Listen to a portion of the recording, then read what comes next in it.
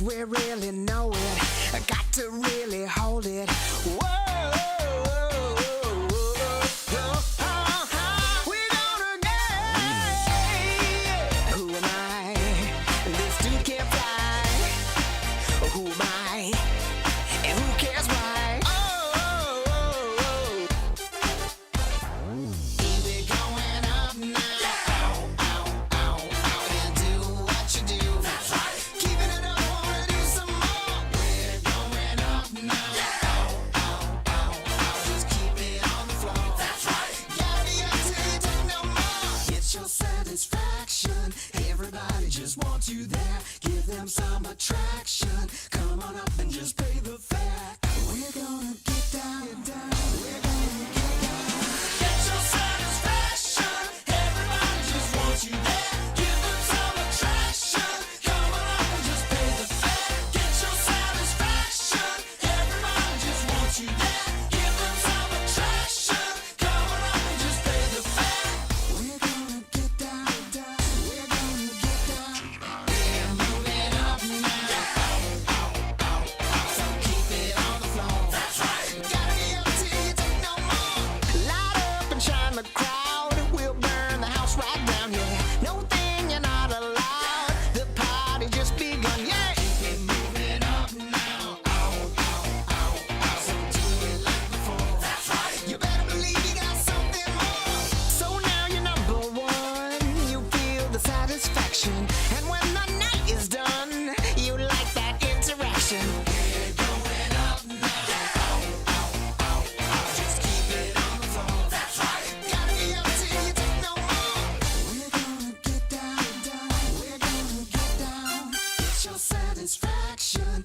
Everybody just wants you there. Give them some attraction. Come on up and just pay the fare. Come on down, let's pay the fare. 1, 2, 3, 4. Get your satisfaction. Everybody just wants you there. Give them some attraction. Come on up and just pay the fare. Get your satisfaction. Everybody just wants you there. Give them some attraction. Come on up and just pay the fare. We're gonna get down. We're gonna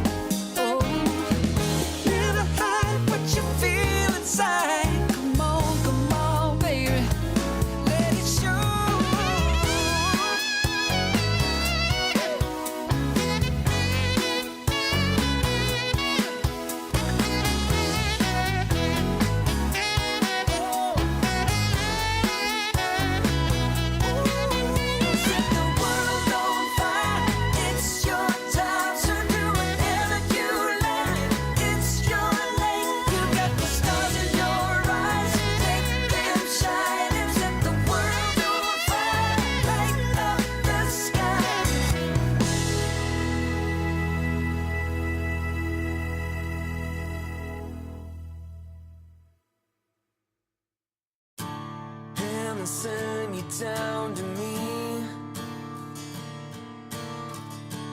All the angels would agree.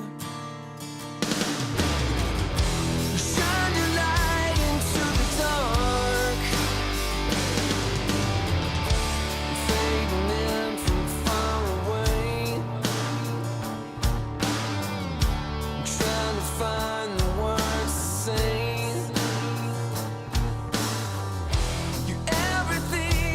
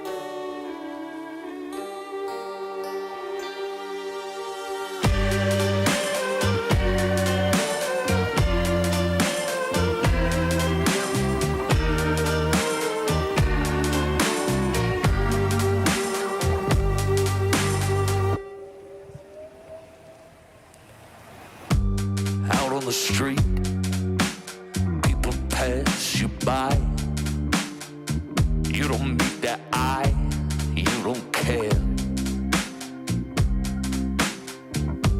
And out in the night, you see a light. From the cafes, there's more singing than despair. Hold me tightly before the night swallows the sun. And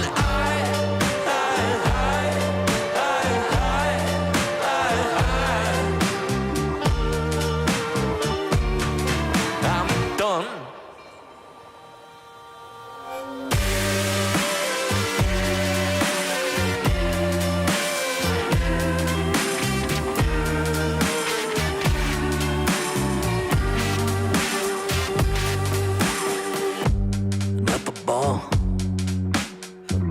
Too drunk to sit. They're talking shit of what's been before. And the dancing girls, they twist and twirl. They sweat like beads of pearls, scattered before swine. Hold me tightly before the night swallows the sun. And I'm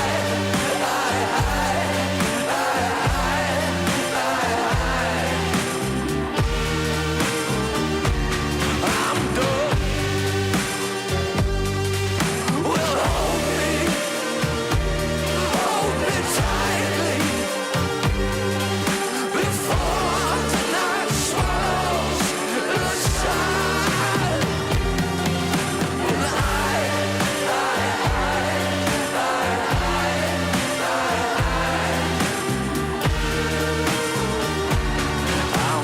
done.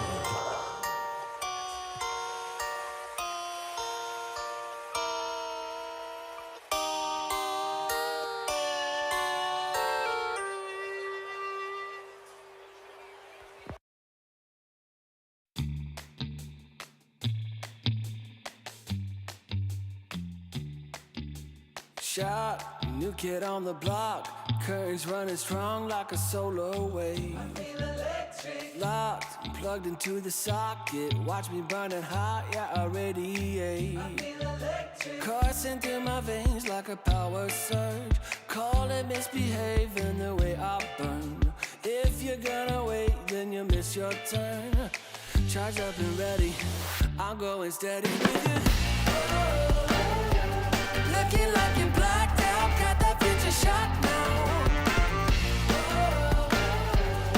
Everybody stop, get that future shot now. Future shot, future shot, future shot. Future shot, future shot, future shot. Breathe, feel that energy. You can change the lights from red to green. See, I got what you need. Sparking a connection, go VIP. You feel electric. You feel electric. Looking like you're blacked out, got that future shot now. Everybody stop, get that future shot now.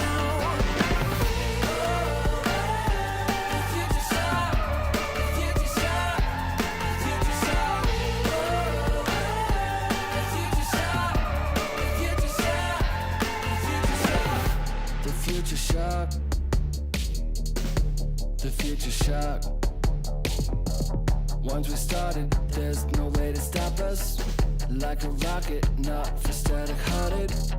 Once you got it, you're go supersonic.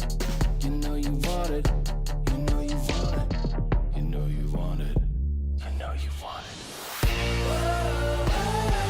Looking like you're blacked out, got that future shot now. Everybody stop, get that future shot now.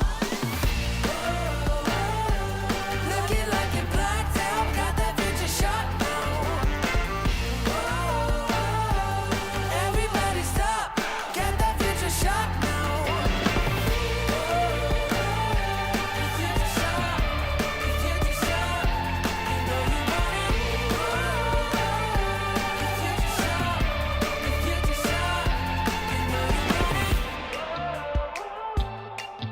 Everybody stop, got that future shock now.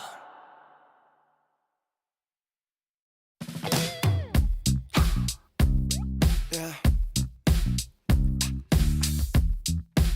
It's Q-Head. It's been love since we met. Right from the bar to the bed, all night long, roller coaster. A 5-inch scar on my shoulder. You smile, I'm high. I put my heart on the line. I'm addicted to you, I can't lie. It's whenever you kiss me goodbye. I'm high in your love, high in your love, high in your love, high. It's never enough, never enough, never enough. I'm so high in your love, high in your love, high in your love. I'm so high, I can't stop thinking of you. When the world is going down, I won't be there, won't be there. I'm in heaven with you, I'm in heaven with you. We'll be up and losing ground into the air, to the air. I'm in heaven with you, I'm in heaven with you.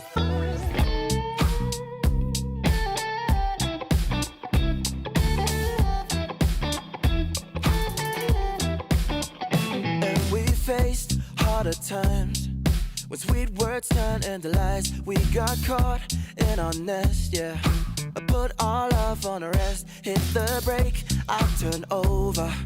And never ever say that you know her. Got a flame to fuel every night. Keep her safe and hold her tight. High in your love, high in your love, high in your love, high. It's never enough, never enough, never enough.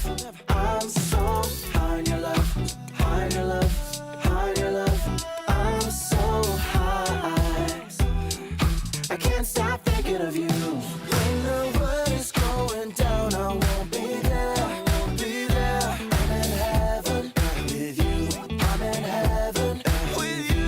We'll be up and losing ground into the air, to the air. I'm in heaven with you, I'm in heaven with you.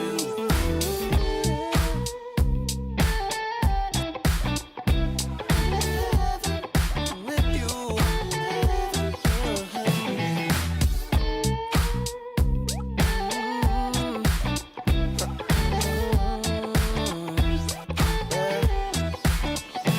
When the world is going down, I won't be there. I'm in heaven with you, I'm in heaven with you. We'll be up and losing ground into the air. I'm in heaven with you, I'm in heaven with you.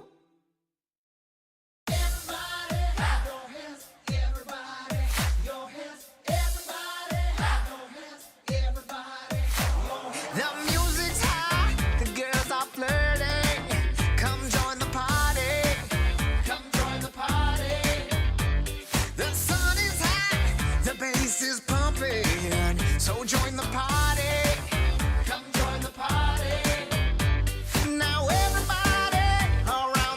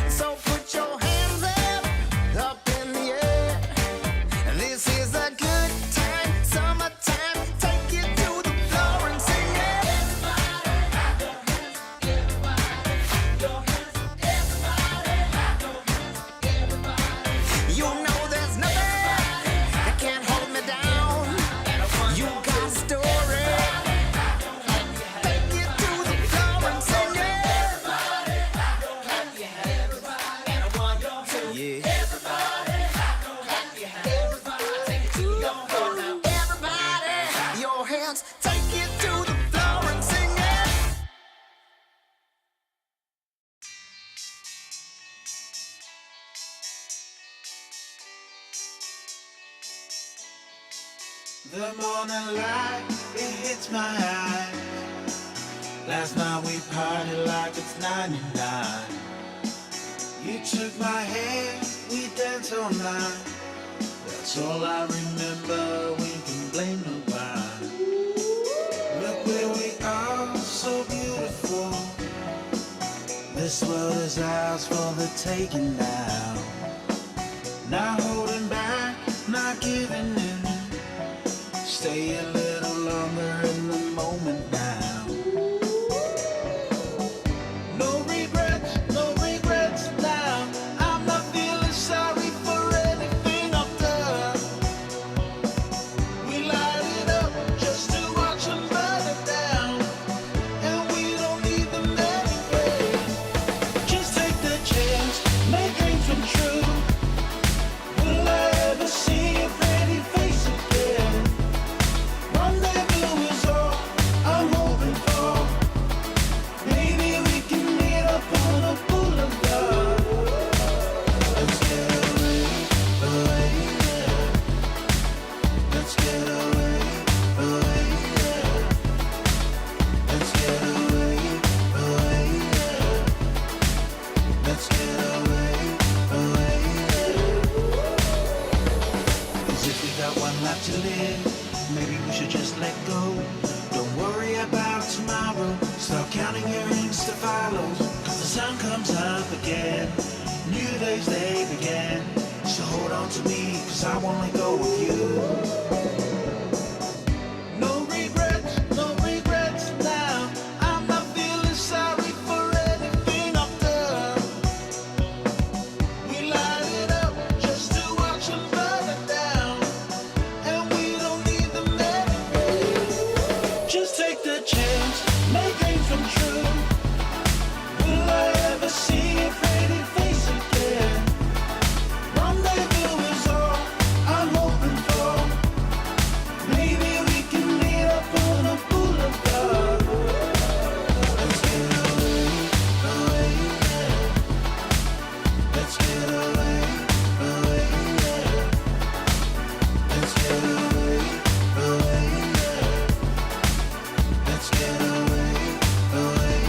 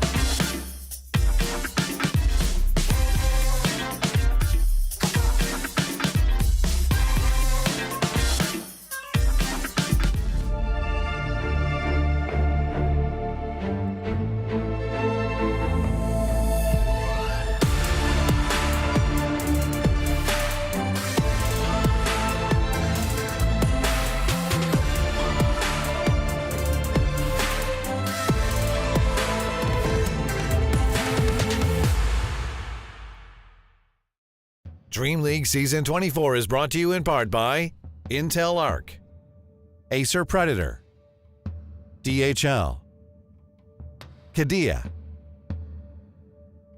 Monster Energy, 1xBet, and the United States Air Force.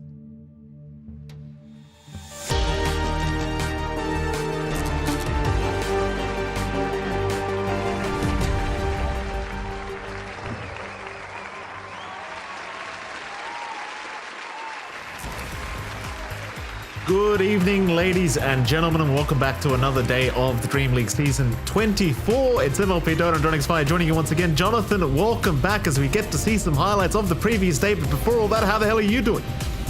Doing great. You know, we're starting at reasonable human hours now, so it's nice to be alive and fully conscious for these matches. It was an exciting time last night, mind you. I mean, it was quite the series to start us off. We were seeing Nouns versus Extreme Gaming. That did go 1-1, but it did feel like a game one was a little bit of a gimme from Nouns. So we'll see if Extreme Gaming can kind of maybe fix a couple things there. We saw maybe a bit of a slower time to start off in the laning phase and just kind of catching up as the late game came in. Not the case in the game two that we're seeing here. Of course, Nouns did pick up that Beastmaster and just run down with Gunner. Of course, there were a lot of other games running as well. We are taking a look at Team Spirit versus Waska, and it's been fascinating to see the standings of these groups so far after day one, right? Like in Group A, which we were casting, you've got Paravision, Team Liquid getting 2-0s themselves, a whole bunch of draws in between, and the bottom two being Avalos and Gaming Gladiators, which, you know, Avalos had a great time in Wallachia. Gaming, it feels like maybe there's some time to gel again, having Watson come in to replace Duracio.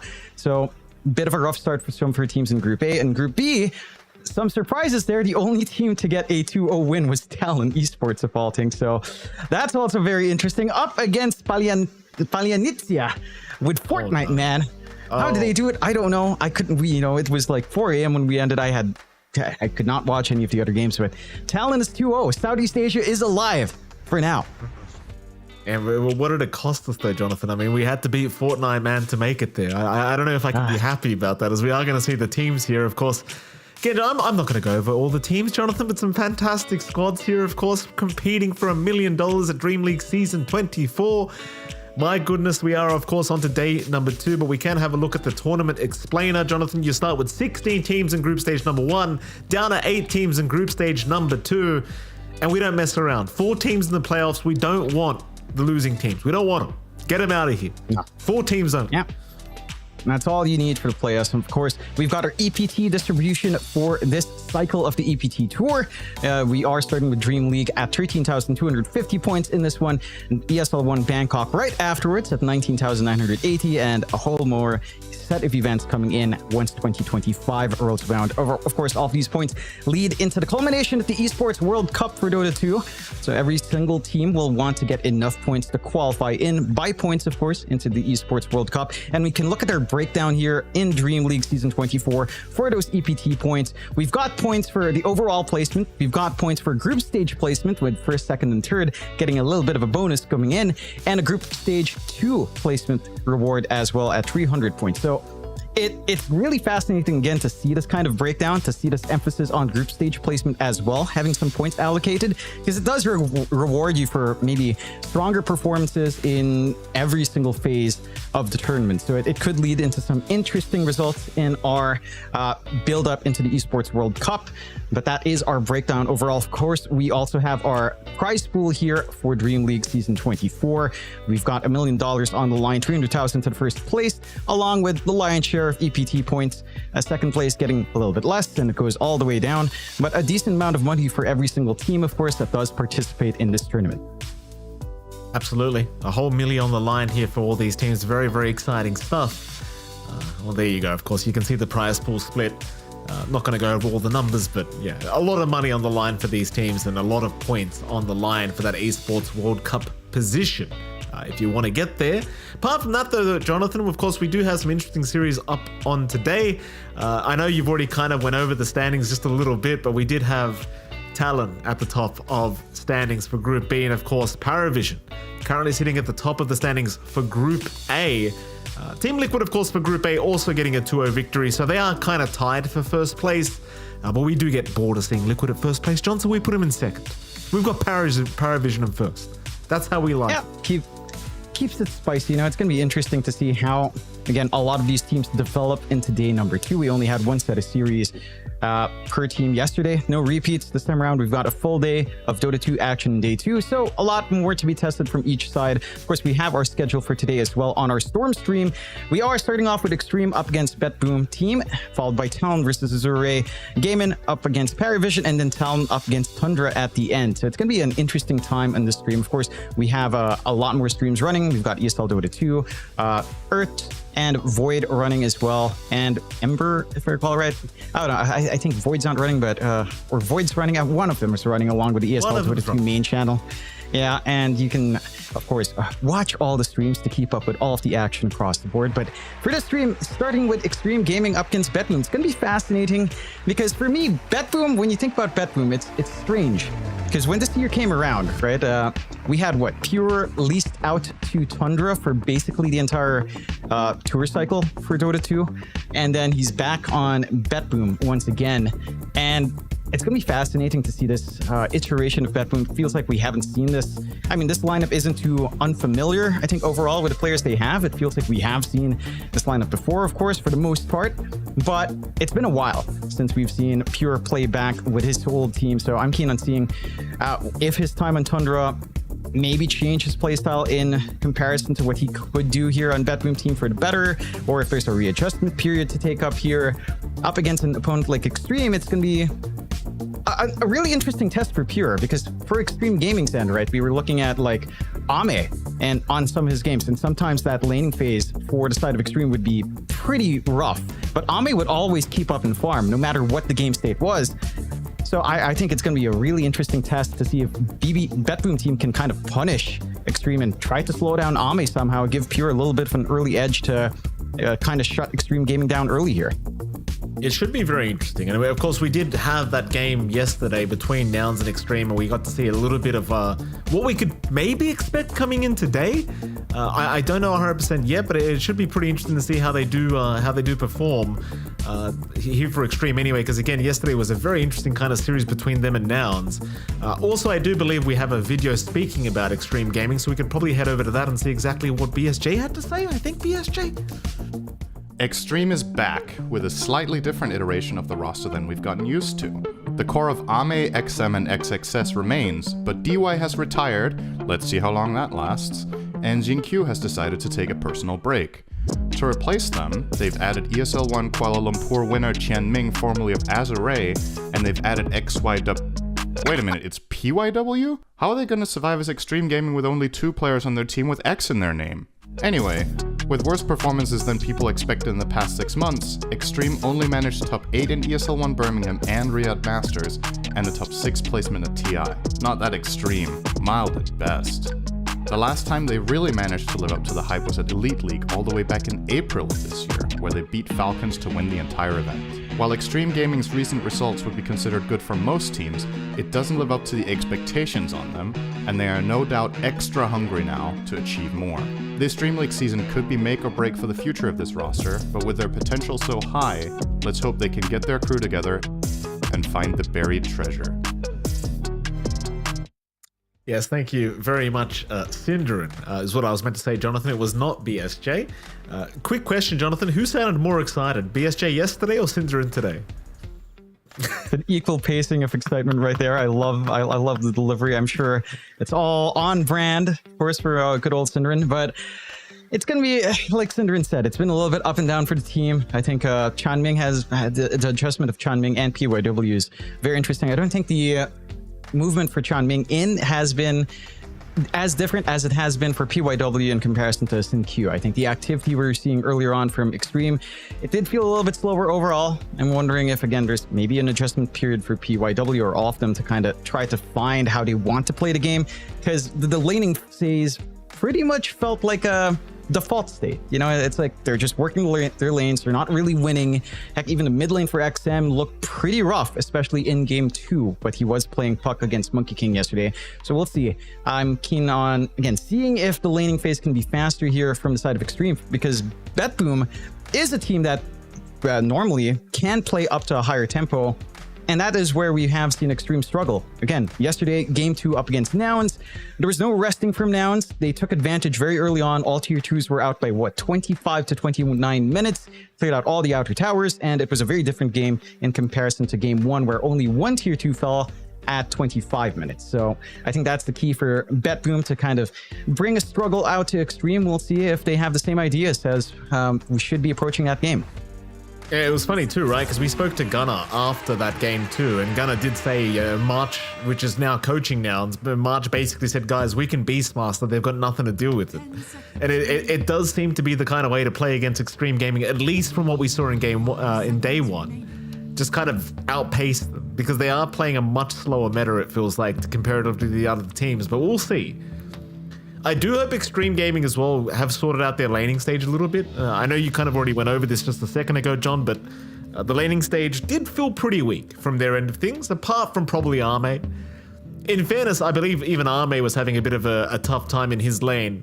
But of course, Arme being Arme can just kind of just go to the jungle and catch up very, very quickly. But you'd much prefer not to have to go through that, John. Don't leave it up to Arme to just try to 1v9. You know, better to 5v5, I reckon. Yeah, just keen to see what kind of tempo Extreme will bring out for Ame. Again, we saw the Shadow Fiend yesterday. It is banned out by BetBoom, but safe lane Shadow Fiend is just not an idea I'm particularly fond of, especially if the tempo goes off, which again for Extreme, that early tempo doesn't feel like something that they easily find. Let's see what the priorities are. BetBoom do have a couple of clear options to ban. They'll go with a Tusk that we saw quite a fair bit of yesterday. And they start off with a Naga Siren. So into the Naga Siren we go once more. And this was the top contested hero in the International for quite a few tournaments, actually. It was a top tier support pick since they buffed up Deluge. So I'm keen on seeing what exactly they'd want to tie in. Of course, Deluge is still relatively annoying. The mirror illusions blocking off camps can be quite a nuisance as well. Even just the slight split push factor that support can do, or at least stalling out in lanes in terms of a very low committal to shove out lanes, is pretty nice as well for BetBoom team to have. And the healing overall, especially with a free shard, is going to feel quite a fair bit annoying here for Extreme. Still for Extreme, into the Sand King they go. We saw this for XXS yesterday.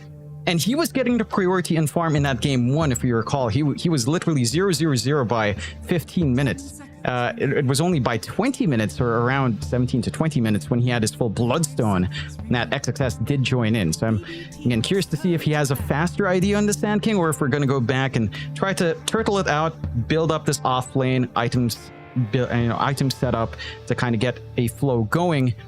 But I do get a little bit concerned. Again, it doesn't necessarily signal a slower draft with the Sand King, but with how they played it last time on Extreme, you would want to see it maybe a little bit more active.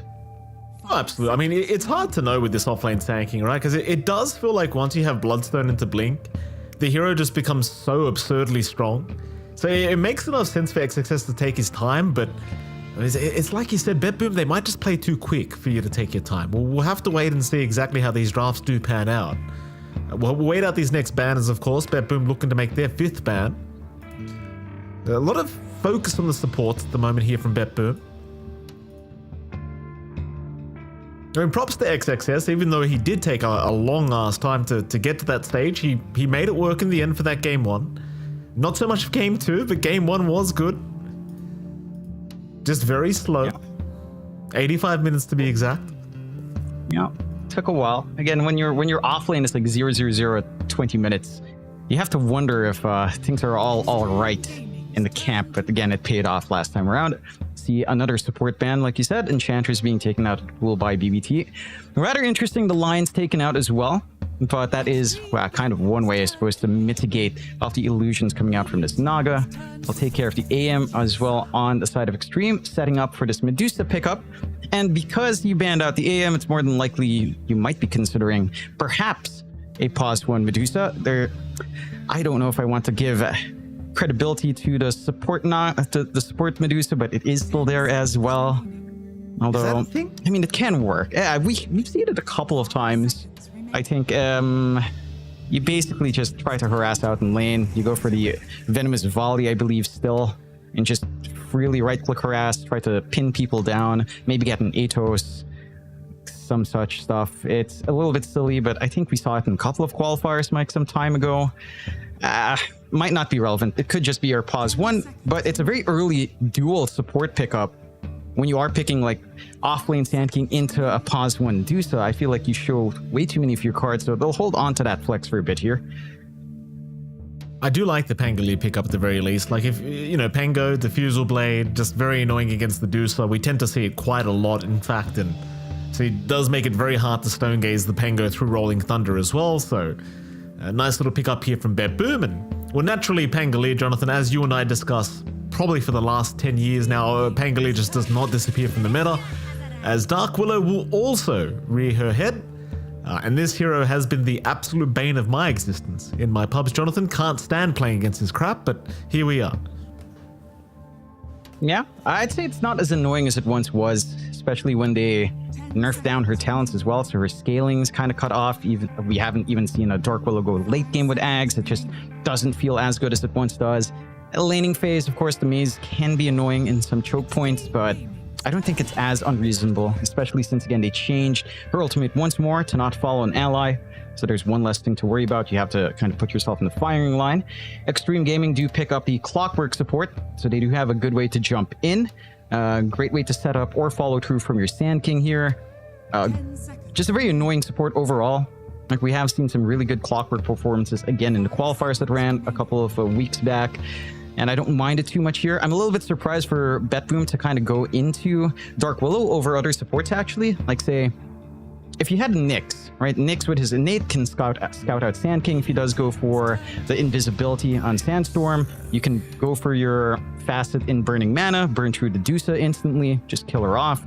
Maybe you flex the Nagasar into 1 to keep that option open, but I'm not completely sold. Again, maybe Naga 1, it feels comfy enough into something like the Medusa, and for the side of Extreme, this is definitely a Medusa 1.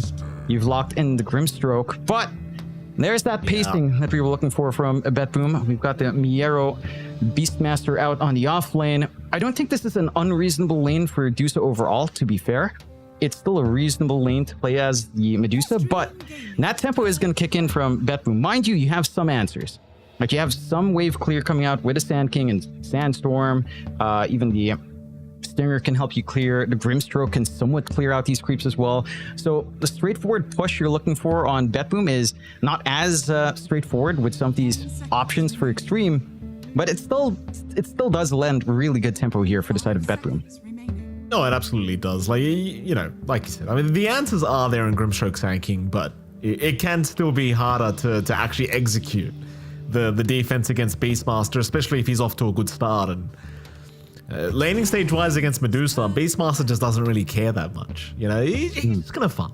Helm of the Overlord is all he wants, and then once he's got that up, he's just gonna start setting a pace they can't keep up with. We literally saw this in Game 2 yesterday from Nouns, and while I don't think it's quite as good of a Beastmaster game, it still seems like a good enough Beastmaster game to try and just set a pace that they can't keep up with. Still, now the question is, what is the position 1 that Boom are looking for here to end off their draft, Jonathan? That's the $1 million question at the moment. Yeah, it's open enough. You still have some big options. I'd say Luna looks okay. And Terrorblade can be okay as well, although there is some magic damage here that can be a nuisance early on, but it ties in with this early tempo Beastmaster has. Like, say, level 6 for Terrorblade, at around 7 to 8 minutes, you can connect on mid after bot falls, or just connect bot. They'll go with the Luna instead. Again, ties in nicely with Beastmaster. You go for the Facet where your attack speed increases on Inner Beast, and Luna's going to enjoy that. We saw this yesterday from Gunner. He went for Drum Boots after the Overlord, and once you have a couple of creeps again, your carry just machine guns. So it's going to feel good.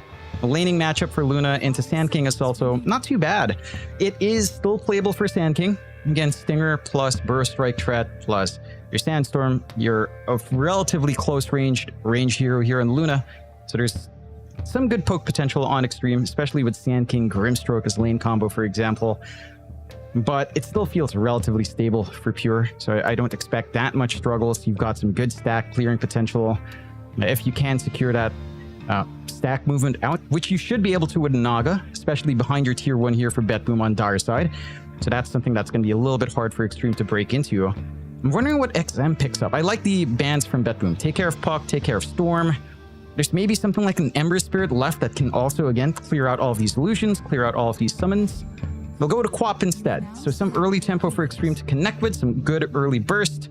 Lanes into Pangolier, fine. I think Pango still has a lot of play in that lane overall, but it's not too bad for a Quap. You can't afford to go for, what is it, your 0-2-3 build and go into that Dagon build-up to kind of sustain true here as the Quap. Although XM is going for the Succubus facet here. I don't know, goes back to... Okay, he's switching around. I don't think we've seen Succubus picked up as much as Masochist, which is the added damage with some damage reflect back. He is just sticking to Masochist, but he could switch again. Oh man, you know, John, I don't want to do this to you, but the way you pronounce Succubus, it's Succubus. You know, it just sounds wrong when you say it, Jonathan. That's all I'm gonna say.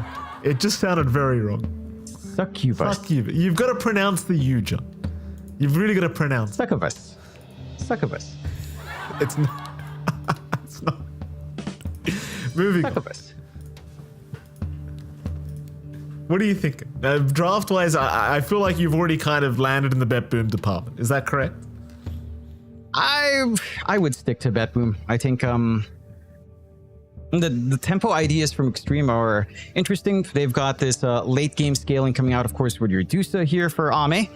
It can still feel really good in a late game scenario, although whether it feels good enough into a Pangolier that will threaten you in mid game with the Diffusal, into the swarm of push that BetBoom team can leverage, and all of your camps being blocked by Kataomi, that's the question that Extreme will have to try to find answers for. I don't think a slow pace of game will do Extreme that much more favors in the early to mid here. It might be a repeat of their game 2 up against Nouns.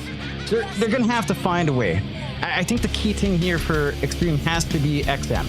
Right? When we see XM struggle, Exotest is not going to come in and play because he's going to be farming up in Sand King as we've seen before. So the Quap has to have a solid foundation to kind of play with your supports, connect into one of these other lanes, and try to get some attention away from one of your big cores. I really like this intro music, I'm going to say, Jonathan. It feels very epic. Thank you for that. Very pog indeed, Jonathan. 5-on-5 smoke. Here we go. It seems like BetBoom want to go for a very early fight already. They'll smoke up late. It's not a warding smoke here from BetBoom. Wrap around through the Dive Triangle is where they'll go. It looks like they want to try and fight bottom. You do have Ame and Tianming hanging on the high ground in that Radiant jungle, just waiting by the bounty room, but this could be a pretty scary position to try and move into if you are BetBoom. Mind you, Extreme, they only have 2 heroes around this area, so they will not be able to force the fight if they do see the smoke. Big wraparound from BetBoom, though Miero does have his smoke broken, but they see Ame. The rush is there. Tianming gonna drop the cogs, but Ame is the target they will focus on. And Ame, dropping low on mana, very quickly gets a nice Mystic Snake off, but the blocks out from Kataomi, making it impossible for Ame to try and get away into the tier 2 towers. Now Kataomi, no! Oh, Ame! Ame will secure first blood. Kataomi hands it over to him. And Ame survives. Oh, you couldn't have asked for a worse start if you BetBoom. That is a really rough commitment. Good cutting off by Tianming, and just an awkward position. Like you said, that smoke from low ground into the high ground by the bounty just cost them here on the side of BetBoom. Ame's going to have to go for a reset, but he can always TP back in. He's not missing much in terms of these creeps. So we'll see how BetBoom will want to try to correct. Up top, they're getting pressured already by Pure as well. Some good early aggression coming out there from XXS. Kataomi does snipe a Courier. But this lane top, again, there is a lot of aggressive potential here for Extreme. You've got the Ink Swell plus Burst Strike combinations that can come in, and you're already seeing some damage here onto Pure again. You are going down. There's just so much aggression already from Extreme. And I mean, funnily enough, you and I were talking about how their laning stage was weak yesterday, but already 2-0 the way of Extreme Gaming, a very strong start. And You know, XXS, we talked about how he played a very slow Sand-King in game 1 of Nouns versus Extreme, but you know, if he gets a couple kills going for himself and he dominates the CS this much, he's gonna have a very good time as they go again. Kataomi is just dead. PYW able to take that one for himself, but the offlane combination of Grimstroke Sand-King already proving to be very effective. Yeah, and again, this is what we were somewhat talking about in lane. Just this combination with Grimstroke does allow this to be a much more active lane overall. And the idea with the Naga Siren plus Luna, it's not the most devastating Naga Siren lane combination, right? Like, you're not getting too much out of Deluge here. You're not going to be like amplifying a stun. It's a very short duration stun on the Lucent Beam, so your threat back really isn't there. You're going to have to try to just stack on Kataomi once he does have some mirror images up. We'll see if he can get the room out. We have been looking at mid as well, of course. You've got XM on that Quap up against Kiyotaka on that Pangolier. And this time around for XM, it is going into a very stable lane, which is fantastic for the side of Extreme. You do want your Quap to go off to a pretty good start overall to connect into that top lane with Sand-King or try to leave pressure down bot. For Ame is able to go 0-1-2 classic Quap build nowadays, just going into 0-2-3 by 5, and that just makes it a nightmare for Kiyotaka to jump in. He doesn't have double jump either with Thunderbolt, as we've seen from a lot of her Pangos, so he's not going to be able to poke back as effectively in the lane. That is the one sacrifice you make when you do lose that double jump shield crash there. That it is. Of course, looking at bot lane as well, Tianming and Ame having a pretty decent time right now down in this bottom lane. CS-wise, oh, here we go again. Top lane, Pure. He's all right for now. Stroke of Fate will not land. So Pure, nice little sidestep to avoid that. But this off lane of Extreme is just getting more and more aggressive as time goes on. Speaking of off lanes, Biero is in trouble bottom lane. He does get caught out by Tianming and does get taken down. And Ame, he was having a bit of a slower start in the CS department, but considering he got the first blood gold, plus they find another kill on Biero, I mean, it seems like Extreme have practically won every lane so far. In fact, they have. Yeah, which is, again, a big difference compared to the series we saw from Extreme Gaming yesterday up against Nouns. BetBoom team just not being able to play their lanes. This bot lane for Miero is probably the biggest one that hurts. Missing out that first blood, handing it over from Kataomi onto Ame. The overcommitment just cost him a little bit too much. And this is a smooth start for the side of Extreme. Mind you, Kiyotaka is starting to find some room to farm up on mid as well. Into the 5 and 6. No one coming in for the water runes. Both sides going to get topped up. So both sides should reach level 6 at relatively the same time. That's where things should start to get interesting. I feel like the connection threat from the side of Extreme is maybe just a little bit bigger, right? Like connecting onto XXS can be nice. You are already seeing Tianming just leverage his spacing control with a battery assault and the cogs quite nicely down bot as well as they try onto Miero once more. Certainly do. Miero in pretty big trouble, trying to fight back against Tianming and just force him away, but Ame's just chipping away while all that's happening. The chase on Tianming continues here with the Shadow Realm being committed, but Save never gets the right click off in time, so Tianming will actually survive. So even throw a blood grenade out on his way out. And Save unable to quite confirm the kill here against this clockwork of Tianming. So again, happy days for Extreme, not really losing anything down to this bottom lane. And I mean, while BetBoom is trying to apply the pressure, it does feel like XG are getting away with a bit more, though Ame now being chased down, but Save's gonna back off. He might actually just be dead. Cogs will hold him down. Pushbacks are there. Save, well, he's all right because Ame does not have a Mystic Snake to throw. So happy days, he will make it. Again, just the aggression in this laning stage against BetBoom has been quite detrimental to the Dire side. And it has been. Again, it's a very marginal lead right now for Extreme. This stems from the slower start for Ame. Again, in terms of CS, he's still quite a fair bit behind, trying to build up on that Dusa, but it's compensated by how much pressure is taking place for Pure in comparison. Kataomi's not able to stack up on these camps behind a tier 1. And we were talking about that the Naga can really utilize. He did go for Ensnare and the added value point in Deluge, so no illusions to try to stack up in the camps early on. And that is going to impact, again, this flash farm potential for Pure in connecting with, say, an early drums on your Beastmaster. They are looking onto mid here, at the very least. They are, but it's just over the 6-minute power runes as Kataomi just going to pick up the illusion rune for himself. Was going to get denied off anyway, had he not picked it up. So still 4-0 here Extreme's way. Very slight net worth lead the way of the Radiant as well. And at the very least, Pure, who was having an extremely tough start, has started to catch up as bottom lane. They've caught Miero now on the Beastmaster, though Miero had plenty of one charges to commit and does make it out.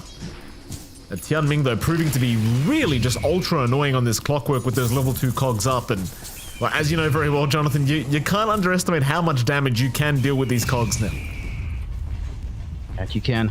It's such easy setup as well for the Gorgon's Grasp to just connect, so just a good amount of chain stuns to apply some pressure. And this is the lane we expect it to be a little bit faster for BetBoom. Does feel like you're not really able to get much done with save. The Dark Willow in this lane combination can't really just threaten onto the clockwork, try to push Tianming away. His turnaround potential is just too high in the hero by nature of it.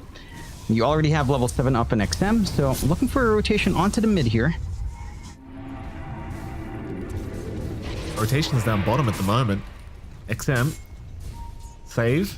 He'll be okay. The TP coming out from Kiyotaka was cancelled, but he's running his way down now through the river. So it looks like he wants to be around just in case XM does not retreat.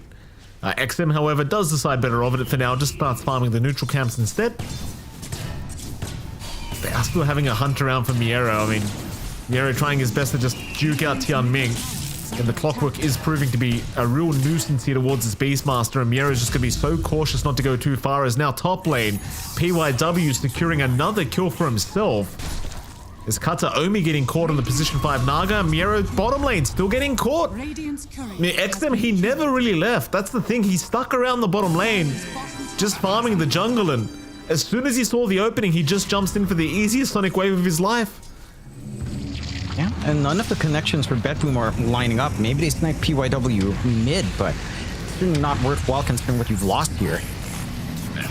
It's just a kill. That's all it's going to be here for save. And does XM just going to casually roam back into the mid lane now and get back to the farming game? And Kiyotaka probably would have been happy if he secured the kill himself, but you give it to the Dark Willow. It is what it is. Not really anything to write home about here for BetBoom. Gonna try and continue as bottom lane. Miero again in trouble here. Jonathan, Tianming's found him, so he does make it out for now. Miero's still just trying to run, but Ame is still chasing him down. Has a Mystic Snake, but no, the Stroke of Fate will get it done from PYW. And so you lose Tianming, but he's more than happy to die every single time if it does mean you are taking out Miero's Beastmaster. Yeah, and again, the tempo for this Beastmaster is just thrown off. Dominator's still lining up for maybe around 10 minutes. Actually, in a little bit of time, so a little earlier than 10 minutes for the Dominator. Not too bad, all things considered, but I don't see the connections being that smooth here for the side of BetBoom. They could take the gate down bot, try to play off the creep army. No. Tianming's going to find a nice cogs here on Kiyotaka. He just popped the swash, but does casually make his way out. Tianming did not have level 6 at that point either, so he couldn't really initiate with the hook shot, but now he does. So back down towards the bottom lane where they'll start hunting Miero again, I'm sure. And it is a big deal for BetBoom to see Miero dying this many times, because he is the guy that they want to set a tempo with. And while he does have the Helm of the Dominator up, he's just not able to get his farm as much as he would like, and now Miero getting jumped once again, pops the Roar, but it will not matter. He will drop. Tianming will happily sacrifice himself, even running right directly towards them. But Miero will die a 4th time here on this Beastmaster, as now Rolling Thunder has been popped. They'll try onto XM. XM trapped between a rock and a hard place right now. A very interesting position, though he is still surviving a save. Pops the Terrorize, and they'll finally find XM. A very nice kill here for Kiyotaka. A very important set of kills for Kiyotaka to find as well. Accelerates this timing into that Diffusal for himself. They've got control over the rune, so a haste rune to top up with as well, and maybe get some play up onto top. XXS has still been left alone, and I like this build-up change from XXS. He does go for the fast blink, nothing like the greedier Bloodstone build-up. He will want to take part and try to apply some pressure here himself. Does miss out on the burrow, unfortunately. Well, Kiyotaka is still moving in, but a lot of TPs have come out, and he got the epicenter in time. Problem is, Kiyotaka did have a haste rune going, so he's going to be okay to retreat. So will Kataomi. In fact, Kiyotaka's moving back in, trying to see if he can find a pick off for himself. Moving on a PYW, diving the T1 tower now. His haste still has plenty of time, so he can still just juke and jive, but PYW finally getting caught. will go down. And with that, they're going to start on this top tier 1 tower. And it seems as though Extreme Gaming, they'll probably just have to slowly watch it go down. But nevertheless, boom, they don't really have a creep wave, so never mind. They'll just back out of there. A bit unfortunate for Extreme that the blink reveal isn't quite the way you'd want it to be from XXS. Not really able to utilize that burst strike combination with the epicenter this time around. And again, you're still ramping up this early pacing from Kiyotaka. Full defusal up, so even the threat onto Ame becomes a lot more feasible now if you do find an opportunity to head into that bot lane. They've got that Dominator that we've been talking about from Yarrow up and running. Level 2 up on Inner Beast with that Wild Hunt, a little bit more attack speed for the connections. Even this Mask of Madness timing for Pure can lead into an accelerated push early on if he does get an opening to just join in. And I love the warding here from Betboom. Again, they still have this ward that they had on the rune when they were fighting over that rune. Does expire now, but they've got this deep ward behind the tier 1 to allow some aggressive play, allow that push onto that bot tier 1 early on. And that's where they're planning to play now. A little bit of clump up down bot, Dominator up, a few creeps up. They can start to play fast, although there is vision to protect here from the side of Extreme. There certainly is. Well, they are still looking at Ame down at bottom lane. Ame right behind Pure when it comes to the net worth department. Top lane, Kataomi's just taking so much damage from XXS. Looks like he is going to slowly walk his way out, but Burrow Strike is back up and available in 1 second, though Ensnare has been committed. Katomi still running. Meanwhile, bottom lane, they're going to try and roar Ame. Have they got the damage to get through his mana pool, though? It looks like they may just, as they will continue stunning him up, but the Soulbind will lock down Kiyotaka, and in fact, they do not have the damage. They need to get the hell out of there, because XM has shown up, and it seems as though they're going to find out the hard way as they do lose Kiyotaka. At the very least, Tianming does not land the hook shot into Miero. Lands it on the Hawk instead. But a very strong pickup here for Extreme as they do take out the mid Pango. Kill going the way of Ame, and it seems like the one saving grace right now for Betboom is the fact that Pure is top of the net worth board. But now stacks are being stolen here by XG. And it's starting to feel like they're getting away with a bit too much. And again, this is a very revitalized sort of gameplay we're seeing out from Extreme Gaming. In stark comparison, it feels like opposite day in comparison to yesterday, right?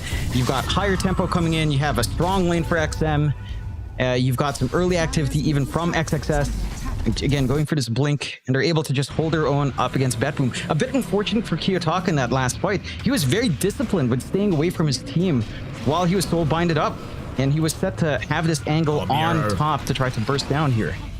Look at Tianming just terrorizing Miero. It's too much. Tianming has just been such a menace this game. He really has. I appreciate he goes for the max cogs before battery sword as well, just ignores the rocket flare altogether. Miero is level 8 and so is Tianming. That's how badly the game's gone for this Beastmaster. He's just choked out. They're not able to apply that pressure onto that bot tier 1. They haven't taken the tier 1 yet on the side of Betboom. Their best bet might actually just be top, connecting onto this lane with Pure and just trying to brute force it there if they want to open up map space. But Extreme Gaming have managed to get some good damage in. Again, they've changed their playstyle. They're willing to commit more heroes together early on. They've got some answers on hand. Again, they've got the wave clear to clear out the Beastmaster trying to push out. We didn't see Katawomi get fast level, so mirror image stacking wasn't really coming out there earlier on as well, and they jump again. Very nice talk. Tianming setting up another time. This reminds me of Tianming's clockwork. I mean, you and I, we've had the pleasure of casting this man playing this hero many, many times, and it's just fantastic every time. His top lane now jumping Pure. He got the tier 1 tower, but it may cost him his life, and it does. Kataomi unable to save with the song, and now chances are the Nagasara will be following his carry. If they can find him, and they cannot. At least Kataomi will make it out, but they do lose Pure on the POS 1 Luna. And that is going to allow Ame to catch up well and truly and overtake in the net worth department. Very bad news for Betboom. That's where things get really scary, right? Like the Naga, the Medusa's farming pace earlier on, lane was a little bit slower. Now you lost all your stacks, your triangle's warded up. You've got this early timings out as Mira has to hide in safety not going to be jumped just yet. But again, they've got a good set of eyes watching here from the side of Extreme. Onto that triangle, onto river spot, still warded up. They're still pushing in top. They might commit here on the side of BetBoom. They may. Top lane, XM will get jumped by the Rolling Thunder. Brambles will lock him down, but do they actually have the damage? I don't think they do. I mean, PYW, sure. But that's just a support kill once again, and that's a 4-hero commitment for that. Not exactly what I'd say is what they really wanted. Meanwhile, top lane, they are still bottom lane, they're hunting Miero again. And Tianming unable to hold him down long enough this time around. So Miero may finally be able to get towards that Helm of the Overlord that he's been trying to desperately get for this whole game. But it's still a ways off. 1.3k gold till he has the Ring of Tarrasque. Radiant's top tower is under attack. Still needs some more time. And again, he barely has room to farm. The only thing he can claim for himself is the right side Ancients. Triangle's just, again, fully taken over by the side of Extreme. Ame just feasting on this Medusa. Very close to that full Scotty, or at least a point booster into the recipe. Not too far off at this time in the game. And they're still set for aggression. Smoke out from Tree, XXS, Tianming, and XM on their way to hunt. And they have so much gap close here. Blink, hookshot. It's just so easy to be on top and get a kill. And a great scan finds Pure. Yo, can he get away from this gank? Oh, he's going back for the creep wave, I think. Still avoiding them for now, though. Pure has not been quite caught yet, but they do see him eventually. Jiaming, he just needs to land a nice hook shot. Pure going for a TP away, though, is going to be fine. That's a very nice read here from Pure, realizing something was wrong. They'll lose PYW on top, so you do have a 1-for-1 support trade going on, as hookshot is way off the mark here on Save. And Save is going to be able to just casually TP out of there just fine. And that is the kind of game you're playing right now as BetBoom. Like, you're playing the delay game as much as you possibly can, to the point where Pure can actually get to a stage where he can just 1v5 them if he needs to. But he's well and truly quite far off that stage yet. That he is. No net worth advantage to speak of. I'd say the launching point for BetBoom is actually this Ags timing on Kiyotaka. Just more DPS when the roll is committed. That could lead into some cleaner kill opportunities. They'll try again onto XM. He's not going to find the secondary stun, but he will still find it eventually. In fact, Terrorize is going to land, but a Cogs. Oh, what a Cogs. Tianming. He gets it off just in the nick of time. He'll die for it, but he will save XM's life. That was a very, very nice Cogs. I mean, he must have had 0.1 second to get that one off. Kiyotaka still being hunted here by XM. Save will try and save. In fact, Pure is moving in as well with the Eclipse ready whenever. They'll jump XXS. A very strong Sonic Wave connection onto 3, but it won't matter. XXS will go down. Pure preemptively popping the Eclipse just in case they dive right back in, but they do not. But if you're BetBoom, you've got to be happy with these trades. They're pretty damn good. They are. You're managing to trade support for a support, and this time around you managed to snipe core away as well, just a little bit over eager on the side of Extreme. Mind you, despite all of these kills on Extreme, despite this great start for Ame, the lead isn't that high. It's a 1k lead, 20 minutes in, not really anything measurable. You're getting off of a 1k lead, less than 1k lead, so it's a very even game still for the side of BetBoom. And we're still about to hit that key timing. Kiyotaka has the full Ags flying in now. The Overlord is something that Miero is tipping out on. He's just going full auras, has the pipe going into the Crimson Guard. Just the pipe alone is going to mitigate a lot of this burst potential from the side of Extreme once the Beastmaster can safely connect and pop that aura open. So you are slowing down that pace from the side of Extreme. It's now down to maybe if Ame can kind of get some damage flowing outside of just all stat items, right? Like he's got the Scotty up, he's going for Ags, which is a little bit of utility with the Shard especially, but yeah, you're kind of hoping for maybe a Butterfly, maybe a Daedalus on this Dusa down the line, just to really start to pierce through all of this aura that BetBoom is starting to invest in.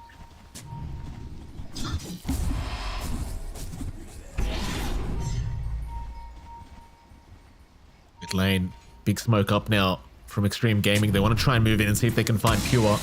Kataomi's got a very good position to break the smoke. In fact, he'll be the one to get hookshot here by Tianming, as they never really see the Luna. Nice smoke gank, or rather tank from Kataomi. Save also going to be caught, but he does get a Shadow Realm off in time. Problem is they are still planning on chasing him down. Gets a Yule Scepter off onto Arme, but it's not going to save his life. XM casually just taking it away. And it seems like Extreme, they could stick around for a top tier 2 tower if they really want to, but Arme would rather just be efficient with the farming and he'll get back into the jungle. Fair enough. Keep that build up just about less than 2,000 gold away from the full Ags here on the Dusa. Gonna have a lot of impact again in the middle of these team fights for that stone duration on the Mystic Snake. That is room for Betboom to finally try to clear out this bot tower at the very least. It is a lot of room out for Miero, who does have the full Vanguard up. Just needing a little bit more for the Crimson. Do spot Kiyotaka, but can't really stop him in that role, unfortunately. They maybe could. Soulbind's available for PYW, but Kiyotaka does just get out of there. PYW, though, still hunting. TP away.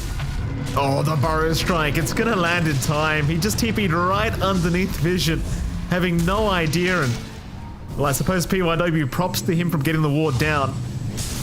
Kiyotaka still trying to buy himself some space, but he is as good as dead. PYW to secure that one, and, well, quite frankly, he deserves that one. John sets it up perfectly.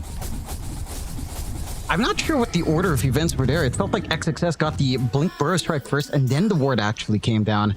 So it's just a fast read from XXS.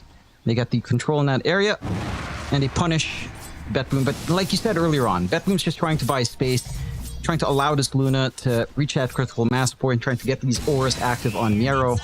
And you are still set to reach that point. The lead is starting to widen here for the side of Extreme 2K. It's a little bit more noticeable. It's a great hook shot again.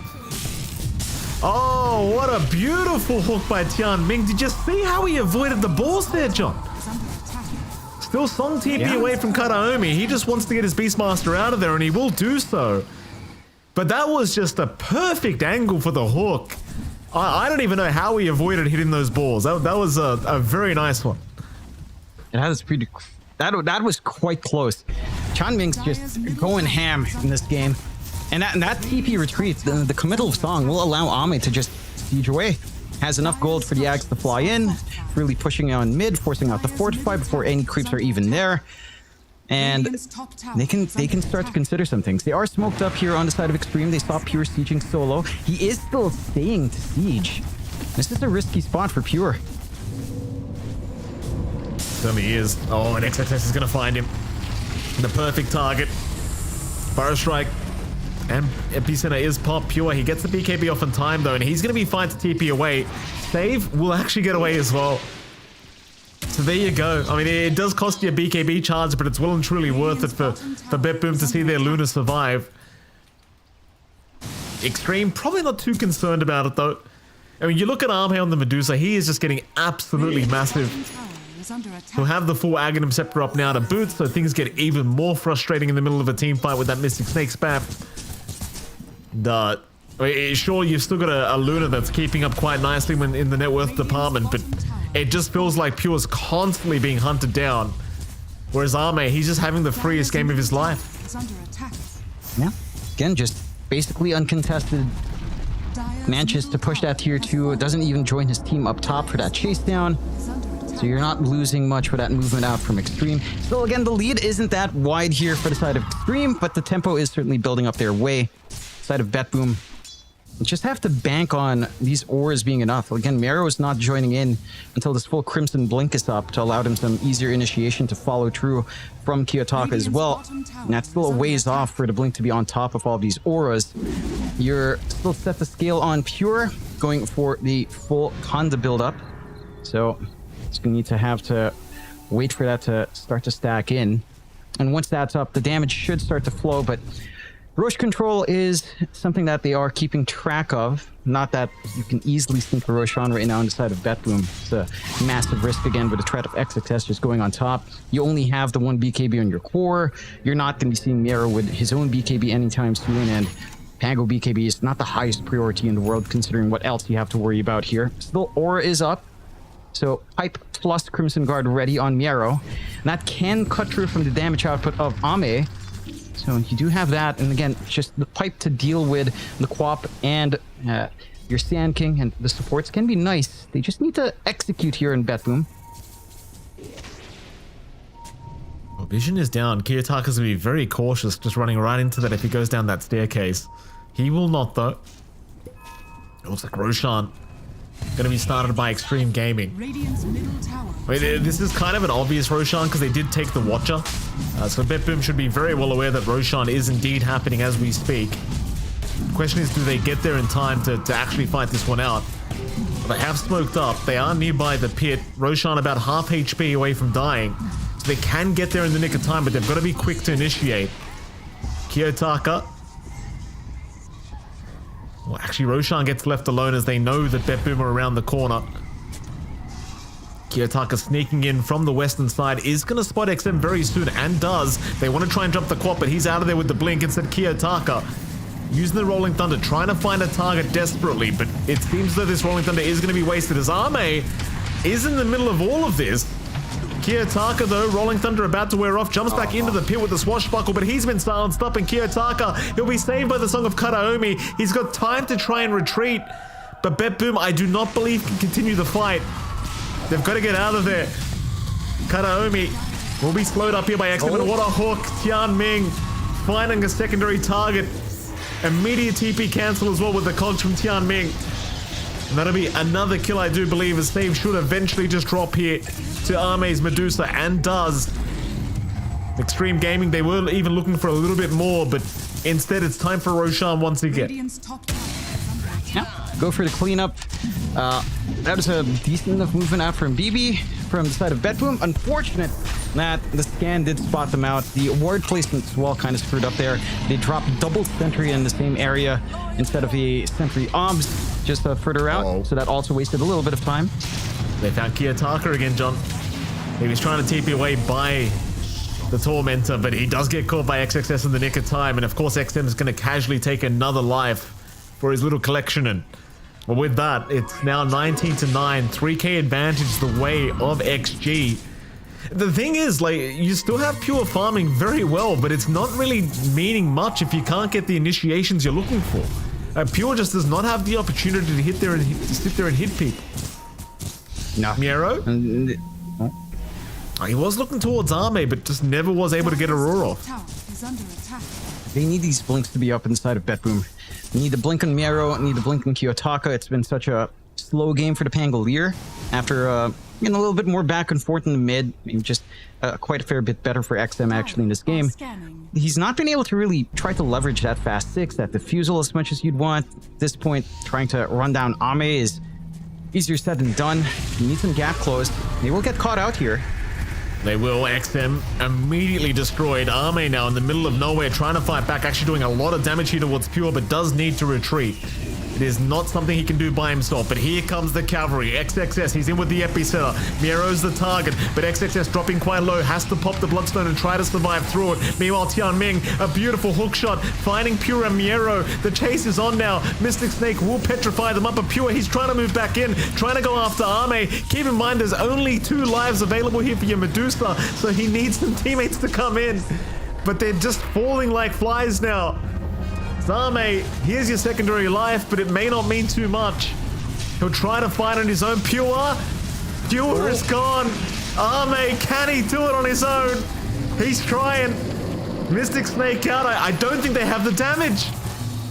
BetBoom, they're still trying to chip away, but Ame's found a second. A double kill. Oh, no. Kiyotaka back in. Mana pool is now gone for Ame, but he's still fighting this one out. Miero's the one in danger. Run, Miero, run. Oh boy, Ame. He wins the fight. He wins the fight. I don't know how, but he does it. You gotta love that. It's just so long to try to burn through that mana pool. So much time and so much spacing being created by the side of Extreme to just buy more and more time to stagger out these spells. He's got the shard with that full axe, of course, for Ame. So he's got a lot of Mystic Snakes just flying around, and they're fully clumped around him and trying to kill him off. Like, it just allows multiple bounces in, more mana to pour in, all of these stats up for Ame. He's an incredibly tanky hero with the EHP you do have on the Dusa. And for the side of BetBoom, Tianming again. Yeah, he's finding all these hooks. This time, not going to amount to too much, though, as Kataomi is right by his tier 3 tower. In fact, now it might be Tianming going down. He's just too far out of position. Tianming maybe a little bit too excited with these hooks, does go down.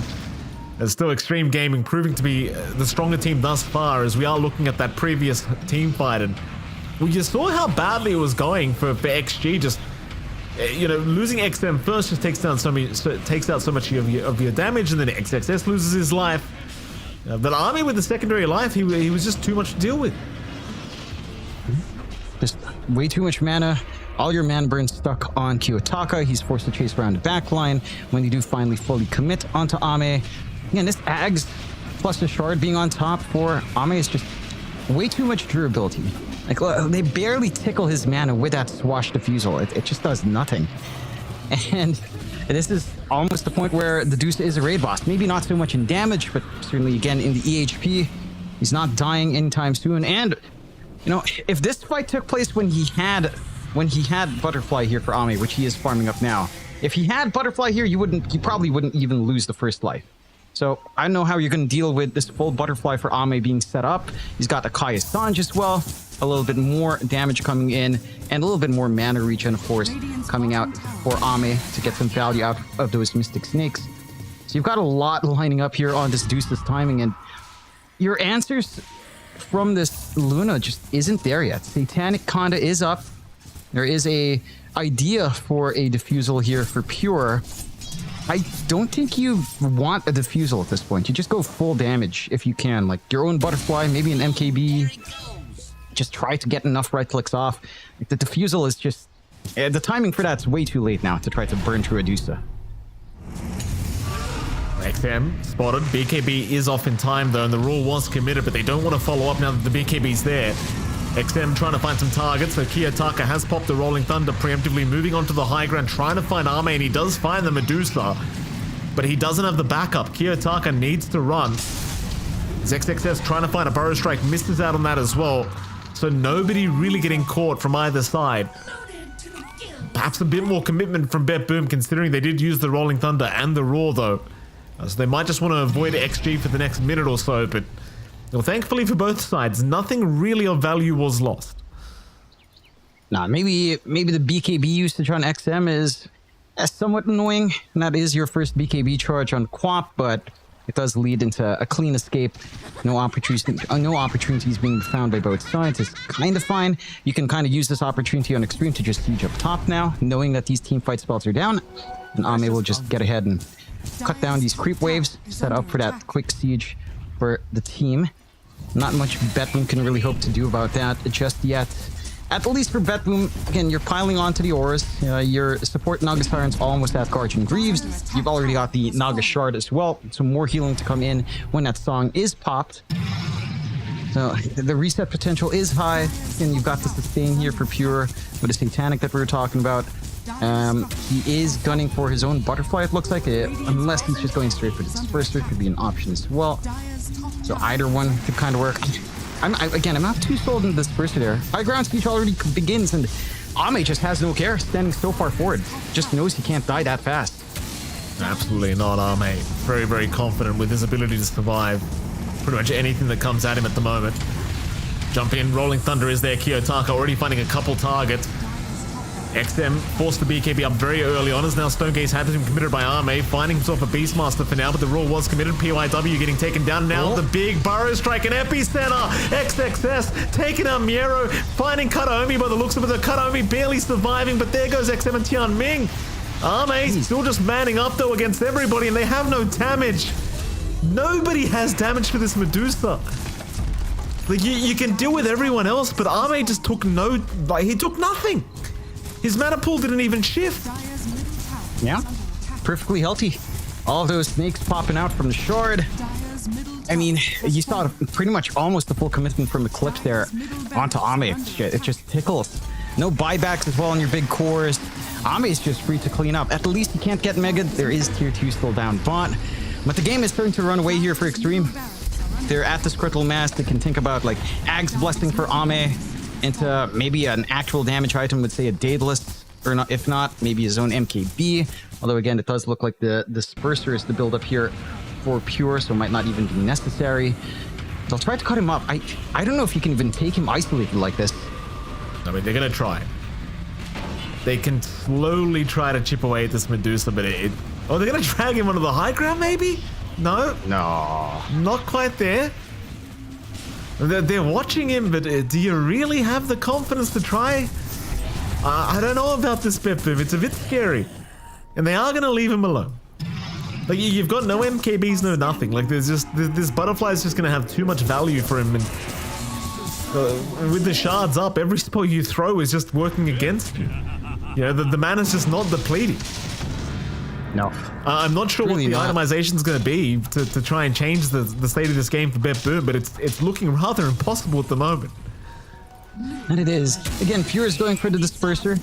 Full upgrade, just try to get some meltdown through that way for the right clicks, but I don't know if you can just sustain right clicks anyhow, even with a full Disperser up. Just doesn't feel like he can, and that's very hard to say when you've got BKB Satanic on Luna, but that's what we're seeing so far. Ags up as well on PYW, using Luna against themselves. Oh my god. It's a tough game right now. Oh no. Yeah, I mean, Raw committed on Ame's illusion. Pure lost over half his HP to the Inkswell of PYW, though Kiyotaka is going to spot out PYW and does stun lock him, but is it enough? XXS is there to try and help out. PYW is still perfectly alive and still has the Dark Portrait in 10 seconds to use up. Kiyotaka has been caught though, he's the one in danger. And all of this is off a Dark Portrait that was committed by PYW. Yeah. Again, it's just devastating when you have so much reliance on your pause 1 in this kind of game, to have to use that net worth against them, them getting distracted by these Medusa illusions as well. Now you've got the full Daedalus for Ame, so there's some actual burst damage on this Medusa. Onto the tier 4s they go. Creep wave coming in from top and mid as well. Bepboom, this is going to be their last song and dance. Full Disperser out for Pure. This is a full buyout. No buybacks. This has to work for Bepboom if they want to cling on to this game 1. Oh, Pure already caught by XXS. He might just be gone. All right. Yeah, it's over. Call it, boys. There we go. GG. And props to Bepboom, Jonathan. It was pretty hard early game for them. You know, none of the lanes went their way. They obviously had a plan with this Beastmaster of Miero, and we've seen Miero pull off some really, really strong performances on Beastmaster. But today, or at least for game 1, it was not the performance we were anticipating. And props to Extreme, they just had their number for game 1. No two ways about that. That they did, and I'd say this was a really impressive adjustment coming out from Extreme. Again, compared to what we saw in day 1 yesterday up against Nouns, we saw slower lanes, we saw a really rough time for XM on mid. This time he has a winning matchup against the Pangolier. XXS goes for the Blink Dagger first, joins his team within the first 25 minutes, and Ame has a relatively fun lane. Again, CS early on wasn't amazing, but there was no direct threat onto the Dusa this time around. I think the side of Bepboom have to take a look back and try to figure out what went wrong in the early game, right? There was that overcommitment chase onto Ame to try to get that kill that fell flat. Felt like after that point, it just kind of ran away from them at there as well. And I think the support pickup of Dark Willow, for me personally, I get the value in it. I've talked to coaches about it. It's just a really high damage support, but it just didn't feel like it connected that much with the Beastmaster in terms of a lane threat, right? It was a very passive lane for Miero, which meant, despite, again, Ame not getting that much CS, Qianming was creating a lot of havoc, and you had no straightforward answers for that there as well. You certainly didn't. It was a pretty tough game here for Bepboom to get us started for this best of 2 series. Of course, props to Extreme. They are off to the first game victory, and if they can keep playing that way, Jonathan, it might be a very easy 2-0 victory for them very, very soon. As, of course, we are going to head off to a break. Right after that break, though, game 2 between Extreme and Bepboom coming right up. We'll see you soon.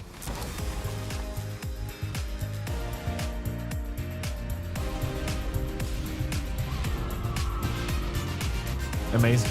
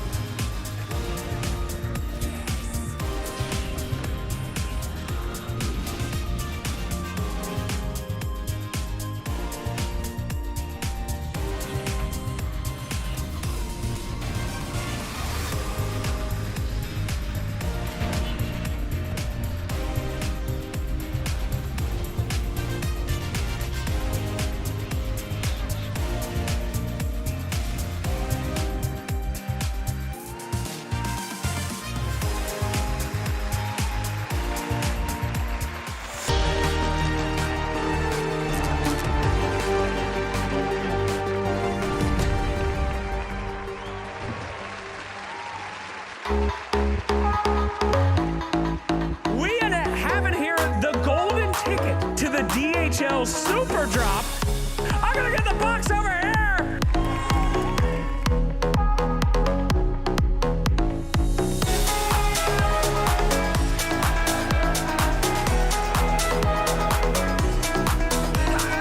Choose your own adventure, man. Are you ready? I'm shaking. Good. That's absolutely correct.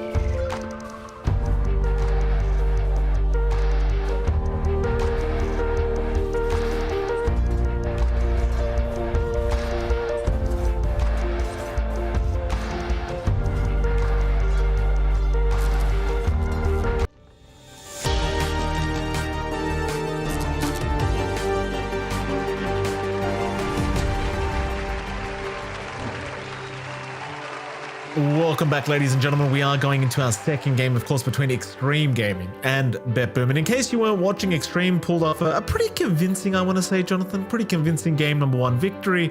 BetBoom, they had their moments where it looked like they might be able to slowly make a comeback, but it was very short-lived. You know, I'm kind of grasping for straws here, Jonathan. It was a pretty dominant victory by Extreme. Where do you think it all went wrong? What would you like to see changed up here by BetBoom to give themselves a decent chance going into game 2? I think they have to figure out how to get stronger lanes out. It felt like their ideas with the lanes here weren't that fleshed out. Like this Luna Naga lane couldn't really do much to stop this early aggression from Grimstroke Sand King. The bot lane as well from Yarrow, there was really no play with Dark Willow and Beastmaster unless you could somehow chain route them and then run them down with your bird, with your hawk kind of diving and constantly rooting as well. Not really easy to do when you're up against a Clockwork to cut you off. So I want to see BetBoom come out with stronger lanes, but props to Extreme Gaming overall. They played like a very different team. This is not the Extreme Gaming we saw yesterday. They feel revitalized. They have new game ideas coming in. They're emphasizing the earlier part of the game. XXS isn't just sitting back for 25 minutes farming into a Bloodstone. He got a blink. He had a lot of play in lane. And I think BetBoom have to be ready to play the same way. Like if Extreme Gaming want to go aggressive, BetBoom has to be ready to apply that pressure early on as well. They tried with that failed first blood attempt, and then they kind of gave up on the idea somewhat. So I want to see them just carry that pressure through all the way, and yeah, just figure out what combinations work out for them, because the Naga Luna didn't feel amazing. The Dark Willow Beastmaster didn't feel amazing. The mid matchup for Pangolier versus Quap was pretty bad for Kiyotaka. So we'll have to see again if they can change up the draft and kind of find a way to play faster. It's very impressed as well by the way they dealt with Mira's Beastmaster. I mean, that's a Grandmaster tier Beastmaster we're talking about, and arguably Mira's best hero from what we've seen, Jonathan, and they shut it down very, very easily in that safe lane with their Medusa clock. Mind you, it is a Tianming clockwork, and Tianming was doing Tianming things when he plays the clock, so very devastating for Miro, I'm sure. See how they do want to reset going into Game 2's draft. It turns out, though, I don't think trying to outpace Extreme Gaming is going to be the way to play it. But based off what we just saw, it seems like they learned their lesson yesterday against Noun, so we shall see what other kind of strategies BetBoom can come up with here to try and tie this series up. Not off to a great start, though, for BetBoom. In fact, I'm sure that game 1 loss, you reset from it, but it might be a little bit demoralizing. Again, considering that is arguably Mira's best hero that just got, kind of washed in that bottom lane. That it did. And again, I think the idea of pacing was fine. It's just the lanes weren't really set up for that. Like, again, Naga can be an aggressive support, but with Luna, what are you doing with Deluge there? Really nothing. Into a Sand King plus Grimstroke combo. They just had better lanes, really, to play with on the side of Extreme. So you want to see BetBoom get those strong laning combinations as well. We'll see. We should have our draft ready to go in short time, so you can see some adjustments these teams can make. And we do already have a change up in the bans. BetBoom do take care of the Nagasarn themselves, still keeping the Tusk band out, along with the Invoker and Shadow Demon. Extreme, for their part, taking care of that Bat Rider, along with a Muerta. And just keeping it open right now, slowing down a little bit in the next bans. There's still the Enchantress that we've seen them ban out. Maybe less emphasis now on some of these other supports, but stuff like Hoodwink can still be annoying if they want to take care of that. We'll see if that's even a consideration. We haven't seen too much of that so far, but Enchantress was banned out last time around by Extreme, so I wouldn't be too surprised if they wanted to go that route. And you could, again, just gun for XXS Sand King, because I was really impressed with how he played that lane. You might not get access to Grimstroke once more this time around for your solid laning combination, but let's say Sand King Hoodwink can still work if you manage to pick that up, and Grimstroke's banned out. They'll show respect for Miero, will ban out the Beastmaster, and they will go for Tianming's Clockwork, keeping things very open for themselves here in Extreme. I can't blame them for that. I mean, again, it just played a very strong Clockwork last game around, and you may as well run it back. Clockwork's one of those heroes that just doesn't really need a particular draft to be effective. It's just always good. And here we go again. We'll see how BetBoom want to try and respond to this pickup. Do they want to take the Sand King themselves? Plenty of opportunity available to just secure a pos 1 or an off lane, whatever the hell you really want to prioritize. They've even got that Nagas. No, they don't have that Naga Siren, excuse me. Johnny was banned by themselves, so no Naga Siren this time around. Not that I think they want to pick it. So they will go for the Dark Willow instead. Yeah, and again, I can't fault them for going for it. I think the lane combination last time was a little bit rough, especially into the clockwork. You still might have the same issues here, but I can see maybe some combinations come in. Maybe something like a Miero Mars could kind of work in with a Dark Willow. Good area control, easy enough to set up for a spear back or following through from a spear back, and just helps you kind of try to bully out a bit there. So they could try for that in Betboom if it's not banned out by Extreme at this point. We'll see if they'll let through any of those sort of Miero heroes out. What else is a big Miero hero? Doom is something that I associate with Miero for at least 3 years now, and that could be a hero who falls back to. Doesn't really feel amazing in lane. I mean, it can be. Again, there's some rundown potential with Dark Willow Doom, but again, Chan Ming has shown us his cogs are supremely annoying. Battery Assault's going to be really annoying to deal with as well for a chase down. And that's still going to buy a lot of space for Ame in lane, so you might not even be worried about Doom in terms of laning. But they will ban it out, so they take care of that old Miero special. Now it's just a matter of, do you go all in and keep banning Miero, right? Like, are you going to take care of something like the Mars? Do you let it through? Ban maybe a more annoying support, like, say, Enchantress again, which they took care of in the last game. Kind of open for them to make that choice here in Extreme. I'll think about this final ban. It might just be another Miero ban. And just focus on the off lane, make sure Ame has a good laning stage himself. But no, they're going to get rid of the Ench instead. Fair enough. We haven't had the pleasure of seeing Ench, you and I, yet throughout the series we've casted thus far for DreamLeague Season 24. But, you know, Enchantress still very popular. Still does Enchantress things. Still very annoying. That it is. The scaling potential is just crazy. The overprotective wisps make trading early game just that much more annoying, so you can't really fault them. And the slow can be quite annoying as well. Respect ban for the Dusa. Betboom will go for that pacing with a Shadow Fiend pickup now, and that should just be our pure hero onto the safe lane. I don't think we've seen that much, if any, mid SF at all coming out in recent times outside of Southeast Asian qualifiers. I think you see it a couple of times there. So that is a fast-paced hero. It can actually tie in with a Dark Willow 5 if you want to go for that. You don't tend to go Shadowmire with slows, but yeah, you line up one route out and suddenly finding these lines for raises are great. But Extreme Gaming, they're gamers into the Lion and the Primal Beast. This is already looking great for Extreme, right? Like, you don't have great ways of holding back the Primal Beast from just running down. You have the Clockwork your side. You could potentially still flex it for XM or XXS, so it's open enough depending on what matchup you kind of want to play with, whether or not you want to lane this into the SF or something else on mid. Open enough for Extreme to figure it out, and you've got the line. Really good burst damage on hand, very annoying in lane with both skill builds of either 3-1-1 or 1-1-3. Both can be kind of good depending on what you want. I'd say maybe 1-1-3 is pretty devastating for an SF if you can't play with raises in lane. That's going to be very annoying for Pure to kind of deal with. And I like this. It's a lot coming out here for Extreme. Betboom will just go all in on that faster pace. They've got a good steroid for the SF to play with, a nice beefy front line to maybe cut off some of these aggressive actions that Extreme Gaming can take. So the Ogre will kind of be a good buffer zone for this SF to play with in lane. A decent enough amount of damage with the Fire Blast and Ignite as well. So that should help stabilize just a tad bit here. Yeah, I mean, we don't get to see Ogre very often, but I do like it popping up. I think it does work very, very well with the classic right-click SF, and you get a solar you get a solar crest, you get the bloodlust going, and the attack speed does start to get a little bit ridiculous with this SF pickup. As you know, though, Jonathan, I really have zero faith when it comes to position 1 SF based off my own pubs, as we are going to see Betboom pick up the Mars eventually. Yep. Also appreciate how excited you got when the Lion pickup was made, John. Yeah.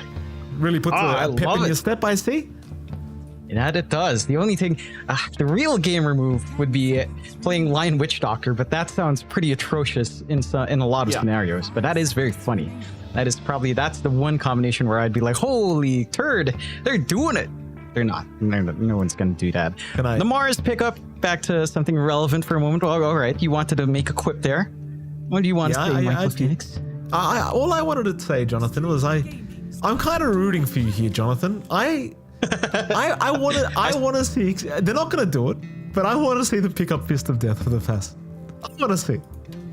I mean, if there's any region that does it, it was like Sin Q. I'm sure PYW is a different player, but I'm sure he sees the value. I don't know if it's the best here. You're probably not going to be fisting anyone when you're stuck in arena, as you're likely to get caught out with everyone else.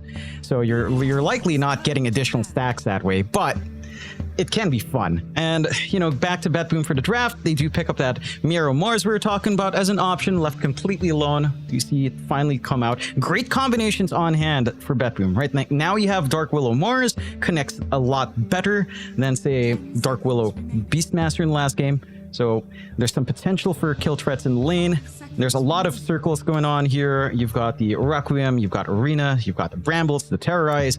Good things to stack on top with the Arena. Good old circle strats. And for the one thing that makes it tough, no, it's never over. What do you mean, Michael Phoenix? The tough thing for BetBoom going into Extreme is Puck was left alone. XM gets to pick up the Puck. Your hold for Puck is not amazing, right? Like, what do you have? You have Spear. You have maybe a well-timed Terrorize. And you're not going to Fire Blast a Puck. That just doesn't happen. So it might happen with a mistake from XM, but not something you can rely on. So it's going to be tough to try to slow down the Puck.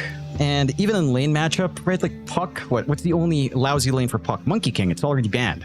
So XM, after experiencing what he experienced yesterday, it's like, nope, no Monkey for you. I don't want to deal with the circles plus boots and losing lane. I'll just take Puck and be happy no matter what. Fair. Stream Gaming right into the Luna. Unsurprising. See this hero popping up?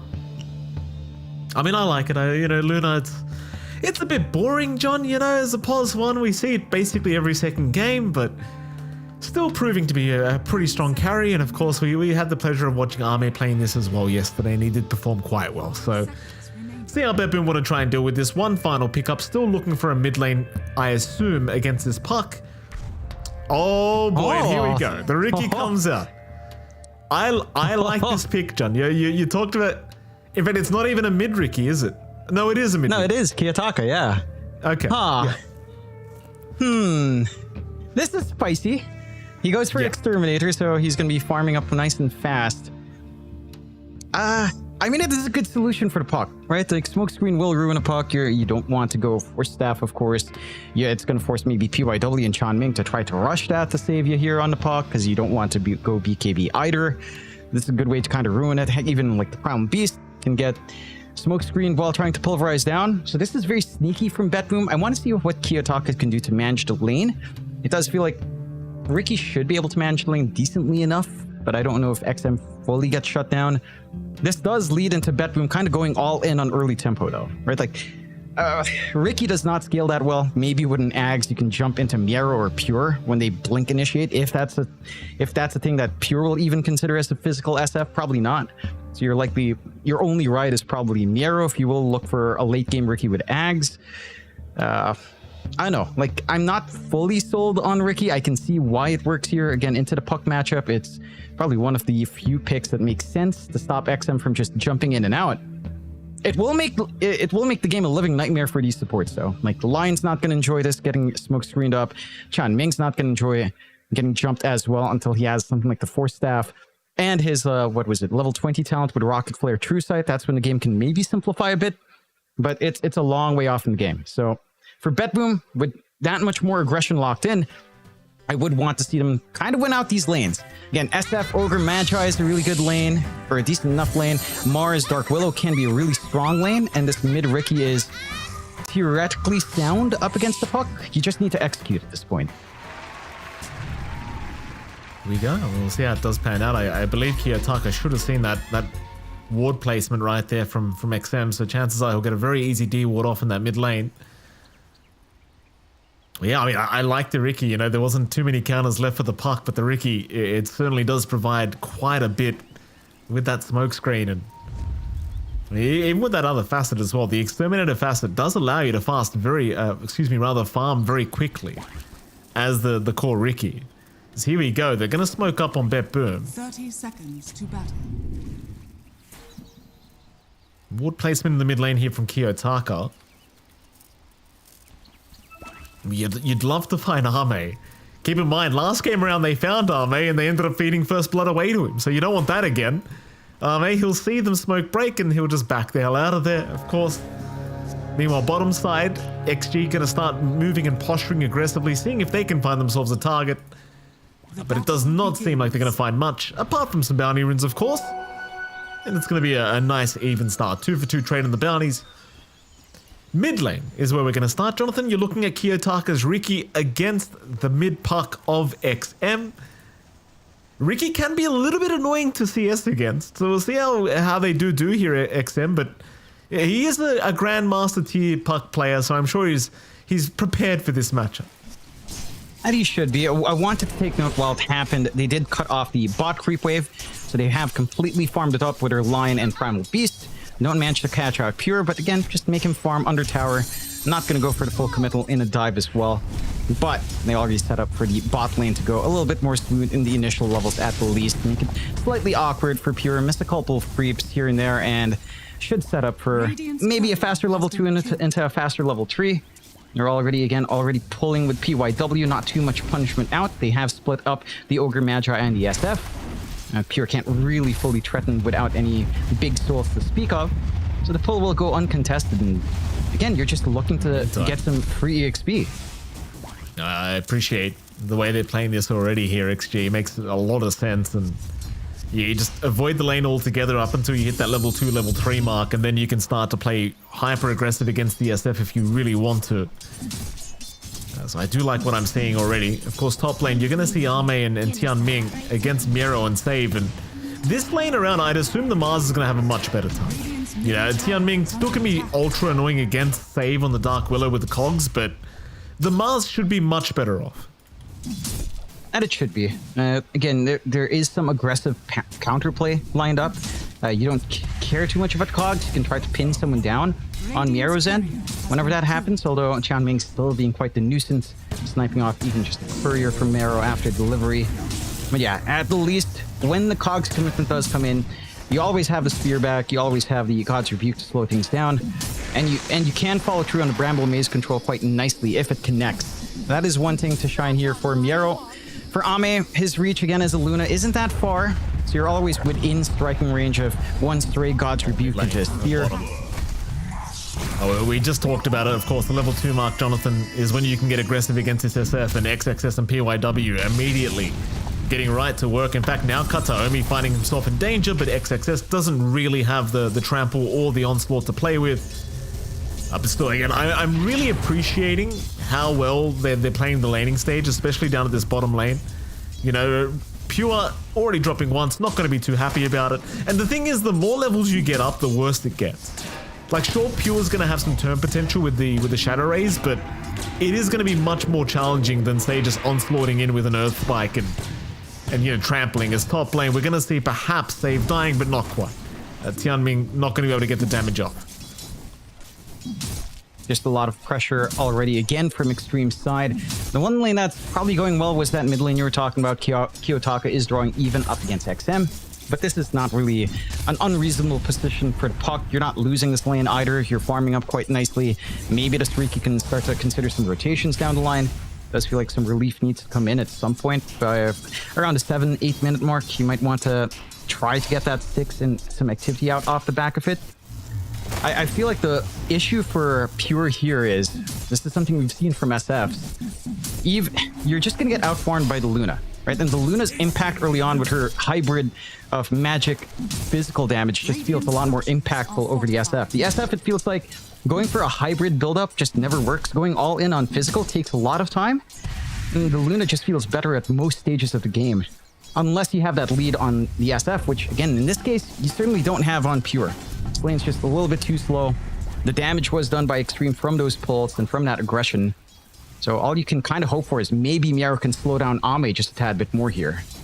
The going back off that point as well you just made, like that's the one thing I really dislike about POS 1 SF is it just takes too much time to get to a stage where you're actually able to do anything.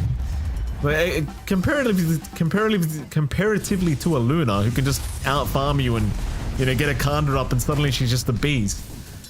This SF, it just feels like it usually just wants too much before it's actually able to do anything. But again, we'll see. Pure's a fantastic player. I'm sure he's going to prove me wrong here in this game too.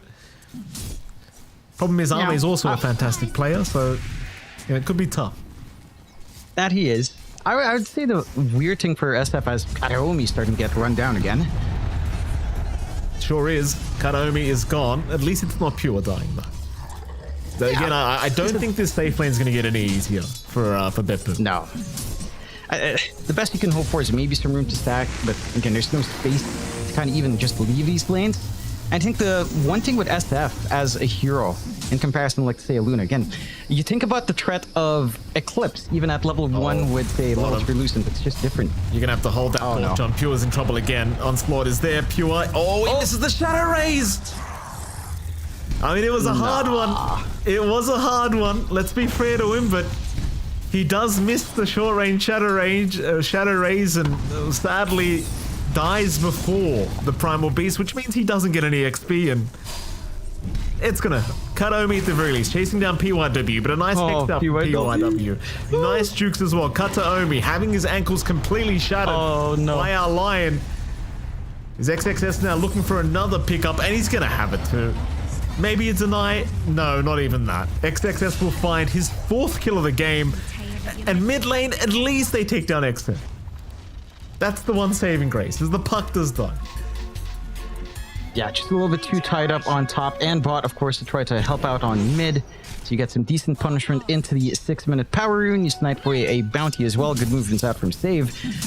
But man, this bot lane is just a nightmare. And again, just to talk about this SF hero overall, like, you compare the threat of Requiem to Eclipse. The damage burst potential for Requiem is massive, but that's if you go magical. As a physical carrier, your Requiem's not even a big factor. As Pure, well, he might not be a factor this game if he dies again. Yeah, he does get some stick charges. XXS trying to break the gap. One more hit will do it, but they would rather just leave him on low HP at this stage. Just leave him. He can't farm like this. He's alright. It's not dying. Yeah. I love this. PYW is fine as well. This is the frustrating kind of line to play up against, the kind of guy who's just sickeningly laughing. He's like, oh, I'm gonna juke you here in the tower. What? You think I'm gonna die? Johnny, no, I'm not. Johnny? Yeah? I don't know if I've misheard you this game, but did you realize PYW has Fist of Death up? Yeah. Yes, he does. I realize it's not in play yet. Can you imagine if he had those kills and he fingered and got a right click off on the second kill? Whoa, he'd have like 5 stacks now. He'd have 4 stacks.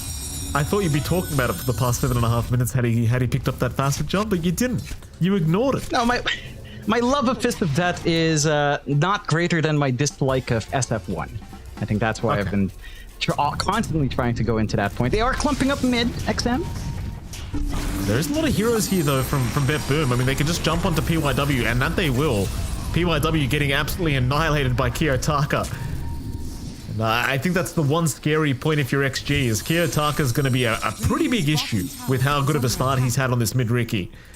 And as we all know, Jonathan, mid-Ricky can be very, very challenging to play against with a start like this. It's not going to be fun. It can be. Especially once you hit that short timing. At that point, you're not going to be able to save anyone. XM. Ooh, Brambles doesn't connect. Oh, XM, he's out for now, but they have another Blink Strike.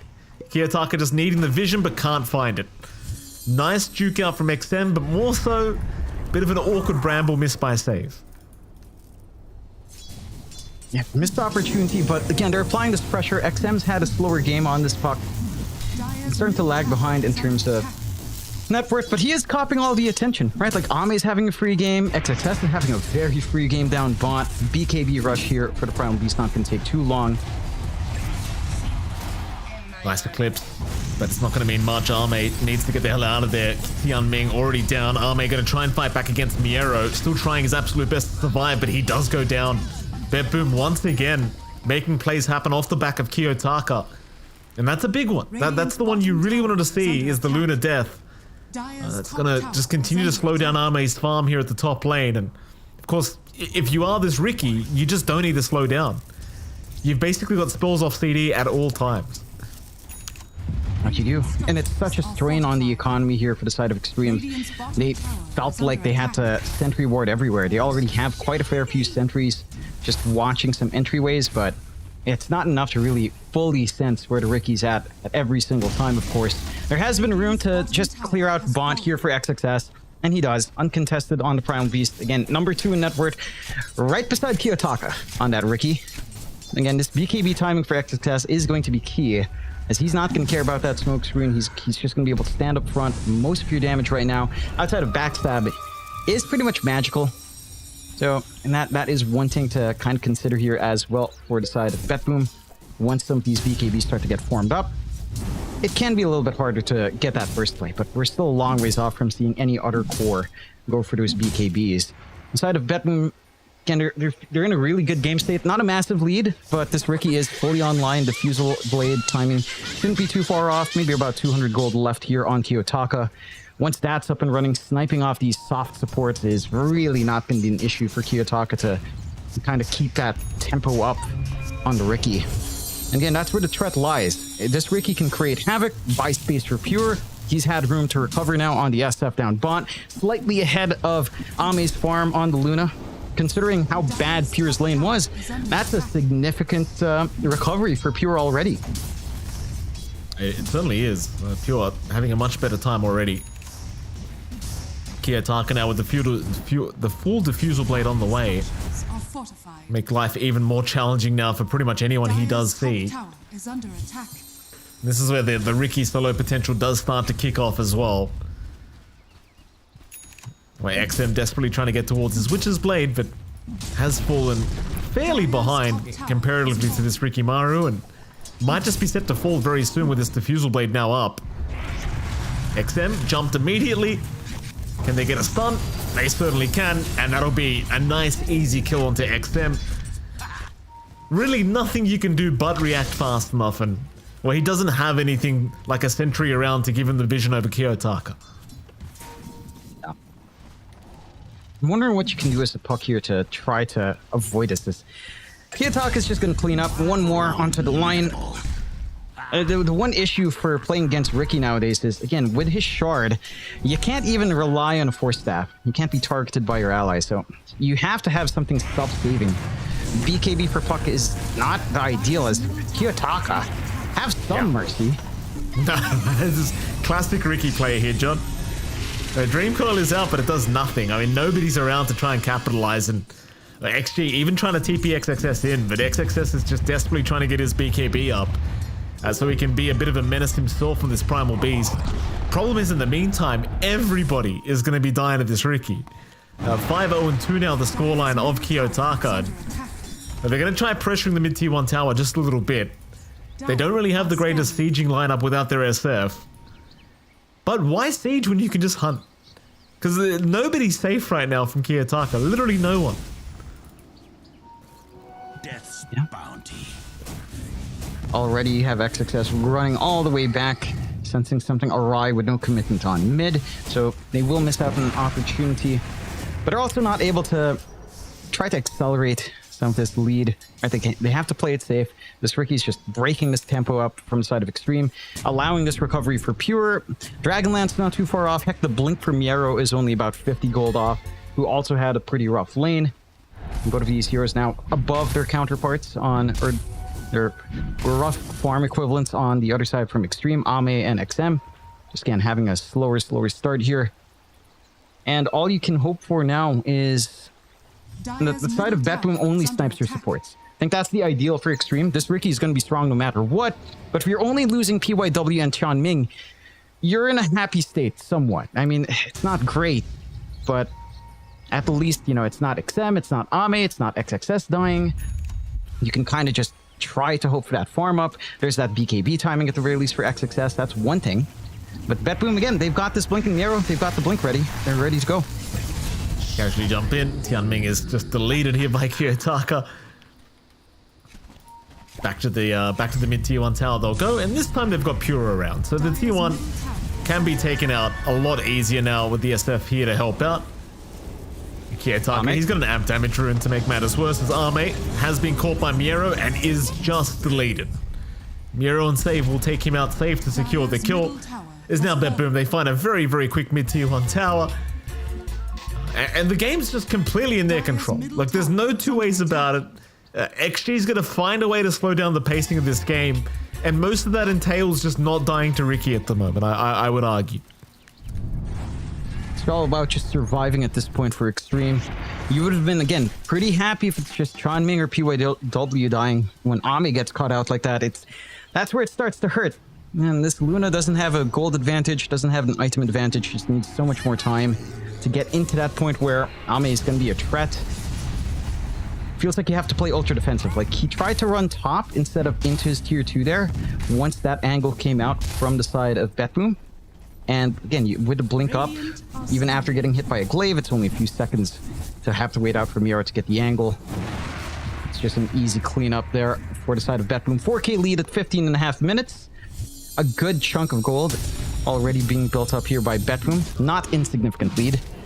Still the side of Extreme will go for a smoke. Try to reveal this BKB on XXS. If they catch out Miero somehow, or Kiyotaka somehow, that could be one way to turn things around. It's just hard to see Kiyotaka being caught until you've got, say, a Hex on, a Blink on PYW. You know, just the Blink Hex would probably be the way to lock him down long enough, but... Kataomi going to be spotted. Kiyotaka actually was spotted by Ame and does cop a fair bit of damage from the Eclipse. They'll desperately try to chase him down, but they missed out with the Dust. Dust just not connecting on the Ricky, so they'll have to settle for Kiyotaka, or rather Kataomi instead. They'll see Kiyotaka just farming the bottom lane, but they can't really do too much about it. But you just kind of accept the Ogre kill. Not much else to be had out of that rotation. Mid lane though, XXS currently being watched by Miero and Save. But he's right by the tier 2 mid tower, so they aren't going to try and make a jump. Instead, it seems like Kiyotaka's the one hunting, though they missed out on XM, who does get away and just TP's right out of there. Yeah, that's very unfortunate for the side of Betboom. That's arena commitment down. Level 1 arena cooldown is not the shortest in the world, so there is a bit of a window here for Extreme if they wanted to try to make a play off of that. Likely now you're probably just waiting for a blink on XXS. Now, at the least, again, in that last pickoff, they didn't have to pop the BKB, so you do still have that, but Kiyotaka is still on the hunt. And this Ricky is just massive pain in the butt. That he absolutely is. Oh, they're going to see him though. Coil is there. Shot is out. This time around, surely they've got him. Have they though? Kiyotaka, he's not dead. No. Oh, he is not dead. But PYW, he never committed the Hex either.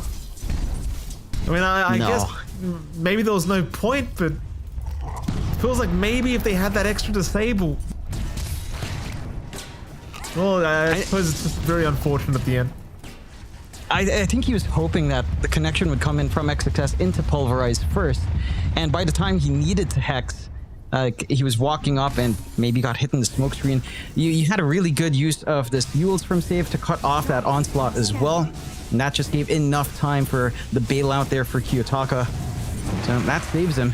Also saves him enough time to have Arena off cooldown in a few seconds. And we'll go out with a smoke once more. There's the blink for XXS, but Miero is set to go.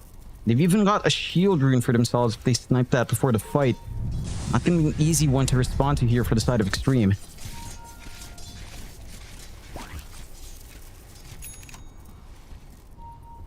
XXS might just be the big target they're looking for. XXS will be spotted mid lane, farming the creep wave, and that'll be his life as good as gone as they land a perfect spear arena. BKB is out. Onslaught does get him out of there for now, and XXS, he's actually fine. I thought they would have had enough damage to finish off the job, but apparently not with that BKB up. Top lane, Pure, Requiem, not going to connect on XM. Way off the mark, and XM will be able to just jaunt away and TP out of it. Rather awkward set of events. I'd say the BKB being popped from XXS is actually not too bad. Again, you force out another arena use. Although it's still only a minute left to wait, but you cut off that smoke play from BetBoom trying to accelerate their build-up. They might still be able to snipe someone here, though. Chanming. Gonna try. Kiyotaka having a slight bit of difficulty here, but they will still be able to pick off the clockwork, no problems. And so it continues to be a BetBoom kind of led game, but the pacing of the game is slowing down, it feels like, and you're getting to a stage where XG are starting to think about fighting back. In fact, they're going to go for a 3-man smoke.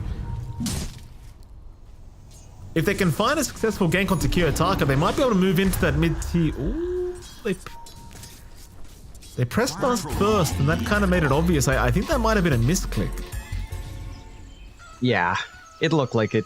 Not well outside range, still within the smoke. And managed to get that angle in. Would have been a big one if you pin down Kiyotaka once more. Start off with all of your chain control. Get that first, but at least they don't lose anything either. Only dust gold, I suppose, and the smoke gold. You just go back, farm. 4K lead for BetBoom, again widening the net worth just a bit, back to its peak. They just need to keep slowing down this game. I think the one concern for BetBoom is sieging onto towers. Right, like they need to clear out these tier 2s. You still have a comfortable amount of space to farm here on the side of Extreme. Pure does have his level 15 talent up, so sieging onto tier 2s shouldn't be too challenging. But they will likely wait until the full BKB is up for Pure to really be secure in any sort of fight near a tier 2, which is a little bit risky anyhow. But that is, again, giving time here. You look at XM. He is just going for a BKB on the puck. No other choice. No other way of saving yourself. Force staff doesn't feel great. You're not really going to utilize it all that well. So it just has to be a straight BKB. You can rely on force stabs onto yourself once Ricky has shard, which Kiyotaka is farming up for. And that is a pretty painful thing for a puck, right? It stalls out bigger damage items. It stalls out big stat padding as they get the jump here on PYW. They have found PYW indeed. He's got some help around the corner, but they actually came with the Dream Coil. Pulverize is going to be out. Onto the Mars. Miero, big target, but the TP away, not going to make it. Nice one spot. In fact, Qianming now jumping save to boot. They want a bit more. The Shadow Realm, it's going to be enough. The cogs will not be there in time to cancel the TP of save. Still, I'd say XG are pretty happy with that trade though. Support for a core. You can't really complain too much about that. As you can.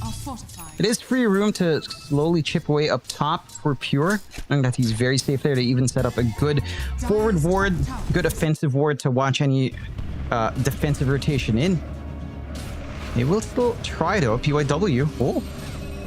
Nice Earth Spike. XM's in as well. There's no coil available at the moment though, which makes it hard to lock Pure down, but they might just have enough damage anyway, and they do. Very nice setup from PYW, securing a position 1 kill now onto Pure, who just stuck around way too long, and XXS even finding Kataomi. That'll be another. And BetBoom, they may have dropped the ball a little bit there, John. Just the positioning from Pure, maybe a little bit on the greedier side, trying to secure that tier 2 top tower, but you've got to question, was it really worth his life? Probably not. It does open up the map, makes Hiroshi control onto top a little bit more awkward, although there is still the outpost there anyhow for the side of Extreme. It's not too painful of a thing. I feel like they felt way too secure from their offensive ward. They didn't expect the TP to literally be right across the tree line, not in vision for our Ogre. And that just led to PYW still finding a really good angle. Still, Kiyotaka? Yeah, Kiyotaka is literally in the middle of nowhere right now. That's a real big kill. A wicked 6 streak being given to XXS, who's already having a fantastic game on the Primal Beast. And with that death on Kiyotaka, I mean, I think XG have officially just switched the game over to their side. That they have. I would say... Yeah? I would say it kind of stems back to when you had this peak lead for BetBoom and you couldn't force bigger fights. Your pickoffs were going on to the sports still from the smart movement of Extreme. You had to commit a core death to find a tier 2. I mean, you get this kill again. It's only PYW. Do you really care about that in Extreme? No. Your tier 2 is still safe. That pickoff is far away from that. The bot lane still has a tier 1 anyhow that they can't commit into. So you're in a happy spot for Extreme. At the least, Pure has a BKB. That's one tool. Mind you, And you can still pierce through that, but XXS anyhow would pulverize if Pure even shows himself in these team fights. So whether or not that's enough to save you is another question. At least you don't get bursted down by Finger and you don't get chain stunned, I suppose. Yeah, I think the side of BetBoom, this is a little bit scary for them. Again, we talk about SF as a carry, even as a physical carry, it still feels very high tempo. Ricky's a very high tempo hero as well. And they don't necessarily taper off in scaling, but it is harder to scale directly in comparison to what Extreme has. They do have Roche access at the very least, and be able to take this one nice and free by the looks of it. There is still that tier 1 for Extreme, but doesn't seem like they've gotten a read that Roche is happening. Pinks are out, but falls way too fast. That it does. Nice quick one from BetBoom. They'll be happy with that secure. Issue is, like, what are you going to find at this Aegis is now the question, right? Like, Arme's getting to a stage where he's going to be very problematic on this Luna, and I'm starting to question whether this Aegis is going to get them too much here on BetBoom. They'll start with the bottom tier 1 tower, but XG, they are kind of posturing around that dire triangle. It almost seems like they want to force a fight. In fact, they have smoked up as 4. So perhaps looking for at least a straggler here down to this bottom lane. Counter smoke though from BetBoom now. Running right towards the mid lane where Tianming is hanging about with Arme, who is baiting for his side at the moment. Cogs out. They found Miero to start. Pulverite is there. Perfect cogs from Tianming to make it very hard for Miero to start this fight the way he wanted. XXS though being caught in that arena. His BKB already committed, but a nice Dream Core now locking down 3 of them. Pure, he's trying to get the Requiem off in time, but it's no good. Miero is down, Pure has lost his first life, and Kiyotaka just needs to get the hell out of there. Pure eventually BKBs and Requiems, but it connects on nothing. In we go again. There goes your Ogre. Kataomi getting deleted by PYW. Meanwhile, Kiyotaka at least finding XM, but they've left Pure alone. The SF in huge danger. Will pop the Shadow Blade, try to at least take Tianming with him, but it's not gonna work. Kiyotaka? You do have some gameplay here to try and maybe snipe some supports if you wanted this Ricky, but they seem to know he's around here somewhere. Smokescreen committed. PYW still looking for save. They will find the Dark Willow, but they will not spot out Kiyotaka. Still a very nice fight here for XG.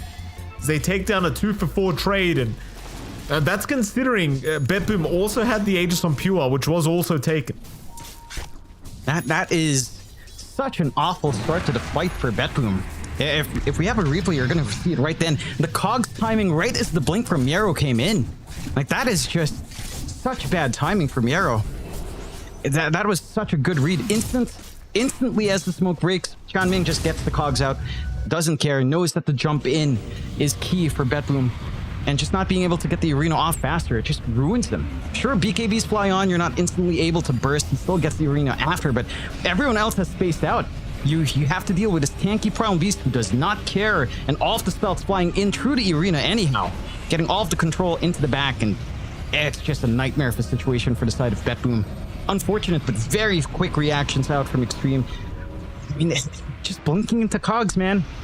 It's a terrible feeling. That it is. That it absolutely is. Tier 1 mid tower will be taken down by Arme, of course, and again, John, things are getting quite scary here for BetBoom now. Arme working on towards a butterfly, and you're not really going to have the answers anytime soon towards that butterfly up on Arme.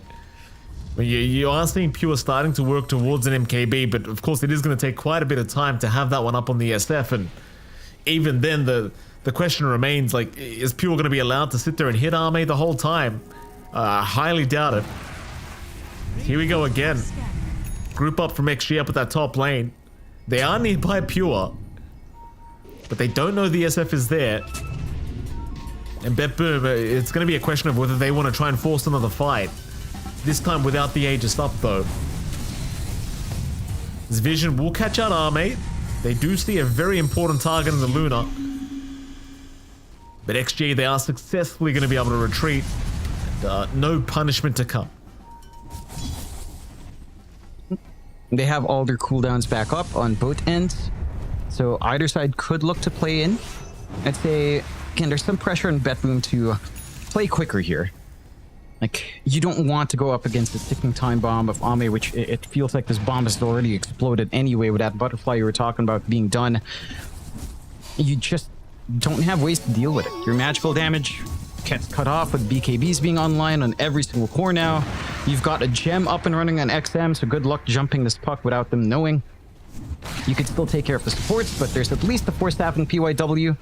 You can still catch out Ming, but Ming is relatively tanky with that full Solar Crest on hand. So even bursting down the Clockwork with a Blink Strike and the Smokescreen Shard might not be the easiest thing to get done. I think for BetBoom, I don't know, like, you just have to hope that Pure can scale up on this SF, that maybe you can find some good angles to tie in, because it doesn't feel like we're seeing the team fight ideal for BetBoom, right? Like Arena with Smoke Screen, Requiem to push them back, or Terrorize to push them back into the Arena walls, get that chain control going. It hasn't come out.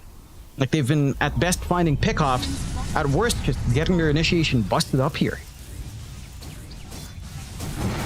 There goes your bottom tier 2 tower now. Like Roshan, obviously not available for another few minutes, so it's going to be a smoke through the twin gates up towards the top lane to see if they can perhaps pick off a nice target from BetBoom. In fact, they've got vision on Pure right now, and Pure's trying to take the Tormentor out, so they could have some very, very interesting timing in terms of finding this SF, but seems like they will go for the reset towards the fountain instead. So not going to get caught with their pants down here by the Tormentor. And they will be able to escape just fine. In the meantime, Miero has picked up a full-side device now on the Mars, so a lot more disable, especially against this puck. See if they want to try and smoke off the back of this side device of Miero, but for now they are just sitting back in the fountain, hoping that perhaps XG tries to force an awkward fight. They're actually looking towards the mid-tier 2 tower, but they haven't jumped in and started quite yet.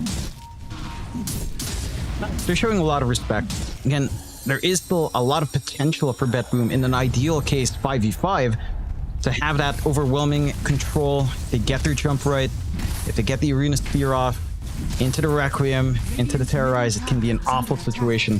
Still, Extreme will smoke away from that position, maybe find some stragglers. They get a good forward scan, doesn't quite clip anyone, but the idea is correct.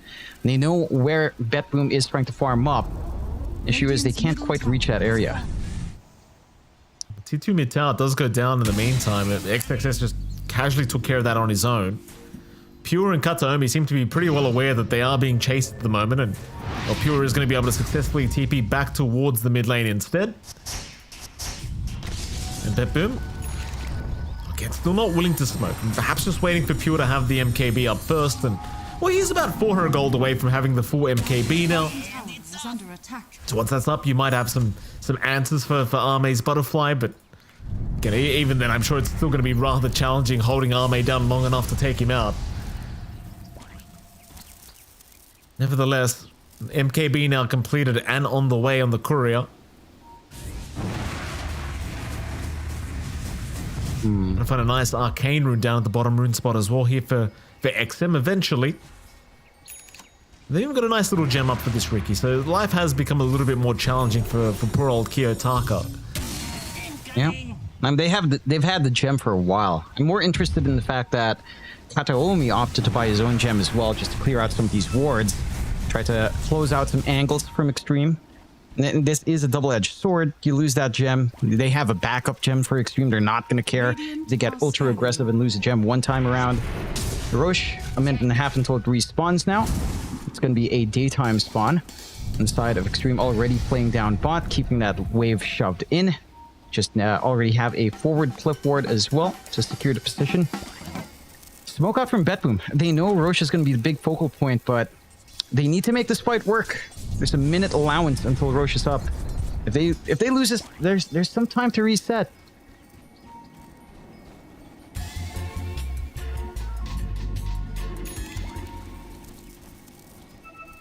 Little wrap around here from BetBoom.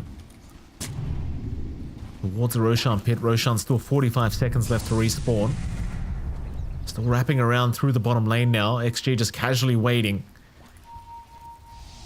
Oh, it looks like they might have just been spotted there. Ping's coming out. Arena is down. They found PYW and XM, but the Pulverize is already out onto Miero, who's got nothing really off apart from the Arena. Miero somehow walking out with 20 HP. Nobody's taking him down. XM, he'll finally get rid of him.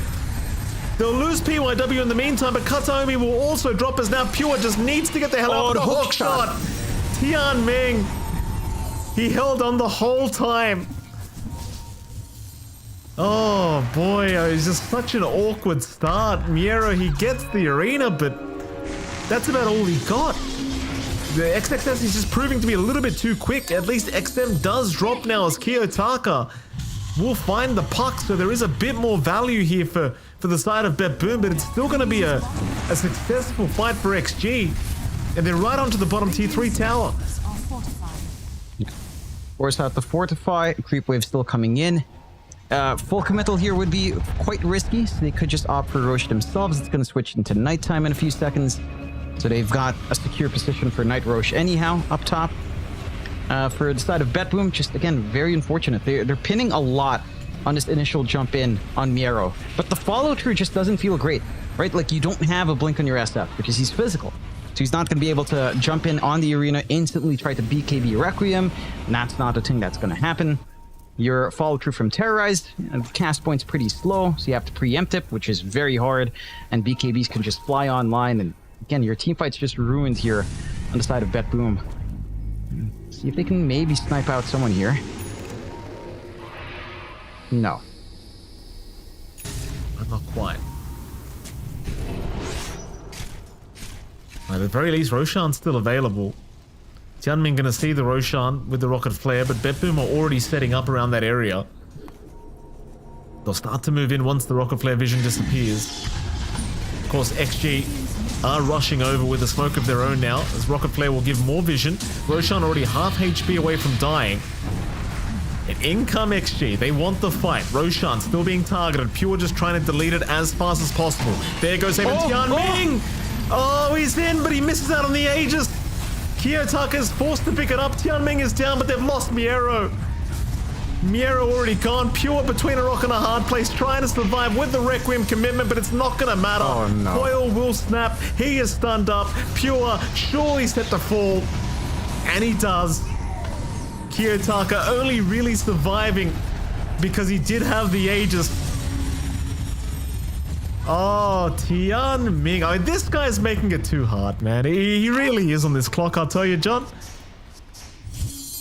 That he is. I mean, forcing that pickup onto the Ricky, it's really not what you wanted here for the side of Bet Boom. It has to be Pure that has that guaranteed second life, that tries to follow through with the BKB. None of it lines up. And because of that, you just lose everything after the fight anyhow. Roche advantage completely gone. High ground still opens up. You've got the Lincolns to protect here for Ame. With that butterfly on hand, he's going to be able to rip through the high ground, no problem. No fortify as well until one Firaxis fall. So you're just... It's free pickings right now for Extreme. 12k lead, 37 minutes in, 18 to 20. Maybe they can look for a pick off, but even that is really hard to see here. Raxus will go down very quickly here. Still 2 lanes of barracks to go though for Bet Boom, so yeah, there's still plenty of time to try and force a defense. There goes your mid-tier 3 tower, so Arme's going to have easy pickings for that mid-rax if he wants to commit, but Pure is respawning, and it seems like XG naturally just going to play it safe.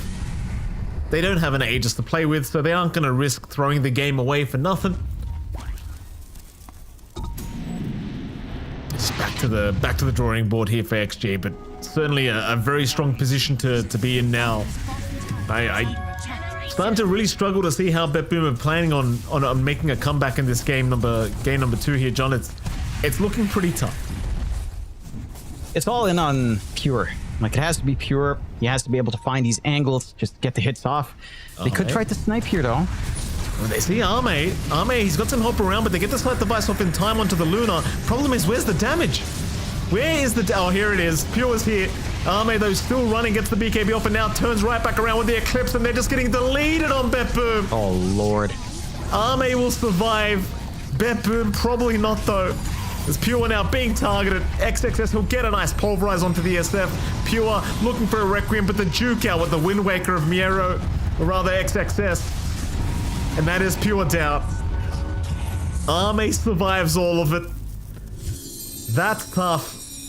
And now Pure gone for 80. Like, that might just be it. That might be game over. He's got no buyback. No. Yeah, that should spell the end. They do have the Fortify refresh back up. At very least, I don't think that's... Yeah, that is the refresh up, so they can at least stall for one more little siege in, but it's not going to be enough time. That was the ideal opening for the side of Betboom as well. Maybe not fully so. Again, you only really caught out Ame, and you didn't manage to really clip in PYWs. We'll get the jump forward. That's Omi. Is gone. And they are trying to buy as much time for Pure as humanly possible. Pure, actually only 415 gold away from buyback, but it's just 415 gold too much at this point as XG. 1 milli barracks left. They are still playing it relatively safe, just in case. Pure has 20 seconds away from respawning now. Kiyotaka immediately hexed up here by PYW. Miero, he's going to pop his BKB and move in with the arena, but he's only caught a line with that. Still buying more time, because Pure needs 10 more seconds. They are jumping in onto Miero now, but he is gone. So is Save. Save will buy back, but Mega Creeps are officially online. It's Kiyotaka. He's going to try and jump in onto XXS and try to burst down the Primal Beast, but he's just a bit too tanky. Meanwhile, XM, he'll get a nice Dream Call off. Kiyotaka still trying with Pure now, moving back in, but it's only Tian Ming being focused. Kiyotaka's down. XM and Ame, they're just moving back in. Ame taking down Save. Kata, Omi, Pure, they're both gone. GG time, and they call it. They've had enough. And XG putting on a pretty dominant performance here today. A pretty convincing 2-0 series over Betboom and Jonathan. They look pretty damn happy about it, apart from maybe Ame, who couldn't care less. Yeah, you know what? Again, this is a very strong showing coming out from Extreme, especially considering what happened yesterday to them. We're seeing the same improvements carry true in game number 2. I think the ideas from Betboom, the laning ideas were a lot better, right? Like there was a little bit more play coming in for the laning stage. The combinations look solid. You had this Dark Willow Mars lane that could try to get a little bit more aggressive early on. And then you had this idea as well with the SF plus the Ogre Magi, which maybe again didn't lead to that much aggression. It was a pretty rough time for Pure, but there were ideas. It's just that Extreme Gaming were much more ready for it. I'm a little bit surprised the Luna actually stays unbanned here as well. For the side of Extreme, like Betboom completely ignored in the bans. It was a last pick Luna. It's a very straightforward carry to kind of pick up, a very top tier carry right now.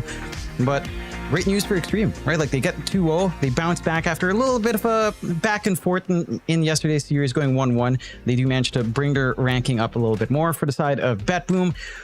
They're going to have to look elsewhere, of course, to start getting those wins. Remember, bottom 4 in each group will get eliminated. So they're in a bit of an awkward spot with 1 drawn series and 1 lost series. But Extreme do get to ride at high a little bit more, closer in that top 4 for now in day 2 for groups. We'll see if they can maintain. But again, I'm very impressed with how well they've improved over the span of 1 day. That's what I want to ask about as well, right? Like, I want to... Do you think they had a chat about what happened yesterday? I mean, it's just... The difference in laning stage between yesterday and today is just, it feels so different from XG, and this is arguably against the better team in Betboom. If you want to compare Nouns and Betboom, I think most people would agree that Betboom generally seems like the stronger team, but the XG just looking very, very clean today. Can't wait to hear exactly what changed up to give themselves such a dominant victory. Props to them, of course, and well, it puts XG in a much better standing, I want to say, for their groups, Jonathan. Of course, you already kind of said it, but only 8 teams are going to be able to proceed through to the group stage number 2 and 4 teams to the playoffs, so you've got to get as many points as humanly possible ASAP. And this 2-0 victory is certainly going to help their odds, as we do see some highlights here from game number 2. And John, considering how well Betboom started with Kiyotaka on that Ricky, this loss has to hurt a little bit. That it does. It's just that these ideas of like the safe lane SF plus like very high tempo on mid just doesn't leave you a lot of leeway to scale, right? Like, yes, SF can scale decently well, Ricky can as well, but they're stronger as the game stays early. And despite all of that space, the maximum lead we saw from Betboom was around 4K. It never went beyond that.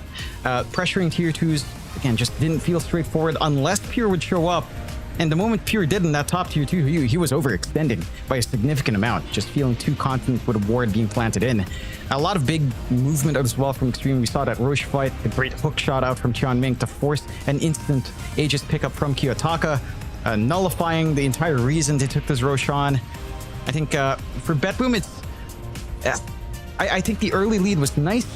Even then, it wasn't like the full ideal of what they'd want from that kind of start anyhow, because Pure was just having a rough lane. It took a while to recover on the SF, and by the time you recovered, again, the side of Extreme Gaming were set to fight back, and they just get a little bit maybe overconfident. And that top tier 2 siege really was one of the points where things started to crumble just a bit for BetBoom there. Oh, yeah, absolutely. BetBoom again, probably feeling a little bit sour about that game 2 loss at the very least, but XG probably feeling amazing right now after a pretty convincing 2-0 victory. And well, I can only imagine how they do proceeding through these groups. I believe then I'm just looking up the next challenge for them, and it's actually Nigma Galaxy that XG have got up next for their next series. So, I mean, not to predict what could happen there, Jonathan, but I imagine most people would consider XG to be the favorites, and you wipe that damn smirk off your face, Jonathan. I can see it from a mile away. You're trying so hard not to laugh. I can see it. Every time I say Nigma, you start trying to laugh. Stop trying to stop laughing, Jonathan. No, what do you mean? When I was watching, what was it, Snow Ruyi with Nigma, they look pretty good. Better than you'd expect at that point. So I've always had some, copium flowing in for Nigma. Who could not, right? Like I think everyone has that copium for Nigma and the players they have. It's just at some point, the copium doesn't hit the same. It's not enough. You start looking for more sources, and it's a downward spiral. You got to cut off the copium at some point, Mikey. We'll see. Again, they did manage to. What did they do? They got a draw last time around, if I recall right, for good old Nigma. And some people in Reddit, when I was reading the match threads, they were saying that Nigma could have gotten that 2-0 up against BBT, but did not manage to do so. So I don't know. We'll have to see if Nigma can carry through, but. Spoiler alert, they are playing a series right now, and I don't think that's looking too hot, at least based on the standing. So, yeah, who knows how this one goes. Extreme looks very revitalized, so not going to be an easy time for their side, for sure. Well, there's some standings there, Jonathan. A bit of an updated standing list here. Paravision still having a brilliant time, 4-0 now in Group A, so still sitting at the top. Seems like Team Liquid did drop a game, so they have dropped to 3rd place at the moment, as Extreme do take over in 2nd. And well, happy days for you, John. Group B hasn't changed yet. So Talon Esports, they're still. Oh, yeah. This is Southeast Asia's time, baby. A 2-0 for Talon? Whoa. Goodness gracious. Beating Fortnite, man? No way. No way, sir. Holy. Incredible work, my Don't get me Jonathan. too excited, Michael Phoenix. Don't get me too excited, all right? This is this is the rise back of Southeast Asia. As TNC used to say, rise from the ashes. Unfortunately, that didn't last too long for TNC, of course, but it's the thought that counts, it's the thought that counts. It's the thought, yeah. It's something like that. That's what they say anyway. The Talon in the meantime as well, by the way, Jonathan, I've been meaning to say this, but you and Talon's partnership might be the most fruitful partnership for Talon I've ever seen, because every series we cast, whether they're playing or whether they're not or whether they're in the tournament, I guarantee you John X Fire will find a way to say the word Talon every single time we cast. So it's a very fruitful relationship for Talon Esports. Props to them. Hey, they didn't hire me, Jonathan, because they know I'm not like them. I wouldn't have bothered. What can you do? We cast a lot of Southeast Asia. What can you do when Talon used to be at least top 2 when they were in qualifying, or they've been one of the top teams for 2 years, unfortunately, Mike. So they will come in conversation when I'm looking for something to say from Southeast Asia. That's just the way it is. That's the way. I tried to throw a TNC there, but blacklist, bleed. There's nothing, Mike. There's only Aurora. Okay, it's only Talon and Aurora. That's all we have now. Don't even say the word bleed to me, Jonathan. I don't want to hear it. I don't want to give them anything. All their people are bleeding and not feeling a pulse, Michael Phoenix. Anyway, moving on. It's tough times to be an SEA fan. I mean, not right now, though. Talon at the top of the Group B. Happy days. We do have an interview coming up, by the way, ladies and gentlemen, in case you're wondering why we're still on the screen talking absolute nonsense. Our interview is on the way. Slowly but surely. I like your shirt, by the way. That it is. It's a very nice shirt. Thank you, Mike. You know, I was looking forward to you having a floral pattern. Instead, you show up all nice and proper, all business-like. What's up with that? You know, this is a Dream League, man. This is where you can get to have a little bit. It's lighter, it's more fun, it's more engaging with the fans. And you come in dressed like you're gonna make a trade, and you come in talking about business with me, Michael Phoenix. Yeah. Well, what's happening? I can explain it. It has nothing to do with any of what you just said. When you have a child, turns out your washing machine literally never stops working. Like it is running 24/7. I am the lowest priority in the family now to have clean clothes, by the way. It goes baby, wife, and then naturally, well, actually probably dog as well before me. Of course, we do have a beautiful dog, so you know, any dog stuff gets washed, and then there's me, Jonathan. Oh, look at that. Very nice. We've got all the sound effects here, John. All of them. All that we need. You know, if your mic didn't have noise canceling, Mikey, we could just get that for free. Our producer wouldn't need to press the buttons. If I had my noise canceling off, you'd hear it every second, actually. You know, we've gone a long way, but yes. I don't know what I was going to say anymore. I lost my train of thought about washing machines. Okay, very, very good. I believe we might be ready for an interview. I'm meant to be waiting for a sound, Jonathan. You know, there it is. I mean, I don't want to break the fourth wall, but there we go. We have an interview with the lovely XM. XM, congratulations, sir, on your 2-0 victory up against Beboom. How the hell are you feeling? 首先 XM 恭喜你们2-0赢下了 BB 战队，就想问一下你现在感觉怎么样呢？感觉挺好的吧，因为2-0就是后面会轻松一点。I'm feeling great right now. Getting a 2-0 victory is pretty important. It means that, you know, we can be much more relaxed in our later games as well. Absolutely. XM, can I just ask you as well? Yesterday we saw you against Nouns, and it felt like the team was struggling somewhat in the laning stage. And today you guys come out against Beboom and made it look so easy, especially during those lanes. What changed over the last day to make you guys look so dominant? 就想问，因为昨天看你们对战这个 Nouns 战队的时候，感觉打的还算是比较坎坷嘛，就是也是1-1打平了，而且感觉对线期就是还算是有点问题的。然后今天就感觉你们就是状态好了很多，而且打的也干净很多。就想问你们，就是从昨天到今天做出了哪些调整呢？因为我们这个阵容就是训练还没多久，然后就是。昨天就是打的决策有很多不对的地方，然后对线细节放的技能也很差，就看录像多总结了一下吧。I mean, we are a pretty new roster with only recently assembled, and we really haven't had much time to practice at all. So yesterday, I mean, we were aware that we made a lot of mistakes during the laning stage, and a lot of the decision making throughout the game also had issues with it.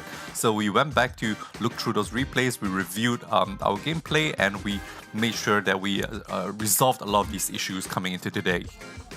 Oh, that you certainly did. John, go ahead. All right, XM, I'm curious, what do you guys see going forward? Like, how is the vibe of the team? I know you guys are newly formed, but what's the confidence level like for Extreme Gaming in this tournament? 想问毛哥，就是你们现在新组成的这个阵容，你们整体的心态是怎么样的呢？因为也知道，就是你们刚组成嘛，可能你们的自信心或者你们整个团队的一个氛围，一个磨合的状态是怎么样的呢？能给我们大家形容一下吗？就是换了双酱油，就是大家就是怎么说呢？就是跟之前的酱油风格不太一样吧，但是我们整体氛围就是比较轻松的，大家都性格很好，就应该磨合的比较容易吧。Well, the main difference is, you know, having both of our supports being swapped out for different people. The main difference is that the supports have different kind of play styles. So it does take some time to get used to that, which is why, you know, there's still a lot of room for improvement. But in terms of the overall team atmosphere, I think it's still pretty good. We are everyone is pretty relaxed. Everyone is easy to communicate. So I think that, you know, moving onwards, things will just get better and better. All right, man. With your next series up against Enigma Galaxy, is there anything that you see? Do you feel like this is a tougher opponent? How do you feel about the competition in this group so far? 就下个你们下一场要对战的对手呢，也是一个比较受众的一个战队，就 Nigma Galaxy 嘛，包括一些老将什么鼠标Miracle 这些人，就想问你如何看待这个 Nigma 战队呢？以及你认为这次你们在这个第一轮小组赛，你们这个小组里面，你认为你们目前这个小组的强度怎么样呢？我觉得尼格玛战队就是实力还是挺强劲的，有他们的1号位、1、2号位，我觉得都很厉害。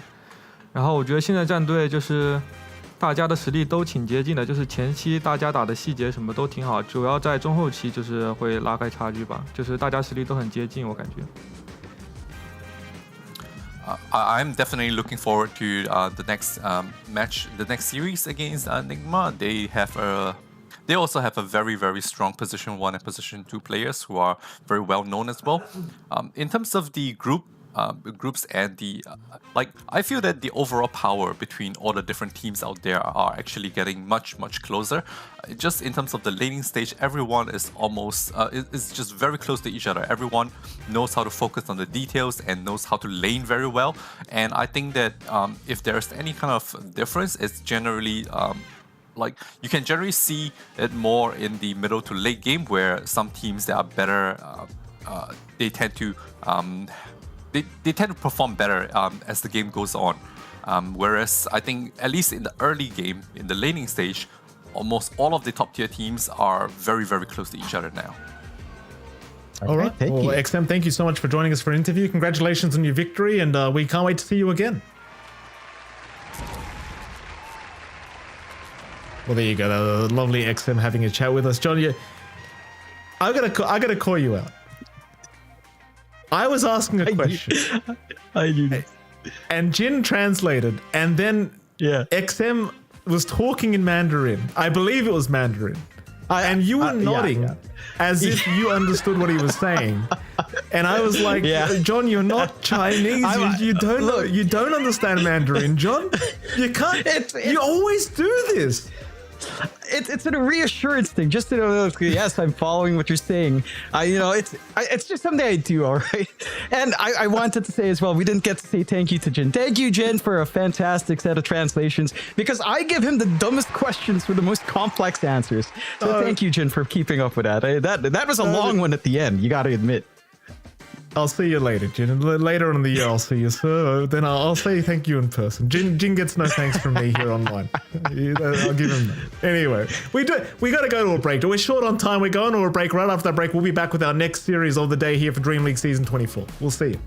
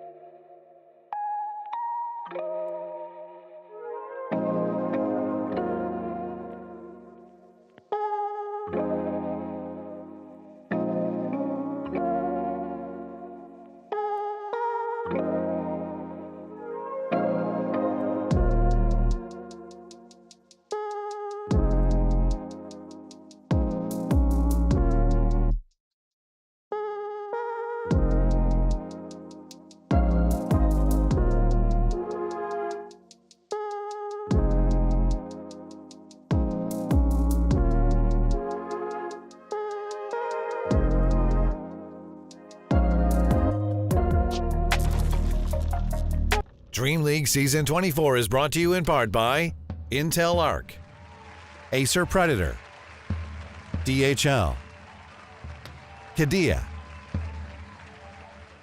Monster Energy, 1xBet, and the United States Air Force.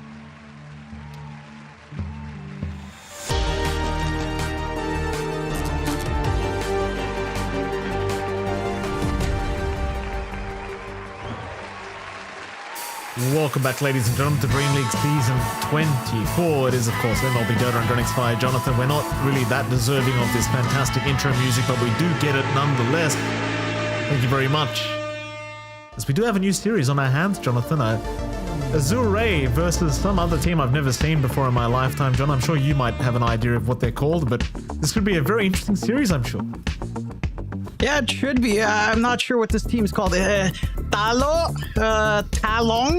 One of those two words, I'm pretty sure, is what this team... Oh, Talon! Right, it's Talon Esports, the one Southeast Asian team that somehow qualified with a slight change in the roster. Cuckoo comes in to guide the younger, quieter squad, providing a very loud voice, as we've heard on his streams, if you've been watching his streams as well. So it's going to be an interesting time up against Azure, who have had not the smoothest starts here in DreamLeague 24, of course, for Azure, but not the worst. Getting a draw up against Heroic, who have looked like they've been on a hot streak with what they've been able to achieve so far with Parker on hand.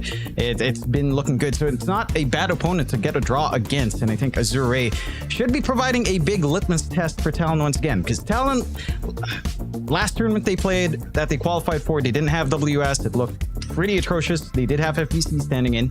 This time around, they kick it off. They beat Talenticia. They beat Fortnite Man. Now, can they beat Azure? We'll have to see if they can carry that momentum in here. $1 million question indeed. Here we go, Jonathan. Draft number 1 officially now underway. One more band to go before we can already see these opening picks. Should note as well, Azure. Is that you laughing, Jonathan? Is that what I heard? Yeah, but why is WS is alone somewhere? He's somewhere. Where's WS? Why did they lock WS up? What did he do wrong? Oh, you didn't make it to our last tournament? Here, you get locked away. You're not joining the team. You're in the lone zone. It's sad. He's the youngest kid. Let the kid interact. Why is he all alone in the room? Look at Azure. Everyone's there. No one's locked up in their bedroom. They're all playing in the one central location in their boot camp, as a team should. This is Alphonse. No, this is Cuckoo's fault. 100%. I almost said Alphonse's fault. My bad. We have to remember the meme. Whenever anything happens, it's Cuckoo's fault. It certainly is, John. It certainly is. I was trying to say, Azure, of course, in their previous series against Heroic, did get a draw 1-1. So that's it's something, right? It's not too bad of a start considering Heroic has looked pretty damn good recently. Talon, of course, again, they got a 2-0 victory against... I don't know how to pronounce it, John. I know you do. Do you want to say the name again? I always have to look at the name just to make sure I'm saying the name right. Give me a moment. Palianitia. Yes. I don't know if that's correct, but it feels correct. So I'll just ride with it until someone gets angry at me. So relevant stuff happening on the screen as the draft is going on. You got the Enchantress opening for Talon, Azure going with a Doom. Very nice safe bet on the off lane already coming out here for a new. And very interesting in the bands as well. Sand King, Nyx, along with the Dawnbreaker's very new tech that I don't think I've ever seen. Heck, I don't even know if that here is amazing right now, but Dawnbreaker was banned out by Talon along with the Clockwork. There's WS in his containment zone. Straight into the culprit of Cuckoo in our camera shots. As Azure, they did ban out Naga Siren, Invoker, Shadow Demon, and the Bristleback as well. So the Bristleback may be a little bit funnier considering that Cuckoo has run it on 5, but recently they were playing that for WS offlane. So, nothing like the Bristleback support ideas coming back for Talon. At least we won't see it here. For now. Thankfully. I had that experience today with the possible Bristleback, John. I know you won, didn't you? Didn't you win? I won. In spite of my team, I won. Yes, you are correct. I won. It's me. I'm the reason every time. Oh, look at you, Mike. Oh, Dota is definitely not the team game when you're around. Doesn't need to be a team game when I'm around, John. I'm good enough. Azure, pick up the Hoodwink. Nice little break here towards the end. Obviously, Hoodwink hasn't been picked up quite as often as we used to see it, but I still think Hoodwink is a pretty relevant hero. And it is. It's a great lane with Doom already. There's some good rundown potential in there. You can kind of overwhelm the overprotective Wisps quite fine as well. So I do like that coming out here for the side of Azure. I'm curious what Talon doubles down on. Will you pick a WS hero? A lot of his heroes were left in the pool outside of this Bristleback idea. We'll go with the Gyrocopter first. Leading some flexibility on hand, but likely just core Gyrocopter coming in. Lane matchup against Doom is very straightforward for Gyrocopter. Again, Falcon Blade has felt really good. It's only been Gyrocopters picking it up from the games we've watched, but as an item, it does feel like it's gotten a lot of value with the nerfs to Arcane Boots. And here comes the Lion for Talon. Oh my. Oh my. How did you get so lucky today, Jonathan? A second Lion already? Wow. Are you kidding me? This is it's unthinkable. Lion's an actual hero. What will I ever do? It's fantastic. The question now is, do we get Cuckoo playing it or do we get Jokam? It should just probably be Jokam, but I like the offense potential of Lion Gyrocopter. But Lion without farm, you know, you're not going to get the blink timing. It's not going to feel great. At the same time, giving an inch priority anyway isn't too bad of an idea. So there's some flex here for Talon, considering this pickup as well. Certainly is. Sad to say as well. I mean, we did see Lion performing very well earlier by PYW, Jonathan. The Fist of Death facet, you know, it didn't really do much last game around, sadly, John. But, you know, it was picked up. Maybe this game, maybe if they go Fist of Death, we'll see some real impact with that facet. But for now, you know, not much. Yeah, not much yet. They do get the Tusk Razor out for Azure Ray. So very solid laning combination there as well. Very electric as we've got it all lined up. I love our production. I don't even need to make the jokes, Mike. It's just there.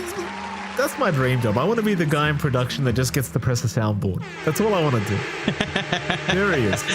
Dream job. I don't know about giving Michael Phoenix this power. Giving Michael Phoenix this power sounds like a mistake. Or it could be amazing. You're not going to cast her. All you'll do is look for like voice lines, Mike. That's what you'll do. And then suddenly we're not even talking in the game. You know what? I've always let's have it. Let's have it. Someday, Mike. We will just have you press the soundboard, and that's our casting. It'll be amazing. If I ever have a soundboard, John, I bought you a soundboard before I bought myself one. So there you go. You're welcome, by the way. Thank you. Well, thank you, Mikey. You know, I got you a headset that you never used. I knew you were going to bring that up. Puck is picked up by Talon. Hey, you brought out the soundboard. I was like, oh yeah, no, I do use it. Thank you. Where's the headset? It's here. You like what Jokam's wearing? It's not the same thing, John, right? In concept they are, Mike. The Puck conceptually is also a really strong pick for Talon. Your hard hold on Azure is not amazing. We have seen Doom into Puck, right? Like, you're very reliant on the Doom for that instant lock-in. Even down the line as the game scales on, even an AoE Doom is not going to feel amazing. So this will maybe force out, say, a Linken's build-up for Mikado, but this is something we've seen him perform on for at least 2-3 years now, even stretching back to his Boom days, of course. But it's really on his Talon days where you would see Mikado's Puck would actually just win them the game, and he would literally play 1v9. It felt like even Talon was working against him in some of those games. So this is one of those heroes that he's very comfy on. It looks like a really decent game for it. I'm wondering what matchups are left to kind of deal with this. Monkey King's the one that stands out, of course, for Azure. If they want to go that route, Talon should just ban it out next. If they do leave the Monkey, you're asking for trouble here on Talon's end. Not going to be fun, no matter what you do as a Puck up against the Monkey King once he has brown boots. See if it does get banned out. First Azure with their final ban out. Focusing on the offlane of WS, see the Broodmother removed. I mean, you might want to consider just to respect Mars ban against WS as well. That man's Mars is arguably the best hero we get to see him on, and he does tend to perform every single time. Instead, they'll get rid of the Timbersaw. So I think Talon will probably just finish off with an offlane Mars. Does tend to do pretty decently against the Razor matchup as well, because you can just spear them away every single time. We'll see.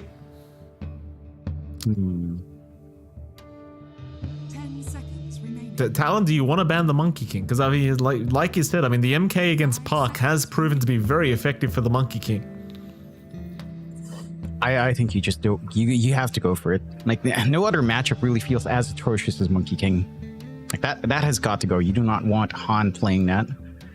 Or, yeah, playing up against that on Han. By the way, I've gotten some insider information. WS is alone in Germany because, well, visa issues. He couldn't join the team for the previous tournament, so he went ahead on and went to another player, you know, where he got his visa. So he's all alone. He is several countries apart from Talon. Oh, poor WS, man. All alone. Oh. Isolated away. Nice country. Yeah, I'm sure it is. Cuckoo's fault anyway. Tiny is banned out. Monkey King's left in the pool. Like you said, the Mars is a pretty strong option here for Talon. another WS special if he wants that. There is still a couple of other pickups that could be interesting. Beastmaster is something we've seen WS play quite a fair bit. Enigma as well, although during TI, it felt like there were nerves there for WS.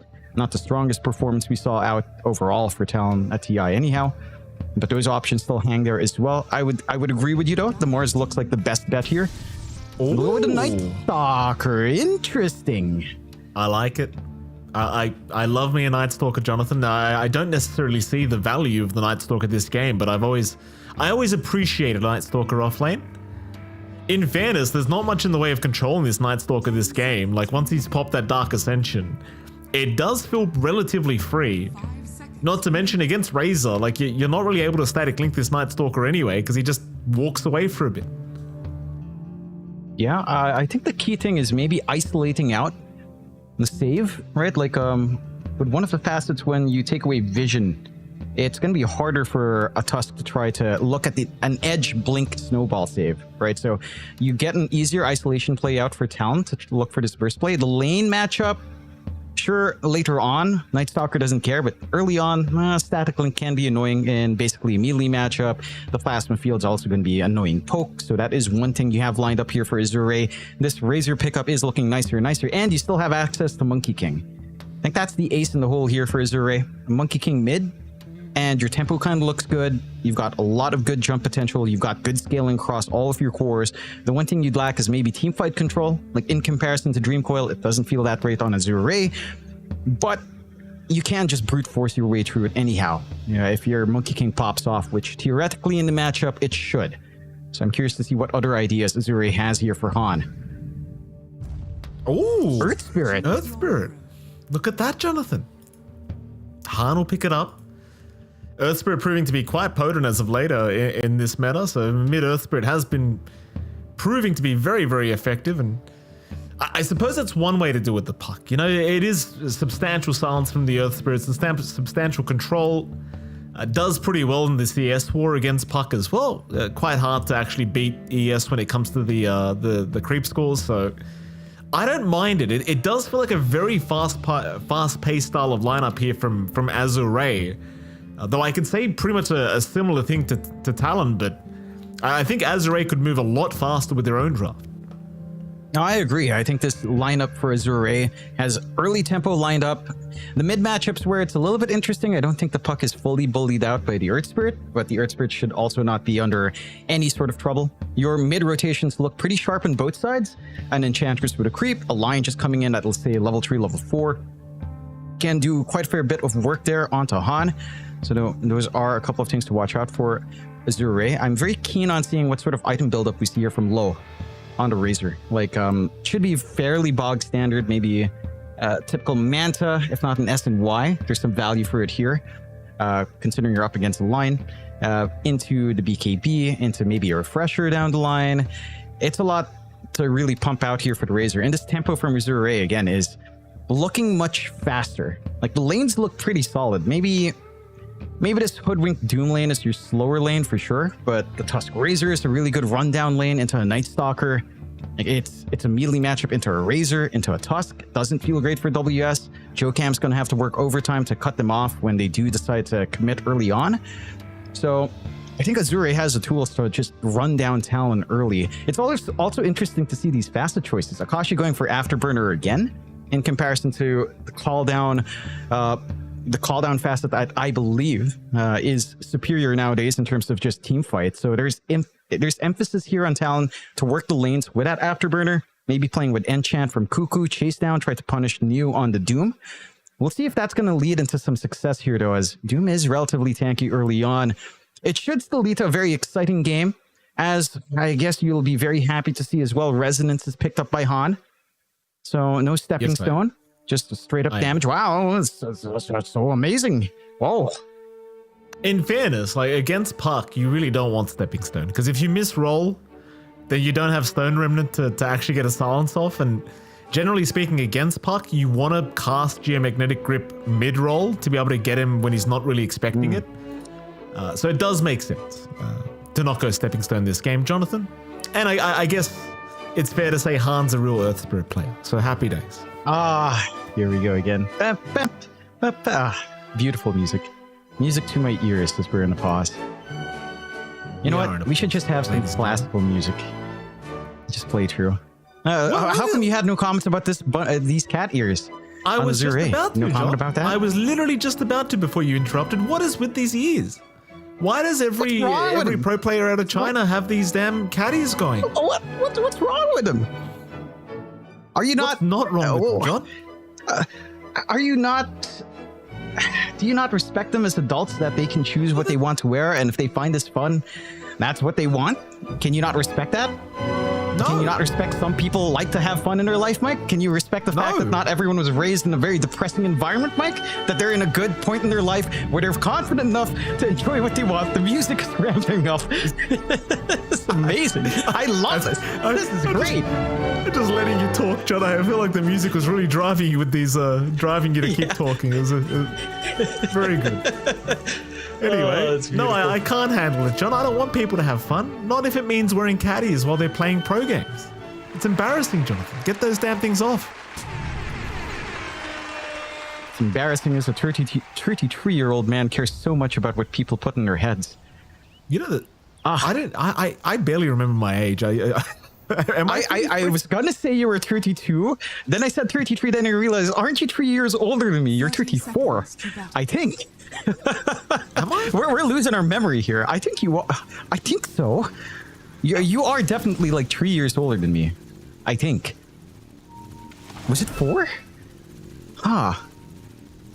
We'll never know now, Mike. We lost your birth certificate when you were born. Don't even play the laughing sounds. Wasn't worth it.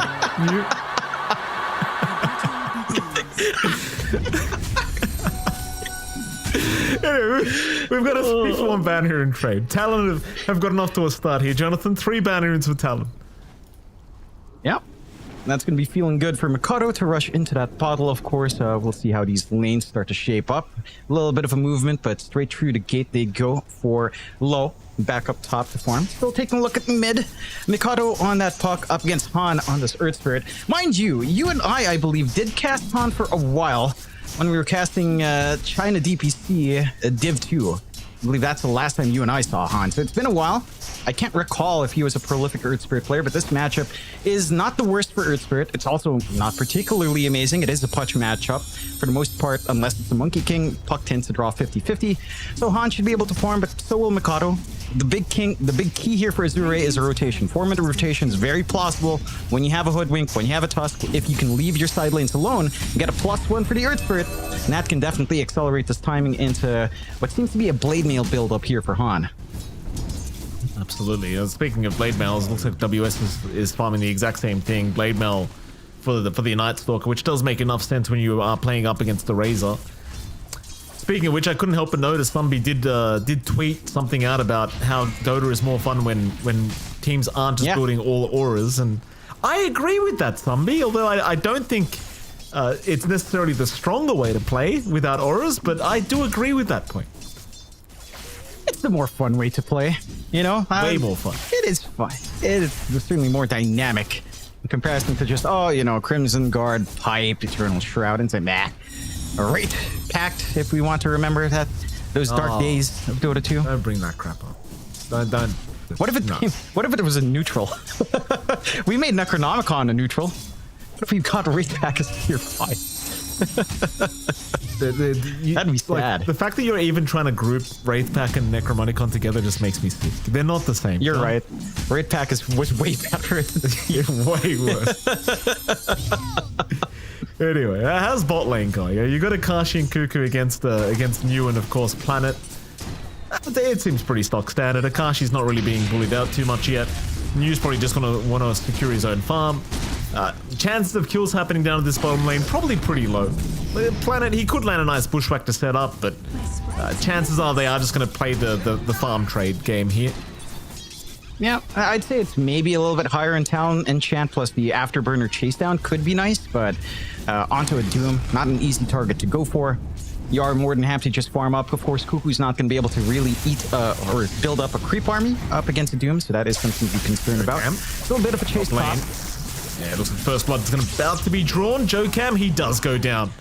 Nice pickup here by the Razor, and of course you are going to have some issues against this Razor Tusk lane, right? Because you've got the drinking buddies available on your Tusk, and it is going to mean that the gap closing with the Razor is going to be pretty damn easy. That it is, and just the laning of Night Stalker is not particularly amazing. Sure, you've got the fastest with Night Rain, starts at nighttime, longer night, shorter day, but it doesn't help you too much until maybe level 3. Heck, I'd say you're more comfy by level 4 or 5 still. So it's still going to be a rough time until that point. Good punishment out from Azure to get this nice start for low, a relatively free lane. Although WS is at least able to keep up and farm, but if they find an opportunity, it doesn't take too much to kind of tie that into a full kill. Still, no big room to make rotations. Both supports from top making their way onto mid. Only Planet making his way from bot, so you do have the numbers advantage here for Azure. Whether or not they commit, though, is a different question. Looks like just going straight out for a Water Rune denial for Mikado is going to be enough here. And it will. I wonder when Han will try to start moving across the map. Like I imagine it probably will be around that 6-minute mark when you start to see Power Rune spawning, but let's see if he does want to start to make any kind of early style of play.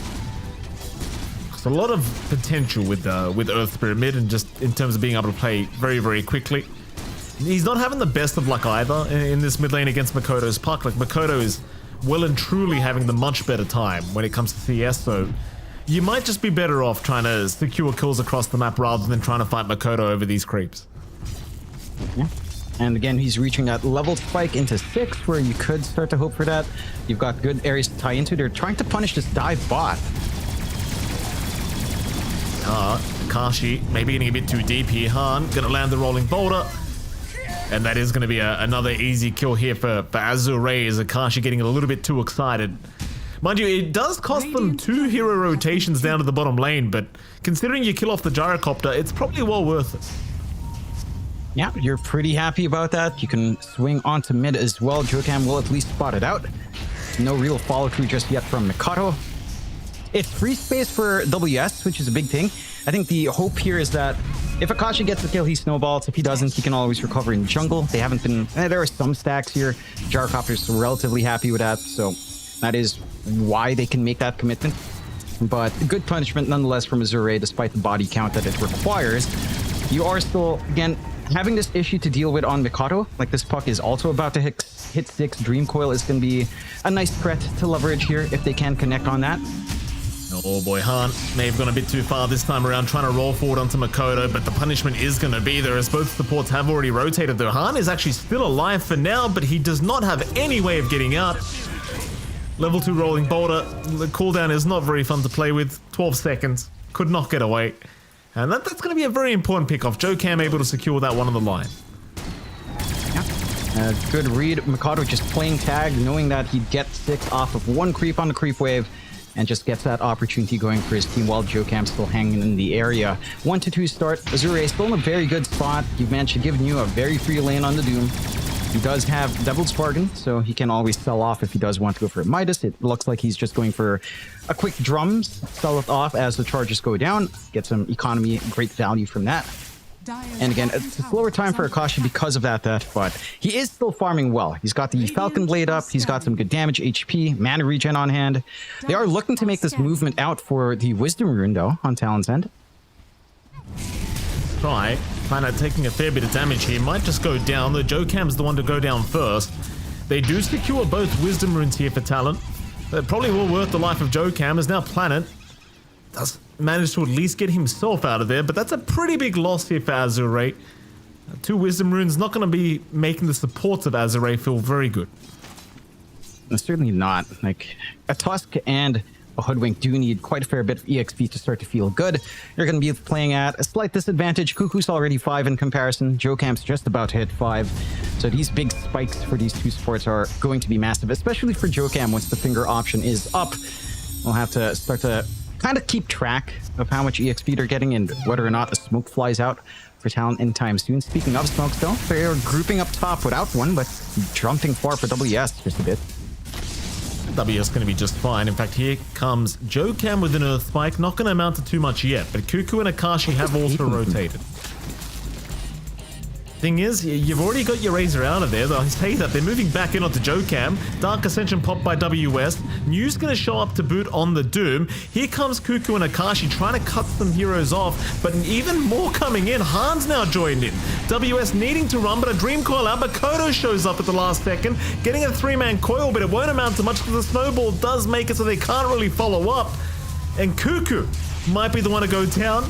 He tries to continue to run. Jokam does drop, and so does Cuckoo.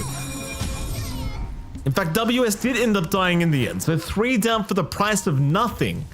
Azure able to rotate enough heroes over to win out the team fight. They had a really good ward watching the gate.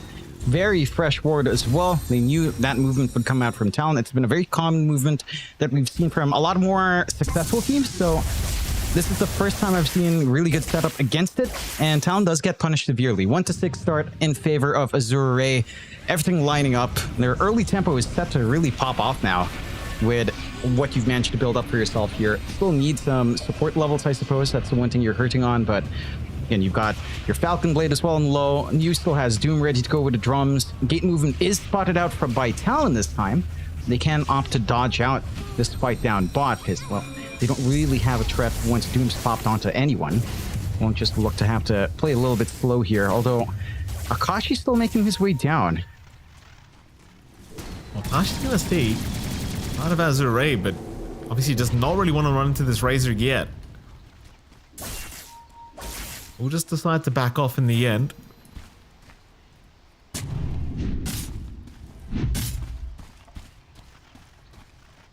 Talon already starting this game and one off on the back foot. And the thing is as well, with the draft of Azure, like getting off to a good start means the world to them because they can really get aggressive with this style of draft. Power Rune is going to spawn up top, and it's going to be a haste that Makoto will eventually be able to pick up himself. Radiant's bottom tower is under Bit of a shame as well for WS because he got off to a bit of a negative start on that Night Stalker, right? Popping the first Dark Ascension, but ends up dying anyway. Not exactly the way you like to start your game as a Night Stalker. But Azure finding the bottom tier 1 tower now, and again, they're off to a fantastic start. Like everything's going their way thus far. Yeah, nice and steady. You can't really expect tower pressure coming in here from WS up top. So tier 1 will hold for now. Big smoke coming in for Han and Planet. Even just Han committing, but WS does back off at the nick of time. Still, you do have level 6 up in Jokam, so there is a burst play you can look for. But they are, again, opting to play slower here on Talon. They respect this early spike from Azure. Let's see if WS will find an angle in, but New is a relatively tanky target. A speedy target as well with the drums up. Absolutely. Nobody being caught quite yet. WS almost at that blade mail timing now.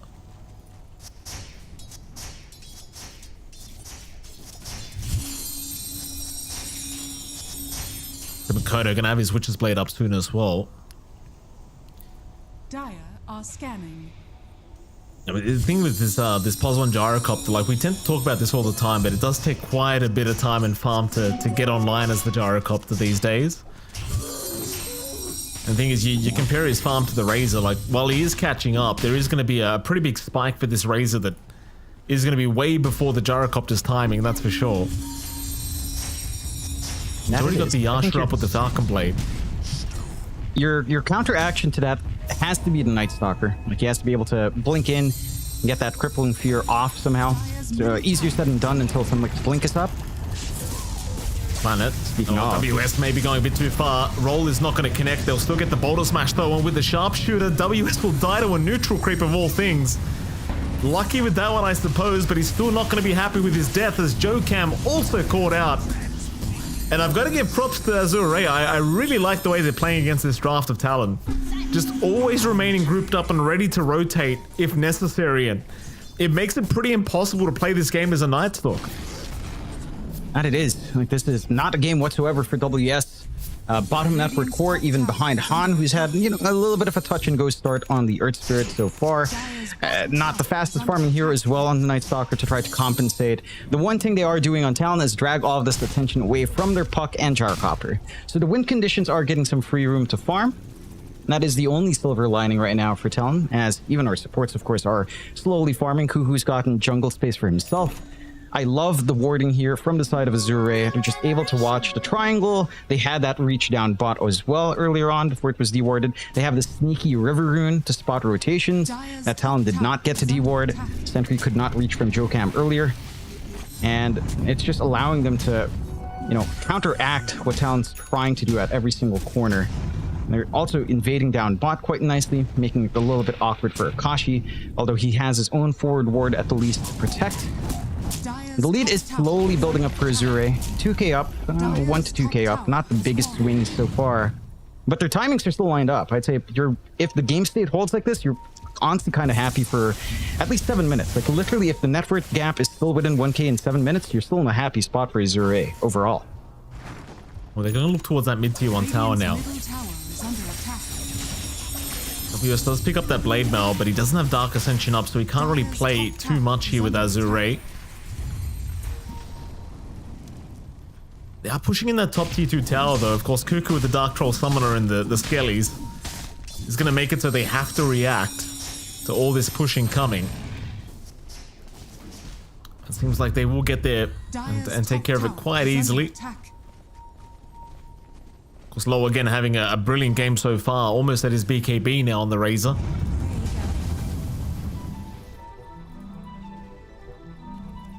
Talon, of course, in classic Talon fashion, just wanting to sit back and avoid any kind of fights for now. You are just trying to buy as much time as possible for Akashi to get to a stage where he's going to be uncontrollable. Here comes WS.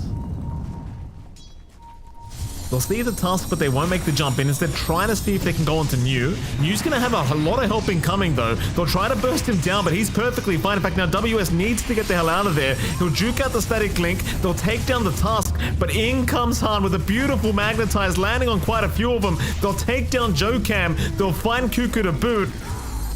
And with that, it'll be a 2-for-1 trade in favor of Azure. And you've really got to just appreciate how quickly they are rotating.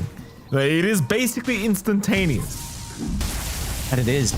Like, they just don't want Talon to try to recoup space by taking these pickoffs or keeping the game at an even state, which again, for Azure, you're in a happy spot until at least 20 minutes. By the 20-minute mark, though, that's when Azure should look to really try to press their advantage if this game stays low. Because past 20, let's say into 25, you only have a 1k lead. Talon starts to feel a little bit scary at that point. And that's when you should expect BKB, Ag's timing here for Akashi, when Mikado has his Blink, maybe his own BKB or Linken's as well to protect. And things can get maybe a bit too interesting for Azure in terms of taking these fights. Do appreciate the small things Talon's doing as well. They're constantly setting out this prospecting creep to scout out.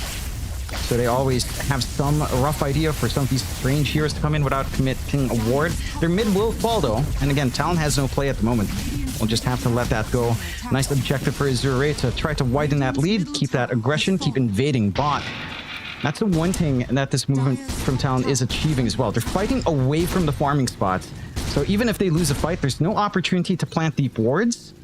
It's still giving room out for Akashi to get farm. And, you know, we were talking about WS having a pretty rough time. He's still matching the levels of Han. He's still matching even the net worth of Han at the least. And that's an Earth Spirit who does want to be up-tempo as well. So at the least, your tempo heroes are somewhat in pace here for Talon and Azure to an extent. Mid lane. They're going to find themselves Cuckoo on the edge, but Cuckoo's a pretty tanky boy. They'll turn now. Onto the task they'll go. Still here comes New. Looking for Jokam, but a lot of control here from Cuckoo with the Centaur creep. And it seems though Azure deciding better of it, will just back off, not willing to dive T2 towers quite as of yet. Keep in mind, this is a lot of space for Akashi. Like, he's almost got that BKB up now. I don't necessarily believe it's going to allow him to play with his team anyway, but he certainly could choose to get involved once the BKB is up and available. Yeah, I think the big thing is also just... What's that, John? Mm-hmm. I feel like the bigger thing is just Mikado is still... It's starting to take over in terms of net worth, right? Like, yes, he's kind of showing up a little bit more, but holding down the puck without Doom commitment is difficult at this point in the game. and he's still able to farm up. Like, he's number 1 in net worth. He's got the Parasma lined up. He's got his blink up on the puck. The puck is that earlier timing that you're kind of gunning for here on Talon. It is lining up for them so far. Looking towards that T1 top tower now, Azure. Radiant's top tower. Good scan. Mid lane, jump is there. Cuckoo again being targeted on the edge. Still pretty tanky with the overprotective Wisp. In comes Makoto now with the Dream Core, but Cuckoo is already dead. WS popping the Dark Ascension, wanting to move in, but he's pretty much alone at the moment with this initiation. The rest of his team looking to try and retreat. Han, he's going to get hexed up, but WS is still in huge trouble, and he's just dead. Han able to secure a double kill on the Earth Spirit, not dying at all. And Talon losing 2 more heroes at that. That was pretty optimistic of Talon. Even Makoto turning with the Dream Coil was... it felt like at that point already an overcommitment. At best, you burst down 1 with a finger. Beyond that, you don't really have the damage sustain to clean anyone else up. I mean, Low has his BKB. He's going to be very well protected. Maybe you can take care of Han, but he does manage to roll away. Steel Camp falls a little bit flat with the Earth Spike. And again, happy days for Azure. 2k lead, 2-11 into the 20-minute mark. They've got the tempo on their side. They are the ones making the better counter action in comparison to what Talon's been pulling out. And it's at this point where they do have to keep that pacing up. You don't want to just linger at the 2k lead at this point. You need to start shutting Talon down. You need to start crossing the river, pressure onto tier 2s, take bigger team fights, lock down this puck. I think that's the big hurting point, that Makoto hasn't died yet. I mean, you might find him now. Makoto able to blink away, but New's still on the chase, and he has the Doom available. He just needs to get within range for it. But it seems like Makoto going to be okay to retreat.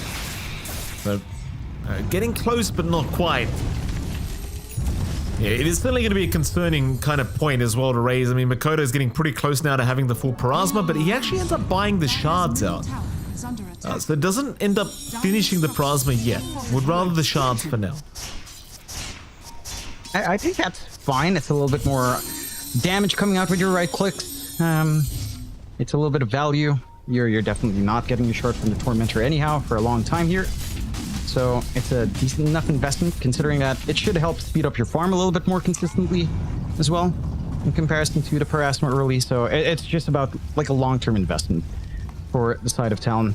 I wanted to say, you know, this kind of gameplay from Talon is actually...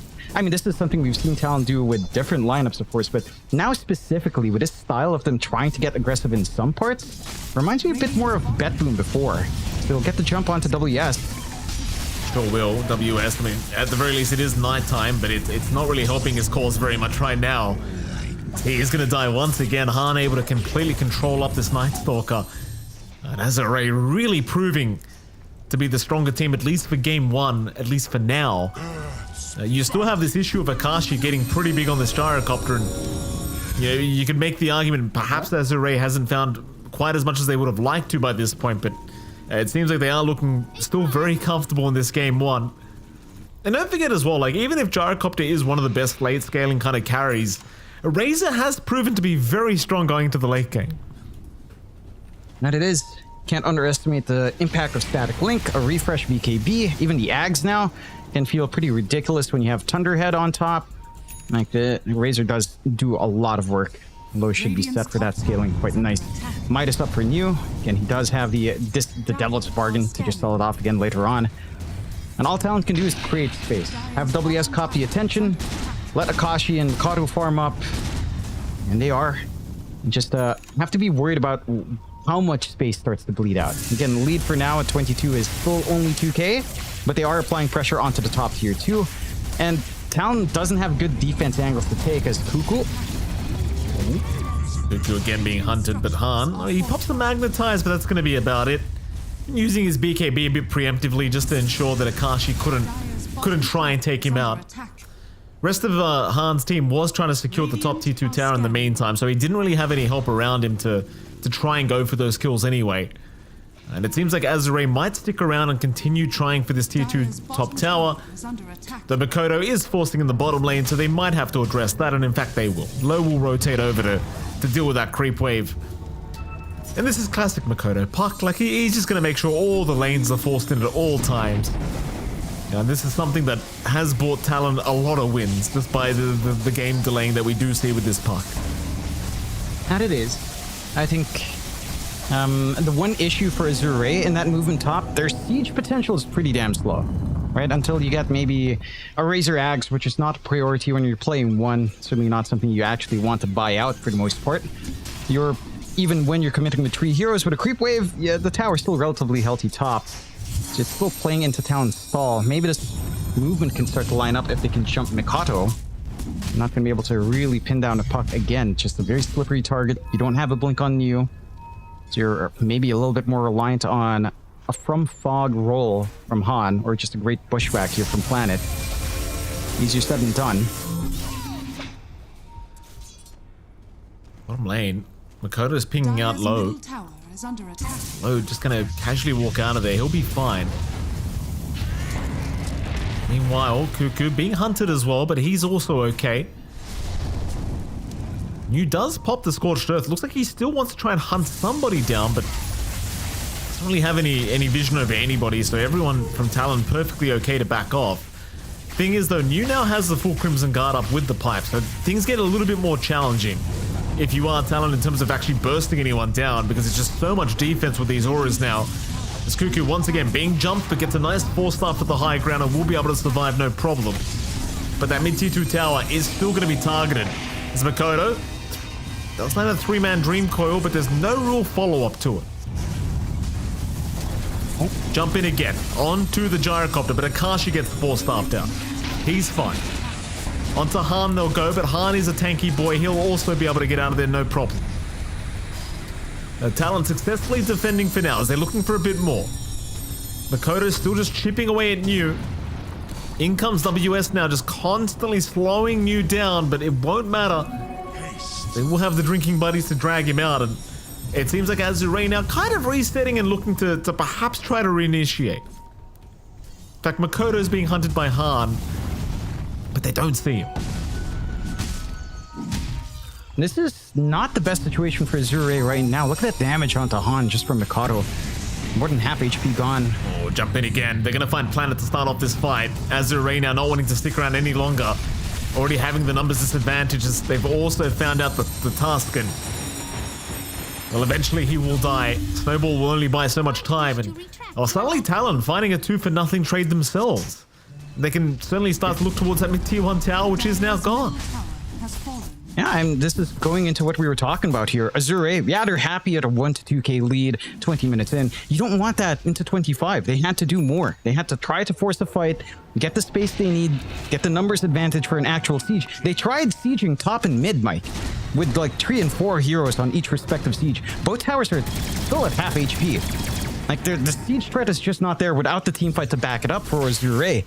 And now they lose their advantage. 3k going on to Talon, 4 to 12, despite being 4 to 12 at the moment. There is still play for the side of Azure. You know, we haven't seen big dooms at all from New. He's been very conservative with the doom usage in this game. Mainly trying to look for Mikado on the puck. But Mikado now has a full Lincoln. So you will have to be quick on your fingers to try to burst that down with a mana burn. Pop the Lincoln and hope the BKB, or hope that he doesn't dodge out for the doom. Mikado's just poking and prodding, but this is the point in the game now for Azure where if they don't manage to retake the lead or try to widen the lead by 30, then this starts to become Talon's game just a bit until the Razor really becomes farmed up here. They're desperately trying to find Makoto in that tree line. Makoto able to juke them out once again. And now Roshan is going to be started. So Azure still going to try and find something with all this time they committed. Talon, they are around if they want to try and force a fight. Roshan is actually a very slow process here for Azure. And it seems like they are going to try and force a fight here, Talon. Can't quite blame them for that choice.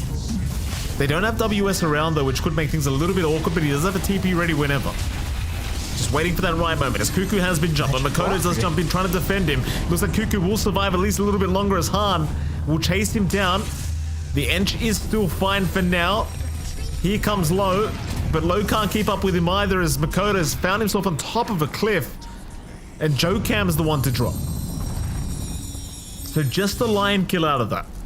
but it still does give them the numbers advantage going back into this Roshan pick. But they don't have Eye of the Storm, nor do they have... Kodo breaks the 5-man smoke, gets the Dream Coil off, takes down the Tusk. This could be a perfect initiation, but the rest of the team just wasn't close enough. So Makoto, he'll take the kill for himself, and Roshan suddenly just stops. And you're seeing the issues here for Azure. That lack of damage on towers shows up in Roshan. They don't have the damage to kill off Rosh fast enough. They pop, again, Eye of the Storm. They pop Magnetize. They only have Doom. Mew is so conservative on this Doom. At some point, you have to wonder, he should just use it. You know, again, Mikado is the big issue, but surely you get one more kill in that kind of engagement, like Jokam +1, and then you can overwhelm Rosh no matter what. Or at least, actually, it's hard to say. With respawns being so low, yeah, it's actually just hard to see these lines for Azure.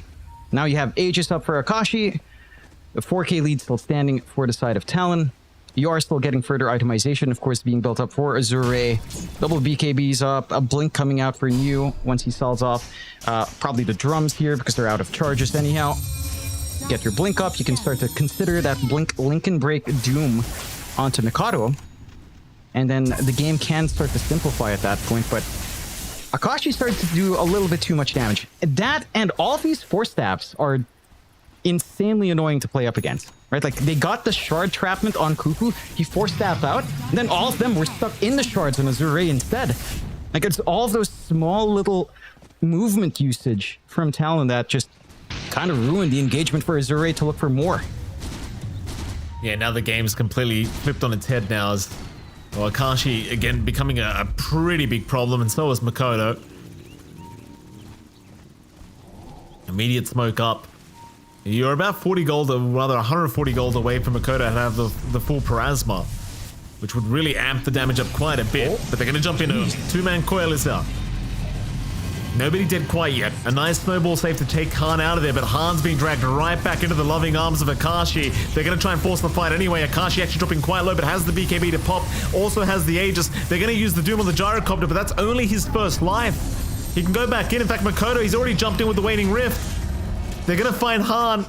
WS looking for a little bit more. Not able to catch anybody else, but still a successful style of fight here for Talon.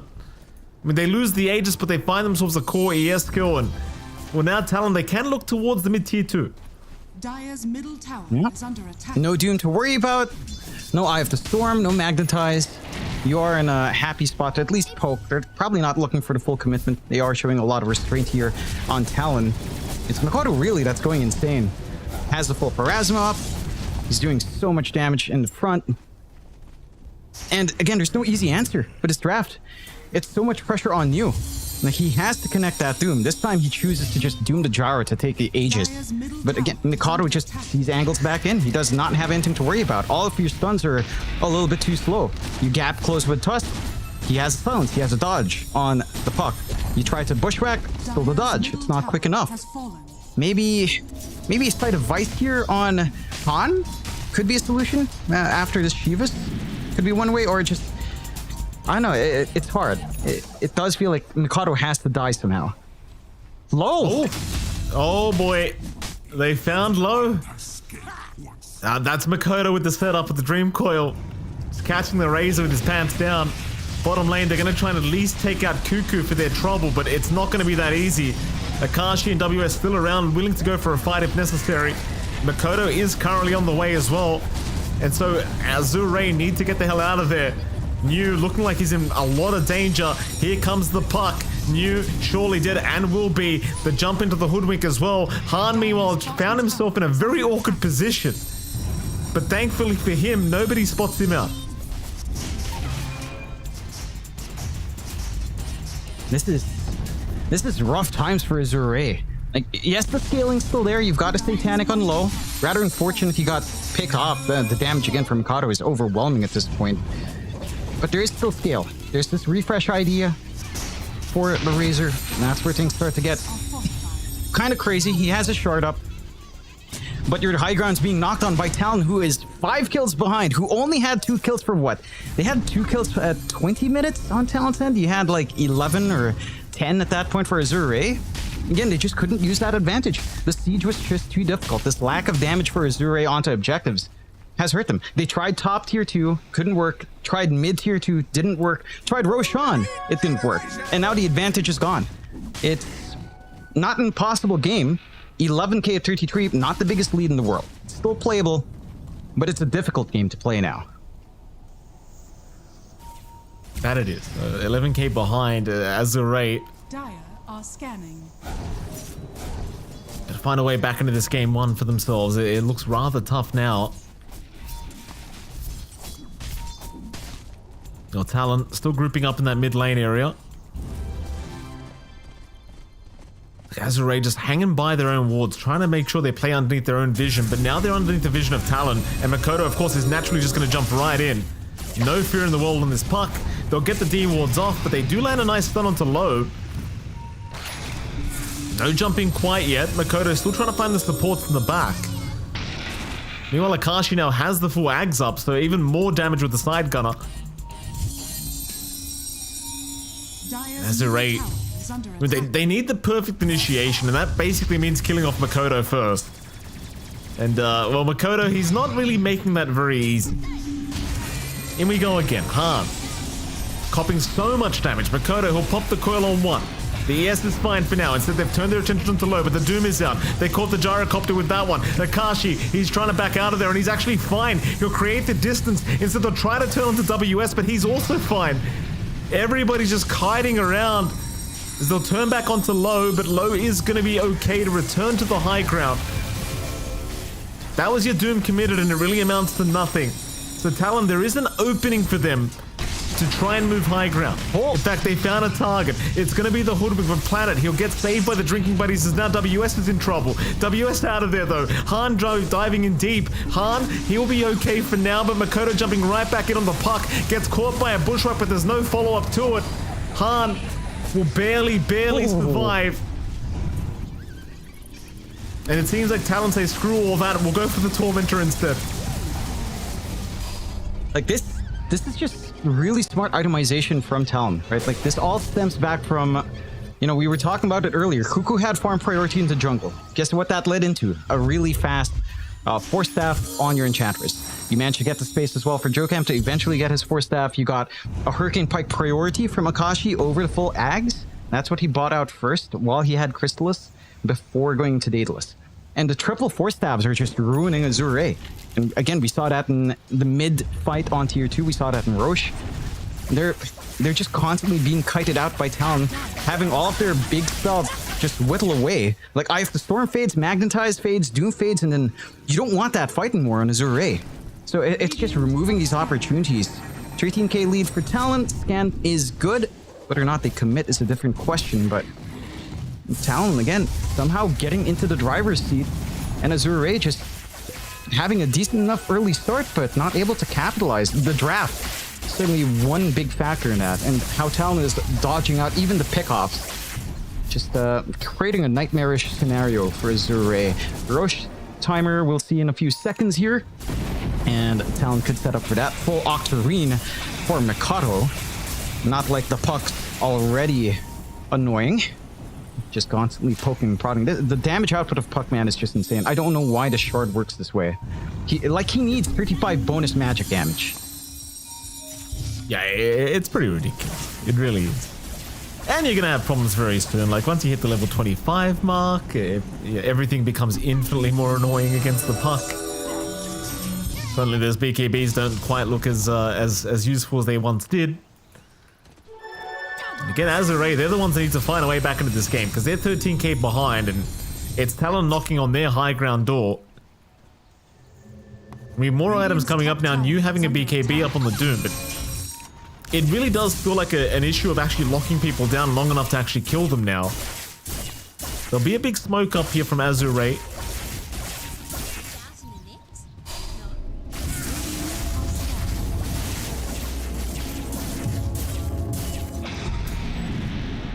Heading down towards the south of the map, but Talon are smoked up themselves now, and Roshan is available.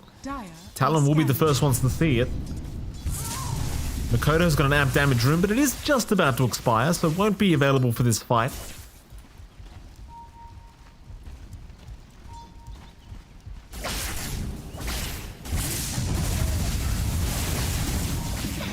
Azure still patiently waiting, just ensuring that they're around for this Roshan attempt. That's like Cuckoo trying to bait the side of Azure to jump in, but Azure will not oblige.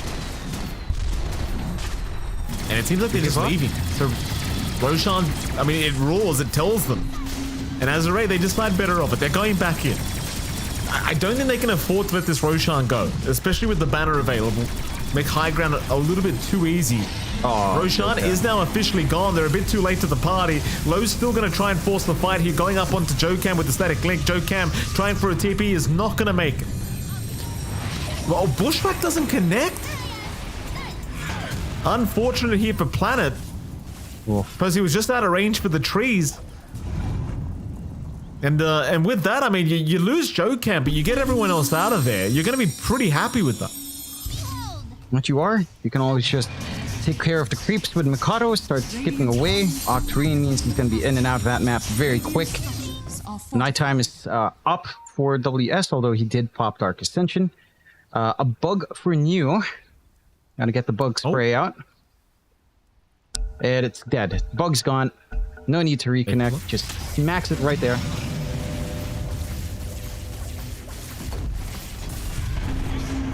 Fight maybe to break out. Makoto. Makoto's been silenced. This is the opportunity they've been waiting for. Makoto finally being doomed up. They got him this time. They got him this time. Finally finding that pesky puck. Wait, you saw how fast Han had to be with the geomagnetic grip to actually land that silence, but it does work out. And that's the big opening they need here on the side of Azure. Finally find a tier 2 of their own. Could probably go for one more. They've got the refresh up on low. Double static link, double Eye of the Storm, double BKB, even a Satanic as well. Can start to cause some issues here. But Aegis still stands for Akashi, going for a Swift Blink. So he does want to plant himself in the middle of a fight. See if that will start to pan out, as they've still got confidence in Azure to start the high ground here. Jump is there, stun is out. Akashi, though, being force stuffed out by Cuckoo, will be okay. As now Han's the one in pretty big danger, but he'll get saved by the drinking buddies.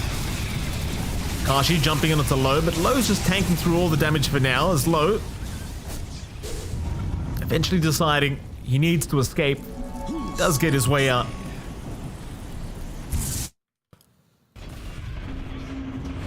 It seems like they'll have to come back another day here. I mean, Azure, they are still fighting to an Aegis of Akashi, so you do have to be pretty wary even if the puck is dead. What you do.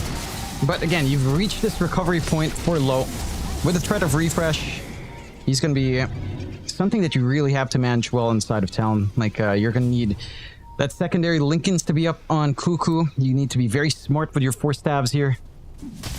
And again, like, there's still scaling left. Han trying to work onto his own Octarine, into a Yule's Wind Waker perhaps to try to get some saves. Octarine also being farmed up by New. A refresh on Doom's also going to be massive if you can find that point. Nothing like a Ags yet for Pichot for Siamese Cat. Still a ways off from even considering something like that, but eventually can start to think about that as well if this game drags any longer. 9k lead still holding for Talon, but again, at this point, 41 minutes in, it means a little bit less now. Right? Like that, this is not the end of the world for Azure, as we are seeing. The issue for Azure is just translating kills into objectives. Like, we saw Mikado die, tier 2 fall, sure. High ground, not something they can pierce at this point in game. And Talon, for their part, there is some pressure to maybe get something done with his Aegis. We'll see, they're taking the gate across with Akashi down bot here.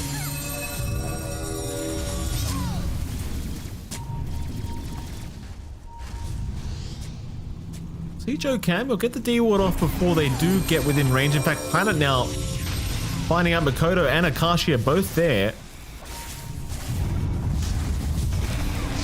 Jump is in, a nice stun, perfect earth spike coming up from Jokam to set up, though they have not actually killed anyone off quite yet. Everyone survives. WS is the one in danger now with the static link out from Low, just doing so much damage, and WS does drop. Another nice start here for Azure. They look now towards Cuckoo. They'll miss out on Makoto for now. They'll finally lose PQ on this task. There's Akashi. He'll lose his first life. Low gets within range to deal with the gyrocopter. And it seems like they might have him a secondary time. They're trying to help out with Makoto. Akashi's still in huge trouble. Being doomed up, has no way out of this. They'll just let him die. They'll leave him alone. They'll go for the rest of the team. Cuckoo still being targeted by Low. Eventually should go down.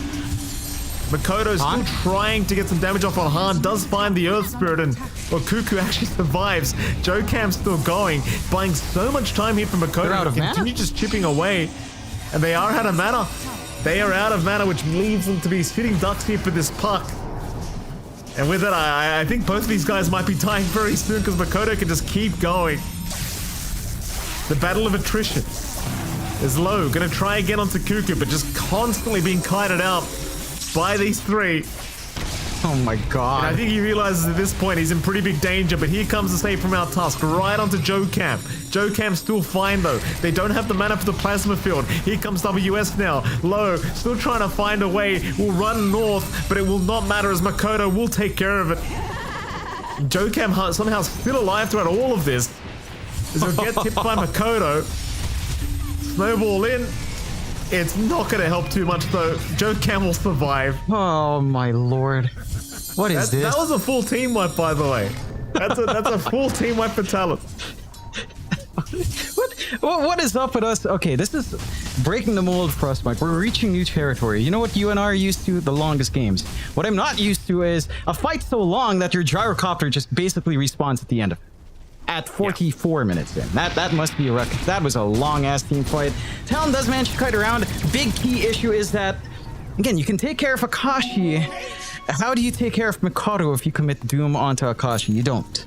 You are seeing the issues in also handling Low. Like we said, refresh on a Razor is plenty scary. There's basically been no impact here on WS, unfortunately. He is just a body to throw forward at this point, although he has been very disruptive in terms of Azure trying to look for angles in. This could be a big item pickup for the side of Azure. They've got their full Ags up on Han, so some good save potential, some good aggressive stone potential as well. Get some kickbacks, and another way to pop Lincolns. But a 14-17 game, 15k lead for Talon. Cuckoo has his own Lincolns up, so he is a very happy lad. Additional protection from the Dooms. They can stack these Lotus usage, Lincoln's usages up, and that can, again, cause some additional complications here for Zure.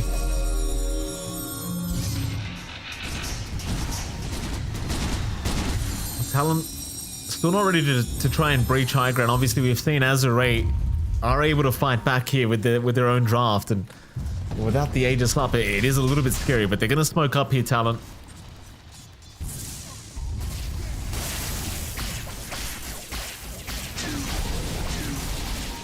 And they find themselves a target that's not quite low.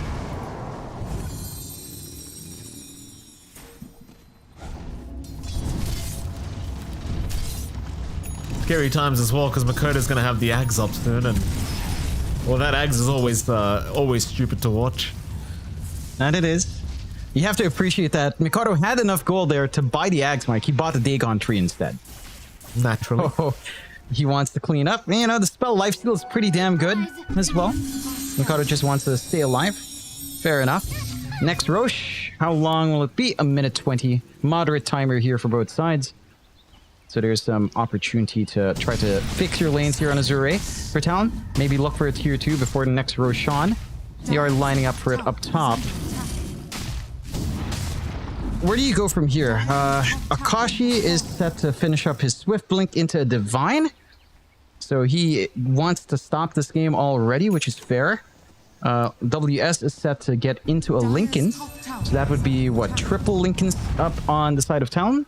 Again, if you just plop each of them one by one onto someone constantly being targeted, it's annoying. I feel like that's the one thing I can say for what Talon's doing this game. It's smart, sure. You can give them that. It's safe.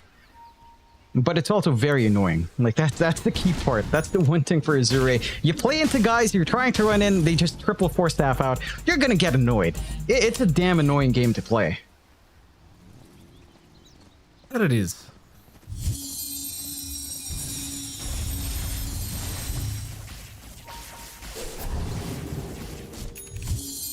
Azure grouping up mid. Smoked up is fine.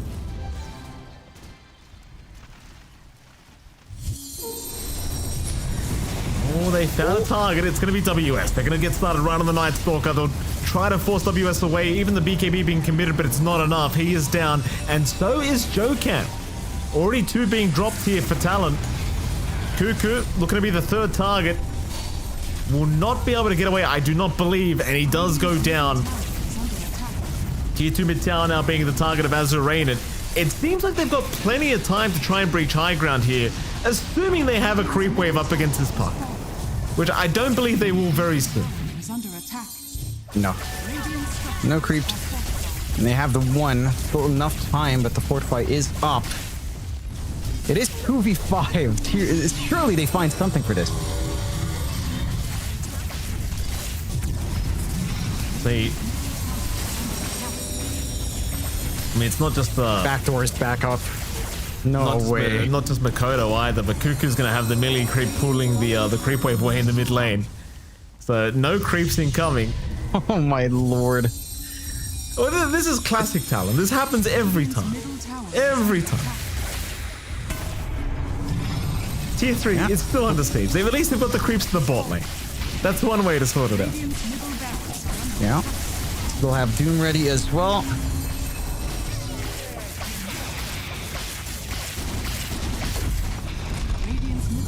They get it. There goes your mid-rank. Eventually. Very nice. Yeah. Oh man, that such a weird game. Lots of annoying stuff coming out from both sides, but that was the jump you're looking for in Azure. You break Talon apart. The response not swift. Mikado not able to jump in instantly to Dream Coil and try to play around. They'll try now though. They'll smoke up on Talon's end. Doom still available for new, and at least 1 set of spells for low. So see if Talon this time finds the opening. Oh, the jump is there. Akashi already finding a couple targets. There goes your task. For now, the Razor is alive, but for how long? Han did manage to save with the Enchant Remnant himself. Meanwhile, though, WS looking for more, does find himself an Earth Spirit, so Han in big danger, does go down. A great start of this fight here for Talon, as they can look towards Low now. Low's the big target. Caves are around, though. Again, the Tusk buying plenty of space as they are continuing to try and chase down this Razor, but he's just a bit too tanky of a target. And suddenly Talon are the ones now looking at high ground. Though they don't have a creep wave through the mid lane, but they've got one up top. Yeah. They won't commit, however. Nah. It's still risky. You know Doom's still up. You know there's a lot of things that can go wrong. You respect the fact that the Earth Spirit probably has buyback as well. They could gun for Roshan. Topside Roche during nighttime here has the free Ag's Blessing on hand, which would be massive for Mikado to find at this point. And it looks like they'll make their way right there. Side of Azure looking instead to keep applying that pressure mid, maybe try to jump Mikado. And that could just ruin Talon. Does have buyback rolled if he does die, but maybe a little bit optimistic in that one too.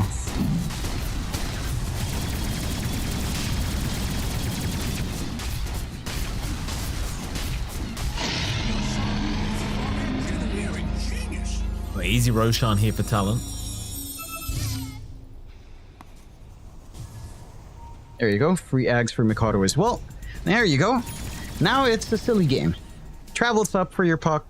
Even if they lose a team fight, if Mikado is alive, he will just travel around and, well, block the creep waves. There's the refresh for new. Double Doom is set to go. Very important. You need to Doom up Akashi and you need to Doom up Mikado. Ideally. You've got the tools to do so now. Just need to execute. We've seen Azure pull it off before. A good smoke here. And it is Azure. Gonna see Cuckoo again, but he's a big, big boy to try and take down.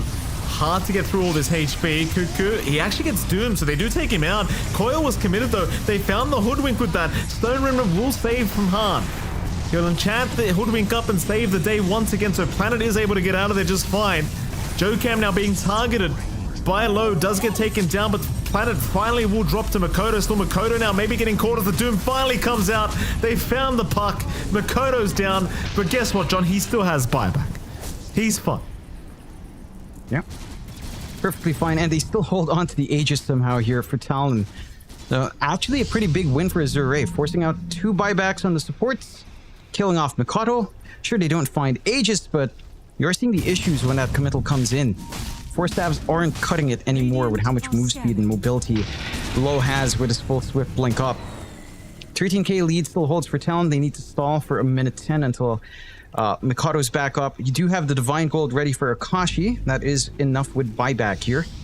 It has the Sacred Relic staying locked in his backpack. So you have this physical burst lined up. But it's kind of all in now for Talon. I think they can sense this game starting to get very challenging, you know. And Razor late game, with all of this itemization, is a massive nuisance. The saves coming out from Han. It's causing a lot of issues. Double Doom causing a hell lot of issues here as well. And I do think as this game simplifies into, say, 60 minutes, Azure Ray actually do have the advantage. Their saves are much more consistent. Their scaling is there. Their damage from the Razor is nice. And your ultimate teamfight control is still superior to Talon if they're not careful. WS caught, is able to force stuff away once again. Jokam this time saving the day. Tan not able to keep up. We'll have to watch them walk out.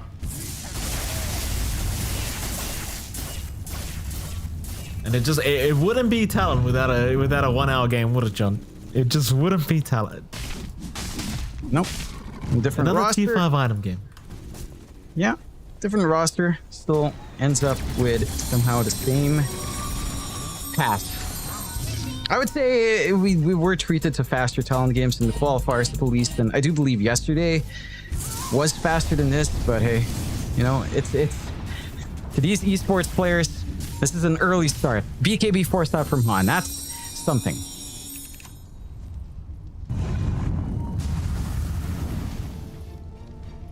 Oh, there's still got a minute 40 on the Aegis for Akashi. Divine Rapier is already in his backpack. He just hasn't unlocked the Sacred Relic. So Akashi's ready with a Divine if he needs it. He's actually got almost enough gold for a secondary Divine if he really wants. And well, with that, Talon back to the retreat. It looks like this Aegis will amount to absolutely nothing.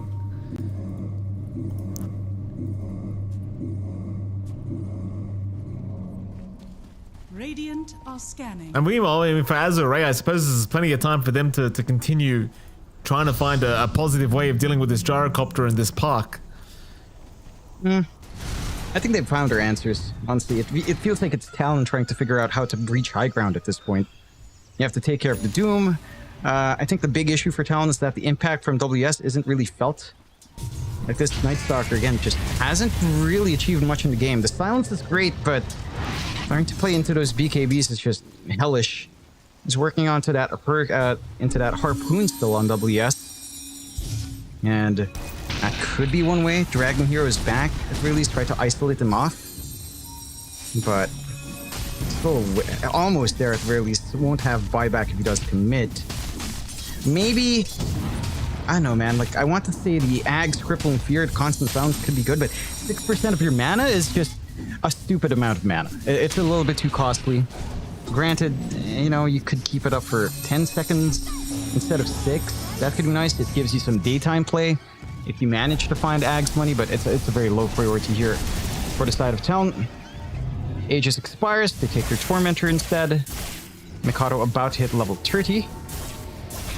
So he will have pretty much everything you could ask for. A little bit more damage, a little bit more in the Waning Rift as well.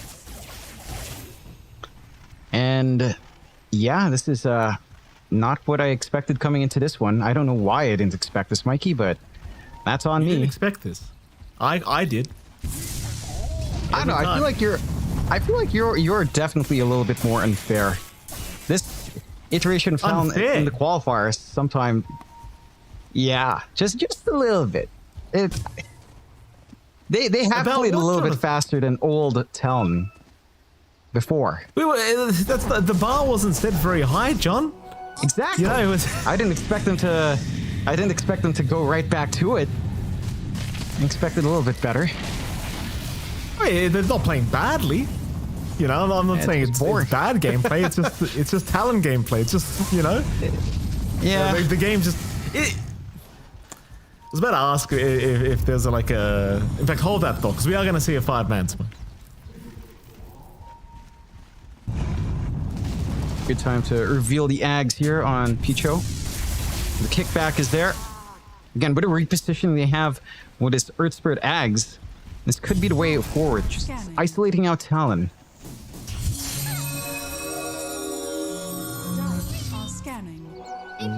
Where the heck will Akashi fit Lincoln's here? All right, when the heck will he use his Divine?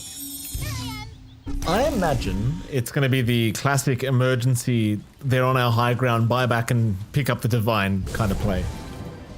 Or it's a we wipe them, let's go high ground and finish the game kind of Divine. It's one of those two.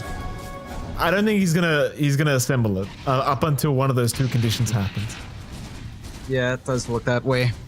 He still has the Ag's Blessing, I suppose, so still has that slot free. Overwhelming Blink up now for Mikado. I feel like at this point, maybe you start to consider letting go of the Dagon. The lifesteal is useful. A minute and a half until we see a tier 5s. If that will actually lead to the end of the game, who knows? But again, a very fascinating game. Talon's still in control, but having issues with a team fight, and that means they can't commit onto the high ground. Azure having better times in fights, having issues catching people one by one if they're not fully committed. And even then, they've also had early on damage issues onto the objectives, which shouldn't be an issue any longer at the least. A very fast Roshan, 20 seconds off. Gonna be a nice spawn for Azure as it should head bot for a few more seconds here.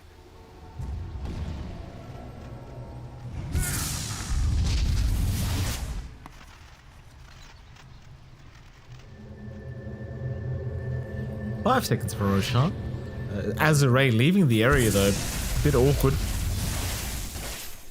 So looking up top. And Talon immediately moving down towards the bottom side of the map, just dealing with that creep wave. Dark Ascension was committed by WS. Not gonna find too much with it apart from maybe some vision.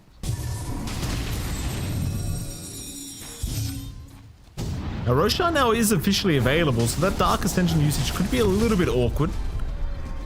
Because Roshan is now shifting towards the top left corner of the map, but we do have tier 5 items naturally, so I suppose that's probably why he popped the Dark Ascension in the first place, just get that farm going ASAP and just make sure your team remains safe. There's a Giant's Ring to get started here for New. That's going to be a very big doom. Love it. Look at that. That is great model scaling. Yeah, New is officially 6 feet now. Very happy. Happy days for New. Everyone else is like 5'11". Oh, absolutely. That 1 inch makes that big of a difference right there. That's how it feels like. What do we have for Talon? They've got Mirror Shield for Akashi. So Lincoln's plus Mirror Shield, you're feeling pretty good. Heck, if they actually amass somehow multiple... Oh god, it's even worse. They have 2 Force Boots. Cuckoo and WS. My lord, what is this? No, Force Boots are so broken as a neutral item, honestly. They're so good. Here we go. Roshan style. Another mirror. Wait, no way. Talon got 2 Force Boots and 3 Mirror Shields. Are you kidding me? What the hell is that? What do you mean? It's pretty good if you ask me. Wait. Did Planet actually got Unwavering Condition? Holy. He did. Yes, he did. I mean, it makes sense against this Makoto puck, I think. Yeah, but then the gyro just bursts you down, I guess. Yeah. It's the one trade-off. Something tells me they're a lot more worried about the puck right now, isn't you? We'll get jumped. Makoto, though, he's been caught. They'll get the doom off onto the puck. And Makoto eventually will just be forced to die slowly but surely. As he is gone, but he does, of course, have buyback available. Question is, does he want to commit it? Answer is probably no, but this Roshan is going to be pretty important. As Akashi has been spotted. Han going to force a BKB out of him. They could not get within range for a Walrus Punch though here, as the blink was on cooldown. for PQ, so it's time to go back towards Roshan Pitten. This Roshan will go Azure's way. 100% has to. And be able to find it nice and quick. Talon, again, Mikado kind of going far forward, does get punished. Feels confident enough with a Mirror Shield plus the Linken's, but does manage to get silenced up. You don't manage to control this Earth Spirit, you are still in trouble as the puck is still threat. Roche will go. I wonder what Jokan will try to do with this illusion. Nothing as it dies. So you'll get your Aegis, your banner, and a free Ags lined up for his top. WS has tried to push up top though. He gets a bit of damage onto that bot T3 tower, but nothing to write home about. Is New now chasing down, trying to see if he can find anyone, but does not quite. And WS is just raiding the top T3 tower. You know, I appreciate that, WS. I really do. If there's one thing Talon does better than anybody, it's find ways to buy time. That they do. Let's see, we've got Cuckoo with an MKB now on our entry. Oh, WS. There's the Divine up. The Divine available now. WS is being chased down by New. They've got the Doom available. Of course, they've got to find a way to break the Linken's first, though. And WS is increasingly hard to catch because of those damn force boots up. BKB popped and he's just out of there. You gotta love it. You gotta love seeing that. And knowing that they have 2 force boots, 3 force stabs, and how many Linken's and so many Mirror Shields. This is a very tricky puzzle to solve for Azure. Like, again, their best hope is just flip Mikado with a silence, throw everything you have at him, pierce through that Linken's and the Mirror Shield, and then you're happy, right? Like, he dies. But it's easier said than done. Mikado has to overcommit. And somehow, even with the Aegis, Azure are stuck in the high ground. They are shoved in by a puck, as it tends to happen.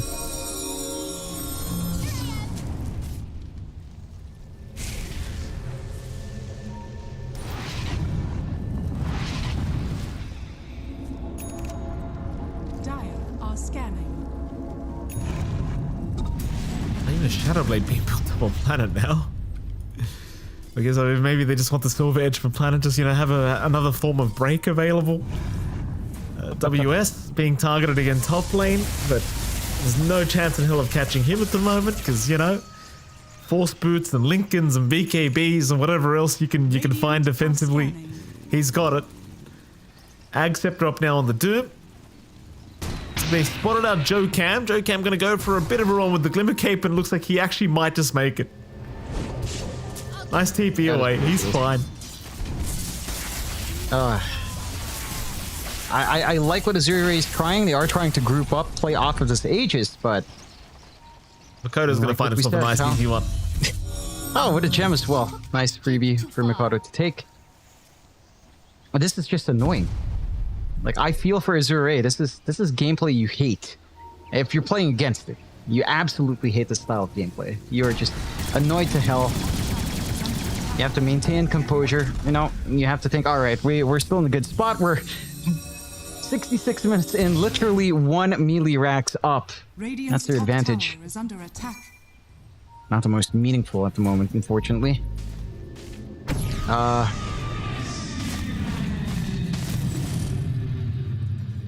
Where do we go now?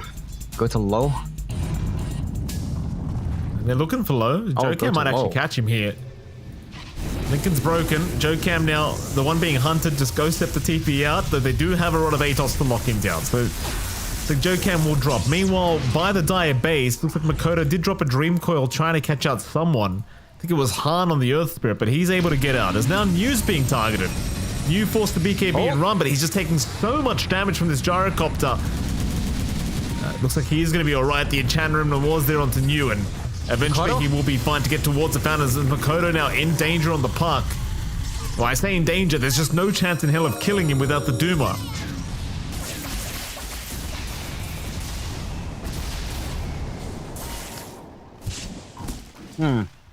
Let's think about how to end this game.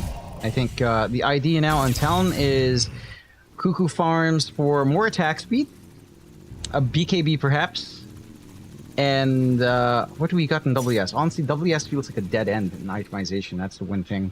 Night Stalker just doesn't feel like it's scaling. Oh, they're gonna find planet. Another gem back. Left on the ground. Courier's coming in. I don't know if the Courier's gonna take it. Anymore. Nothing else is happening. Oh, they took the gem. They took the gem. Oh, WS, what a play. The Courier, is he? No, he's not. He's gonna go for the rack. Oh, no, he's not that insane. Go on, WS. Go, hit the racks, WS. Come on, do us a favor. Do us a favor. There you go. Thank you, WS. I appreciate it, sir. Man. 19 to 25. That could be worse. We could be 8 to 9 at 40 minutes. Never forget. I will never let that forget. And when I see the former Polaris voice again, I will mention that. Heck, I should mention it whenever I see Natsumi and Kuyabumi. Mid lane. Jump out onto the Doom, but it won't matter.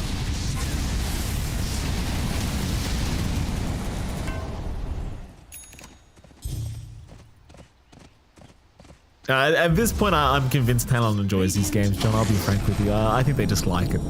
I think they like it. I think it's important to enjoy everything you do, Michael Phoenix. Are you enjoying yourself right now, John? Yeah, I get to spend time with my best friend. You know, I'm like working a cool tournament. We've got a great producer in the background with all the soundboards that are not relevant in this scenario. Do not press the buttons. Okay, press the button. Yeah, that one we'll accept. The question you should ask is, does Azure enjoy this kind of gameplay? Because it's a different roster, but these are the maniacs who went, a 6R series with G2IG back in the day. Yes, I was there, John. You were there too. We know. We were there. Oh. Yeah, we were casting that game too. Oh, that's right. See, I almost forgot because it was so long ago. It's been a year. No, it's been 2 years now with this game running too.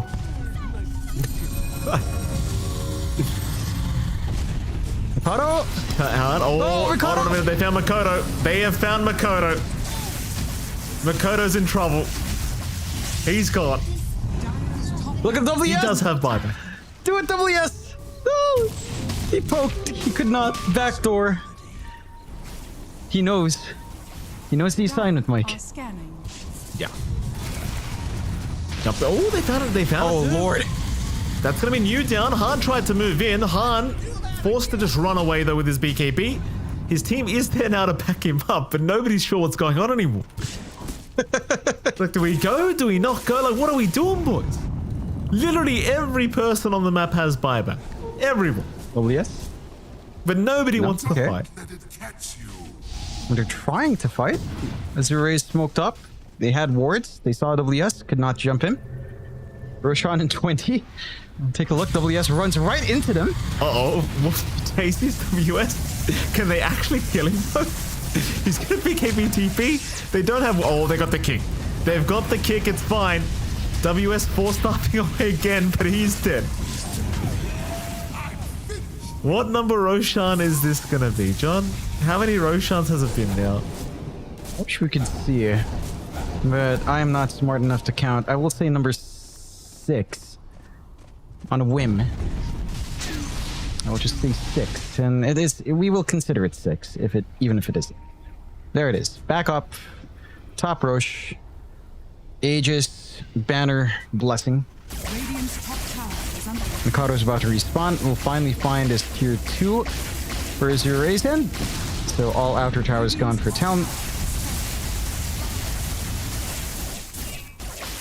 What other fun things can we do in this game? And Cuckoo... Yeah, like what silly things can we get up to here?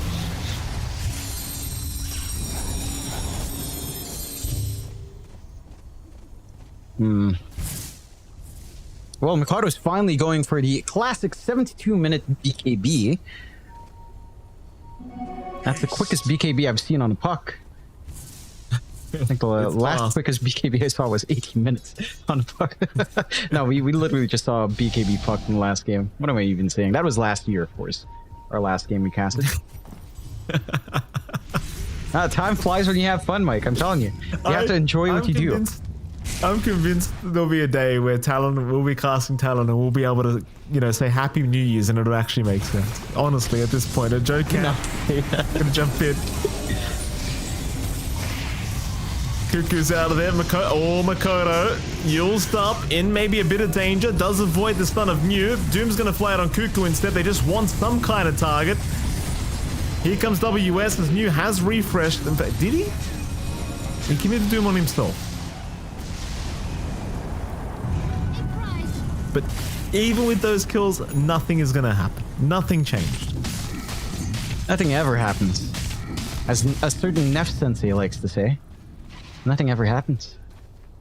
WS was looking for an opportunity on high ground. Of course, it's a little bit silly. There's no creep wave, so he just goes back farming. For what? WS is going divine. He's going. He has the divine swift blink queued up with a desolator. WS has literally had enough of this game. He wants to hit objectives and, you know, move on. He's all alone in his dingy room, wherever they set him up. He runs in. Jump is there. They're gonna find flat for a moment. Makoto, meanwhile, getting chased down here by Low. Dreamcore committed. Low still happy to fight as now they're chasing down WS instead on the Night Stalker. They do get a bushwhack off, but WS just continues to run away. Meanwhile, Low's been left alone. Low, he'll pop his Satanic and try to heal up. And he will be alright for now. And nobody's dead. Nothing ever happened. Middle barracks are under attack. Whoa. Mid-Rax was being poked by the creep wave. That's where the melee Rax advantage kicks in.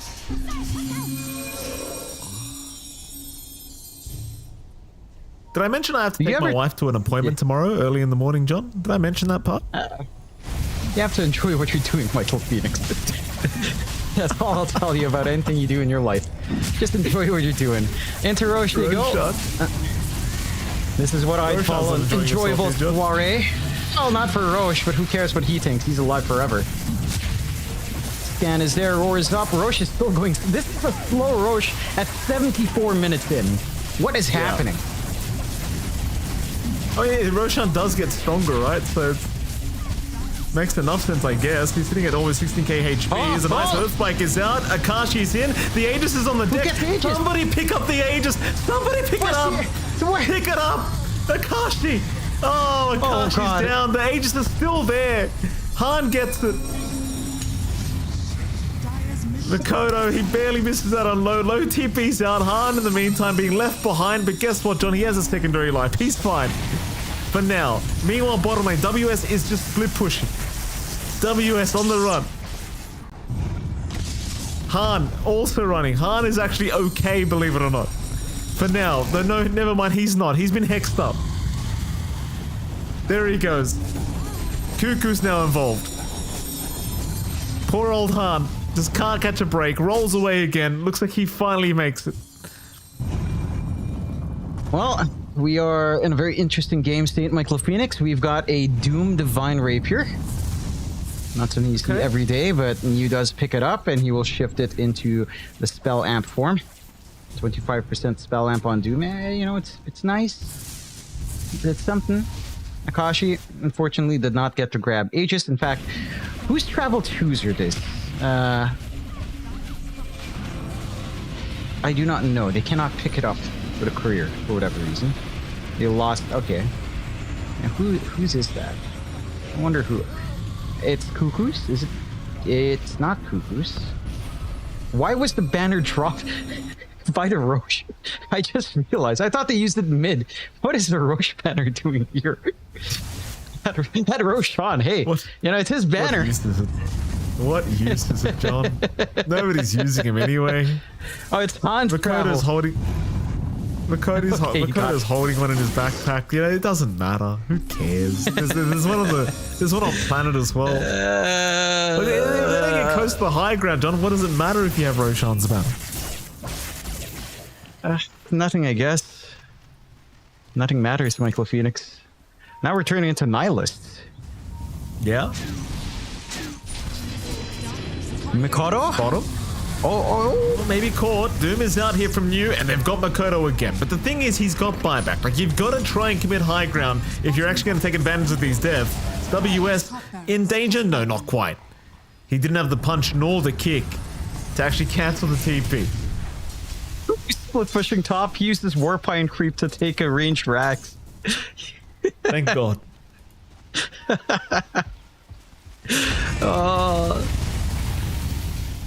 Oh Lord, this is a game. Now we're gaming. Let's think about the possibilities here, Mike. Try to follow here, right? Swift Blink Lion. How about that? Is that an idea? Let's go, Cam. Running. Oh. TP away. Does he make it? Oh, yes, he does. The Yules from you not gonna just stop standing so excited. Oh, really? Joe, Cam. Oh.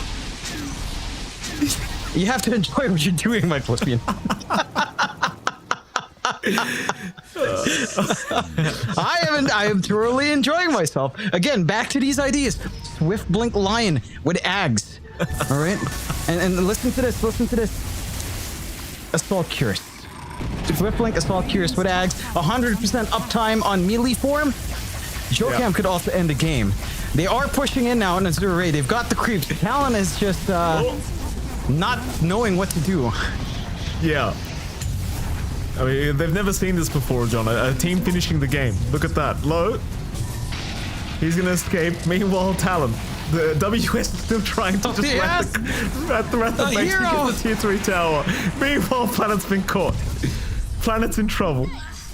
WS got a tier 3 tower. So, that's huge. WS.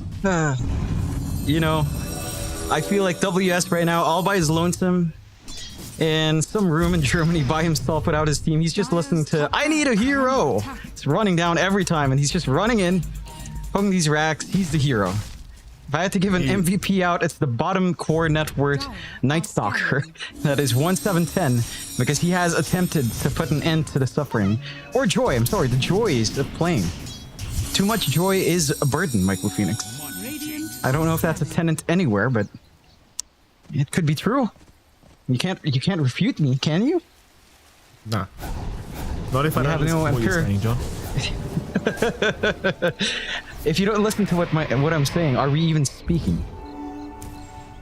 Well, no, we're not speaking. You're speaking, John.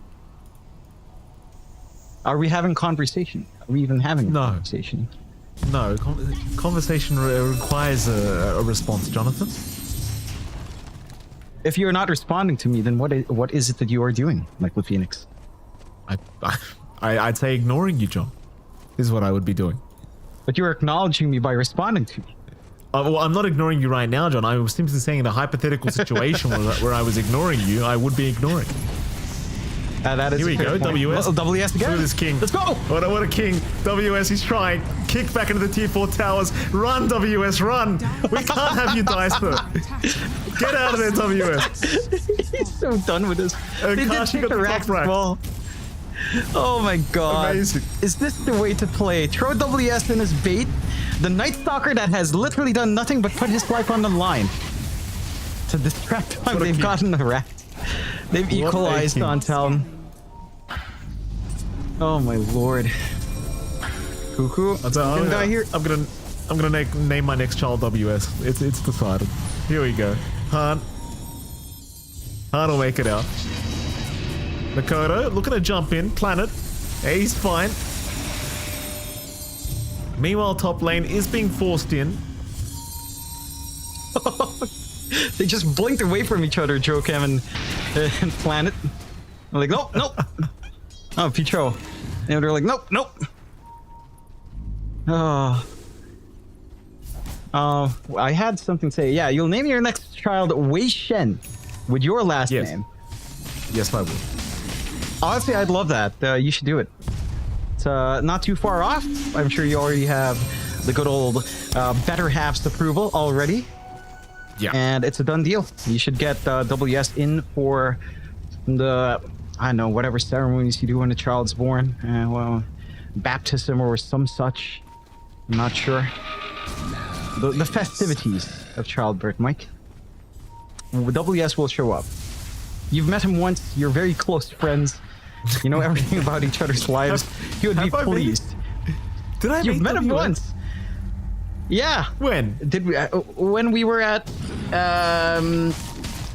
what were we at? Oh, the Chinese and restaurant. let me. Yes. Predator, as you know, they are also a sponsor here, and the Predator event. No, in Manila. fairness, I didn't really speak to WS at all. We sat on different tables, John. The players did not want to borrow of us. Look, they don't need to know that you're close. Oh, As WS does it again. What a king. Go WS, you're But doing it, sir. Oh no, he's been caught. But we're in trouble, John. Run, WS, run. Meanwhile, towards the south, New's actually in big trouble. New does go down. Akashi, he's found one low. Still man fighting though. Takes down the gyrocopter. Another divine rapier. In fact, two of them on the deck. Nobody wants them. Someone take it. Nobody wants Cuckoo. divine rapiers anymore. Someone, anyone, please. Cuckoo, take him. Look. Where's go, Master Cuckoo. Cuckoo? Let's There go, we Cuckoo. Oh.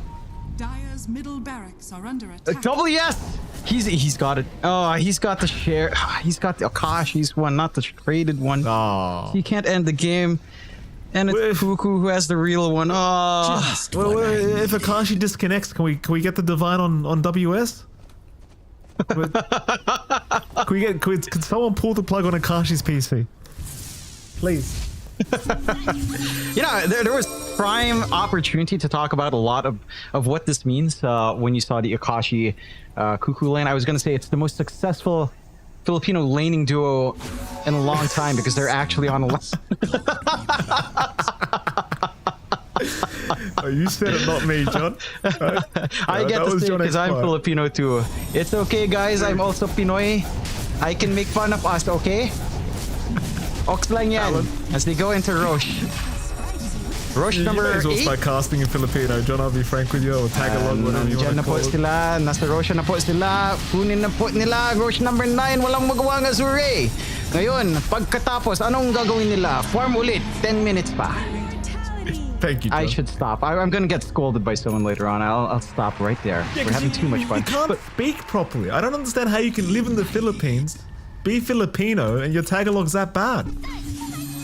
You know, all my classmates thought I was half American. So, from You're not American? 3rd grade. I'm just a fake American, Mike. I don't do howdy. I've never had a Texan barbecue. I haven't had fried Mars bars. It's a sad reality, you know, having the American accent without the American joy. It's just not right. That's why a lot of the NA players, they commiserate with us, Mikey. That's right. I'm a lost sheep drawn away from the flock, as they would say. Double divine rapiers now on Akashi. Does it matter? I don't know. Surely Probably it does. What are the chances that this becomes the longest best of 2 of all time into the next game? Don't. You know the worst part? I haven't ate yet. The whole day. I haven't ate once. How did you not? Because I'm trying to lose some weight, right? And I'm on this the 1 meal a day kind of thing. You know those diets, but we're 1 meal a working. day. Yeah, but we're working, Mikey. We're working. I thought, we'll finish today. I'll go eat and go to sleep. That's what I thought. Then I found out we were casting talent. Here we go. Planet's in trouble. Makoto, he'll get a dream call off. Planet is surely just gonna die, but apparently he survives on 70 HP for now, but not for long. He's gone. In we go for more. There's a nice enchantment from New, saving the day now for now, but Makoto looking to go after the Earth Spirit. Han is fine. Instead, they're going to try and focus onto the Razor. Cuckoo's actually doing a hell of a lot of damage as well on this hench, as they'll go for the Rax. The creeps are here, John. Bot Rax is gone. Oh, Akashi, there you go, sir. That's the way. That's what we needed. Megas are officially up now. 86 minutes in. They get the task as well. Buyback is there. 4 versus 5. Can they finish this game here, Talon? Are they really going to back off after securing Megas? I think the answer might just be yes, but Makoto, he's going to jump back in. New was the target, but he's fine. Meanwhile, Low trying to move back in onto the gyrocopter. Gets a static link off, but it's broken immediately. Cuckoo, look at Cuckoo. The master. He does it himself. WS takes down the Razor. Low will buy it back. Han trying to roll out. Makoto, he'll get caught by the stun of the roll, but it's 3v5. It's got to be over. They'll get the Aegis off Cuckoo. Meanwhile, Han will roll in. Earth spikes are out. Cuckoo's the real carry now, ladies and gentlemen. He's had enough. Oh, they will find the tusk one more time. That's a dieback. That's got to be into this game, surely, as low has also been called. GG's called. They have had enough, and yeah, that's my face as well. Like, that's my face as well. Don't. What are you laughing about, boys? What are you? What's so funny? What is so just funny? like, it's over.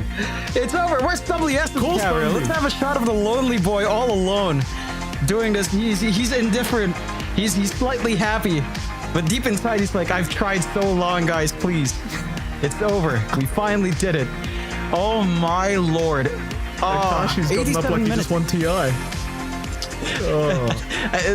The funniest thing is they were behind on kills for Talon. They end the game still 1 kill behind on Azure. And I mean, props to Talon, right? Like, you got to give props. They were very smart early on. Sure, it's a slow style, but you know, Cuckoo was farming up all the camps for the sports staff build up, and then when they tried to commit on the side of Azure, the triple force stabs come in, double Lincoln stop, and then you get into what, triple Hurricane force boots with double mirror shields. Like, that is just a really, really unfortunate late game scenario for Azure to have to deal with all of those tier 5 items, to have the exact items you need on Talon. That is painful. Talon has delivered 100% on why Puck is a big nuisance hero. Of course, you're seeing it again from Mikado. I think that's going to get banned next game. The important thing for everyone is that you enjoy what you're doing. I enjoy that game, like with it. I'm hoping Azure found a way to enjoy that game, because they need to refresh themselves into this game too. So do I, John. We're going to head off to a short break, and right after that break, we'll be back with a long game between Talon and Azure. We'll see you all again very soon.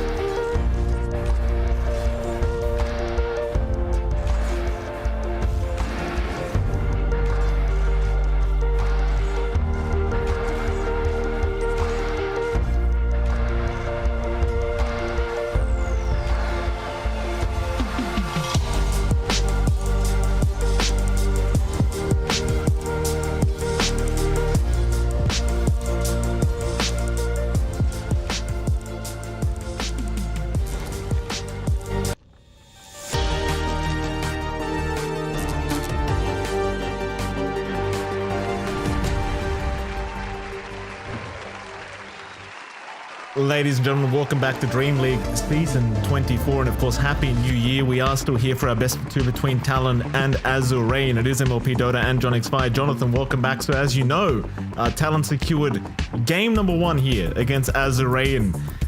In fashion, game 2, I can only imagine what you think Azurain are going to change up here for this second game to give themselves a good chance at forcing a draw.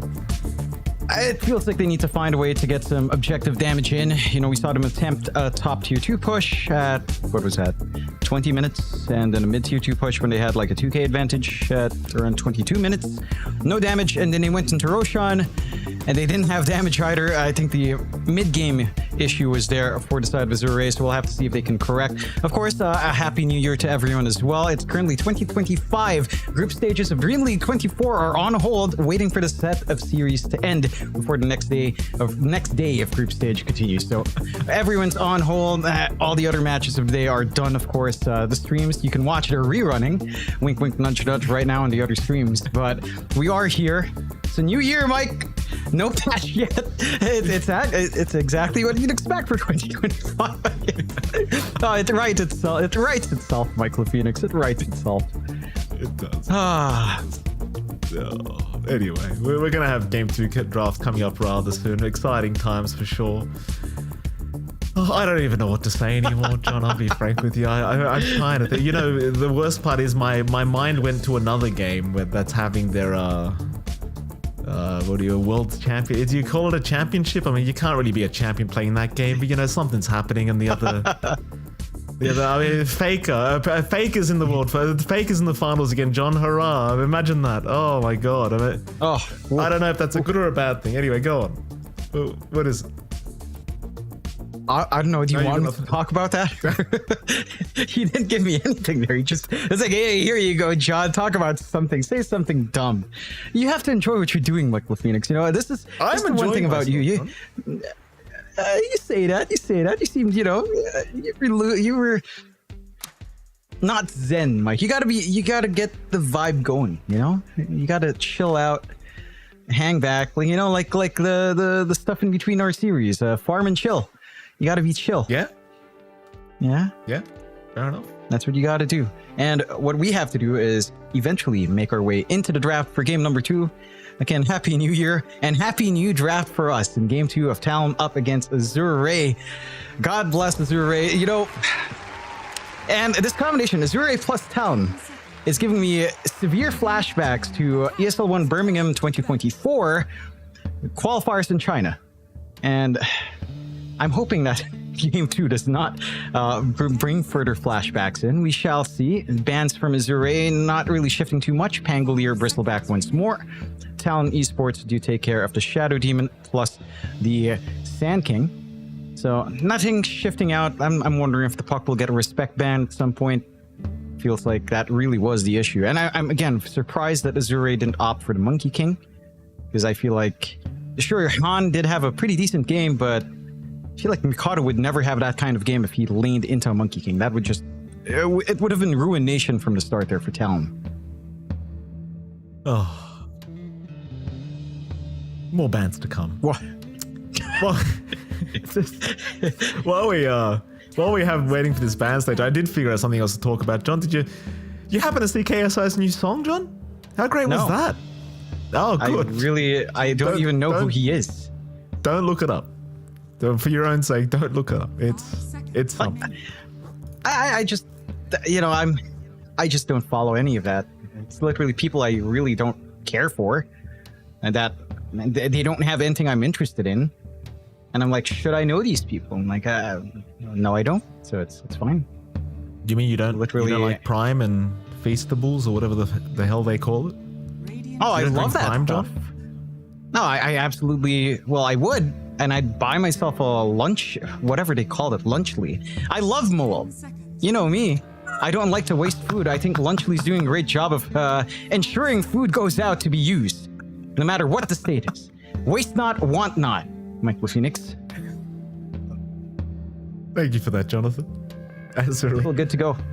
Still good to go. Still fine. Real cheese. That's the Filipino in me. Real cheese molds. Oh yeah, that's the good stuff. Naga Siren being banned out by Azure, so at the very least, the only thing putting us to sleep might be the game's length instead of the Naga Siren.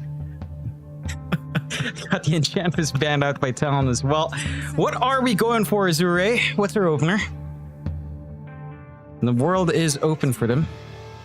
No, they could try for the Doom again if they just want to go with a very comfy pick for Neo on the off lane. I've been wondering Could go for a more what- standard support. What's going on with the build? Yeah. It seems like there's some renovations going on behind our Azure players. Am I wrong?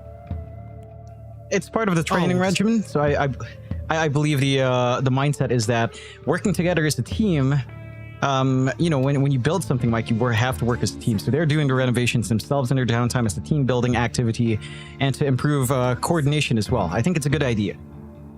This is 100% true. Don't fact check me. It is just true. Tusk was picked up for Azure for their first pickup, which I can't blame them for. A fantastic performance there from PQ. Oh, Invoker coming out here for Talon, which should be a mid-invoker of Makoto, and boy did he look happy about it. that he did. I'm trying to remember Mikado Invoker. I don't remember it that much, I'll be frank with you. I'm even reaching into, say, the Boom Esports days, and also does not come to mind. So I'm curious about this one. The first thing I was going to say was like support Invoker. But I feel like Talon is not insane enough to listen to anything their manager says. Because their manager, Lane St. Clair, every time I pub with this maniac, picks Invoker support. I'm like, dude, stop it, please. I want to play Witch Doctor. I want to play Lion. Now you're forcing me to play mid Witch Doctor or mid Lion. And surely Talon's not that insane to give Jokam or Kuku. Well, to be fair, I can see Kuku kind of justifying Invoker 5, but not this time, I don't think. No. I wonder if we can get Lane for an interview if Talon win. No. Why would we do that? Why not? Oh, okay. You know what? We could maybe take Lane and a player. That would be something. Yay! Lane could act as translator. I feel like Lane would tell us the truth about how he feels about his team. That's why, John. That's what I feel like. I feel like Lane would give me some based answers. That's why I want him. Pretty sure Kuku will just give you based answers as well. True. To be fair. For the content, It's good content. Kuku's very well aware of the algorithm. Whichever algorithm he means. I still feel bad looking at the WS cam when he's awake.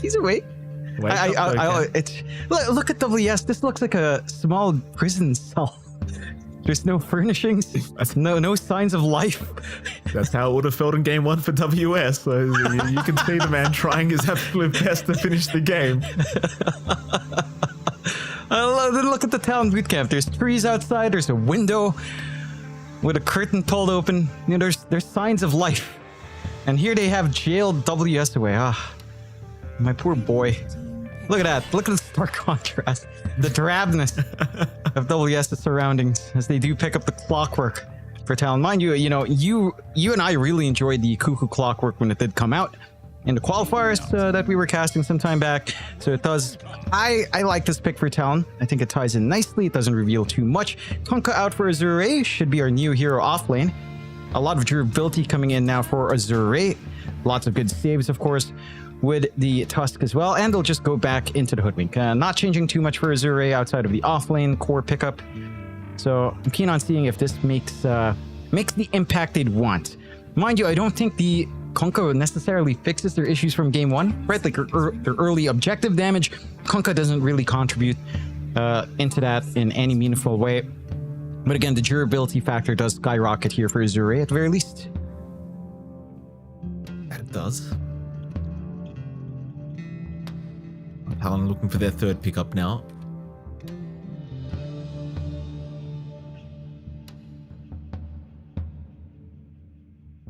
I wonder if they even consider going back for something like the Lion. Like Jokam was making some good work happen when on that pos 4 Lion last game around.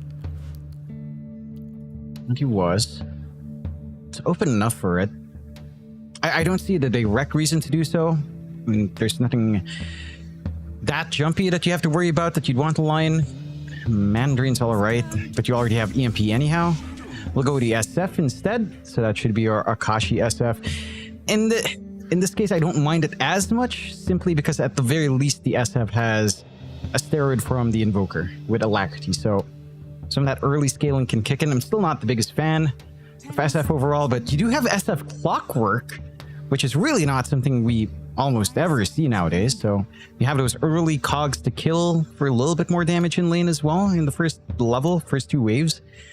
That can be nice. Yeah, but you got to go for the other facet, I think, to still be able to do that,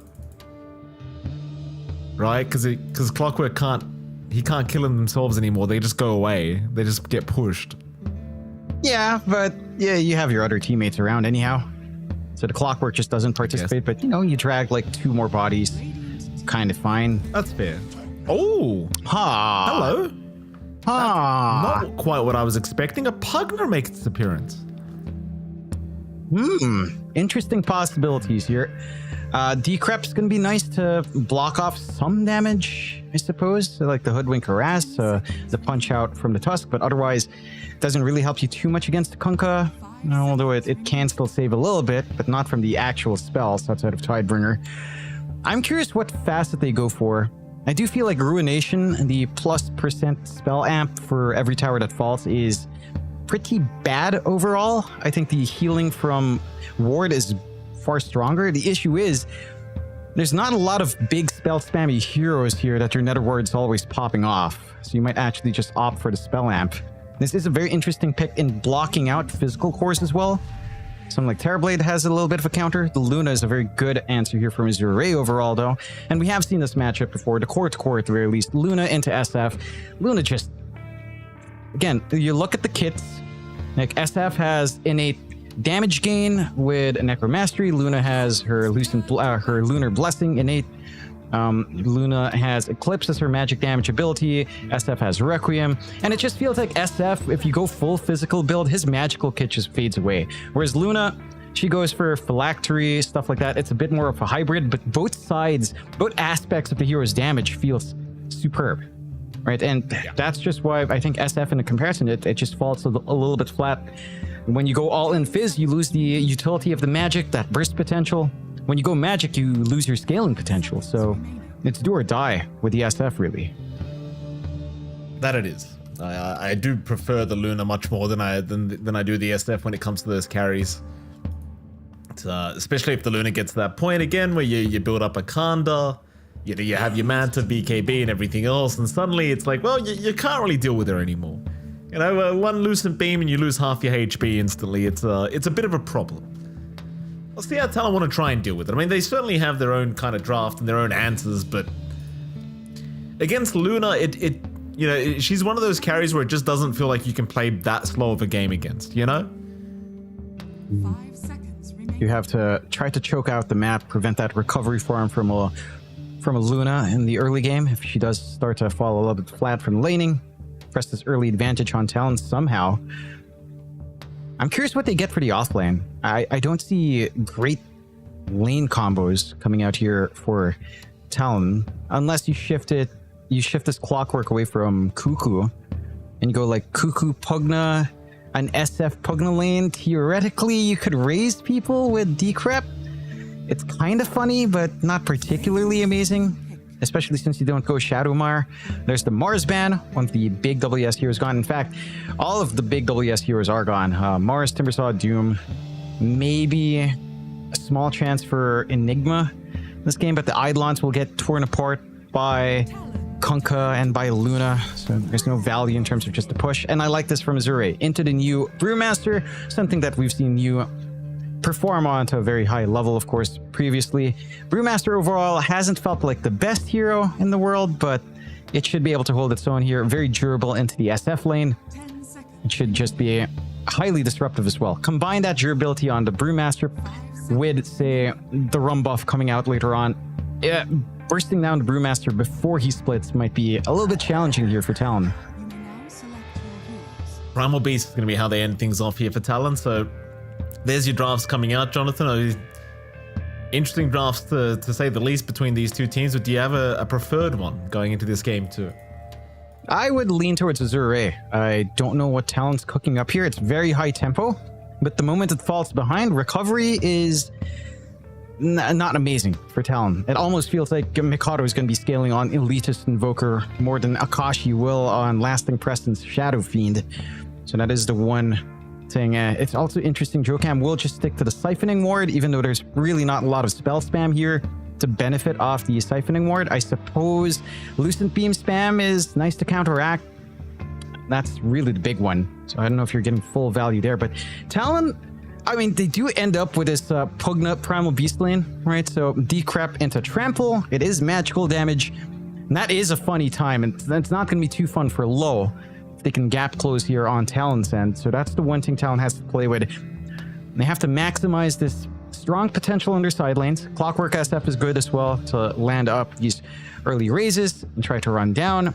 Pugna Primal Beast, Decrep Trample, haha, what a combination. And Talon have to win the lanes. If they don't win the lanes, that same stall tactic they tried last time, it can still work, but the window is much tighter. Like, if Talon stalls till 20, they have to try to really get a big advantage by 30 instead of, like, dragging the game into 80. I think if the game goes past 40 minutes, the Luna's just going to overtake you no matter what, and it's a 50-50 whether or not the Invoker can become your true carry in this case for Talon. Here we go, John. Game number 2.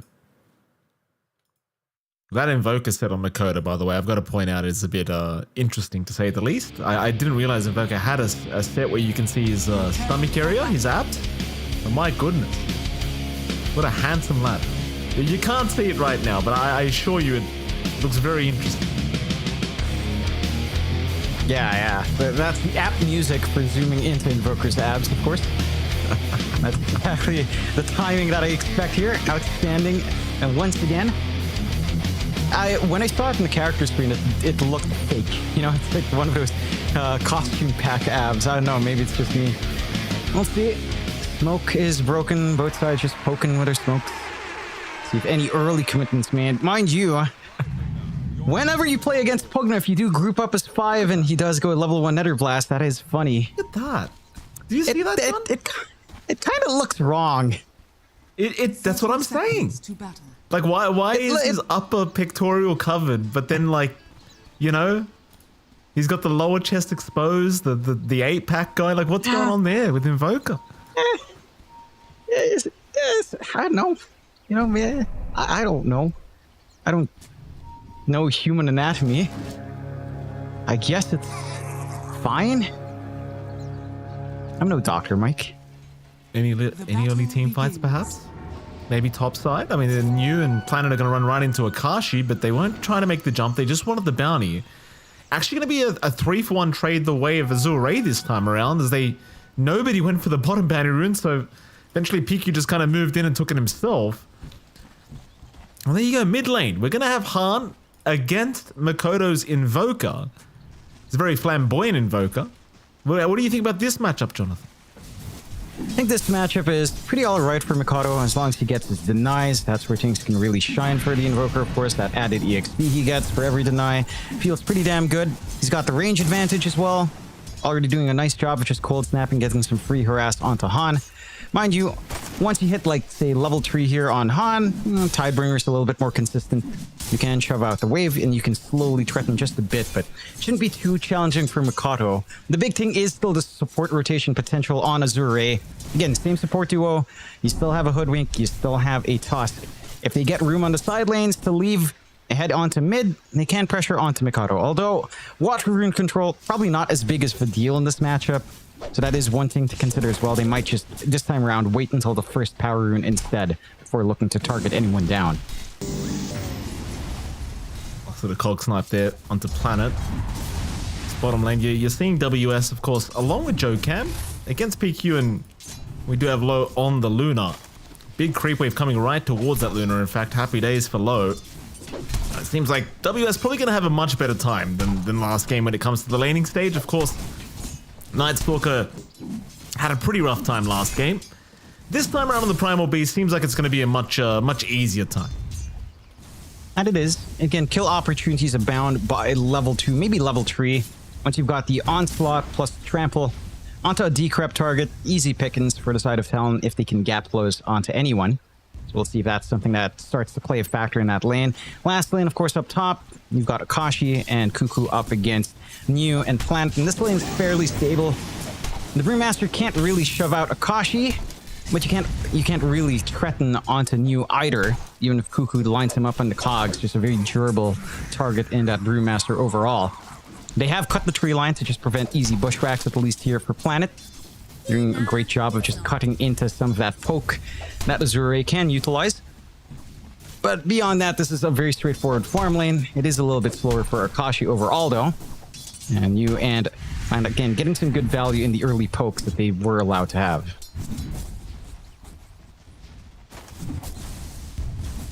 Cuckoo trying to break the gap again with these cogs, unable to catch Planet.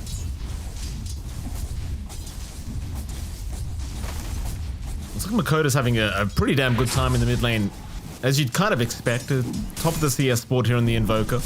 Han not too far behind though, only about 2 CS behind at the moment, so not too big of a deal, but because Makoto already off to another fantastic start here in this game too. To be expected. I mean, Makoto seems to literally perform every game. He's probably the most consistent player on this side. And he is. Good bushwhack onto Akashi top while Cuckoo's away pulling. Was threatened a little bit, but not quite enough to kill. Might force out the Lotus use at the least to stay in this lane. So that is a little bit of an eco win for the side of Azure, just a bit. Again, the lanes are looking overall a little bit tighter for the side of Azure. Han survives on 25 HP. Makoto unable to keep going. Sadly didn't have enough mana to throw a tornado out, so Han survives. But Makoto now has enough mana for a tornado or a cold snap. Meanwhile, bottom lane WS being jumped, but the Crepify will save his life at least for now. They could not quite get the damage out to finish WS, so he will be fine. Looking back at mid, Han's still very low, but Makoto doesn't seem to have the mana pool to really try for the kill attempt. Boy, it does have Han at 0 mana as well. There you go. Top lane is where the first blood occurs. New able to secure it onto Akashi of all people, so very, very strong start here for Azure. It is a pretty devastating kind of combination. If you land the Cinder Brew into a bushwhack, it is going to be a substantial amount of damage.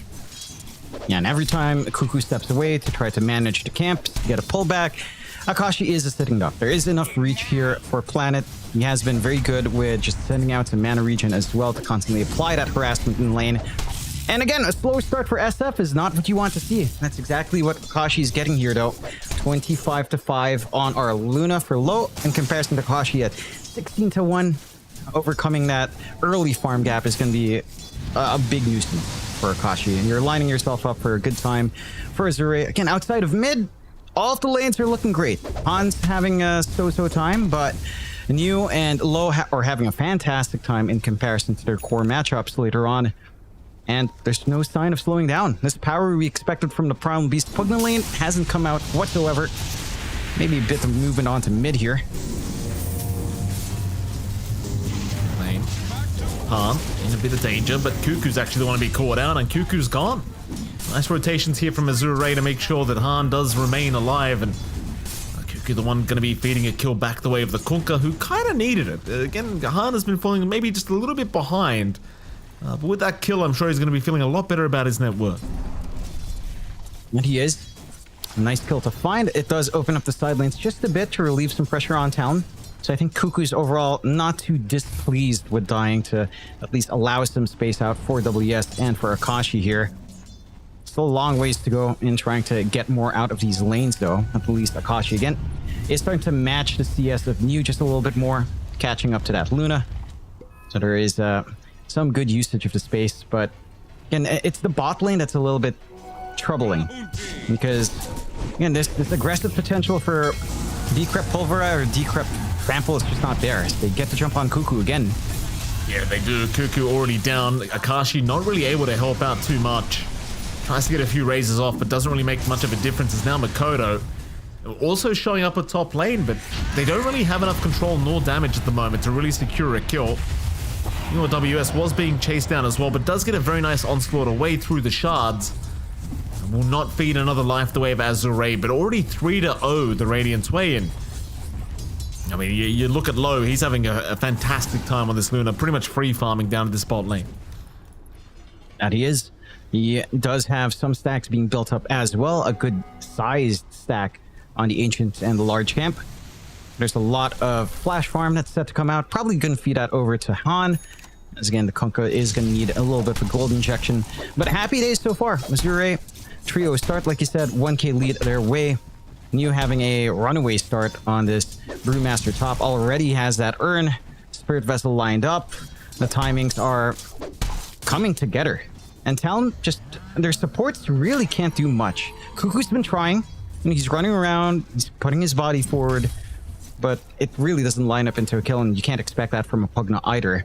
Here comes the smoke out from Azure, maybe just to clear out these stacks. Looks like they will try to hunt. Scan does not spot Akashi, but that should reveal him in the rear portion of his top jungle, at the very least. Radiant's bottom tower is under attack. T1 tower. Dire's top tower is under attack. Azure gonna pretty easily take it. I mean, nobody's coming to defend this. It does go back to the style of draft for Talon as well. Like, this style of draft doesn't tend to do very good early. It's more of a mid-game style of lineup with this Invoker Primal and SF core lineup, but it does mean you are going to start losing objectives rather quickly.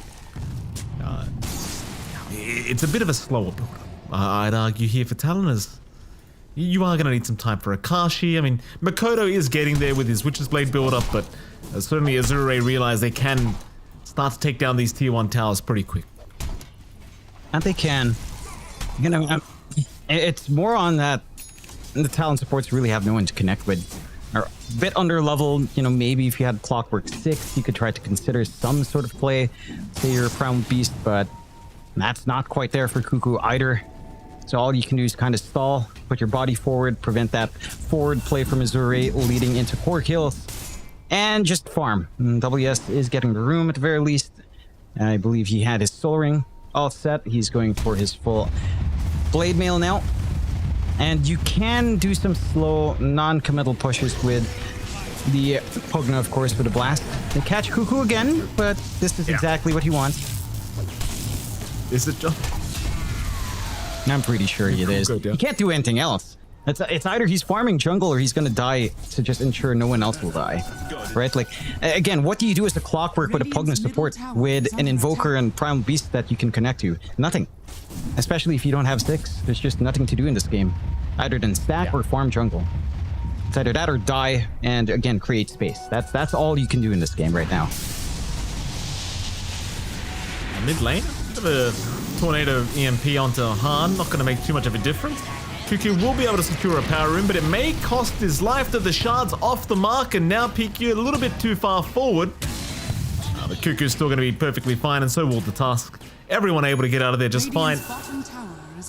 While all that's happening, looks like Jokam has started to push in that bottom tier 1 tower. Of course, you are still a support Pugna, so you can't just abuse that Nether Blast onto the tier 1s.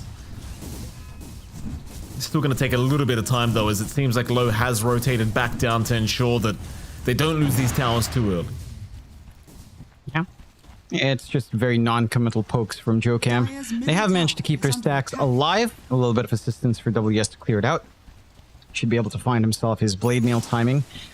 Lining up here, I'd say the BKB timing for the Primal Beast might be the bigger aspect. BKB Blink here, considering, again, a lack of play on Talon's lineup. See if that's something that WS will try to farm into now. But Azure is smooth sailing. And Network lead isn't really lining up. I mean, despite the slower start, you know, Mikado, Akashi are still kind of up there. WS is not that far behind relative to all these other cores. So you are in a fairly happy spot. Most of his network difference is actually on planet relative to the other supports. He has been giving a lot of room on the Hoodwink to just poke out waves, get his own farm going. 11.5 minutes in. Let's see what we have. We've got the Massive Madness up for Akashi. So farming pace is up. Witchblade for Mikado is still a ways off. Smoke out from the side of Azure. If they catch Cuckoo again, I mean, you're not going to be too happy about that. Cuckoo caught, and it's being Well, he does get a nice hook shot, but the X is there anyway. I mean, I do agree with what you were saying. Like, there is really nothing for the clock to do this game. Not yet anyway. Like, you are literally just waiting for the mid-game to hit so Cuckoo can actually do something. But like you said, I mean, you don't want to keep dying like this. I mean, that's his 4th death already. Not the greatest of news. I've had these kind of games before, John. You know Clockwork's my most played hero. This happens all the time. I think it's fine. Again, your cores aren't dying. Cuckoo has Cuckoo's 4 of their 5 kills. Like, it's nothing, right? Like, your network lead is not really there. Your map pressure is there with 2 tier 1s down at the very least, but in terms of actually impacting these cores, not really. Farm distribution across the course, top to bottom. It's 400 gold between Han and Akashi. Like, that's the only difference right now. Not even a full item. WS. Oh, they missed everything. All right, WS, he just walks out of it. Fair enough. You don't have the sign. That's surprising. I guess it's fine. I mean, you really want a core kill right now on Azure, to be fair, but the Primal Beast is probably the tankiest target. You're not going to have that much fun trying to kill him off, especially if you don't burst down Jokam first.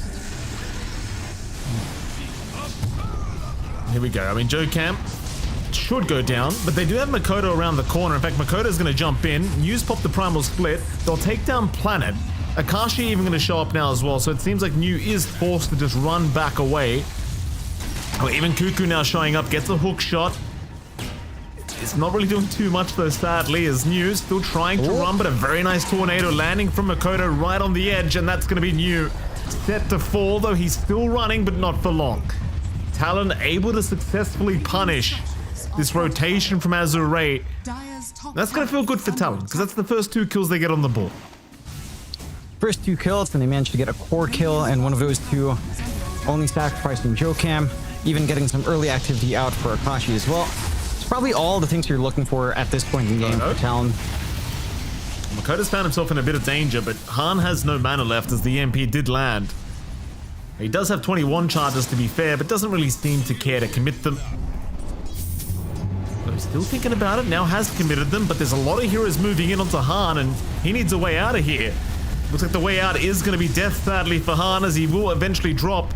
WS looking for a little bit more, trying to reach PQ, but won't be quite there. As Talon now looking for that mid-tier 1 tower, and well, it seems like they're about ready now to actually make some plays. I like seeing this from Talon. It's a good understanding of what you should do with core SF, right? Like this timing for Akashi, all he has is Mask of Madness plus a Yasha. It's more than enough. You show up, you get Alacrity'd up, you have a lot of physical output to contribute with still relevant magical damage. Still going down bot here. New caught again. And then that's massive. New was having a pretty damn good game, but now just dies twice in a row. Not feeling too good about himself, and well, Talon again, they started to take off here in game 2. This is the tempo they need to hit. And to be fair, there is pressure on Talon to actually play a little bit quicker outside the laning phase, because they will scale off, right? Like the side of Azure will take back over once they get low, ready to join these fights. He's not quite yet in that position as the Luna. You know, you still have a lot of room to grow here for Han, BKB, AC, Ags still lined up here for Arkunka, so you just kind of need to play before that point. It's very nice. There's just a casual cogs block by Cuckoo and just an immediate hookshot back to Makoto, just completely nullifying the gank that was coming from Planet and PQ. So they are still seeing Makoto up at that top lane, but he's right by the tier 2 tower, so there's no real chance of trying to dive in. Instead, they have found Cuckoo mid lane.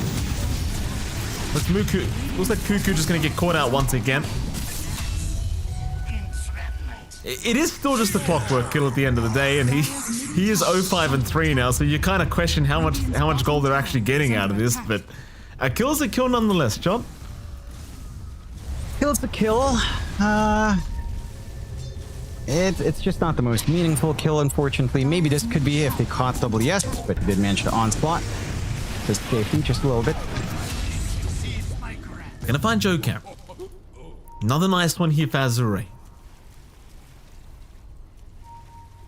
Yeah, I mean, the support kills are something. It's some gold coming in.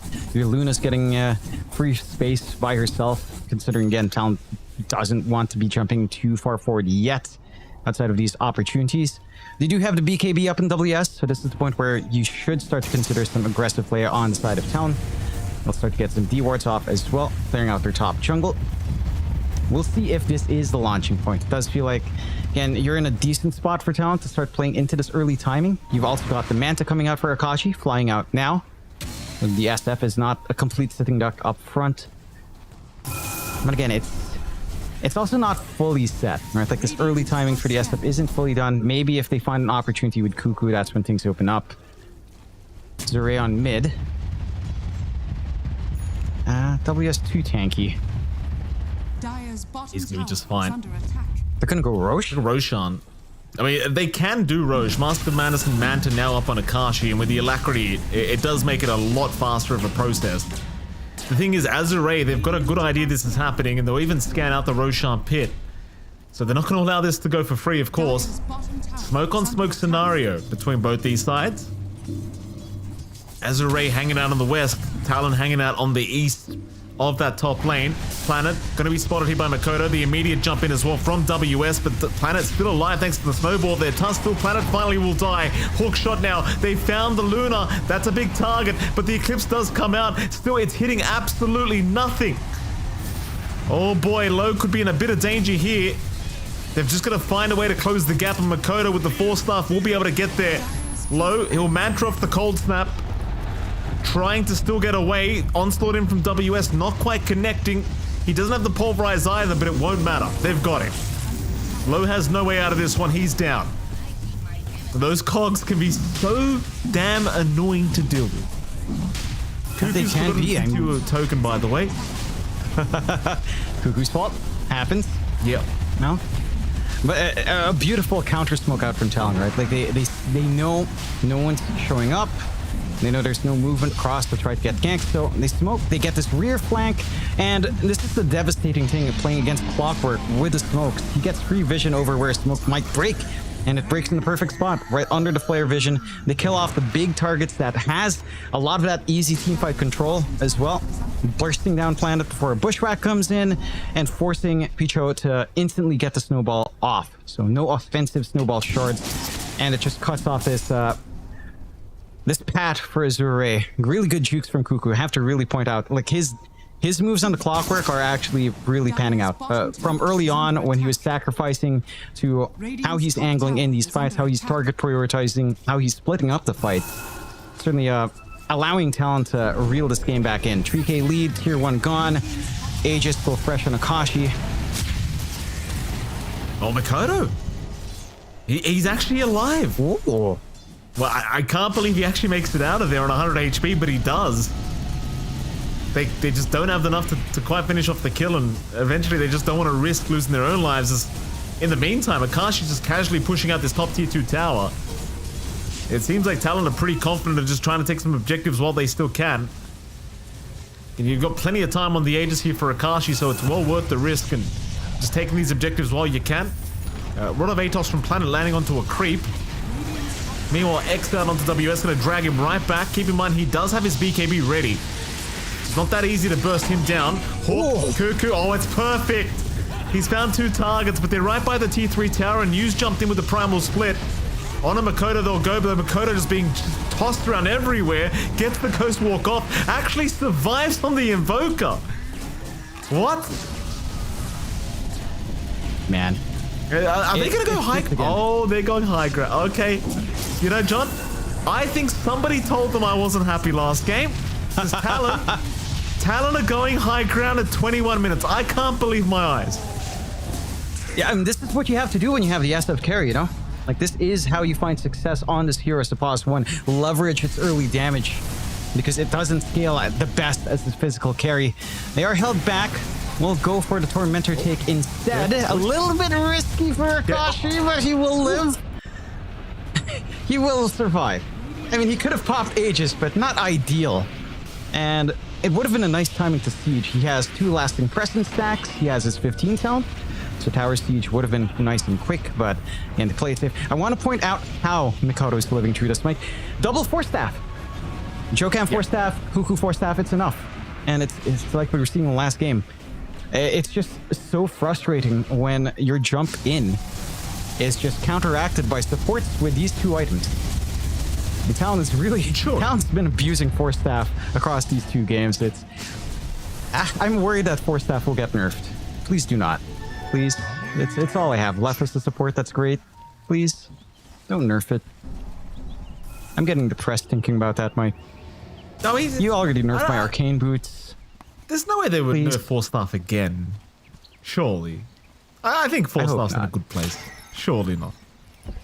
Yeah. If they nerf force staff and they don't nerf Pango, I'm gonna get so upset.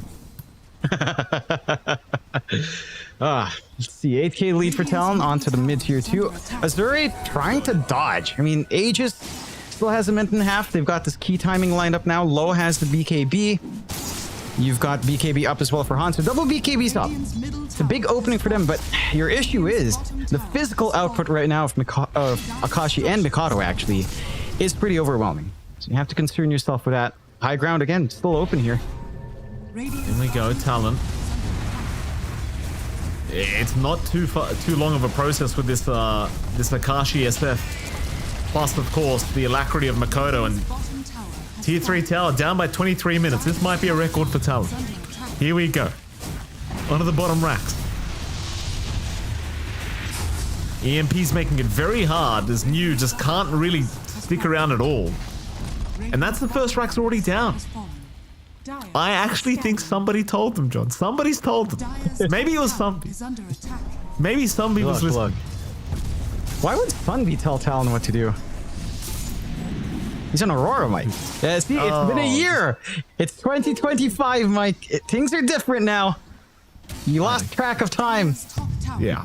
Lost track of time, Michael Phoenix. Hook. Oh, it's off the mark. Sometimes you just have to throw it out to send the fear of God to your opponent, you know? Kuku knows how it goes. He is the godfather, of course. I can't be expected to remember coaches at 3 a.m. in the morning, John. I'll be frank with you. How can you forget Pai Lai Dai? How can you forget Pai Lai Dai, though? Oh, that's those beautiful eyes. My apologies to Pai Lai Dai. I like Pai Lai Dai a lot too. I can't just do that to the man. My goodness. You're doing a great job, Pai Lai Dai. Don't worry about me, sir. You're doing a great job. You're like, who's Michael Phoenix again? Pai's too sweet for that. He's not going to do that to you, Mikey. I guarantee he probably doesn't actually know who I am, John. Cuckoo. Gonna move in. Cogs, not gonna let. He's gonna jump in, but there's a primal beast onsporting right through. He'll get the primal split off in time. Meanwhile, Cuckoo has been caught. He is actually pretty tanky for a support clock, but eventually does get taken down by the sharpshooter.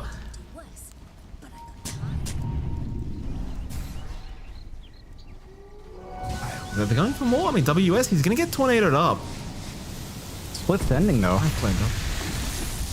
It certainly is. This is a bit of a risky maneuver from Azure. There's your split over as Akashi's just going to jump right in and just destroy him. Requiem out as well. Low, also in danger. Pops the Eclipse, but it won't matter. He's gone. A very, very strange engagement from Azure. I mean, just like you said, his split was ending, but they just kept wanting to move in. I don't think they expected any backup from Talon, because there was a significant time there where Talon could have responded faster. They play it safe. They know, all right, they pop split for Cuckoo. Cuckoo's yelling, guys, they use split. Just stay back, wait for split. Then they come in. That's the difference a shot caller makes. I'm not making fun of Cuckoo. That's smart. That's brains. It's wisdom. That's Master Cuckoo, Jonathan, the godfather of Filipino Dota, they call him.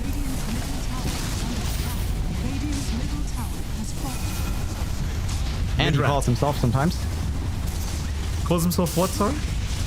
The godfather of Dota 2 in the Philippines. Sometimes. I don't know. I'm saying stuff.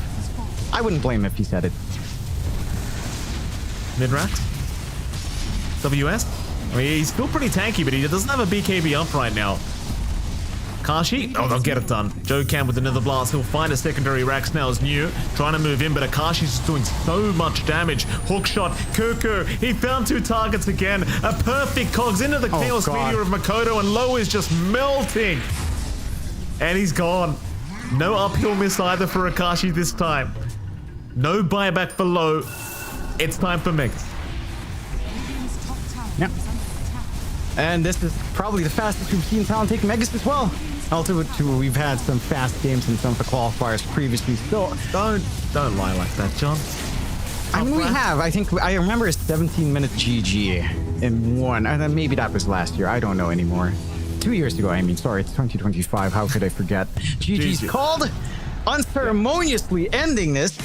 I can't believe that Azure did not have it in mind to give us the longest best of 2 in recorded history. But here we go. We end at 27 minutes. Everyone's happy it's over. It's nighttime now outside the window. What the heck happened in 27 minutes? It's night. Is it just the curtains? It looks like it's night. I am very confused. It's nighttime, I think. Well, wow. Like, it didn't change in the 80-minute game, but the 20-minute game, you know, that's when the daytime changes. All right. Whatever, Planet Earth, you're weird. Still, Talon play impressively well. I like this. You know, you and I, we're not the biggest fans of this SF Pause 1, but Akashi joins in early, and they utilize this early advantage SF can have with just a couple of items with the Invoker Steroid on hand. A spectacular game coming out from Talon. Azure hoping for a longer game, you know, with this kind of rep, hoping for the long haul. Didn't manage to get to the point where they could utilize both durability in prolonged fights. Didn't get to the point where Low would be the be-all and all carry. And again, Talon kick up the pace. They make up for giving us an 87-minute game 1. I think next time, Talon, go all the way. When you have an 87-minute game 1 in a best of 2, you know what? Go for a 120-minute game 2. Give us a record in the best of 2. You don't go halfway, Talon, but good job in at least cleaning up relatively quick here. Absolutely. Fantastic work here from Talon, securing a 2-0 victory. We do have to go to a break, but right after that break, we'll be back with an interview from somebody from Talon. We'll see you all again very soon.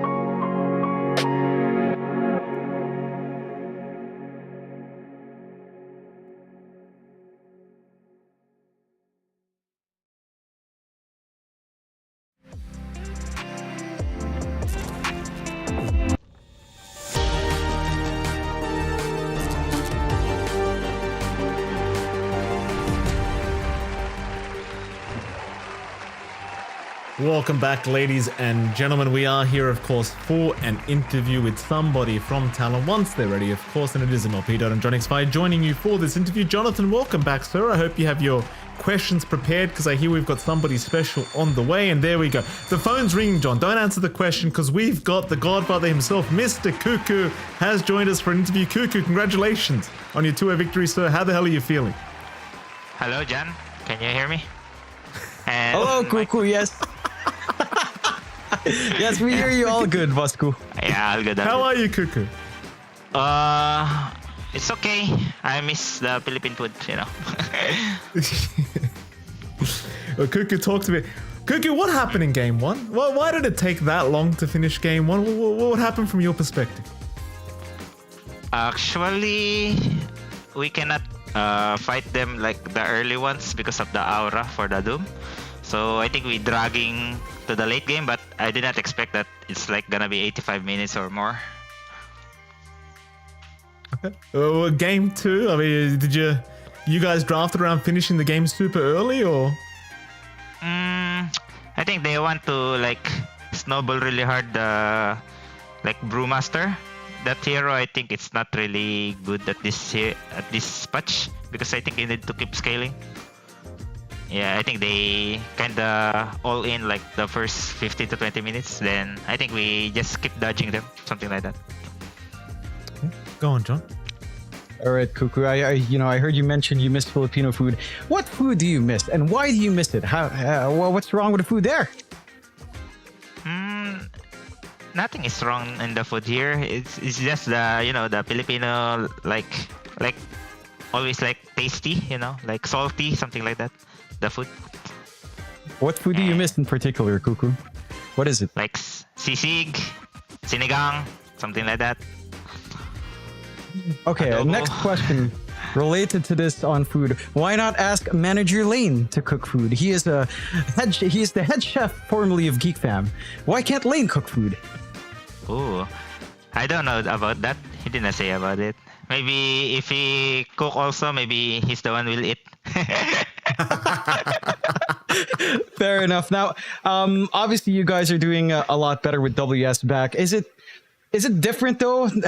Do you feel sad for WS that he's alone in a different place in Europe all by himself? As a captain, what do you do to make WS feel like he's there? I don't care that guy, actually. You just play, If you hear this interview, I don't care about you. Just try to survive on your own and just play your best, Okay, fair enough. Boss Cuckoo, I am curious. This is the longest you've spent outside. I've played games with Lane. I've heard you on stream. What's been the most fun for you on this trip abroad with this set of teams? Is there anything unique with these guys being abroad, or are they boring? Have you had more fun elsewhere? I think actually every team we just always just like play Dota, not going outside. So nothing special. Yeah, with the other team also and this team, I think it's all same. Every Dota player just wants to stay inside the hotel, Fair enough. That works out. All right, Cuckoo, we'll let you go. Thank you for joining us. Congratulations on your 2-0 victory, sir. We'll see you soon. Thank you, John and Mike. Bye, Basku. Thank you very much. We love you, Cuckoo. Thank you. That's the lovely Cuckoo. Jonathan, I couldn't help but notice he said he didn't care about WS, and this is what Savage talked about. This is what Savage was trying to tell us. You see, Akashi, and Dohoon was just messaging me on Twitter. CEO of Talon. He was just messaging me, right? And I thought to myself, this is what Akashi came into Talon, Surprise, surprise. Then Cuckoo comes into Talon. Suddenly nobody cares about WS anymore. Suddenly WS is not really worth worrying about. Maybe we need to find another offlaner, John. Maybe, is there any Filipino offlaners currently available that we could replace WS with? Is this There's how the it begins, content John? creator. Yeah, there's the content creator, but no, Cuckoo, no. You Is know not to. Mangabi available? Where's Mangabi? No. Is he available? Cuckoo, no. No, bad Cuckoo. Bad. Godfather, calm down. Okay, Mangabi, busy GTA RP. Right now with Natsumi, John Yue, all of them just RPing away. Let them be. Cuckoo, you play Dota, okay? WS also play Dota. Okay, and that's just tough love, Mike. He's the Godfather. He's old school Pinoy, you know? You make a mistake. Oh, this is what you get when you make a mistake, huh? You're alone in Germany? Live with it. Play Dota. That's it. Tough love. That's all it is. I like that you had the sandal ready whenever it's required, Jonathan. It's just, I'm in my room, anyway. Michael Phoenix. I've got my slipper, of course. Yeah, absolutely. I mean, we do have more series coming up on the Storm stream. I believe we are switching casters as well. Thankfully, we've got some better casters coming right up after a break. So don't go anywhere. More games coming up here on the Storm stream. We'll see you all again very soon. Bye-bye.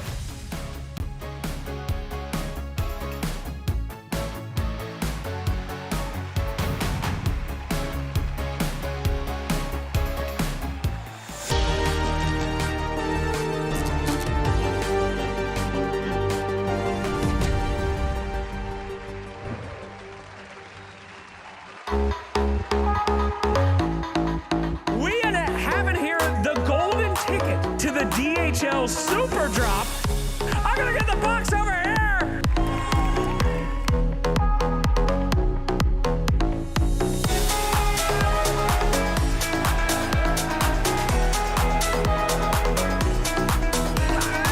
Choose your own adventure, man.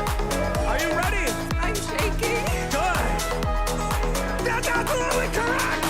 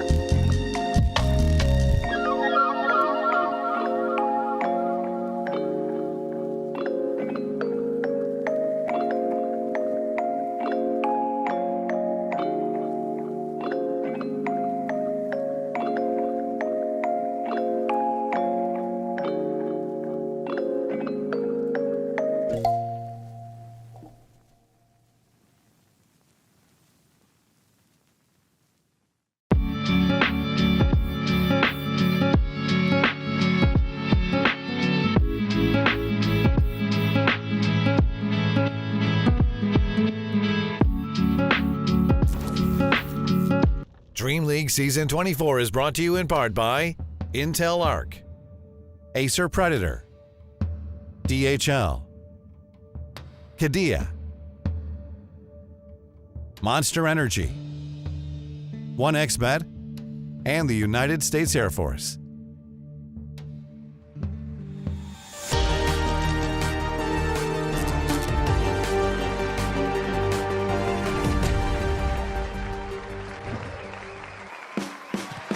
It's Dream League time, baby. That's right, we are back again. Thank you very much, John and Mike, for taking that morning shift and doing a fabulous job with some more ridiculously long games that they had over there. And now maybe we return a bit to sanity, or maybe not. My name's Owen. I'm joined by Lizard. Lizard, how's it going? Are you excited for the match we've got coming up today?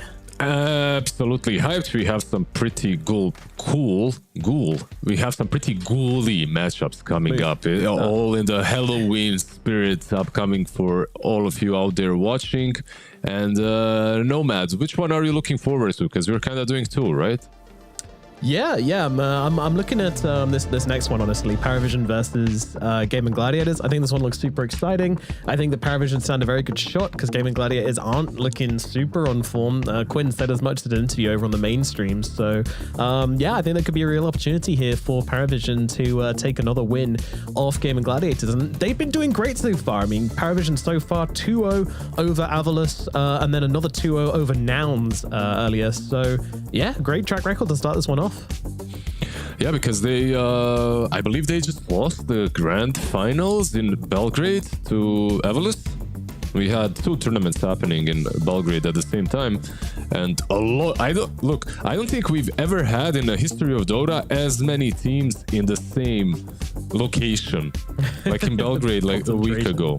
Yeah, because we had everything. We had all the tier 2 teams, and then on top of that, we had all the tier 1 teams competing. So, cool one. We'll see. There's a lot of potential out of these boys. I truly do believe in no one as a mid laner. I have for the longest time. I just thought that he needed a good stack. On the other side, Watson, he's the one that everyone is looking and like really looking into, right? Because Gaming Gladiators are definitely not looking as strong as they did with Ratio, but Watson is a different style of carry. Like they need to adapt to it. You know what, Liz? I don't want to hear you talking about Watson, to be honest. I want to hear someone. I want to hear Purge talk about Watson. So let's throw it over to him and find out what he has to say. Watson is one of the most unique and best carry players in the world right now. Most recently playing for Entity, who then became Cloud9, his results include a respectable 5th place at TI 2024.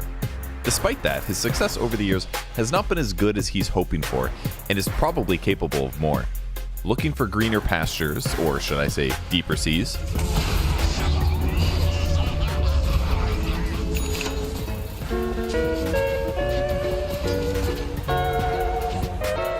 He got picked up by the extremely successful Gaming Gladiators as a replacement for Dyrachio, after getting second at TI 2024. On paper, this roster has a massive amount of potential. The question is how they'll mesh together. Will Watson try to adapt to play like Dyrachio? Will Gaming Gladiators get used to playing with an entirely different kind of carry player? Maybe this will be the start of a new era for Watson in Gaming Gladiators. Maybe we'll have a slightly different Gaming Gladiators versus Team Liquid Grand Finals to look forward to.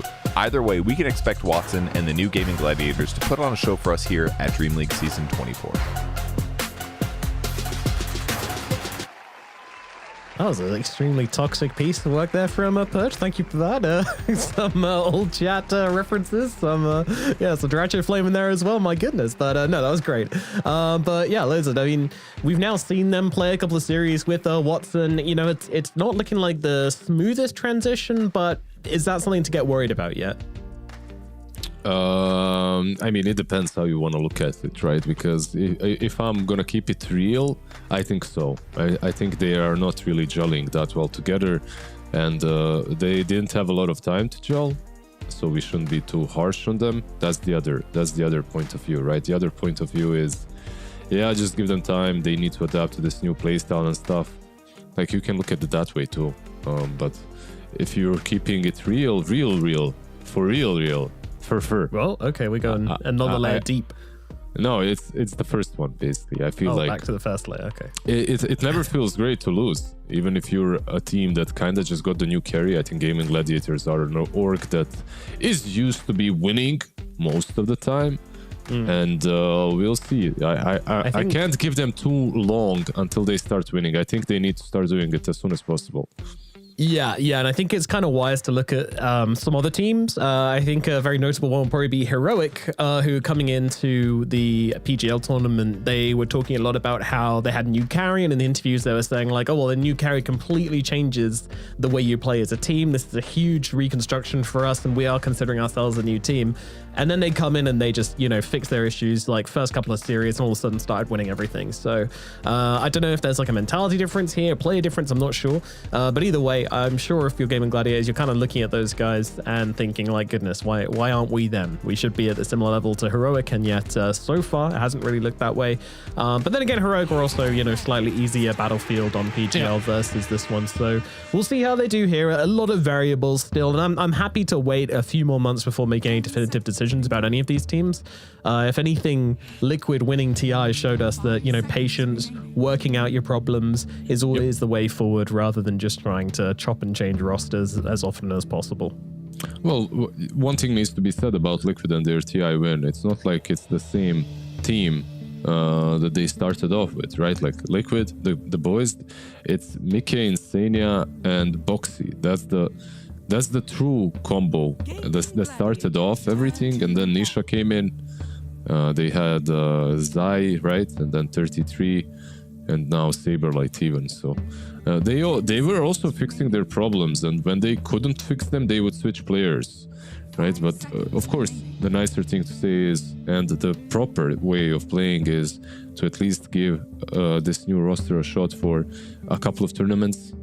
Like the Dota season right now is very long when it comes to the amount of games that you have to play. I feel like it almost doubled in comparison to the last year. So a lot of tournaments for both of these.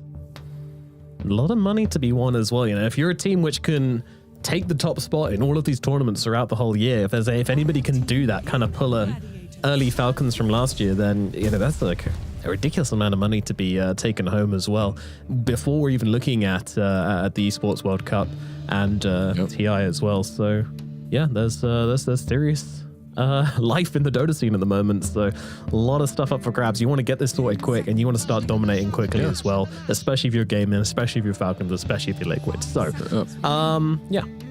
I'd hate to be a new TO in the current state of Dota. Like, imagine trying to make something on your own. Like, you literally don't have... There's just no room. How do you even start? There's just a tournament. No, there's some funny stuff this season because of that as well. I mean, we've already had like a tournament squeezed in just after TI. We've got like some TOs running back-to-back tournaments as well. Like, everybody's just trying to squeeze themselves in there wherever they can to get their slot and try and get as many players rocking up as possible. Yeah, but let's see. DLS, let's see what Perivision and how far these two teams can go. But SF as the opener, for me, for gaming, I think they are just saying, Watson, we want you on the most comfortable hero for you, because they looked the strongest when he played SF. And then you combo him up with some Celery Omni or Celery Clockwork or Celery, what else is there, Tusk. And they're kind of already happy.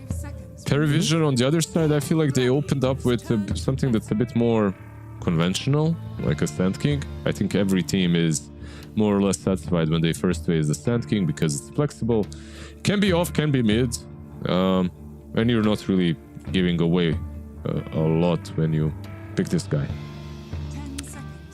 Yeah, true. You're keeping your cards close to your chest, but also getting a hero that can give you a lot.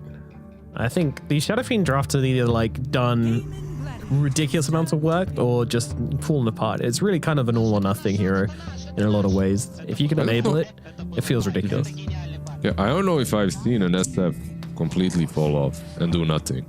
I honestly don't know if I've seen that situation happen. Maybe he loses, but SF, I feel like, always does so much work.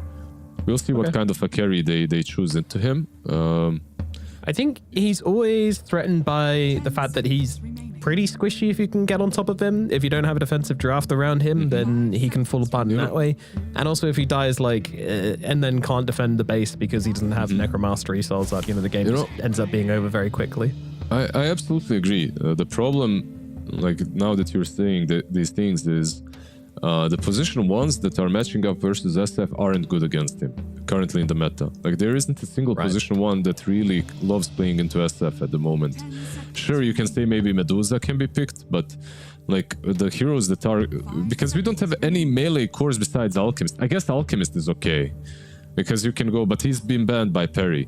So you're not going to have Alchemist. Why Alchemist? Because he has huge attack speed, and on top of that huge attack speed you can get the Basher, just jump the SF, and he can never really get to play the game. But the other ones that were kind of good back in the day, the Jugs, the Lifestealers, the Ursas with the Basher, they're all gone. I mean, they moved on to greener pastures. They're no longer in the defense of the ancients. Yeah, that's like what you tell your kid when the pet dies. They've gone to a better place. Exactly, but I just played the Stellar Titan, by the way, a minute ago, like an hour ago maybe. I had Mega Creeps against me and my throne was exposed, but I still won. It's just a humble brag. Yeah, no, you get that on the broadcast. Nothing more. You can plug your stream every now and then, right?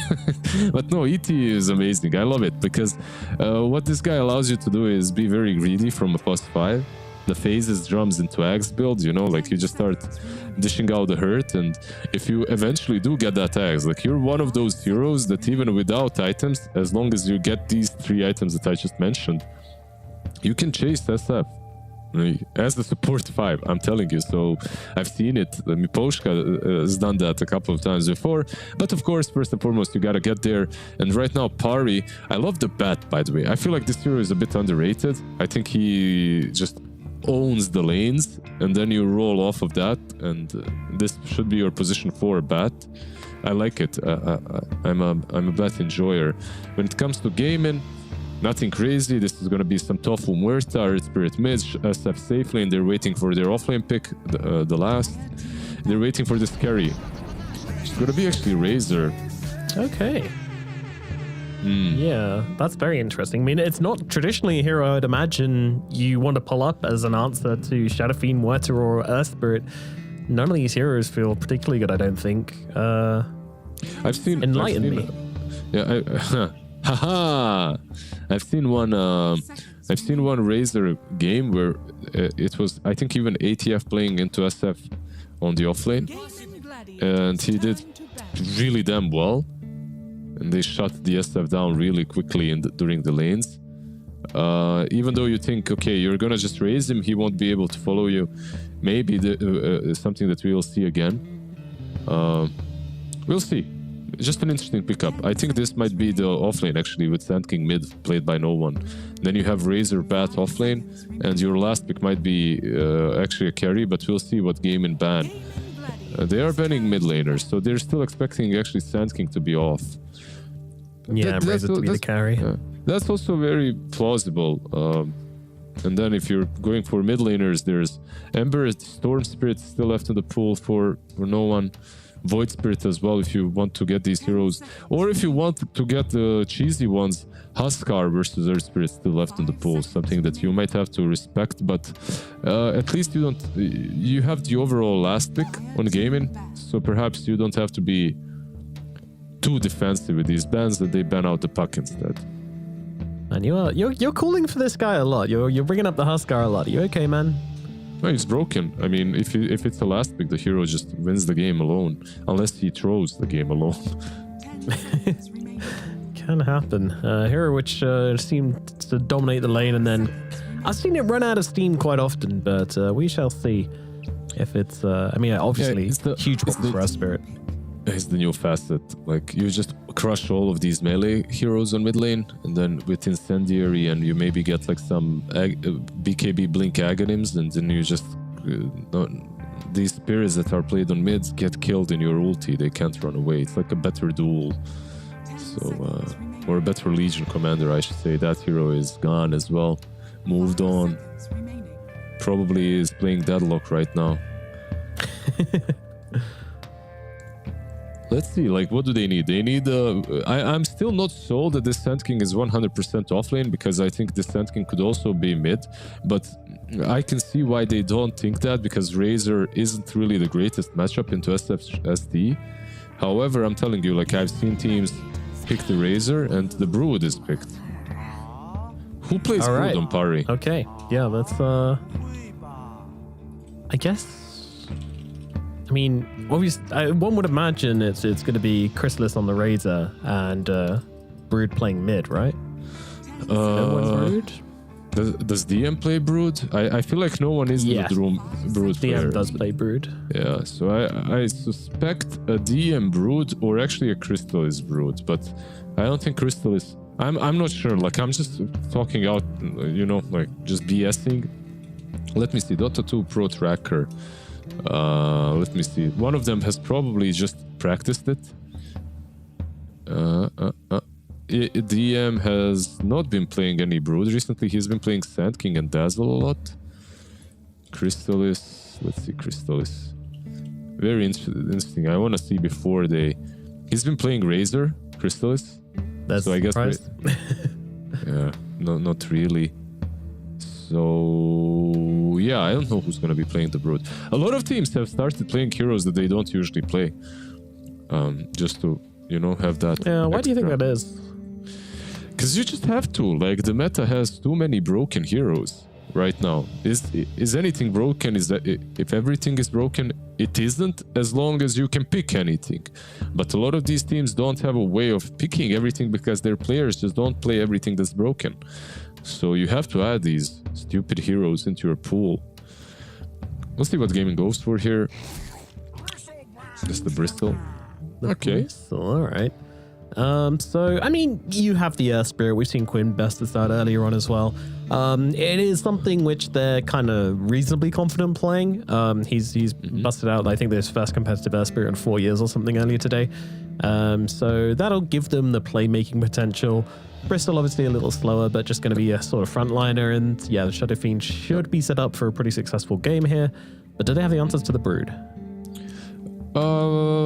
Kinda. They kinda do, kinda don't. It depends on how good his lane is. I feel like this lane is not easy for the Broodmother, but Batrider should at least be able to accommodate her through the laning stage. You know, like, my bro, don't worry, I got you.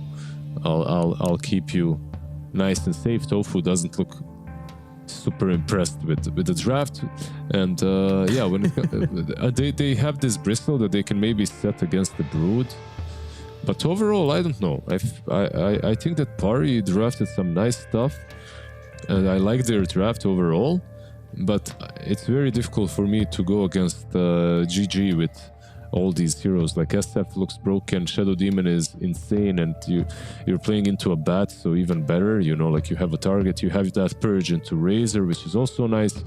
Purge into Broodmother is, yeah, you can get them every both. game is, that's why the hero is always first phase banned.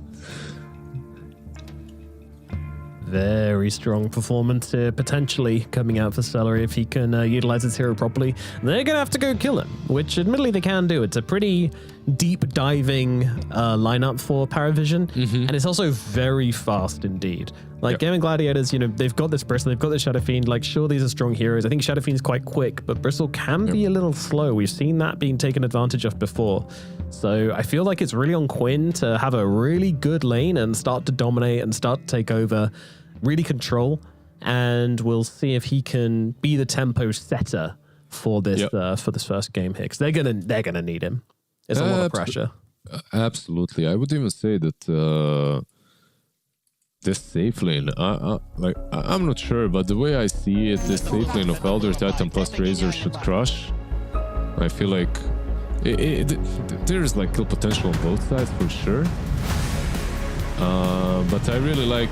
I'd like to be playing ET plus Razor into Bristol and Muerta, that's all I'm gonna say. Like, there's one thing that you worry about as ET does that shot. You buy some sticks and you just run them down. From level 3, you're exceptionally strong. Have we just been... Where did Watson come from, being taken from Game and Gladiator? Cloud9, I think, right? No? Indeed, right. Indeed. And who is this Paravision team, basically? It's a lot of the same players, right? Yeah. Like, it's the same org. Exactly. Well, it's different org, but yeah. Yeah. That is very interesting. So, I mean, yeah, that's why we had a little bit of tipping coming out. I mean, seems like it's all chill. They just threw some tips his way over towards Watson. And yeah, maybe a bit of a grudge match. I mean, who knows if it's a grudge match? Who knows if it's a friendly match? Who knows? Who knows? I think it's very friendly. Like, I saw the chat. I think it's a grudge match. I think they hate each other. No, I think they despise each other. If they had a very wide couch, like, they would sit right next to one another and hug. That's how friendly this is. No, they would. It's like Kazu and what's his name? Jenkins. Kazu and Jenkins. That's the long-term friendship you're going for. Yeah. They sit on that couch, one next to another, hugging. They always want to be next to each other. That's cute.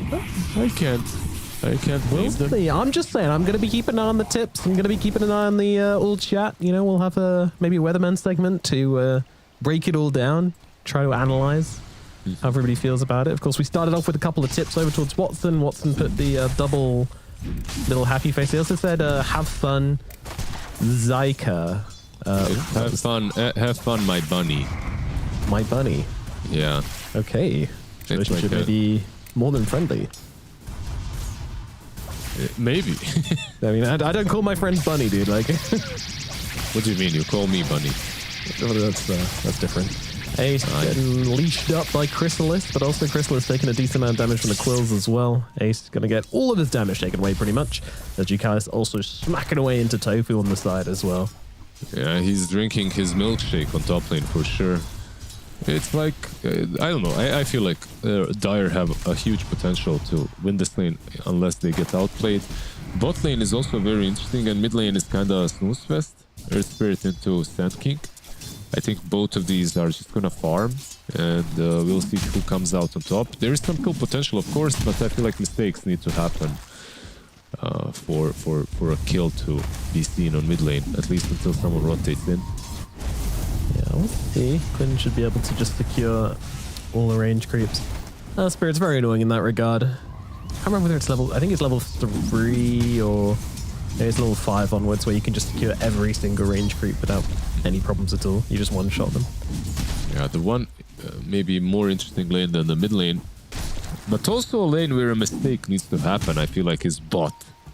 Like this Brood plus Bat. I don't truly think that they have a lot of kill potential, but you can think that, and then Bat just kills you, you know. So there's always a potential that Bat Rider just solos someone with a bit of help from the Broodmother. Yeah, the Brood is always pretty scary once she gets up a few levels. Although no points in Insatiable Hunger just yet, but that ability is kind of crazy when it comes to right-click damage. Just need to get her in there to get the clicks off, and it gets a bit brutal. How do you think Shadow Fiend's going to do? Say this Brood, you know, makes it to level 6, no problems at all, starts to take over the lane. Are you happy for Watson to sit in the jungle? Oh, top lane. Action taking place here as they're trying to go for the kill onto Ducalis and Chrysalis. Both of them very, very low. Ace as well. Not looking great. He's trying to get off a couple of quills, but it's going to cost him his life, and they're both going to go down. Chrysalis takes them both. Yeah, kind of what we predicted, right? Like this Razor plus CT. When I see Bristol and Muerta, I feel great playing an ET. Like there is just so much that you can do to them, because they're kind of weird. No one mid. Quinn trying to collapse onto no one, and with the dead shot, they'll take him down. Not quick enough. Honestly, you just kind of put that down to no one not respecting Tofu being able to come in with a dead shot. Yep. A little slow. He's just playing on the edge. Yeah, Natural Order is really nice. He took this facet. He didn't go for momentum on ET. Maybe, I mean, some people still go for deconstruction. Some people go still always for the other one. It's down to personal preference. I think if you are Oh, again, Tofu. Gotta be careful here. Yeah, he's just dead. Pretty much. Dead, yeah. And he also gave a lot of damage to Ace. Yeah. Be careful too. Ace is not enjoying this. Although that said, he's getting some decent quills off, but he's not going to stick around to see if he can force out the kill. Of course, Chrysalis knew that he still had the wands available. Was never really in any danger. So, yeah.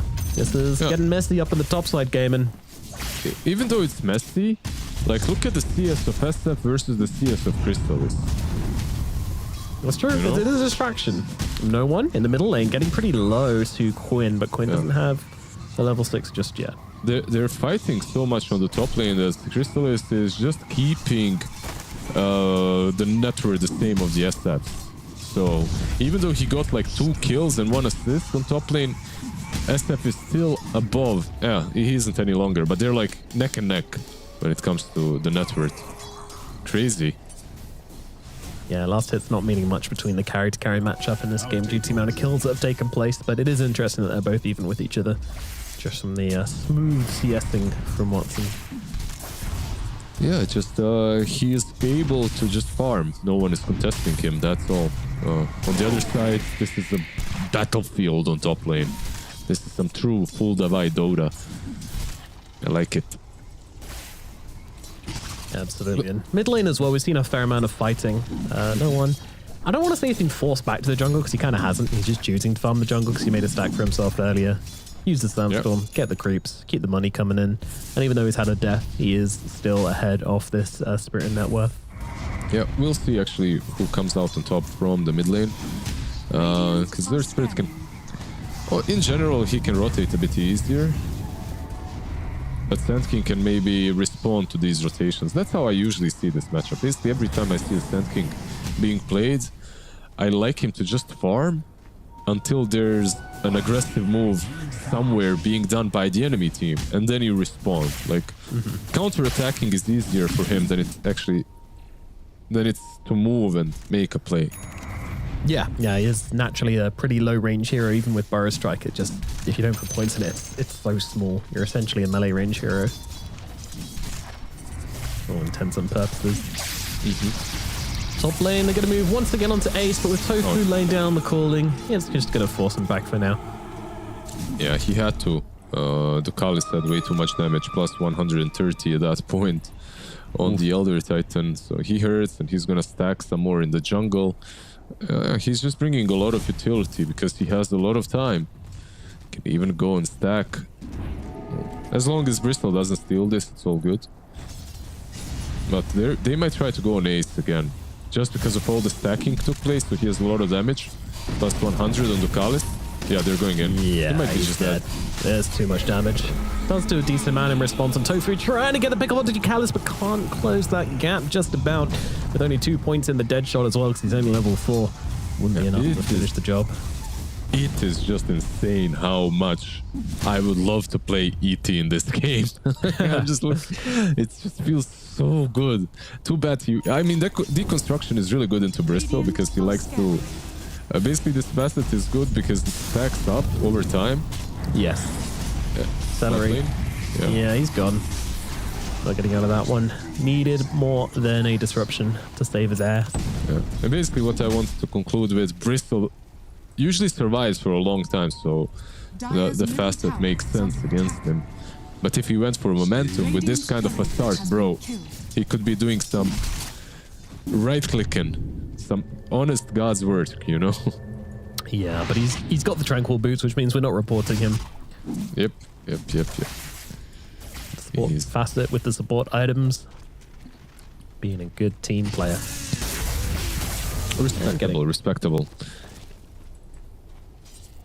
No one, by the way, being able to pick up both active runes. Went bottom twice, it spawned bottom twice, so he's feeling pretty good about himself. As Watson having to use the ultimate here, trying to get the return kill onto DM, but's got to be careful because he's got a lot stacked up on him right now. 4 of the napalms upon him. Ace goes down on the top side as 9 class getting run down by Quinn, but Quinn doesn't really have the cooldowns to really chase this, so 9 class will just be able to back himself away. It is a kind of punishless rotation for Quinn in the end. Yep. I feel like out of all the spirits, when you Earth Spirit is probably the weakest into Brood. It kind of depends what you want from your. Oh, Quinn needs to get away here. He can't do so though, and the double damage Sandstorm's doing way too much. He is going to go down on the end. Spirit, yeah. And that's also a blink on Sand King. It's flying out to him, and this game is the reverse Brazil. Lizarb. Yep, sure. We'll take it. Yeah. So basically, they are ready to just crush this map right now on Parivision. Like, they have the blink on SK, Razor is very active, Brood is already online with the drums. Like, a game, and they need to somehow slow this game down. Well, Celery, he is already dead here, so the rest of Paravision are going to go look for more. Going down into jungle. Oh, they might get a big surprise. Yeah, I don't really care about Celery dying. Watson, though, in the tree line. Blink pass from no one. Watson might just get out of this yet. They move a little too preemptively. Watson reads it brilliantly. He's going to get away. Yeah, brilliantly. He knows his ex-teammates. He was just there on high ground, and they just moved low ground into the pool. Like, he was, okay, that's not the pool I want to go in, you know? Like when you're in a swimming pool and a bunch of kindergarten children go in, you're like, okay, I'm out. Water is turning yellow. I know what's going on. Right, Nomad? Yeah. No, we've all been there. We've all been there, buddy. Bot lane? Excellent. Can he just TP? Oh, nice that shot. Yeah, gets him. Oh, he is going to die for it, though. There's too many poisons stacked upon him. But elsewhere on the map, no one just came in and took their ancient stacks, so... Yep. This is getting messy. Oh, Burst Strike going to miss. Doesn't matter, though. They've got the epicenter. They've got the Flaming Lasso coming down as well. And Watson is going to get killed off this time. Couldn't evade this one. Yeah, they've just got too many heroes right now that are just hitting the critical mass. Like, why? Because they crushed top. Mid lane evened out, but no one had good rotations. It's 3-1-0. So you kind of won 2 out of 3 lanes. Brood doing very well on the off lane, and of course top lane is 1, mid lane evened out. But it's not only about doing well in the lanes, it's doing well with these heroes that come online very quickly if you do win the lanes. So it's on the gaming now to somehow find a trap. Like, you gotta trap them. You can't play normal Dota. But how do you trap them when your Bristle is just... This hero is AFK. But this hero has to be AFK until the Aghanims. That's the problem. Yeah. Fly attacking them. Yeah, that guy's strong. That's scary. After the webcams, we're just going to see him turning off Krav Magaing Jukars to the ground. I'm surprised he can write if Fly is attacking him. He's just in the chokehold, being like, wait. We did defend. Let's go. Well, you are a spider, DM. You should be able to deal with that pretty easily. It's kind of your thing. Imagine pausing for a fly. How annoying does it have to be? Because flies can be really damn annoying. You know? I don't know. I've never been annoyed enough at a fly to be like, guys, let me just deal with this fly. Pause the game, or AFK for a minute. That's never happened to me. What if it's like flying around your face all the time and landing on your nose? I don't know. I guess I'm just not very tasty. That doesn't tend to happen to me.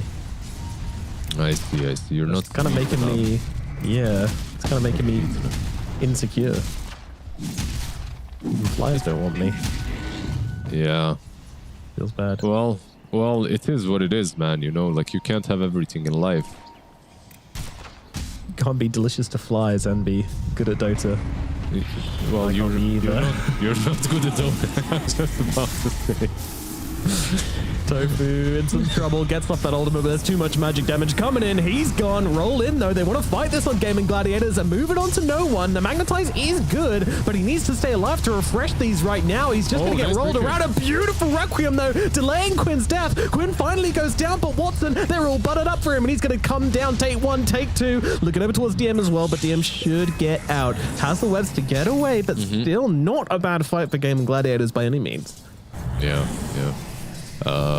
Radiant's bottom Before I continue this, you're great at Dota. You're just the way you should don't be. need to do this. I have to. I love how good you are in Dota. Oh, this is. I mean, I felt bad. There's lies you can tell, and I'll maybe believe you, but this is not one of them. You're just very talented in a wrong way. Okay. Yeah, maybe that's a kind of backhanded compliment I can say. Yeah, but this fight was pretty damn good. Nice little Requiem to scare them all away.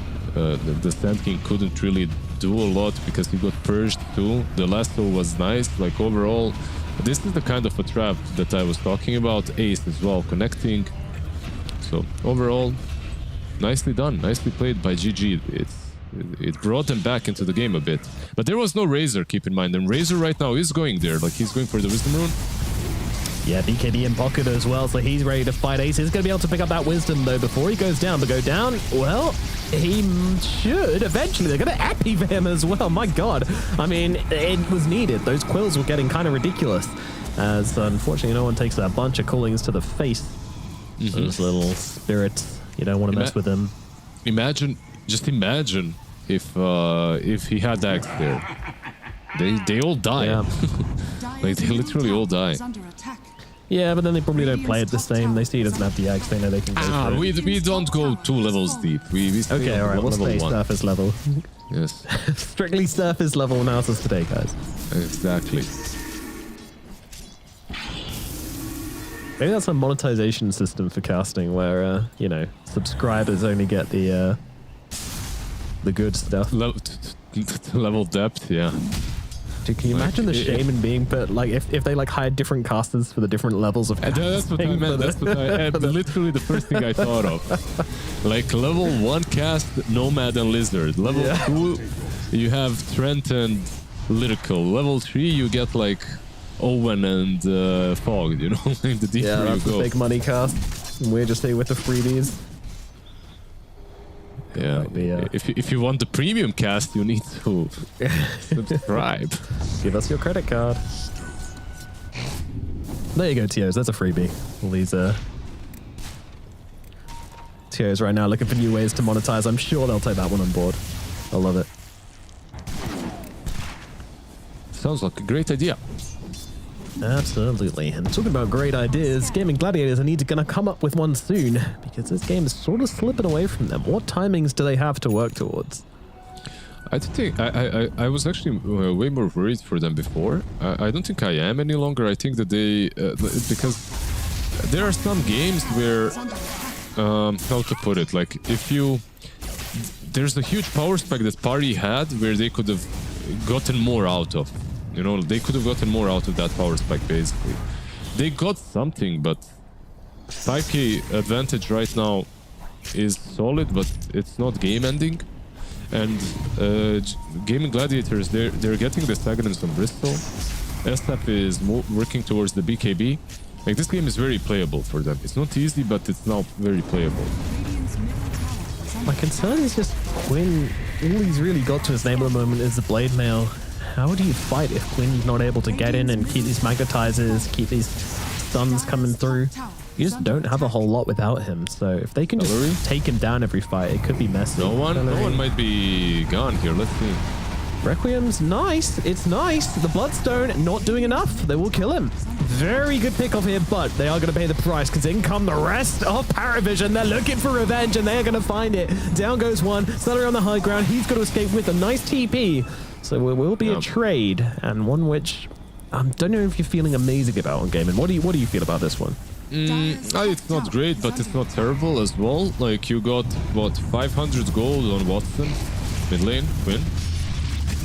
He's going, he's playing, he's gaming. They give themselves another one, so this is nice. These little strike teams coming in, finding kills. You know, we're feeling sad about the Shadow Fiend death, but all of a sudden, it doesn't feel so bad anymore. Yeah, for sure. I think this is completely fine for them. Like, they lose the SF. Even when they only lost the SF, I don't think it was the end of the world. Like, because he got that SK kill. So he got a lot of gold. He's got basically an Ogre Axe now on top of the Mithril Hammer. I think you're in a pretty solid position to play this game. Because, well, like, your carry-to-carry matchup, I don't think it's that bad. Like, you're playing into a Razor with that stuff. In the current patch, I think you outscale him eventually. You gotta find a way of dealing with the Bat Lasso, who has the blink, but you do have disruption, so... Yeah, let's see. 9 class. Blinks away. Too scared. This is the nerves they weren't playing with before, but after the last few events, showing a little bit of, maybe not nerves, maybe caution's a better word for it. Selecting their fights a little more carefully. Ace is farming up in this area, as is Tofu, helping him. Let's see. Ducalis will be scouting them out probably. He has the ward. He wants the ward somewhere, but DM is just leading the charge. He doesn't care. Yeah, this is the nature of the Aura Brood. It's not going to come in and kill you. It's not going to orchid you up and catch you off guard or scale ridiculously until late game, but it's just going to exist. Not a whole lot you can do with it as Epi comes through now onto Ace. He's in trouble, and the Bristleback going to try and turn around and use that Bristleback to kill them off, but it's not going to work. Quinn getting dragged back, but he's got himself the roll. Does not connect with the Earth Splitter. He's going to be okay. Yeah, good pick off, good kill. Like, he has an axe, but he doesn't have this Bloodstone. If this was a target to the Bloodstone, you know, it's different because he can turn. And then when you have the Bloodstone, what are we going to say he needs then? BKB? I mean, that's the problem, right? Like, when you're behind, you always feel like that one item behind. When you're playing with a deficit, because the enemy team is kind of, you know, like, up front, and they have a bit more, and they have like a blink on one guy, blink on the other, maybe some extra DPS from someone. It's always like that. Like, the item timings that you're getting are always relative to what the enemy team is farming at that moment. Yeah, fair point. But also, I feel like it's partly a hero issue as well, specifically with Bristol. If you have something like a Centaur, then maybe it doesn't feel as bad, but this hero just generally needs items to exist in any way. Yep. There's like a sweet spot where if you're winning the lane, you get tagged quickly and then no one can do anything to you, and you become like this overwhelming boss in the game. And I feel like a lot of teams started picking Bristol because almost every game was like that. But right now, of course, everyone is finding ways of dealing with him. So you have your breaks, you have your heroes in general that can turn him around. And this game, like, they don't really have a lot of great heroes against him, but the lane was so good that it doesn't truly matter anymore. For now, at least. No one going for the double wisdom. You love to see it. The efficiency plays. Team which is very confidently ahead. Radiant are scanning. It's also always like a little nod towards the enemy as well when you do that, because you're basically saying that they're not going to come. No one's going to be brave enough to go and try and find our wisdom rune. Well, fair enough. No one on the other side could have done it besides maybe Quinn. They will smoke up and try to accomplish something with the smoke, because SF, Watson, he has the BKB and he's gonna TP. Okay, this might be even Rosh. This could be a really good read, yeah. They get in here quick. The Tormentor's going down. I mean, it dies very, very quickly. Maybe too quickly. Let's see. Watson, he's starting it. Mask of Madness pop. They're going straight into the Roche here. Ace is following up as well. Where are you, Paravision? They're not aware. They have no idea this is going on. This is likely going to be a free Roche for Gaming Gladiators. Yep. What a read from them. Yeah, very nice read. Basically, they saw that the Tormentor is about to happen and they just used that time to take Roche. Very nicely done. I don't think that Pari are unable to fight this, by the way.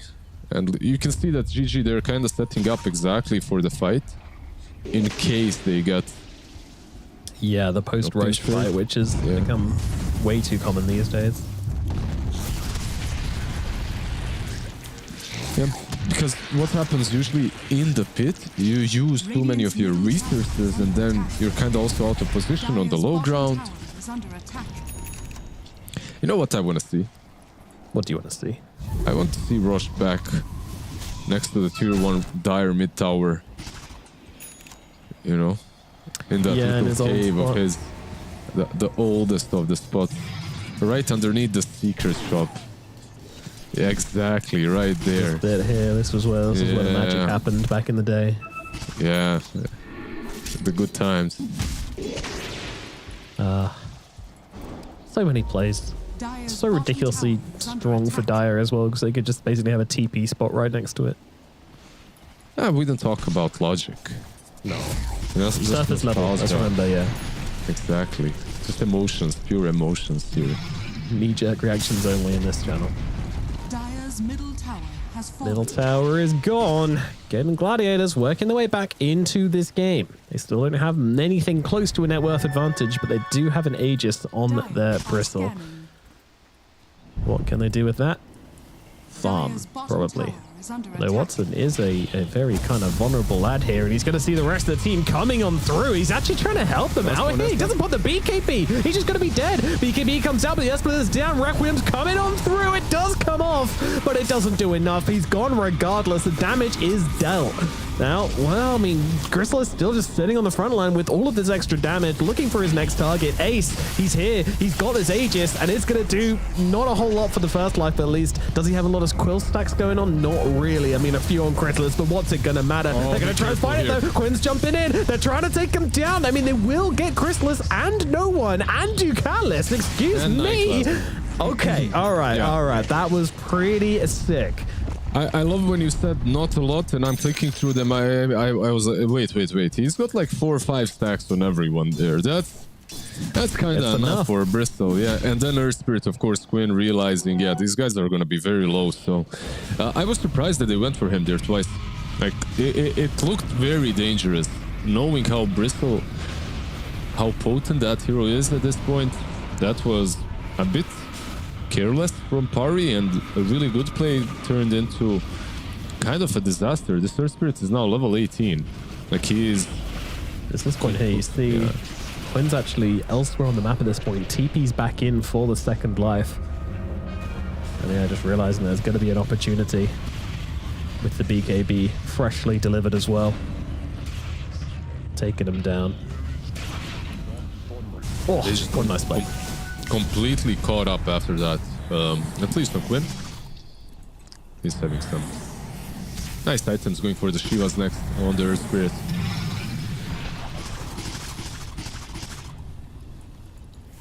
I don't know, I still feel like even though they're 2k behind, I don't think that they're in a really bad of a spot.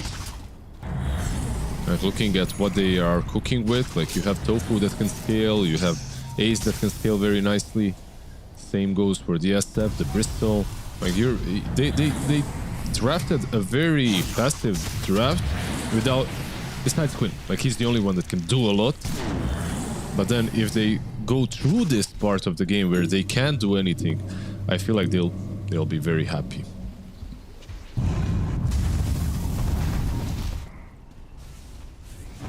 "26 minutes in this one." It does feel like every time we get to that sort of low action moment of the game, it is always Paravision just farming slightly faster and getting slightly further ahead. But we're going to see some action here as Quinn jumps in onto Ducalis and will be able to take him down with ease. Of course, Magnetides is popped for that one. Pretty big commitment, but still, nice easy kill. Do you like that he's going for Axe on ET without the standard build? Yeah, I hate it. Absolutely hate it. 9 class falls as well. Yeah, he did try going Boots of Daring. He bought the Belt of Strength and Windlace, but then he noticed that his Brood already has it, so he's like, yeah whatever, I'll go for it. I like it. I feel like they might need someone to right-click together with the Razor, because no one really is able to do that. Maybe Brood a bit, so I don't mind it. Brood has the BKB, by the way, so this next fight should be a bit easier for DM. Top tower has fallen. 27. Yeah, DM, he's got a...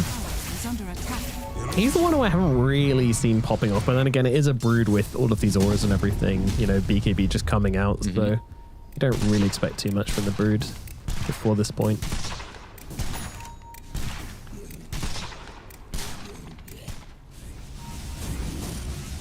Yeah, absolutely. Does not care about dying here, I would say.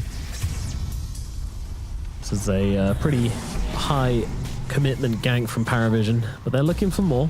I mean, they're really looking for more. Now 9 class going for a deep dive to get off this Observe Award. Will anybody spot the fire trails? How was the tie, by the way? What did they use? They didn't use anything, right? Like, they still have Lasso Epi? Yeah, I guess so. I mean, Lasso now used onto Celery. He's going to get a chance to disrupt himself as Ace walks through, but it's Celery who goes down. Ace just sitting on the front lines here. They don't really feel confident enough to go for him. So that will be okay, but yeah, I guess my high commitment is more like bringing 5 heroes up onto the high ground and smoke, yeah, of course. Smoke everything coming out, so it gives, like, once you reveal all your heroes like that, you know, Gaiman just get to kind of play into it. Admittedly, Celery still gets caught out, but no, it was a fair point. If you can kill him though, like this Murta is scary later. I feel like making sure that she doesn't scale that well is always nice. Yeah, true. A kill on a support Murta is very different to a kill on, you know, any other support in this game. And Tofu becoming a force. I mean, that's the crazy thing about this hero as well, is that you just buy support items and eventually just turn into a carry anyway. You don't even need to go for Midas or anything like that. Yeah, you're one of those, you know, like guess the alien or whatever the name of the game is. You know. Guess the alien? You know that game where you have like 4 people answering. You have like 4 or 5 people answering, and you have to find out which one was the imposter. Guess the imposter guy. Okay. That one. Yes, sure. Carry in disguise. Exactly. I don't know where I was going with that, but thank you for accompanying me. Yeah, no, you're welcome. Some real yes and coming out from me. They are going in, by the way. They still have so much mobility on these guys. So Sand King is in. Oh, okay. Quinn. They're taking it on turns on the quest here. Quinn taking inspiration for his favorite player of all time. Yeah, there's the Bloodstone, by the way, on Ace. So if they smoke up, I know you said, yeah, they only get Murta or Spirit Mid. Yeah, they're jumping in, everything coming down onto Quinn, and they will take him down. Ace not there in time to save the day. Tofu jumping into the middle of it, and he's actually able to survive, but a beautiful sleep comes across from the Elder Titan, locking down Ace, locking down, well, forcing Watson back. Eventually they will deal with Tofu. Now, well, 2 heroes dead. They can just force Ace back up to the high ground. Will they chase him? I doubt it, but they're more than happy just to take this tier 2 tower and keep on going. Paravision holding strong as 5. How the hell is that Bristleback legal? Like, literally healed through everything to smooth back, but they are still winning the fight very easily, I would say. I think Quinn gave them the best entry possible. I was just thinking somewhat to say, I was thinking to say that the only way they win these fights is if they jump the SD, but Quinn was too far. Well, SD couldn't really help. Celery, he queued up a Blink Dagger afterwards. I mean, he needs it in this game. Doesn't have Aetherlens, he has Eye of the Vizier. Like, you need a lot of range on this hero in general, and when you're playing versus a Bat with Blink Force, you can be late to these saves very, very easily. Smoke up as well. Gaiman, they want to play. Guess who's coming to join the party? Mr. Quinn. And smokes, they will get popped. A little awkwardly as a Bat Rider going on a bit of an adventure. 9 class. No way he pops the smoke and gets it. Oh, he's leading them. Don't follow the Bat. Don't chase the Bat Rider. It's a trap. Oh, 3-man burst strike onto Quinn, onto Ace, onto Tofu. Tofu's going to be losing his life. The fight still continues, but Quinn is gone as well. But the damage coming up from Ace, it's ridiculous. Along with Watson as well. They're just going to take them all down. They don't care about walking into a trap at all. Yeah, they like call the ambulance, but not for me kind of a situation. Oh my god. 10,000 damage almost dealt by the Bristleback. Yeah, that's crazy. Like, the only thing that I could maybe say was wrong from Paravision was just impaling instantly and not going Epi first. But impaling first is what you want to do on Sand King at 90% of the time. But maybe in this situation it would have been better because they would be able to clean them up. Maybe quicker, I don't know. It's just like this hero is insane. Bristleback just... They need a storage. they need a silver edge on someone, and I don't know who buys it this game. I don't think anyone can.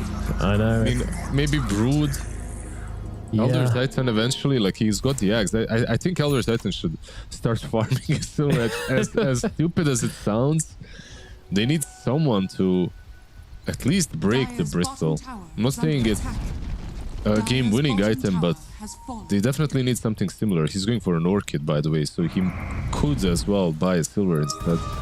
And let's not forget as well in these fights, you've got the support Shadow Fiend helping out his, big scary Bristleback with the AoE anti-armor to increase the damage of those quill sprays. Yeah, Watson being the true position 5 here with the Shadow Fiend helping everyone out, doing a lot of work as well. Yeah, he did a lot of work, he did a ton. He's got that Daedalus together now with the Silver Edge, actually Shadow Blade queued up. Let's look at that. Let's watch this again. Dude, they just disappeared. That was insane. Yeah, and the Bloodstone working wonders because he's hitting everyone, so he's healing so much. He's 23.5. No one? Yeah, that's a very, very nice dead shot there to catch out no one popping the Bloodstone, popping the BKB and the epicenter, but it's not going to be enough to take him alive. You are not Bristleback, sir. You're not him. And now another dead shot as well, catching out Chrysalis. Beautifully done from Tofu. I mean, he's played a lot of this hero, and it is showing, but Lasso comes out to catch out Quinn. Quinn is gone. Watson coming in from the sidelines, trying to find a target, but they don't have the control anymore. Not with Quinn being dead, but does he care? Oh my god, the clicks coming in from the side. Watson just continues to chase under the tier 2, forcing back Paravision. These two are so strong together. It's Ace and Watson hand in hand chasing back Paravision. Yeah, they need to get back. They're too low. Like, not a lot that they can do. Brood and Razor are still outside on the map, but look at that damage. Once again, this time around it was the SF dealing the majority of it. At least it's 1-for-1, right? Considering the Sand King and the way he died was so damn quick. Disappeared. It's not an easy, like, Shadow Demon is the hero that I would praise once again because he's the one that enables all of that. He pops Demonic Purge on the Sand King and you can't really escape from that easily. No, we talked about how strong this Shadow Demon hero is going to be in this game. We've seen it a few times. Demonic Purges, just somebody gets messed up in these fights and eventually it's going to be somebody's going for the Aghanims. He also got the best possible neutral for him. The headband. Psychic headband always feels good. That extra range. Your Muerta now is basically turning into carry mode with a pike, Atos. Basically, this is what we waited for. And I think what GG waited for. The timing is there. And the power spike has arrived. Now it's on Paravision to somehow try and outplay them. They do have a BKB on Bat. I think that's massive for these upcoming fights, but he also needs to find the right target. No one is going to be that target at the moment. He does manage to get off the burst strike, which allows him to come to BKB and to the Bloodstone, but once again, I don't think it's going to be enough, although maybe this time it just might well be, but the BKB runs out. Quinn's on his ass, and he's going to be able to take him down, but now the last up onto the high ground. Disruption's there, though. Is it going to make a difference? Quinn trying to get out, but his roll gets blocked, and he is going to die on the high ground, but Chrysalis, he's trying to man-fight with Watson. I'm not sure that's a good idea, friend. He's coming his way back to the high ground once again. No one buys back, comes back in onto Tofu. Tofu pops the ultimate, though, tries to turn it around. Ducalis is in. The Elder Titan's there to smack away and take away the Aegis, then dies himself to Muerta as the support's finding out as if their cause. Watson respawning, trying to hand his ground, but it's another static link coming out onto Watson, sapping away his damage, and now Ducalis is in once again, looking to smash away and help out Chrysalis to do the damage they need to take down Watson. It's now 3 dead on Gaming Gladiators, no one dead at the moment from Paravision because they use the buybacks. Ace is just going to leave, and that's going to be that for now. Is it? Yeah, it is. They use drums, but they can't catch anyone. I love how no one saw Ace, but then he's like, yeah, I'm not going for that guy this time. Even though it's five heroes versus 2, he's like, yeah, no, I'm good. I'm good. They do see him now, though. Oh. He's got a stun. He's not using it. Does finally use it as he gets out of range. Okay, just min-maxing on this one. Shard on Chrysalis gonna help him just track down Ace, but again, Ace so annoying, and Celery's there as well with Demonic Purge onto Chrysalis, which should seal Ace's escape. are scanning. You need more than 5 heroes to kill Ace. It's crazy, by the way, he replaced... this is kind of nice efficiency as well, but let's see this first and foremost. No one almost lives here, I guess, but too much damage. The last two instantly gets disrupted, so that didn't help. It was a nice Earth Splitter, and this drinking SF's milkshake is nice from Chrysalis, but you can't really sustain yourself that way. What's nice is that he was able to go back and then re-engage once again. So overall, it's a good fight from Pari, but they forced 2 buybacks, so I'm not sure if it's super worth it. Probably not. Yeah, pretty big buyback from No One as well. Chikalis you can kind of wave away, but No One's might come back to hurt them. He has been the main target for Gaming Gladiators every time they've moved. Please just check Elder Titan's item build. I don't think you respect his buyback enough, because this man is buying Revenant's Brooch. Yeah, I mean, I did see him just come in and just absolutely smack down Watson in that fight. Oh, I'm absolutely telling you, like, this hero on a position 5 literally owns SF through majority of the game. As long as he gets like X+1 item early enough, because SF, it just dies to him. I don't know. You have a BKB hero with 400 damage hitting you, dude. Wait, is he a 5 this game? I mean, it doesn't matter. 4 or 5. He was a 5. He started from the safe lane, so he's on paper a 5 for me. You're telling me he can just go 1-to-1 with the Gaming Gladiators carry? I'll believe when I see it. I think you're hallucinating. I might be. It wouldn't be the first time. They're going in. 9 class. Yeah, he's poking, he's prodding, but he sees a hedgehog, and everybody knows you don't take a hedgehog out of its natural environment. Quinn jumping forward as well, making a lot of noise, but not really connecting. Paravision, happy to just kind of hang out on their side of the map. I don't know, those stupid silly hedgehogs are usually out of their natural habitat on their own, always crossing the road and stuff in the night. Oh. They're very cute though. 9 class? He's maybe a little dead here. Oh, that's a BKB. Alright, we'll be okay.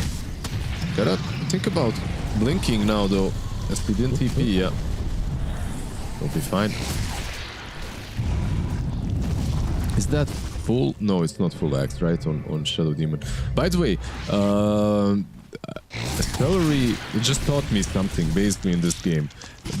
I said that the best item for him on the 3rd level was, on tier 3, was Psychic Headband. But he replaced it for Eye of the Vizier, because you get basically 25 more range. It's like 25 more. Like you get 100 from the headband, but you also get like, I can't remember, like 15% more int or something, and you don't lose any mana. But okay, I guess he doesn't care. He wants that 25. Yeah, he just wants the 25 range. It is super important to disrupt, right? Like even 25 is massive, I guess, but I don't know. Usually if I have Eye of Vizier and I get the Psychic Headband, I replace it and I take the Psychic. That was lame. Some big damage talents being taken up across the board here. We've got Ace getting a plus 18 Warpath damage per stack talent, which is going to increase his damage output a lot. Shadow Fiend gets a really crazy one. Shadow Raid applies attack damage. That one's ridiculous as well. It looks like we might get to see them in play as both teams wrap around each other. They're jumping in, but 9 class doesn't find the initiation. It's awkward. It's very awkward indeed. He's going to try and use last over onto Ace. That's not going to work. So on the front lines, Watson gets taken down. Too much damage coming out from Chrysalis as he moves on towards the next target. When Paravision get on him like this, there's nothing they can do. Quinn's going to fall as well, and it will be 3 dead and a buyback coming out for Gaming Gladiators. They are just, they're reading. Geez, Watson has no buyback. They might just go high ground here. Like you have only one. Okay, you have 2 buybacks now, but yeah, they're reading their moves and the smokes are connecting so easily. Even though Bat missed, like he actually missed, like Batrider missed the initiation on SF. They still win the fight because they have perfect positioning versus GG. Watson very well recognized that he can just go on top of that SF and eliminate him out of the fight. Watson, he has the pike, but he already used it to get away from Bat, so he didn't have anything left in store versus Crystallis. They're struggling to push into ace, but DM, he just goes to the other lane, deals with the middle lane of Barracks. There's only one ace in the game. We only got one ace in the deck. So, top side does get taken down. Ace arrives belatedly. And Sniper Vi is now available, by the way, for DM as well. So this Spider, very scary indeed. Yeah, he's very big. Like this is the first time that I'm seeing the utility Spider really popping off and doing a lot of work. Like usually when I see this utility Brood, she's just there. She's kind of, you know, there and that's it, giving some pipes, being very annoying, providing vision with Spiderlings. DM, he's the problem that they need to solve as well. He's not just like a side actor. Nope. No, he is a core. He's making his presence felt as Roshan goes down. Crystallis hitting this ridiculous part of the game here. I mean, I really thought it was going to be game and turning out that last fight with all of their talents. You know, obviously Crystallis has the attack link steals, attack speed one, and that was just huge in playing up into the Shadow Fiend. Watson could not do a thing. He cannot let this link connect with him anymore. Yeah, they don't really have a Lotus, do they? Like, that's something that I need to call them out for. No Lotuses. And the other two supports, they have one Pike on Muerta. I feel like you just need to make sure that both of them are used on your SF. The SF Spike and Muerta Spike, that is. Just so he can be positioned nicely versus the Razor. Yep. He needs to break that link, or not be in range of the link in the first place, or kill him before the link does anything. Or buy Linkens, or Lotus from someone. Or maybe all of these things, you know, because some of them are not going to, all of the above, because some of them are not going to work. So, in general, the best approach is all of the above. I just want to see ET's Brooch, man. Like, can we get to the Remnants? Yeah, I want to see that as well. That just sounds funny.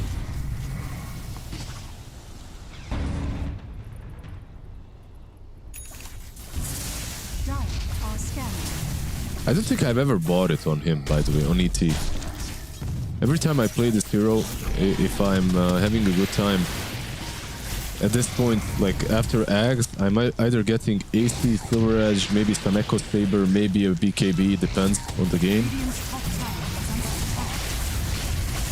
Yeah, I am wondering what the effectiveness of it is going to be. Does he just buy it and go for the Bristleback in the fight? I feel like he might be able to even take him down, right? Just yeah, go that's for what the I'm thinking. Bristle. Yeah, probably. But it's gonna allow him to hit Muerta as well, right? Or am I crazy? Yes. Something's changed. No, you can hit Muerta with Revenant's Brooch. Yeah, so that's also one of the reasons.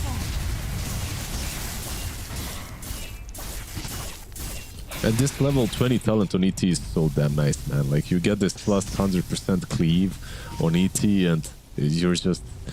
Oh, it's such a nice talent. It's like one of those feels good, man, when you get it. Well, he's 100 gold away from Nullifier, I think. Oh, no, that's Revenant's Brooch. Sorry, yeah. Yeah, he's got a Sacred Relic already. If he wanted to, he could buy it. I guess he's just thinking about if he... Oh! Look at where he did. You see what he did? Celery's found him! Celery's found him! Oh no, what have he done? Yeah. He's going for the sneaky ward, but yeah, that's not going to work out. Yeah, I mean, it's probably getting dewarded immediately. Nicely done by Celery, by the way, reading the move. Is he going to deward? Yeah, of course. There we go. Oh my god, Celery read him like a book. Yeah. It was like a cool play that got unfortunately punished. Still cool though. He gets some style points from me. I'll give him a singular style point. Yeah. Could have been a bountiful harvest if that play had worked out, but Celery also gets one as well. Well read. So yeah, game's sort of just sitting in a stalemate right now. Paravision, they do have a pretty huge advantage, and despite having this Aegis, just don't want to go up that high ground without any information. They're still waiting for their buybacks as well, which are very important, so...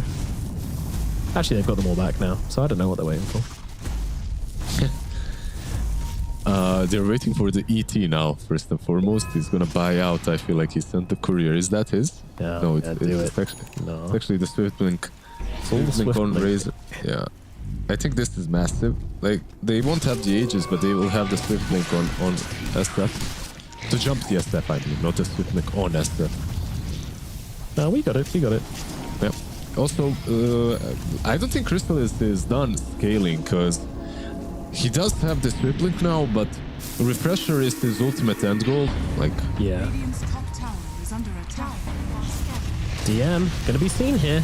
Ace gonna force him to use that BKB. Ace continues to run forwards, as does Quinn as well. No one cocking up an epicenter here. Gets it onto the two of them. Beautiful Really burst strike through. 9 class now connects. They want to bring him down, but look at the damage coming out from Ace. He takes out 9 class. Doesn't really do a whole lot to the carries though, as now Ace could be in some trouble. He's running out of HP, and with no Bloodstone, he's gonna go down. And so the sidelines, Chrysalis tries to jump onto Watson, but he just gets his cookie crumbled, and now Watson ready to set up with a big Requiem, but no. Blink away from Chrysalis over to the sidelines. He had to blink in the direction he respawned though, so it's looking very awkward indeed. But the Hex comes down. Is it enough? Satanic is there. Chrysalis is gonna live. He's gonna live, and he takes down Watson instead. Ducal is getting so low in the middle of this. Should take away the Magnetizer's Quinn is brought back into the fight, trying to take this one. Chrysalis coming back as well, waiting on the sidelines. Watson trying to find an opportunity to find a kill here, but Paravision, they respect the buybacks. They'll get away, and they will hold fire for now. So 2 buybacks actually on their side and 9 class bot on the other. Crystal is survived, by the way, in the end with 30 damage. 30 HP, that is. 30 HP. Crazy. Yeah, absolutely insane.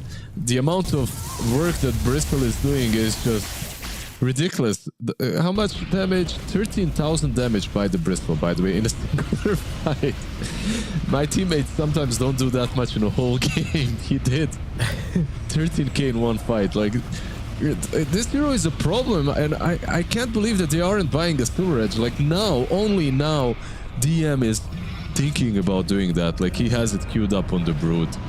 Because this is just ridiculous. A single Bristleback is countered by 0 items. It's doing far too much work in this game. I can't believe Paravision just haven't really answered it as well. Yeah, exactly. Crazy that they still didn't buy a singular item. I mean, not even... they do have Shivas, okay, on Sand King. That's something that works against Bristol. But it's like for everyone as well. It's good. Nothing else, and now only he's got the Shadow Blade on Brood. Yeah, they're crazy, just crazy. It's got that Reverence Brooch now as well on the ET. Are we gonna get there, Lizard? Are we gonna get to the tier 5 neutrals? I mean, we just might. 9 minutes away. I don't really see either team wanting to make a play at the moment. Although maybe Paravision want to force this. There are less buybacks on game, and that is for sure. Maybe now that the Silver Edge is up on Brood. Well, it isn't up just yet, but he can purchase it. He won't have buyback though, if he does. But I still think that if you don't, you're probably losing the next fight the same way you lost the previous one. Yeah. Ducalis somehow was able to buy the Revenant's Brooch and have enough for buyback as well, so it was a very, very rich goat man. And he has another Reverence Brooch queued up, by the way, so we'll see. Yeah, I'm not sure that's... I mean, it probably isn't, but you never know. You never know. How cooked is this man? Yeah. It's like ET truly doesn't need a lot of damage purchased. Even getting a crit on him, or yes, I mean not anymore now that you have a Brooch, of course, but you could get some more attack speed, perhaps. You know, you don't have a talent for that. Yeah, it's a shame his level 25 talents are kind of boring. I mean, not boring. Yeah, but if you're going for 100. right click. Of course, it's probably. I don't know. Maybe there is some world in which left talent on 25 of ET is amazing. Like the plus 450 sounds like a lot of damage. Yeah, but I think everyone goes for the right one, and usually I go for the right one as well. It's like, you know, it goes from 40 second 140 cooldown. seconds. Yeah. Yeah, maybe in a really long fight you can get 2 off. Yep. It's just, I don't know. I actually don't know. I think his level 25 talents are garbage. They do feel that way, don't they? In general. In comparison to other heroes, they're just garbage. Meanwhile, DM gets base attack time reduction. Where are we? Still no Silver Edge though. Magnetize Undispellable is also a really annoying one. As Bristle's actually approaching on his level 30 talent, but we will focus on this engagement which is about to take place here. They've seen Tofu. What the? VAC. VAC, this man. He just interrupted his epicenter in smoke. That was ridiculous. What a read. Just using that scouting dead shot happening to land, and now Quinn is in deep. He's after to pop the BKB. He's got the Aeon Disc as well, so there's the lasso just being completely wasted, but Chrysalis on the backline just rips through the both of them. Tofu and Celery are toast and dead. Yeah, Ducalis is going for Watson. Ducalis. Oh, okay. He's gonna die. He just doesn't do enough damage. He doesn't win the 1v1 as Ace still just kind of sitting in the tree lines and fighting up with all of them, but he's slowly running out of health. Has a Satanic and a Bloodstone though. Let's see. Watson comes in from the side. Chrysalis, refresher roll, legs up onto the Shadow Fiend. He's gone. Watson is out. No one's dead as well. Bind back into the game to try and turn up to this fight as Chrysalis just ripping through everybody. There is no Shadow Fiend. There is no Tofu trying to fight up here, trying to do something, but that's not going to work either. Ultra kill now for Chrysalis. This one might be over. There are no buybacks available. It's just a Hedgehog which stands between Paravision and the throne. It's a very mean Hedgehog, but I don't think this Hedgehog has the chance versus all 5 heroes. Weird fight. Like, very well executed by Pari, though. They jumped. It's what they needed. They literally, when Quinn rolled in, I know you guys all focused on him and what was happening around him, but Pari Vision did not. They just jumped the backlines. Celery and Tofu just disappeared immediately. Lasso should be enough to finish this game off. Yeah, GG. There. Yeah, cool last fight. Literally, the game was anyone's up to this point, but Parivision, they just executed much nicer. There was a fun moment that you guys also probably didn't see, but Ducalis, the way he died is he literally saw Watson on the high ground, and then he just walked to him, and Watson was just right-clicking him. That's all. Like, I don't know what he was thinking, but he just died. I do. I've got a reference brooch. I wanna click. Yeah, but he didn't have the spirit, you know. He just moved to him and looked at him, and Destep was like, okay, I guess I'll kill you, whatever. Nice one, bro. He does buybacks, joins the fight again.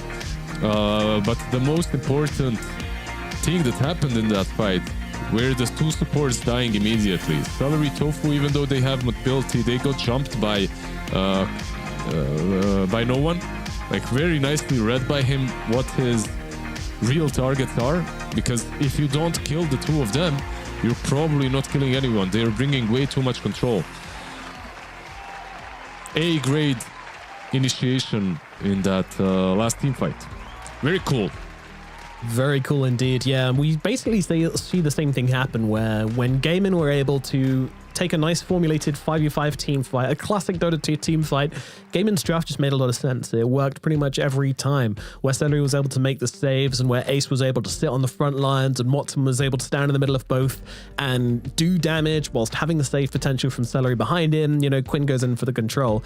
That always looked fantastic, but if Paravision were able to just break up these fights, run into the middle, get a link off onto Watson, or chase somebody around to the back lines, or punish Quinn's over initiation, then all of a sudden things looked really great for them. So it did feel like most of these fights, despite all the itemizations, you know, the counters, the 4 staffs against Razor and the Silver Edges against Bristol we talked about, ultimately what it came down to was positioning, and in the end there, that fight just looked really messy.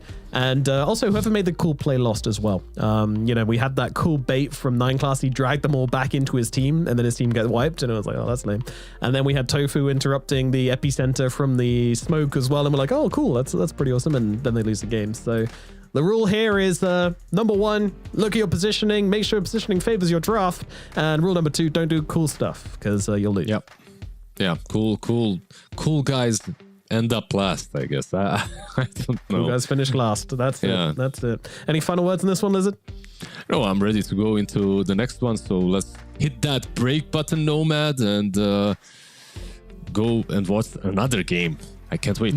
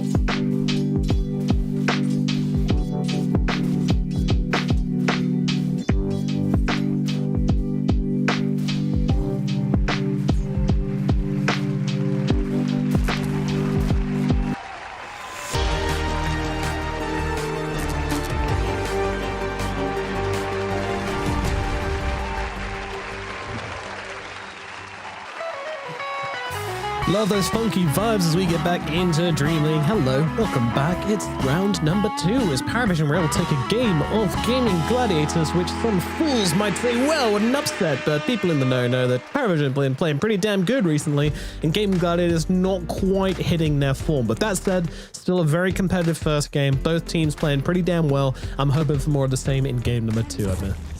Yeah, absolutely. If you are on the side of Gaming Gladiators, you might reconsider giving this Razor towards...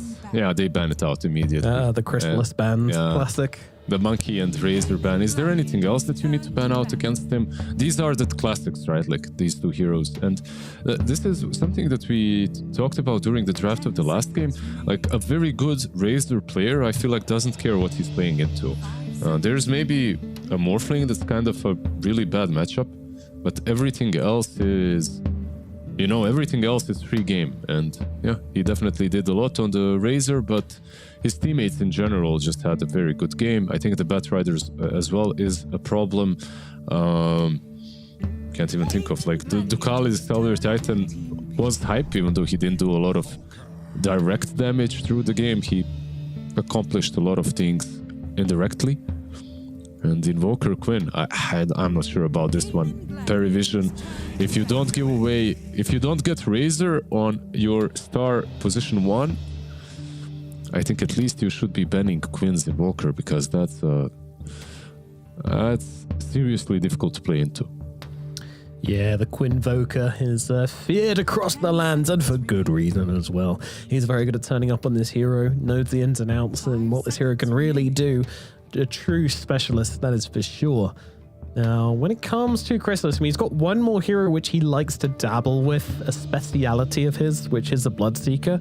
He likes to pull it out on occasion. That's that the Pangolier has been picked up by them, but maybe that was like a dangle for Gaming Gladiators. But hey, there's a Pango, but they knew exactly what happened if they picked the Pangolier, so yeah, I doubt we'll see it. Didn't they play Bloodseeker today, or someone else? Someone played Bloodseeker already into Pango. I don't think it's that bad, like Bloodseeker into Pango. It depends.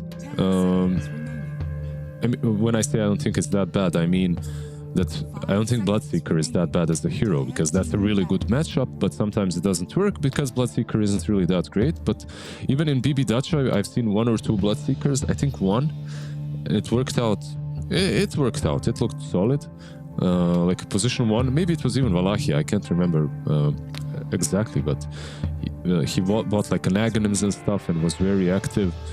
Yeah, I think it's Valachia. I think it might have been even Parker doing it. But in any case, yeah, let's see what they're banning out so far. SF on one side, Luna on the other. All the stock standard heroes. The only one left remaining that I'm still surprised is the Shadow Demon. Like Paravision, they did just win against it, but it did a lot of work. And they do have the first pick of the second phase, so they could be the ones picking it. Interesting. If they wanna, right? Like, they can go for that. We shall see. Meanwhile, the bans, Shifing gets taken out, and Paravision, one more ban to go for them. As we get started with this middle phase, and we start to see some big picks coming out. Yeah, there's a lot of these bulky position 5s. They're all in the pool, like your Tusk, your Clock, your what else is there? Omni-Knight. All 3 of them are still there for Celery or for Paravision for the Callis if they wanted to. We'll see exactly how they do it, because all of them can combo with these glass cannon cores that are left in the pool. But who's left? Like Medusa? That's it, I guess. Maybe a Morphling? Oh, Marcy. Cool. Alrighty. That's a fun one.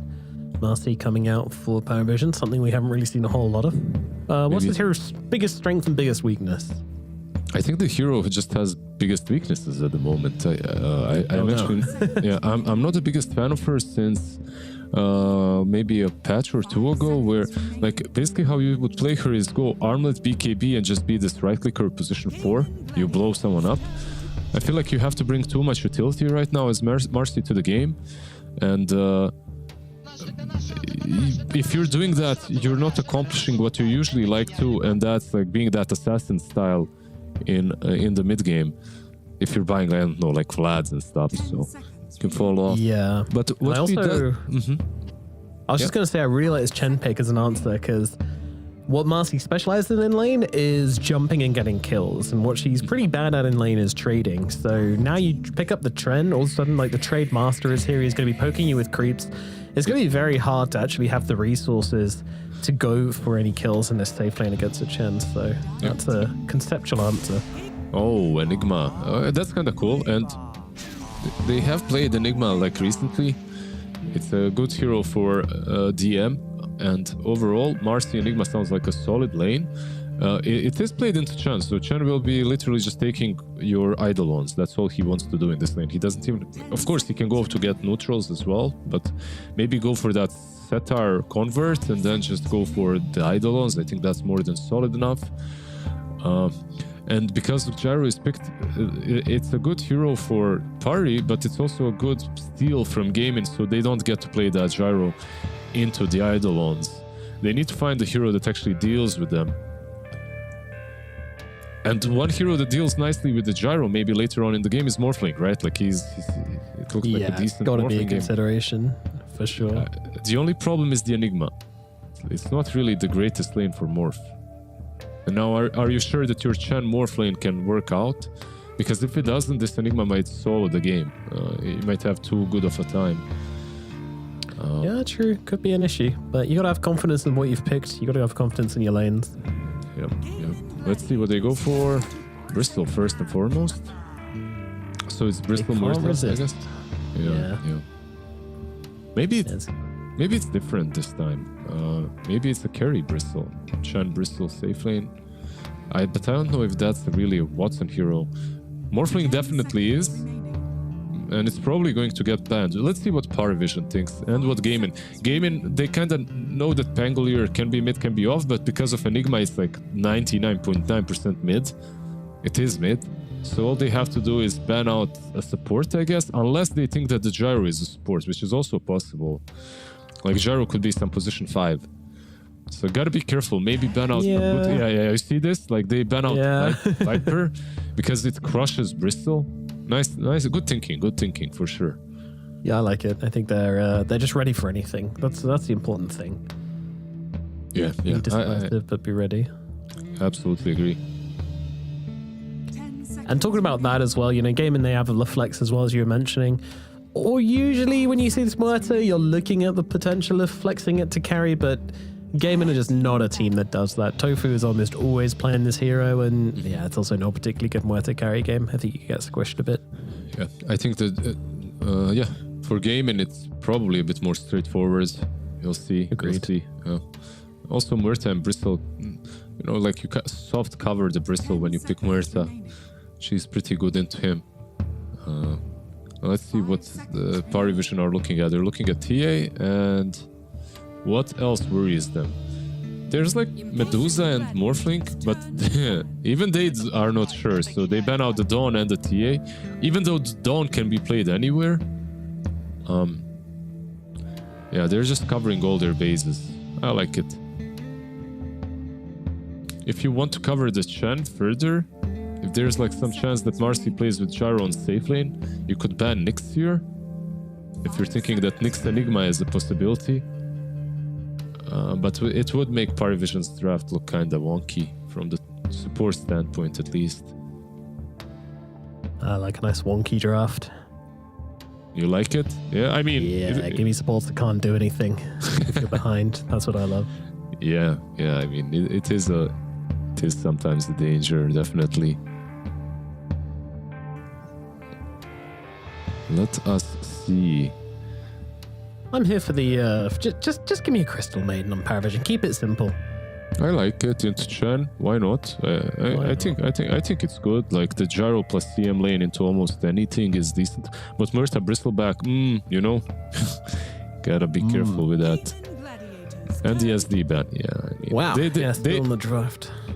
Yeah, they just didn't know. They didn't know if this is like a carrier or a support Gyro. So a bit of everything banned. And now let's see if they need a carrier. I mean, Morphling Medusa still in the pool. I feel like maybe options, but kind of bad into Enigma, I guess. here. Oh, Primal. So Bristol is the carry. Yeah, Okay. yeah, you called it. All right. Yeah. I mean, I called a lot of things. Thank you for. Yeah, true. It's I was just. you say enough things, and one of them will be right. Yeah. Okay, it doesn't mean you're not right. Yeah, I mean, there's just potential. I wasn't sure which way they're gonna go, but there was definitely potential in Bristleback carry. And one thing that they had a problem last game is they were too passive. And I think at least this time around they're going to be playing a different kind of a game, where they have cores that are extremely active, and they can bring it to Paravision and play a completely different kind of kind of a game, where they're the ones setting the tempo, where they're the ones actually making sure Enigma doesn't come online fast enough. So I don't know, I like it. I think this is maybe a better approach. If you're Pari now and you know that Bristol is the enemy carry, can you like put Gyro on support and pick Morphling here? I mean, it's a bit out there, but it's a much better carry matchup. Yeah, I'm into it for sure. We'll see how that one works out and what direction they do decide to go down. One thing about this Primal, which I really like as well, just to touch on quickly, is that we've seen in previous games as well, Primal is that hero who can already pulverize someone, chain lock them down, and just clock, throw them out. Yeah. Why not? Yeah, just clock. Called that one. While we were talking about Primal, I was like, okay, if you put Gyro on support, you're probably putting everyone out of comfort zone. But if you pick Clockwork, everyone is happy on Pari, and it's probably the best support into Primal Beast, and it isn't even that bad into Watson's Bristleback, because you can burn his mana, you can hunt down Quinn. The supports are maybe an issue because you can't blow them up that easily in Black Hole and in Cogs because of Chen. Quinn and Tofu will be building a pike as well, so they can get away. But overall, the game is very playable on both sides. I think we have very even drafts where gaming are maybe a little bit more active off the laning stage if they have good lanes. You know, like decent lanes. Yeah, it's a big if. Obviously, it could go either way. I'm not sure I'm like looking at any of these lanes to be a complete stomp. Like maybe Chen Bristol is very scary. I don't know how DM and 9 class are going to play up into that one, the Enigma and the Marcy. We already mentioned the Marcy's weakness with trading, but those Eidolons do make up for it. So everybody kind of covers each other's weaknesses across these lanes, which I really like from both squads. So I think we will see a pretty even game similar to last one. Yeah, Enigma just buys a very quick drums, and you play off of that, but there is definitely some potential for Celery to be, just winning the lane, and for the Bristleback to be just too difficult and too tanky to zone out by the Enigma. I'm not sure. I feel like Enigma plus Marcy is a really good lane, but Chen and Bristleback might be too tanky and too big to take down. Meanwhile, Muerta Primal versus Gyro Clockwork, that's very volatile. Like I don't know what to expect, because it kind of comes down to execution. I know that Primal dislikes playing into Clock in general, like through the game, and definitely in the lane as well. No one likes playing into Gyro, but you have some potential to put them out of position with that shot and outplay them, of course, always. Yeah, lots of options, lots of counterplays, lots of high-skill Dota to come in this second game as we jump into this one, and the legendary Bristleback comes out from DM as he tips Watson as well. So perhaps some memes, perhaps some previous jokes coming out from their old team. I'm not too sure, but somebody also there going to bat for his new carry, tipping a lot, brother. Keeping them in check. I gotta tip. It's a little BM, but it can be like completely good-hearted, but it can also at times mess with someone. You just lose a little bit of that focus, tipping and just. But then sometimes when you're playing and then someone says "Stop tipping, bro," and you're like, "Well, I didn't mind," and now you're making it sound like I mind, and now you're annoyed at your own teammate, and you're like, dude, I didn't care, it was banter, I enjoyed it, and now you're making it weird. So maybe that's coming into play. So many layers, Lizard. Yeah, you just have to check that both sides like being tipped, maybe sign a tipping contract before the game starts. Maybe we should make it so that people can put like a flag in their name, yes to tipping or no to tipping. I'm sure people would respect that and not BM tip someone, which that I don't like being tipped. Well, just what if you just can't tip if someone checks that? Oh, but interesting. A game mechanic, you say? Mm-hmm. Intriguing. But then you don't get shards, and everybody wants the shards.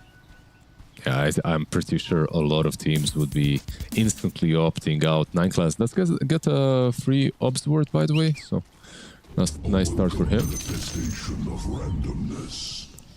And a tip. The celery who just said stop dipping. He dewards him and tips him. Yeah, oh, I love that so much. So how's the legendary Bristleback gonna be doing, by the way, on Watson? Not my worst. As a legend, I should be able to. No, I'm just kidding. Yeah, we'll see what the meaning is behind this one. I mean, he's bronze on the hero, so yeah, it's not a fan favorite, but it looks like 9 class might actually just be straight up dead here. How do you feel about the lane switch up? I don't know why. Is Crystallis really going to do that well down bottom that they switch him up? Like aggressive lane carry. It's an interesting approach for sure. Interesting. Which, as we mentioned last game, is bad. Interesting usually is like the PC version of saying, I don't know what the hell this is. But let's see, what's taking a lot of damage here. Yeah, he's not. Oh my god, oh my god, oh my god. Okay. Bodyguard is no joke, as it turns out. Yeah, nice little sidekick there as well, right? Very nice. Well, that's the that's bodyguard, it, right? Bodyguard I being know. the sidekick. I know. It's pretty solid. Issues for the Bristol. Celery not really able to do a whole lot about that, and you know that is the side thing as well. Marcy is a killing hero, and Chen is just not. He's just a harassment, poking, prodding, being annoying. You have to keep their resources low. They're just going for this one again. This is crazy levels of aggression right under the tower as well, but it pays off pretty heavily. Watson taking heavy hits from this and unable to come near the wave. This might have been a genius move from Paravision. It definitely seems that way. Celery, the rebound. The dispose, actually, I'm sorry, maybe wasn't there, but yeah, they are trying to clean this camp up, and they're managing to do so because it was stacked, and it's at least that's nice. But this Ghost, by the way, is probably one of the best creeps that Shen can get on mid lane. What's going on? Check not much. Yeah, just chill matchup. Yeah, Invoker going to start to scale up into this lane as no one's trying to, you know, make dough whilst the sun shines, but things should start to get hard for him as time goes on. We'll see when those power runes come out, who gets them. When's the last time you saw a carry on the offlane, by the way? Played like this? Long time ago. Many moons. Many moons ago, right? Same here. Teams are just not comfortable doing this, and sometimes I don't know if it's even worth it. Even if you are doing well in that lane, I feel like sometimes people just are so out of their comfort zone that most rotations and moves become kind of weird. Even like switching 4 and a 5 sometimes to me looks like it's not worth it. Yeah, I'd almost say that's weirder though than switching up your cores, because your cores, what do they do anyway? They don't rotate as much. They don't move in for the power runes. They kind of just farm, so. Yeah, that's kind of fair. Maybe it is about... maybe it is much weirder on support.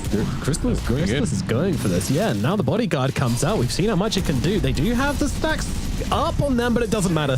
He can't get off enough quill spray to make it worthwhile, and they'll be able to run down Watson again. 2 deaths now on the carry Bristol. Well, this is mid lane. This is a rough start for the Bristol, even though he has like nice CS, 20 CS. He just died twice, and Gyro is living life. Tofu takes a visit towards the middle lane. A bit of a fight takes place for the water rune. One is denied, one's picked up by Quinn. It's bad news for no one, as he has no bottle charges at the moment. Will survive another full 2 minutes somehow until he can get a chance to refill that bottle again. Or someone needs to die. You're praying your teammates die at this point. You just ping them. Yo, bro, you can kill him. You can kill him. Go for it. Go for it. Easy kill. Easy kill. Easy kill. Come on, dive. I'm rotating. I'll be there in a second. Oh, you died? Oh, please TP mid. Yeah, I have a bottle. Don't worry. At it. Yeah. Yeah, I guess like top lane as well. It's not only Clockwork now that works well against him. It's also the Enigma, right? Like you have so many of these mini stuns working into Primal Beast, so probably not going to be the greatest. Rotation to the bottom lane as once again they move forward onto Watson. I'm not even convinced they need the Pangolier here, but they're gonna use him and they're gonna kill him once again. Third death now for Watson. Yeah, sometimes top lane. Yeah, they're trying to get a bit of revenge. DM will be falling for this, so Ace and Tofu able to do something at least with their carry sacrifice. Yep. If Enigma gets out of position, you can't really do a lot to Ace. There's Uproar as well.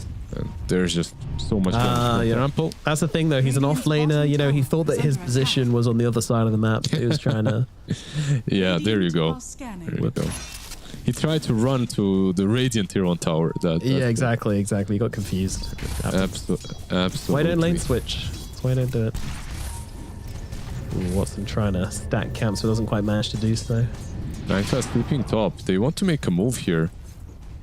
Yeah, Gaiman already kind of leaving the neighborhood though. We'll see if they approach in again. Ace and Tofu though seem to be taking a pretty safe route away. I think the TP was actually scouted by a Radiant Ops next to the Twin Gate. They have like a very passive Ops down there, like very defensive. I think that's why they know. And Nineclass is going to have to use the Twin Gate to go back down bottom instead. Yeah, which of course will be seen as Tofu does move in. Nice dead shot onto the Pangolier. Also following up with a calling as well. No mana left on no one anyway, so they will just be able to click him down. A nice kill by Tofu and Quinn. As down on the bottom side, the fight takes place. Watson's going to be the target. Oh, big miss there from Nineclass. That's going to disengage them. No chance of killing mid, Watson. by the way. By the time he's up, this mid tier 1 tower, someone needs to defend this. God. Catapult hitting it. It's just gone. It's just I'm not sure if it's going to get here in time. Yeah, no fortification available on either side. The tower is gone just as the fortification comes off cooldown. Yeah, oh my goodness, the timing could have been worse. And now bottom side as well. They're going on to Watson under the tower. Nineclass taking a lot of damage for this one, though. He might just be giving his life for this. Watson will fall as no one comes in with a rotation on the sidelines. Now damage going through onto Ace. Ace, he can't really do anything. DM's just clicking from the sidelines as well. He's got the Eidolons helping out. And with the Rolling Thunder, with the Thunderbolt, it's going to allow him to get the kill onto Ace as well. The Primal goes down. Yeah, so your mid and offlane have just died, but you did take a tier 1 tower mid. So Quinn is free to rotate anywhere he wants to, but he was also under vision. So they know that this is happening. They back out from bot lane. I don't know, like, it's definitely not great that they lost the mid tier 1 tower, but at least they're getting some kills. And it's kind of a nice rotation by DM as well, recognizing that he can probably help out here as the fight did last for quite some time. Yeah, that Eidolon damage is no joke. Between them, they're just able to click them down.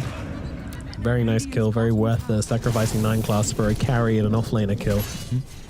So again, all eyes on Quinn. He's the only one who's had much of a game here. Somehow Watson still has decent net worth, despite being 0-4. That's just magical at this point. Top lane. Yeah, a little bit of a go here as Ace tries to get himself away. He's used everything, and he will be able to survive. Jacalus doesn't do enough to bring him down. Jacalus is instead the one to fall, and now Quinn looking onto Chrysalis here. Celery and Chrysalis fighting it up right now as Chrysalis will just about... Oh, never mind. Celery catches him out. He's got himself the Harpy Stormcrafter to finish the job, but now Quinn's in trouble. Paravision surround him, and they will take down the Quinn Voker. 3 dead on the side of Gaming Gladiator. Ace did get himself away, but another good trade for Paravision. Yeah, it's a pretty good trade. At least you managed to kill the gyro. If you're gaming, you should be okay with at least that. Of course, Clockwork died first to the Invoker too. But overall, I feel like Pari are fine with everything that's happening. They didn't use a black hole or anything big as well. Do you like the drums, Enigma, by the way, the normal standard build right now? No, McCaster. I want Blink Dagger, BKB, Black Hole, Pressure. Oh, Tofu from the downtown, cancelling out the Black Hole with an excellently placed calling. Yeah, that was like at the same millisecond almost. I feel like he read him so damn well. Ace. That's third. They are still going to be able to get the kill into Ace here, so Retribution does come quickly. No one's going to clear up these creeps here as well. I love that they took all the skill out of Pangolier as well with this Thmaset. You can just not worry about bouncing off things or playing efficiently. The hero was not in the meta for about 10 days, so gotta make it work again. Ducalis lost all of his mana. That EMP.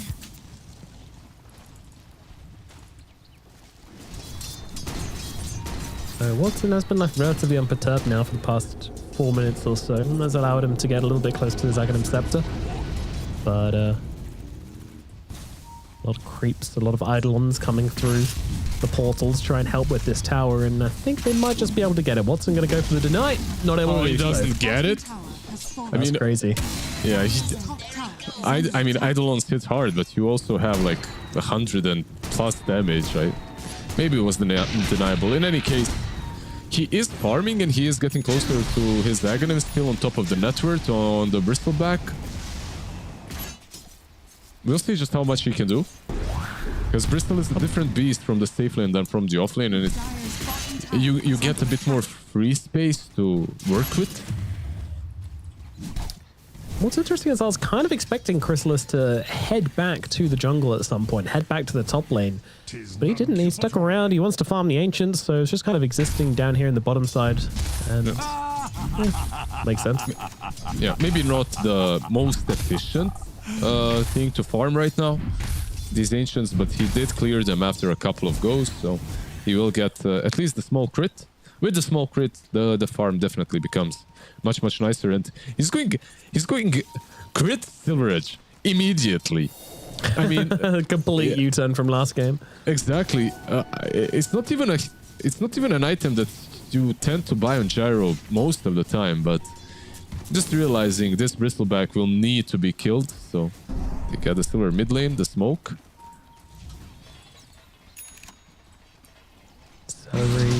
It's going to be seen. They'll see Tofu as well. The Fusel Blade to slow down the Muerta, and they will just punch her to death. 9 class takes them out with the Unleash, and now they move on to Celery as well. TP's coming though. Gaming Gladiators, they're thinking about this one as Ace. He's going to be able to connect onto no one. Catches him just as it ends, but 9 Club comes bouncing in and getting up the stun and finishing off Celery as well.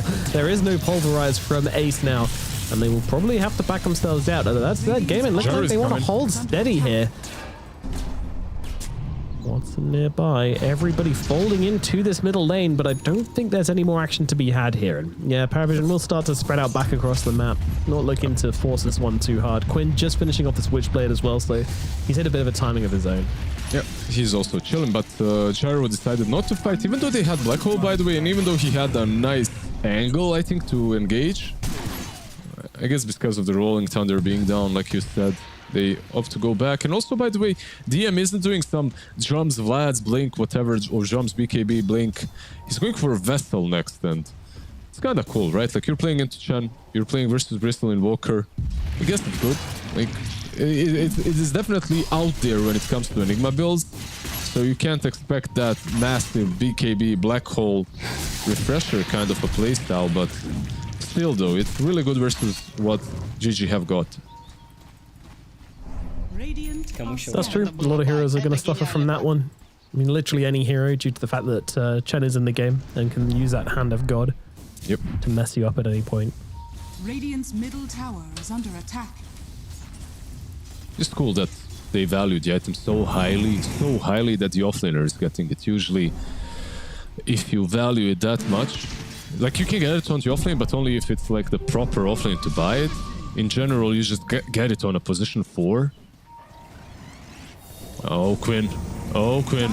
Move in again. The same place with the Invis rune. And yeah, Ducalis is going to close the gap. And the voice lines are coming out before he's even dead. DM taking hits on the sidelines, though. Watson should be able to finish this kill off. Right click comes through. DM goes down. Ducalis as well. Not really in a great position here. I don't think he's going to be able to disengage from this one. So it's going to be 2 kills going the way of Gaming Gladiators in response to the death of Quinn.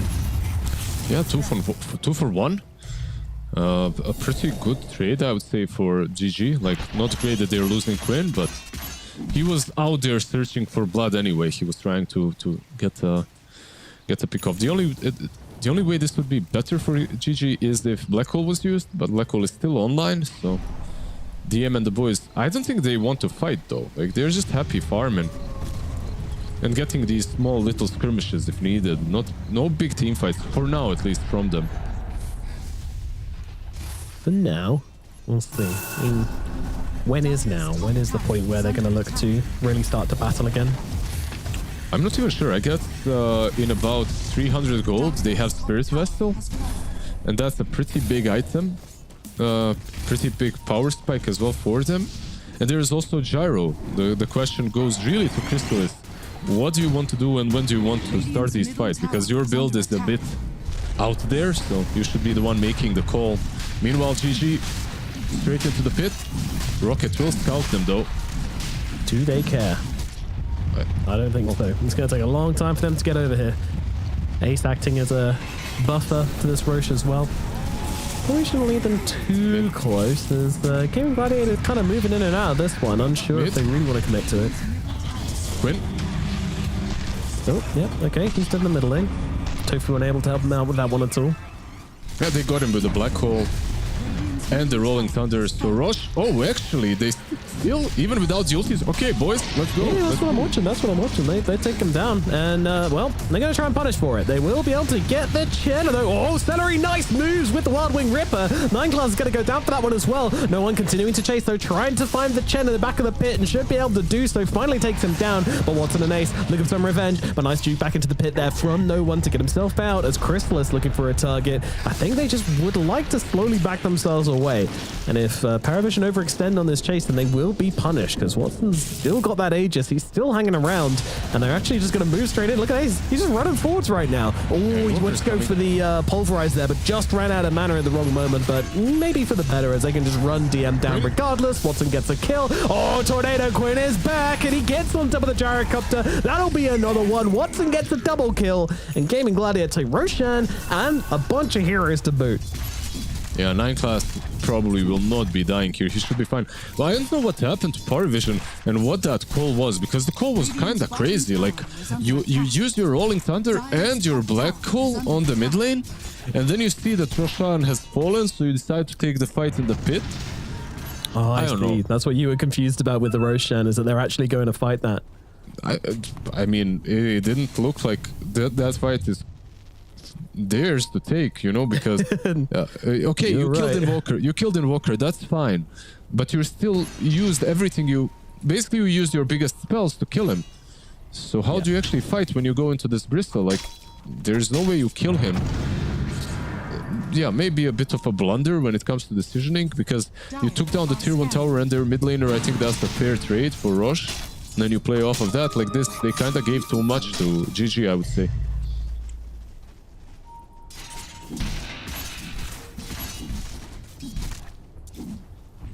$18 minutes in, 3k gold advantage and an Aegis as Wilson starts to push this tower.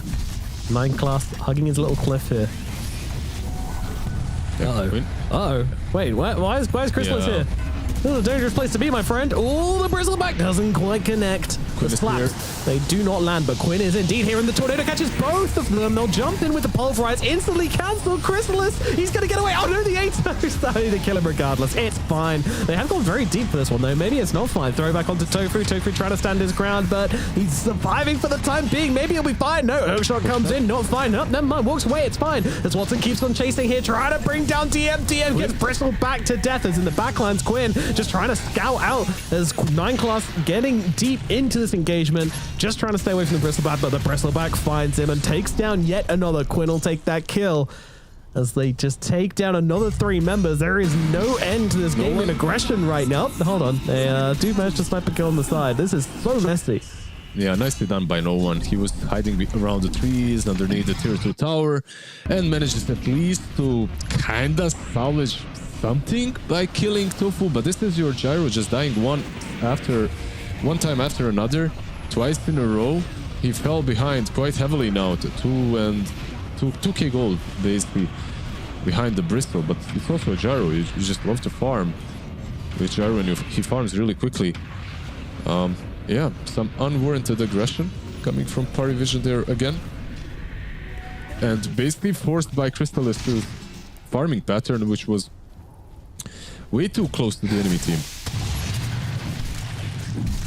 Absolutely, just really becoming an easy target, to be honest. I don't think that's excusable in this situation. I think the Marcy was kind of giving him that false sense of security because 9 class was out pretty deep, looking for an opportunity. We saw them play together really nicely in the lanes, so the opportunity for a pick-off with that bodyguard is always going to be very tempting, but not with that many heroes nearby. He does have a BKB though on gyro now, so that kind of changes things. He just has to be careful about these fights because of the blade nail on Primal. Like Ace is dealing, just by pressing that blade nail, he's dealing so much damage to the gyro. Yeah, super strong. A lot of that AoE all reflected into Crystalist, so not an easy game for him any longer.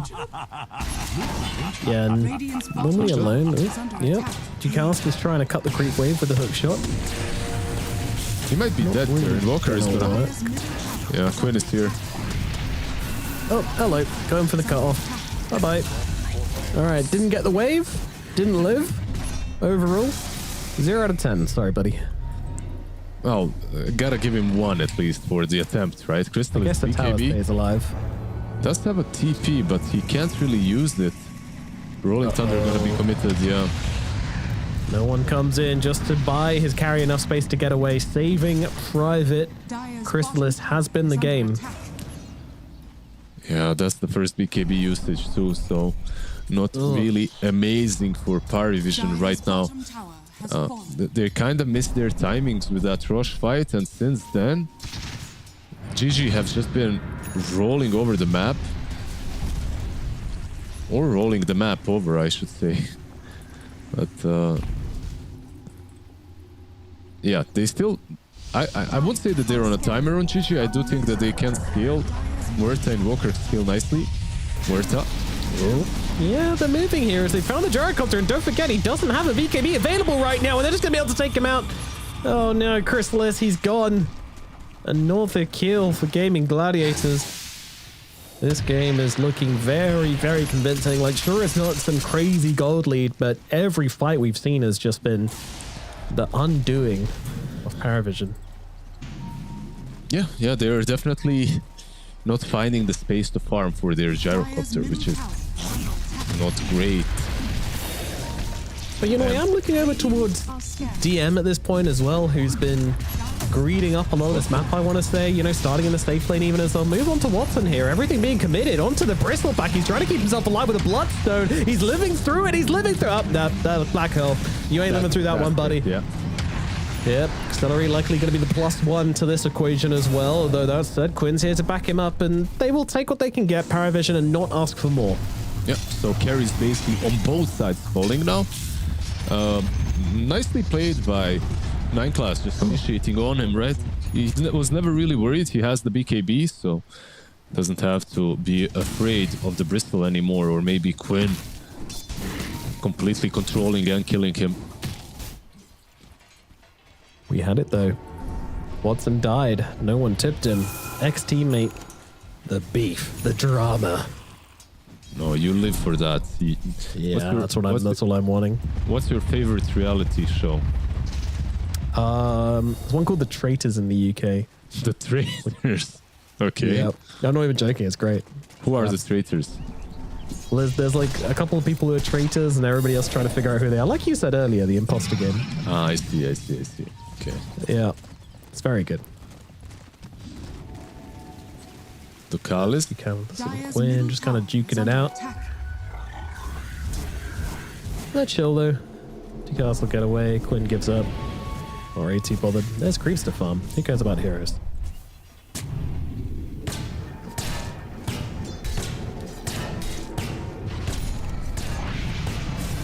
Oh, no, mind he is bothered. He was just saving him for later.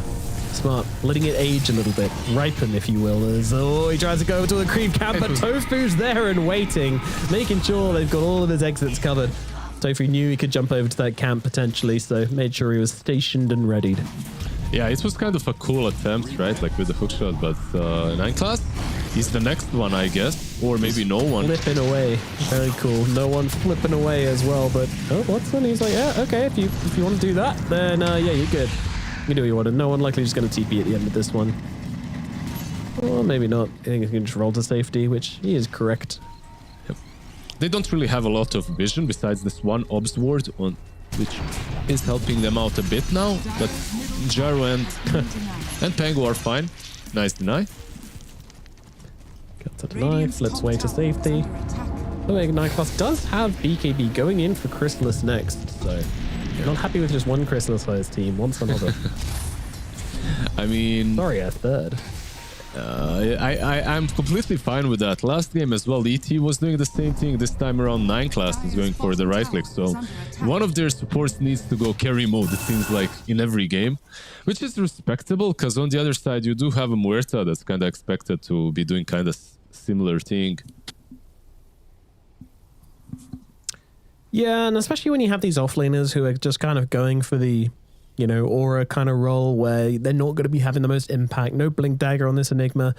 Just going for the boots of bearing, then into pipe. You want someone else to bring a bit of threat, a bit of oomph, a bit of damage. So I have to say I feel bad about the black hole right now and the state in which it's in. Like black hole used to be, even if you're getting crushed in the lane, as long as you as long as you get that blink BKB, like you can turn the game completely off of one good black hole. It truly hasn't felt that way in a long time, and that's why every Enigma right now is just building utility. Like bearing vessel. He's going for the pipe next. Like just being completely focused on just the utility makes me sad a bit. It's just such a cool hero concept if you allow it to have a broken black hole. So I had a really cool idea for random crash, for Enigma's innate, where if heroes were within like a certain radius of each other, then he does bonus damage to them. I thought that could have been a really cool way to, make like, oh my god, he gets a 5-man black hole, and then they're basically all going to die to him because of the increased damage. But it's only got gravity well, which is so boring. It's like enforcing everything we don't want Enigma to be, in our opinions at the very least. I think I'm just kidnapping your opinions at the moment. You don't have a choice. No, I don't have a choice. I never do with you, and I'm fine with that. It's all good. 9 class doesn't have a choice. He goes in on Tofu. Well, he's made a choice, that's for sure. Might be regretting it now as that BKB is running out and needs to back himself away. Ace also pretty far in the front lines here, trying to escape. Hookshot does not connect, so once again, Ace just going to live through this, and Jucalis, he's going to be the first one to die in this fight. Quinn just happy to sit on the front lines, doesn't have a BKB, doesn't feel like he needs one. Just going to take a little drive-by from no one as the Atos does actually land onto no one there. Great timing there from Tofu, and they'll see him. Oh, and the dead shot comes through as well. Tofu Muerta, always a treat to watch. Yeah, just as we were discussing the fact that these Enigmas aren't doing the same build anymore, there were like 4 heroes on the stairs, just standing there together, hitting the Pango. There was such a juicy moment for Enigma to jump in and black hole like almost the full team. But of course, he can't be jumping, so you know what he did? He summoned some Eidolons and sent them over. Yay! Yay! I'll hit you for 47 damage with my... You're so sad. Yeah. I mean... So I just doing my campaign. Meager. Make Enigma great again. I'm down. Yeah? I'm down for that. Sounds good. Another day, another Roshan. Watson's gonna pick this one up once again, I'd imagine. Seems that way. Yeah, that's the banner as well. Cool. Yeah, he's gonna be very happy with this banner. Yeah, look at that replay. Look at them on the stairs there. Oh my god, that looks great. Like, if you only had the items. Yeah. But this is the standard Enigma build. It's not that he's very useful this way as well. There's a reason why everyone is picking this Enigma. But maybe the biggest reason actually is the lane, because you're one of those offlaners that actually can crush the current meta position once. If you have a good time, then you can maybe snowball off of that. Watch them.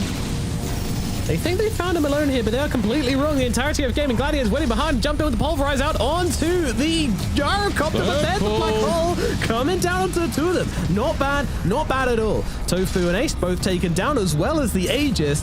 Celery trying to get himself away, trying to escape from this one, but over on the back lines, Watson respawns and he's just got no one near him. The rest of the team just left to try and deal with all the stuff. Quinn is turning up to this fight though. Wants to just blow up 9 class to start things off here, and we'll be able to do that. Won't be able to escape. No one as well. Taking heavy hits here. Quinn is in and he's got the damage to bring him down. 2 retribution kills coming his way, despite the great Black Hole taking down 2 heroes and an Aegis. Quinn's still able to turn up and deliver. Yeah, it's crazy that Celery didn't die there in the end as well. Yeah, the fight kind of broke up in 2 different positions, right? Watson and Primal Beast farming, like tanking one side of the fight, and everyone else kind of behind with the Pangolier and 9 class. Like overall, still a big victory for GG, even though they did lose the Aegis. The Black Hole was...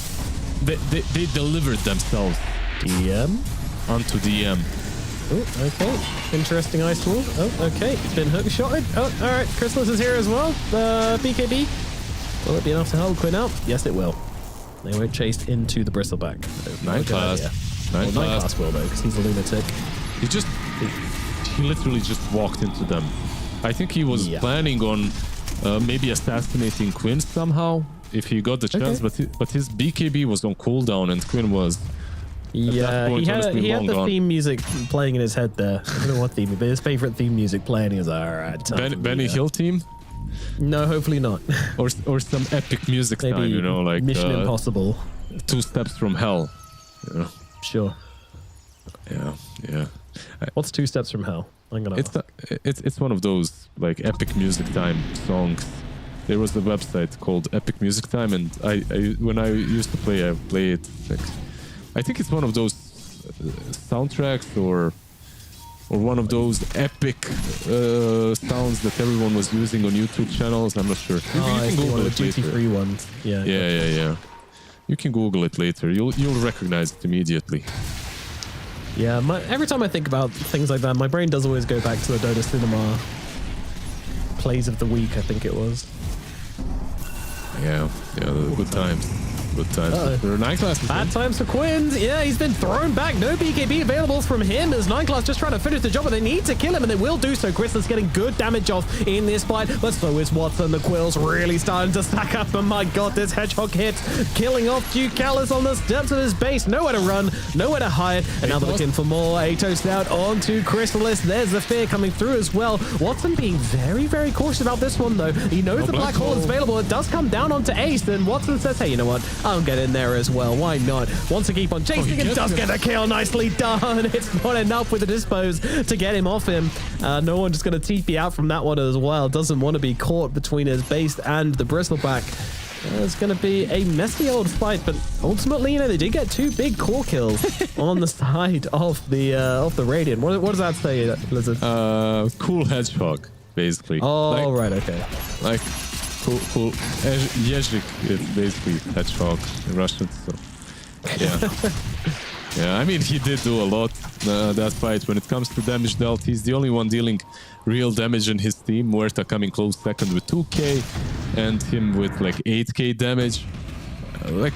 Just running into the Black Hole. I have to say though, Parivision, at least they are managing to use these Black Holes, even though they have no mobility on DM.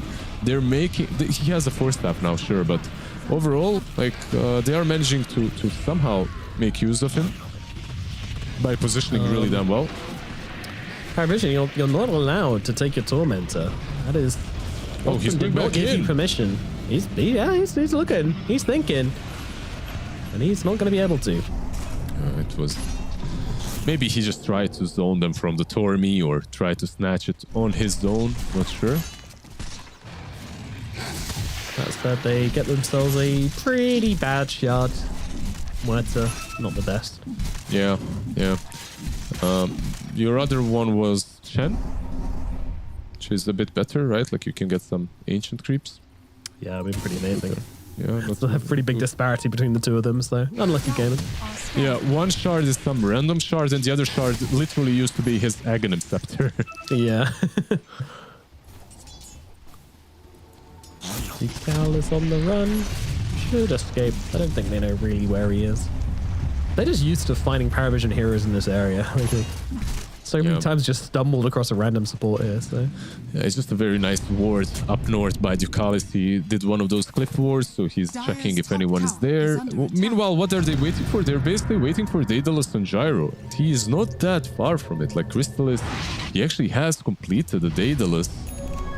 And maybe this is some smoke area for Paravision once they have Black Hole as well. Yeah, let's watch. We're going to have Silver Edge Daedalus. That is enough to kill a Bristleback if you can get everything on him. It's a huge power spike for sure. They have a smoke on Marcy only. They are grouping kind of up. We'll see. There's a ward here, so they need to defend that first. Kill it. He tossed. And a poking and prodding, and yep, the ace tossed as well, but he doesn't connect. Yeah, it's very annoying to play Primal Beast into these heroes, man. Like, you just always get hit by something. Clockwork is forcing you to use the BKB, and even when you use the BKB, you don't know if you're gonna hit everyone or get on top because of cogs. We discussed the Daedalus. There's also a Lotus on Pango, which is very valuable for them. And Quinn might be a valuable pickoff. Yeah, I think they're going to see him. In comes a sentry, in comes a hook shot. The damage will be there, and it's going to be more than enough to take down Quinn. Nice pick. No, they want to turn into more. No one finding the +1. Yeah, Tofu caught out. Gets off of his as they both just jump past him. What the hell is that? Tofu gets away through no fault of his own, but there you go. Sometimes you just live, I guess. Yeah, Ace is going in though.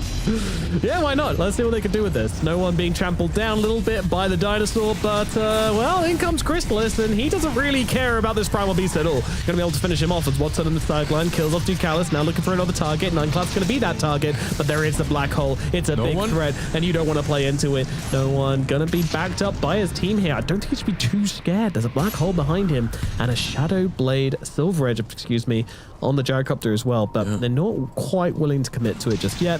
Paravision, they won't push it. Yeah, I'm surprised they didn't maybe try to take an objective there, at least the tier 2 tower, because Invoker was dead for quite some time. Same for Primal. Primal Ace just went ham. Like, he did not respect what they were bringing on Paravision, and I don't think he ever had a chance of being that, of surviving that sort of aggression. It was way too much from him. He's playing this strange game now where he's got two jobs. One is either to just go in, pulverize, and make sure they can kill off either an Enigma without getting off that black hole, or the gyrocopter before getting off BKB, something like that. Or alternatively, you just go and soften all up. You're like the meat tenderizer for the Bristleback.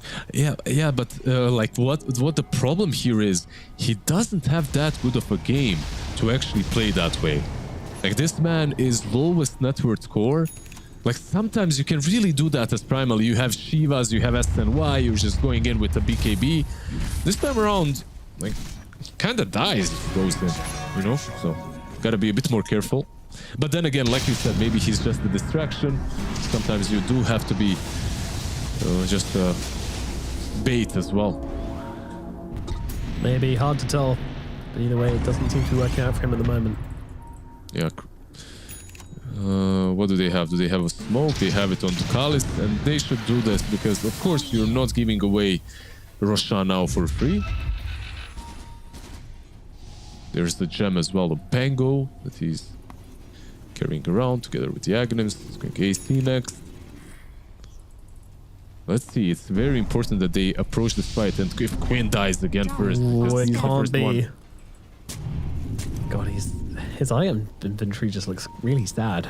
He has such a great start to this game and hasn't really been able to stay on top. Yeah, they might. Callus is going to break here. Who does he see though? Doesn't commit. And Deadshot's going to catch him as well, force him back away. Austin just trying to stick in the trees. They smoke up, and look at them now. Quinn leading the charge, maybe to go all the way around as well. Yeah, the Enigma is on the back lines here. He keeps changing his mind between this BKB And now Mace Oh, trying to find it, doesn't quite connect though with the Pulverize. Instead, they'll just take down Ducalis, and Ace now awkwardly on the front lines with no BKB. He's likely just going to fall here, but that said, Watson helping him out as best he can. He will still die, but Christmas has to back away from Watson. But his BKB is over. The black hole is used just as a delaying tactic to stop the Bristleback from killing off the Gyro. That's so awkward for the side of Paravision. They did get Ace in the end, but ultimately... No one. Ooh, chasing here with the Pangolier. Quinn trading up at the moment. They'll back themselves away, but gaming, whilst it's not a huge victory, they take the area of the map, they force away Paravision, and they'll get themselves rushed. Yeah, straight into the pit. I don't think they can contest this. Nice call on the black hole. It was absolutely defensive, just and only to save the Gyro. The problem is there are some blade mails that he's playing into, but he has no lifesteal. This Gyro literally cannot hit targets in teamfights. He is killing himself. Like, you need at least a Morbid Mask when you're playing versus Primal Beast with a blade mail, and also there's the Bristleback doing so much AoE damage. He needs to get this Morbid Mask. Maybe instead of the Falcon Blade, he has a Paladin Sword as well. What you doing, Watson? He's walking around with the Aghanim's Blessing in his backpack. I'm wondering if he's going to give it to someone or Nom Nom. Yeah. Who I get so upset every time I see a carry sell their Aghanims and eat the Aghanim's Blessing. I'm like, come on, man. Yeah. All right, we'll give it to Ace. Let him have some sort of a game, maybe. I think to push up his net worth considerably. Yeah, it's nice, right? It's also a pretty decent axe. Like, even in this game, I think it's solid. A good call. It's just way more valuable than selling his own. Oh, well, high ground push. They have the barrier. In they go. Everything used onto the Bristleback with the break. They'll take him down. First life is gone. They want to try and take down the banner as well, but this is now a pause. Puppy pause. Okay, let's just have a quick conversation. So, yeah. Okay. Yeah, this is sound bug. Yeah, of course. No problem. Yeah, the BKB has been used, but there's no black hole on Enigma, so I don't think this guy's dying. Like 90% he isn't. Clock also is silenced, so he can't hook him. He's connected. The calling is connected on him. Maybe if he gets out of it, like he'll be able, but not able to. But he basically, I think Watson is out. They don't have. They have a force staff on who? On Chen. Bristol lagged. Oh, come on. Yeah, of course. That's what Call you... him by his name. No. You always do that, you know, if he's... mess with him a little bit. Yeah, let's see. Let's see what happens. I imagine Wilson just backs away and we reset this game, but... let's see. Yeah, with the BKB used. Quinn wants to take the tower at least. Gotta be careful. Yeah, especially on the Invoker. Oh, he's got the Hurricane Pike though. Oh, I didn't use it. He's not as tanky as the Bristol, of course, so if they catch him, he probably dies fast. If you're Parry right now, I think you smoke up as soon as the black hole is off cooldown. Let's see. You don't have to. You can also farm for your timing. By the way, he opted not to go for Satanic in the end on Gyro. He's going for Butterfly instead. Well, we'll see. I think maybe it's playable as well. I think Satanic was also very solid on him, but okay. Butterfly instead. 5-man smoke. What will they come across? Who will they come across? And will they be able to kill them? Many questions, only answers here at DreamLeague. As Yuka's trying to close the gap here, Tofu has been seen. Smoke's going to get popped on the clockwork. Oh, Quinn is he kinda knows, right? That's how it seems, at least. I would say it's trying an to break the inkling. smoke. Yeah, dust, DM dust. Run. Gem is on. No one. Okay, they'll get it. They have the damage? Yeah. Hookshot comes through. Bye, Quinn. Stayed a little too long, a little too late. He does get killed off in the end. Yeah, DM had dust as well. He could have caught him with there, but yeah. If hookshot was not on time. They also had Black Hole to use, so there was no way he BKB TPs, unfortunately, for Quinn. But that's basically how you play Invoker right now, and I don't think you're that sad about it. You'd rather live, of course. I know, you'd rather live, of course, but Invoker is that kind of a hero. You're just in Ghost Walk, breaking smokes, finding farm where you can, you know, and this kind of ability he's got, it's not like there yet, but he's already dishing a lot of damage out. Like, he's buying Daedalus next, by the way, on Invoker. I'm sorry, but Sanji Asher Invoker is definitely something I've seen in a Jenkins Herald review. Yeah, yes, before, but right now it's actually like not necessarily the most preferred build, but it's definitely an interesting one. As Watson. Yeah, that's not the target you want to go on. 9class going to back himself away. And now in comes Ace. Takes down 9class after all, but Chrysalis looking for a bit of revenge here. Can't quite do it, though. As the DD Gyrocopter not enough to turn the fight in their favor just yet. DM still looking for an option here. He's got the Force Staff. He's got the Black Hole. Is he going to use it? Yes, he is. They'll come in onto Watson here, but in from the backlines. Ace comes in with a brilliant Pulverize. Is it going to be enough to turn the fight? Chrysalis is gone. I think so. Ace and Watson are both dead, but Quinn is here, looking to turn up here and blow up DM to put an end to this fight, and that is exactly what he will do. Yeah, Ducalis as well. All right. So 4 for 2 in the end, right? Like they did take down Watson's spree, but they also got the gem from Ducalis. Overall, a very good fight, I would say, for GG, because their true cores are coming online. It's no longer Watson on the Bristleback, is the Muerta.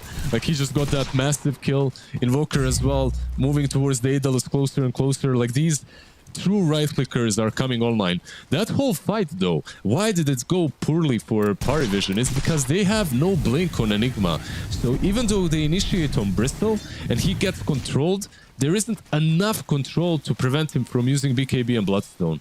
Like, if they could instantly follow up with a Blink BKB Black Hole from Enigma, I think he dies in it. He just dies in the Black Hole and then you fight off of that. But look at this, like, they go on him. DM just, yeah, they're just weren't fast enough. I think maybe even with a Force Staff he could have gotten there. He just decided not to. He just didn't want to in the end. In any case, he does get the Black Hole on him in the end. But by this time, I feel like Bristol has dealt enough damage and bought enough time for Invoker to come back into the fight. Yeah, maybe they just needed to throw down that Black Hole there, get a little bit quicker on the gas, and you can take the Bristol kill before the Invoker comes back, and then things look a little different. But it's in hindsight, and also, let's not forget, they were 18k gold down going into that fight. Now, 23k gold down, so things are only going to get harder and harder. And now we start to look towards this Gyrocopter. What point is he going to start to go into the... 9class just beating on poor old Tofu now, as Tofu is just going to lose his life. And it looks like 9class will get away with it as well, so a bit of a strike mission there from 9class. Successful, at least for now. No one got to dodge out as the tornado comes sweeping through. Watson trying to chase him down, but there's a Lotus onto him, which really is going to slow things down for the Bristleback. Yeah, it's very cool why that worked, by the way, because the moment he jumps Muerta, of course he has a lot of stuns, a lot of control, but he has the Mindbreaker. Like, he's got a tier 4 neutral item, silencing Muerta, so she can't just pop ulti. She has to use BKB at least. Very nice. Very nice. And the Basher again, now, I mean, yeah. It is really impressive that Paramatch are able to keep on fighting into this game and making it feel like a very even game. And even like the things we're saying about post-fights as well, you know, we're kind of treating it as if it's even. As once again, catching out Quinn here. Quinn, no BKB up. He's just dead. Nice. No one's coming in to save him. He's eventually going to get here. He jumps in. There's the... immediately cancelled out. The Basher coming into play. And now Ace trying to get away as BKB is up and his life might be up as well. Watson is nearby, but I don't think there's anything to do about his dinosaur buddy. And now Watson up to the high ground. They're still chasing this one. He's got himself this Windbreaker, though, and is also going to use a BKB to just make sure he's absolutely safe. And now start chasing back with a few goos out onto Paravision. But Paravision are happy. They get themselves a couple of kills. They go in for the tier 2 now as well. Yeah, they're very glad with the state of the game right now. They still have the Black Hole. They still have most of their stuff. The Rolling Thunder, of course, will come off cooldown very soon. Basher from that Marcy, just messing Ace up completely. And I mean, even that play from Ace might have not been the greatest because your mid laner already died. Do you really want to play this fight afterwards? Are they going for throne? Probably not, right? Yeah, not. Chrysalis just wanted to kill the effigy. Well, he's going for throne. And now they're going for throne. Yep. Okay. I mean, they don't have buyback, so I'm not sure they can do this in 35 seconds. Let's find out. Bristleback, he's doing so much damage. The fortification as well, just blasting through poor Chrysalis. They've all got so little armor, they just have to back themselves away now. But once again, no one thinking of going back in. But Tofu, he's got the ultimate of the BKB, so he's just going to pop both and chase back Paravision again. All the fear actually catch the one TPing hero. Cute. Nineglass just going to have to run away, and he is likely going to survive this one. So. Yeah, before he gets a Sunstrike, you know, some blind Sunstrike from Invoker. Remember when you did that little video with me where I had to Sunstrike a random hero running back? Yeah. It's not gonna happen. It's not gonna happen. But in any case, they went for Throne, but then they decided to fight. Maybe if they just were hitting the buildings instead, because Bristleback loves when you go on him. They didn't manage to kill him off immediately, and he alone defended the base. Nicely played by Watson, but GG, they need to find a way to fight with everyone. Like, Quinn is being caught way too many times. Usually Ace follows up when the fight is kind of already over. Yeah. Man, he's really suffering. This Primal Beast is 1-9. Just don't look at his score. You just told us this. Don't Google it. Don't Google it. Don't fact check me. It's sad. Don't fact check my facts because they're too sad to be right. Yeah, exactly. There's of course the full Wind Waker for a bit now on Bristleback, so something to play around with. If they go on him, he can get rid of the Vestal, reposition himself. Paravision have come back from a 24k gold deficit. They're the first ones to break high ground as well. It's gotta be said, like, catching out Quinn, the follow-up kill onto Ace, like, these are kind of unforced. Yep. For the most part. Well, the Quinn kill was actually a pretty nice catch from Paravision, but... And they got it like 2-3 times, right? Like, he's the one that breaks the smoke, he's the first one, and they smoke up. Let's see what they can do. Well, Nineclass was just hitting Roche, but Watson is here. Yeah. Watson is here, and he's found Ducalis on the back lines. As no one comes in with the roll, as they'll try and just pick him up with a BKB and try and blast through him quickly. That's not really going to work, but they're set up for an easy black hole here. The two of them together. Chrysalis comes out, starts to lay in the damage. They will kill off DM from the high ground here as the range heroes go to work, and they haven't finished off Watson either. Sure, Ace is dead, but that doesn't really matter. Watson's still running through the fight, doing what he wants. Gyro forced back once again. Both carries on both sides still absolutely fine. The only cause to drop were the offlaners, one of which is buyback, the other one is not. Oh, but Roshan has moved. Wait, they're about to TP onto us. They're just going to go one at a time right into the jaws of Paravision. Quinn, no, he's not going to get out of this one. He's already gone. Watson completes his TP. He's in a bit of trouble here, though. That said, he's got the Bristleback available. Will it be enough damage? Though no, it will not. He's gone as well. Tofu to fall next. Oh, no, Paravision. They just take down everybody.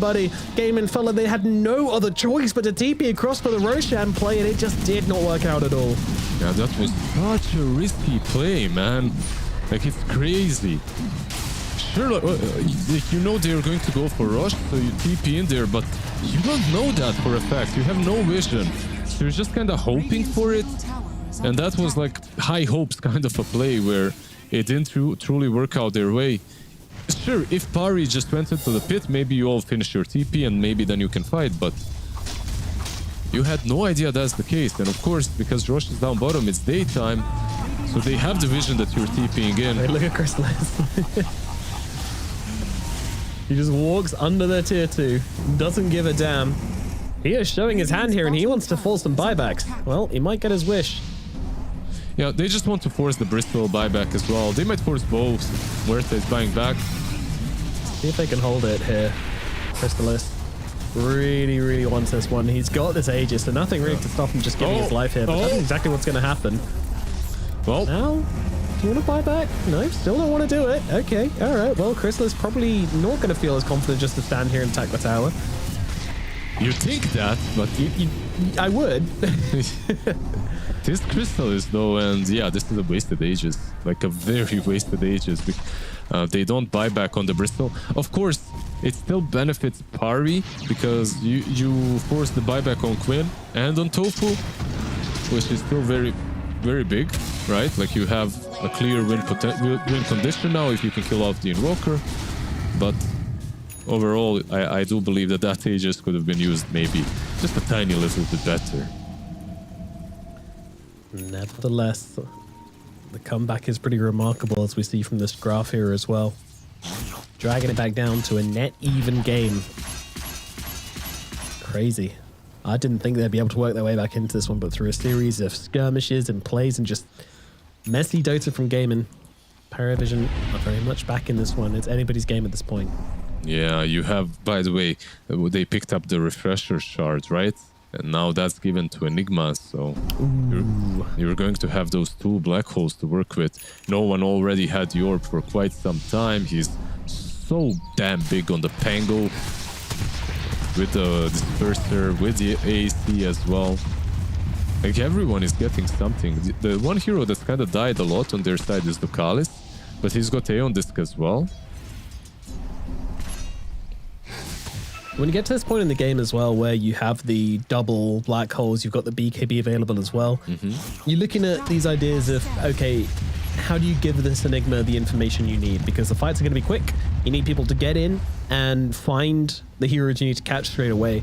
And luckily, Paravision have that answer pretty much covered. They've got a Clockwork, who's a fantastic information hero.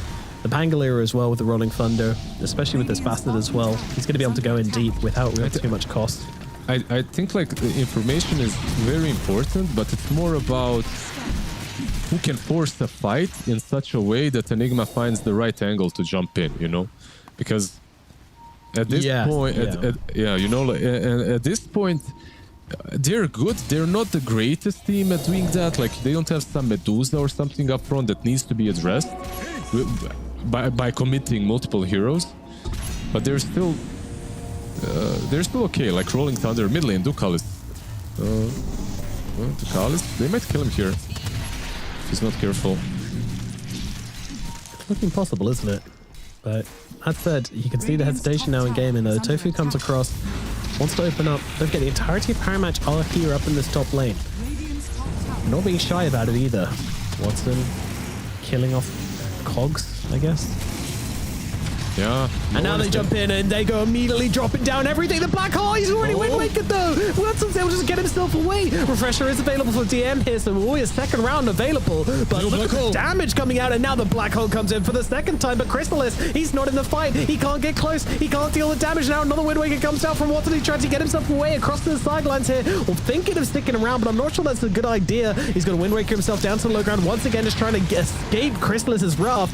No one's slowing them down, but not getting anybody within kill range, so now will be that. Yeah, they need to back. They don't have the 2 black holes now. Well, they don't have the shard anymore, right? So they're going to be able to... They're going to have to play with only 1 black hole. I don't know why he black holed Wind Waker, by the way. Big hesitation from DM there, I think, yeah. I'm not sure about that at all. I mean, I love the hesitation. I think he should have hesitated further, not to black hole. Hesitated permanently. Exactly, because yeah, like, he had like half a second to, I mean, it's kind of hard, of course, but it did feel like he had half a second to stop the black hole. In any case, ping. Yeah, sometimes it does happen. And now it's gaming actually pushing. There's no buyback on clock. No one already used his buyback, so he needs to be extremely careful. Yep. Watson just sitting on the front lines now. DN jumping forward with his blink midnight pulse. Not very threatening. Watson starting on the bottom side as well. Mineclass trying to shove in waves and get himself some items, but they have another glyph now? Nullifier. They have a nullifier. Interesting. Let's see what they do. Nullifier comes down along with a break. Everything being used onto Watson here, but Watson once again able to just walk himself away now with the heals coming through. The Bloodstone, the heal from Chen as well as Crystallis is taking way too much. The Satanic is doing a lot though. He's healing through it all. Somehow Crystallis, the madman, standing his ground. But now Satanic's over and his life will be over as well. Buyback coming back from round number 2. Hook shot. It's cute. Will it be enough? 38 seconds on the clock for a black hole from DM. He's just running in circles just outside the base, trying to wait for his opportunity. Will Gaming give him the opportunity though, or will they back themselves away? And the answer is going to be Watson is so far away from his team right now. He wants to force this though. Yeah, can't really blame him. Straight into the mega creeps. They have this glyph, but still 18 seconds without the 10 seconds for the black hole. Crystallis, he won't have a BKB to do this though, so it's very, very scary. If Ace gets upon him, it's over. And yeah. Nope, now they go for it. Now they've been negated. They want to try, and the black hole does come down, and oh, it's not enough. There was no nullifier. Now Watson, he can get off the Bloodstone, heal himself up. He's going to be absolutely fine, and GG comes out. It'll be a 1-1 in this series. Gaming take game number 2. Yeah, Watson, I think, smiling a little bit. Like, I don't see the rest of them really enjoying this game. It was a rough one. GG tippers. Kind of happy for Gaming. Yeah. Kind of happy that Gaming, for their sake at least, you know, because losing 0-2 to power match, even in the group stages, probably isn't what they're looking for in general, right? So a little bit of confidence boost to them, but this game was really difficult. Like, this game was, I feel like Parivision had it. I should say even they just threw it a little bit there in the end. And one guy that definitely did a lot of heavy lifting later on in the game was Tofu. Like, this 14-7-23 Muerta just popped off. He had a full Daedalus completed. He was dishing out some serious damage. And one MVP item for me, MVI, is the Wind Waker on Watson. I feel like that saved him so many times. It was it just changed the way he can play these teamfights, and it also did bait out the Enigma Black Hole. That one crucial fight completely turned everything around. Yeah, no, it was crazy. It's huge moments here, and yeah, the double black holes. I thought that was a moment where Parivision were going to come back into it and, you know, take the game, but just as you say, Wind Waker comes out and a little bit of hesitation from the Enigma to really go for that one, and yeah, things look very, very awkward very quickly indeed. And you saw at the end, you know, if they have everything, if they have black hole, nullifier, and break onto the bristleback, there is nothing that can save him. He is going to die in that situation, but that's so many conditions to meet, and you got to get it right. And unfortunately, it just didn't come together in the end for Parivision. But a good game from Gaming, you know, really strong start, just rocketing forwards into this game. It looked like kind of Gaming of old, at least for the first kind of 20-30 minutes, and then things started to get a little bit rocky again, which seems to be plaguing this team at the moment. Inconsistency, struggling to gel maybe with Watson a little bit, plus just that post-TI dips we've seen a lot of teams go through. You know, you make a deep run at TI, second place, absolutely amazing, winning Esports World Cup as well. And then it's like, okay, you know, you have a few months of downtime where you feel like you maybe should take a longer rest, or, you know, whatever. There's a whole bunch of things in psychology to look at, but ultimately they're not playing their best. But breaking 1-1 here is going to feel pretty good. We're going to throw it over a short break, and then we're going to be back with an interview, so stick around as you can hear from a member of Gaming shortly.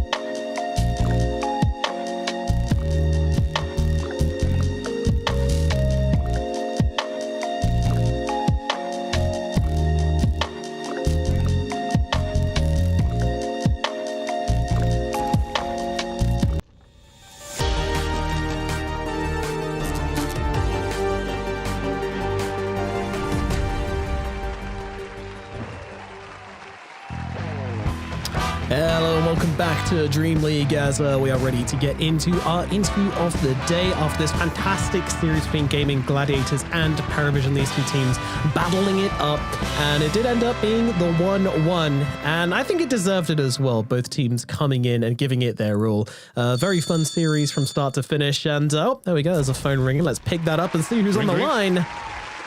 Hello, sir. Hello. Ah, we got the right number.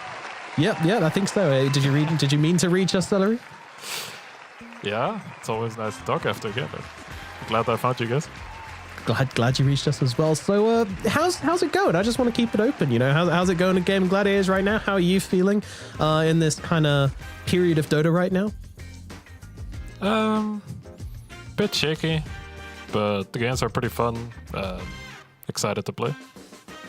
So still have that kind of enjoyment of the game, but it's obviously a difficult time for any team, but especially a lot of teams which do really well at TI then sort of like have a bit of a, I don't want to call it a slump, but you know, post TI kind of break. Do you ever think about taking a longer break as a team or even individually as a player like some other players do, or were you really excited to just get back to playing again?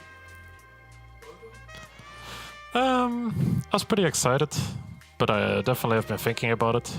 I think it's probably something I want to do after this season, but that's kind of in the future. Like, I thought about it, so I have it as an option for myself, so I can chill a bit more now.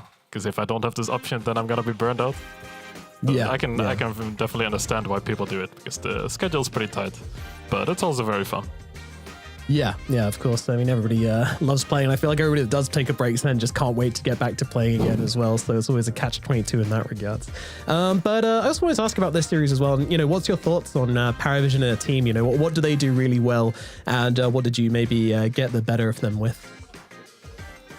I mean, we didn't get the better of them because it's 1-1. But I think you can see some similarities between them and Falcons in that they're pretty good at laning and they really focus on this. They also try to do some tricks to make the lanes even better, where they put this Enigma in the safe lane when we counter it. And I think that's like a big reason they're doing pretty good, is laning matters a lot. So if you're good at laning, you're probably going to be a decent team, and they're all skilled players. So. Oh, definitely. Lizard, have you got a question for Mr. Celery? Yeah, hi man. An easy, maybe not the easiest question, maybe very easy for you. I don't know. Like, of course, you guys aren't really performing to maybe your standards.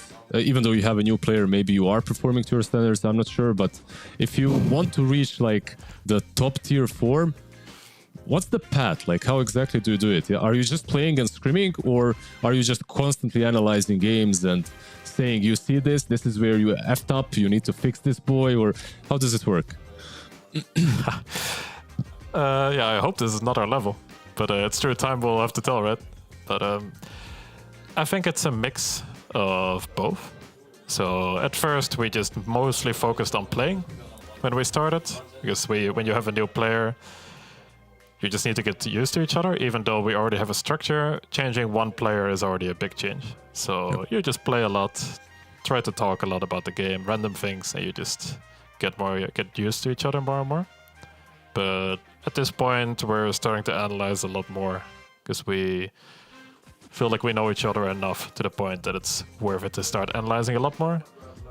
But the same formula still stays the same. Like, you still just need to put in the volume of getting to know each other more and more, because it's just very important to understand all the little things from each other, so you know what's gonna happen. Okay, so one step after another, I see. And the second question, because you're so close with Gaben, when is Act 4 coming out? Yeah, I mean, he doesn't want to tell me, because then Tofu would get too excited. Tofu Nice. cannot wait for this act. I also cannot wait for this act. I have this Juggernaut Arcana ready, but I cannot get any more candies. So it's rough times, man. Why is Tofu excited for it? He just loves his X-Men. He hopes there will be some nice mini games. We just need some mini games, right, to spice up life. I see. So he's a big kind of external game enjoyer. Likes the every other day he invites us to play Labyrinth. And we kind of never play it. It's pretty sad. But he keeps trying. Oh, that is kind of sad. Go play a Labyrinth with Tofu. Give him a break. Come on. Those long games, man. It is pretty long. All right, man. Well, congratulations on taking one game here, and of course, very exciting series at the very least. And excited to see how much you guys can kind of improve and make changes going forwards here at DreamLeague to see what kind of form you can get into. But yeah, thanks for coming to talk to us, and good luck with the rest of the tournament. Yeah, thank you very much. Hope the series was fun. Absolutely was, yeah. See ya. Celery, always a great interviewee. Love chatting to the guy. Always going to get some very honest and down-to-earth responses there, and a bit of insight into the team as well. Yeah, like he said, he doesn't think they're on the same level as they used to be, right? Or their top tier level. So yeah, we'll see how much they can bounce back. But overall, they are giving us some fun Dota. Like the series was definitely fun to cast, fun to watch. So yeah, I hope they continue, but slowly climbing up, right? Absolutely, yeah. I think we'll start to see this soon. Maybe this event, maybe the next, but we know Gaming Gladiators will return to form. But at the very least, at the moment, they're giving us some scrappy, exciting Dota 2, and this series versus Paravision was a banger as well. And it'll end 1-1 as we move forward here in DreamLeague Season 24, and that means that we've got one more series left to come. So guys, go hang out, go grab yourselves a drink, and get ready for the final series of the day here on this stream, and we'll see you in a bit.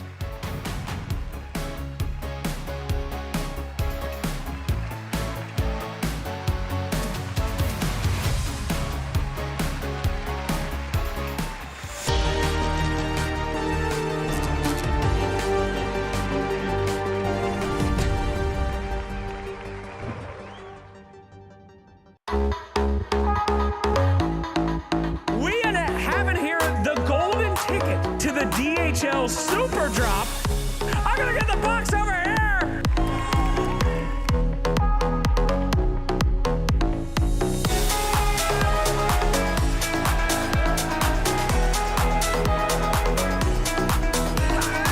Choose your own adventure, man. Are you ready? I'm shaking. Good. That's absolutely correct.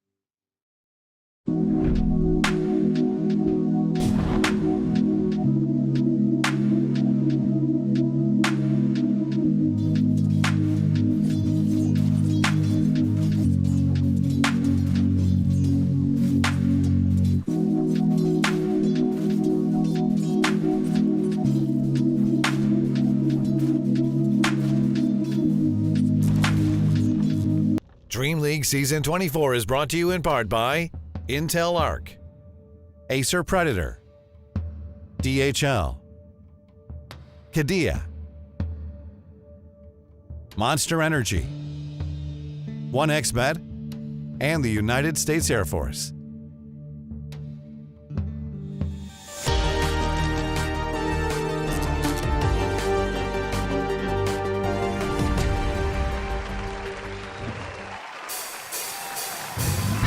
Talon versus Tundra Esports is the match we've got coming up next, and I think this one's going to be a banger if Talon can hold their own. That is the big question we've got coming into this series, Lizard.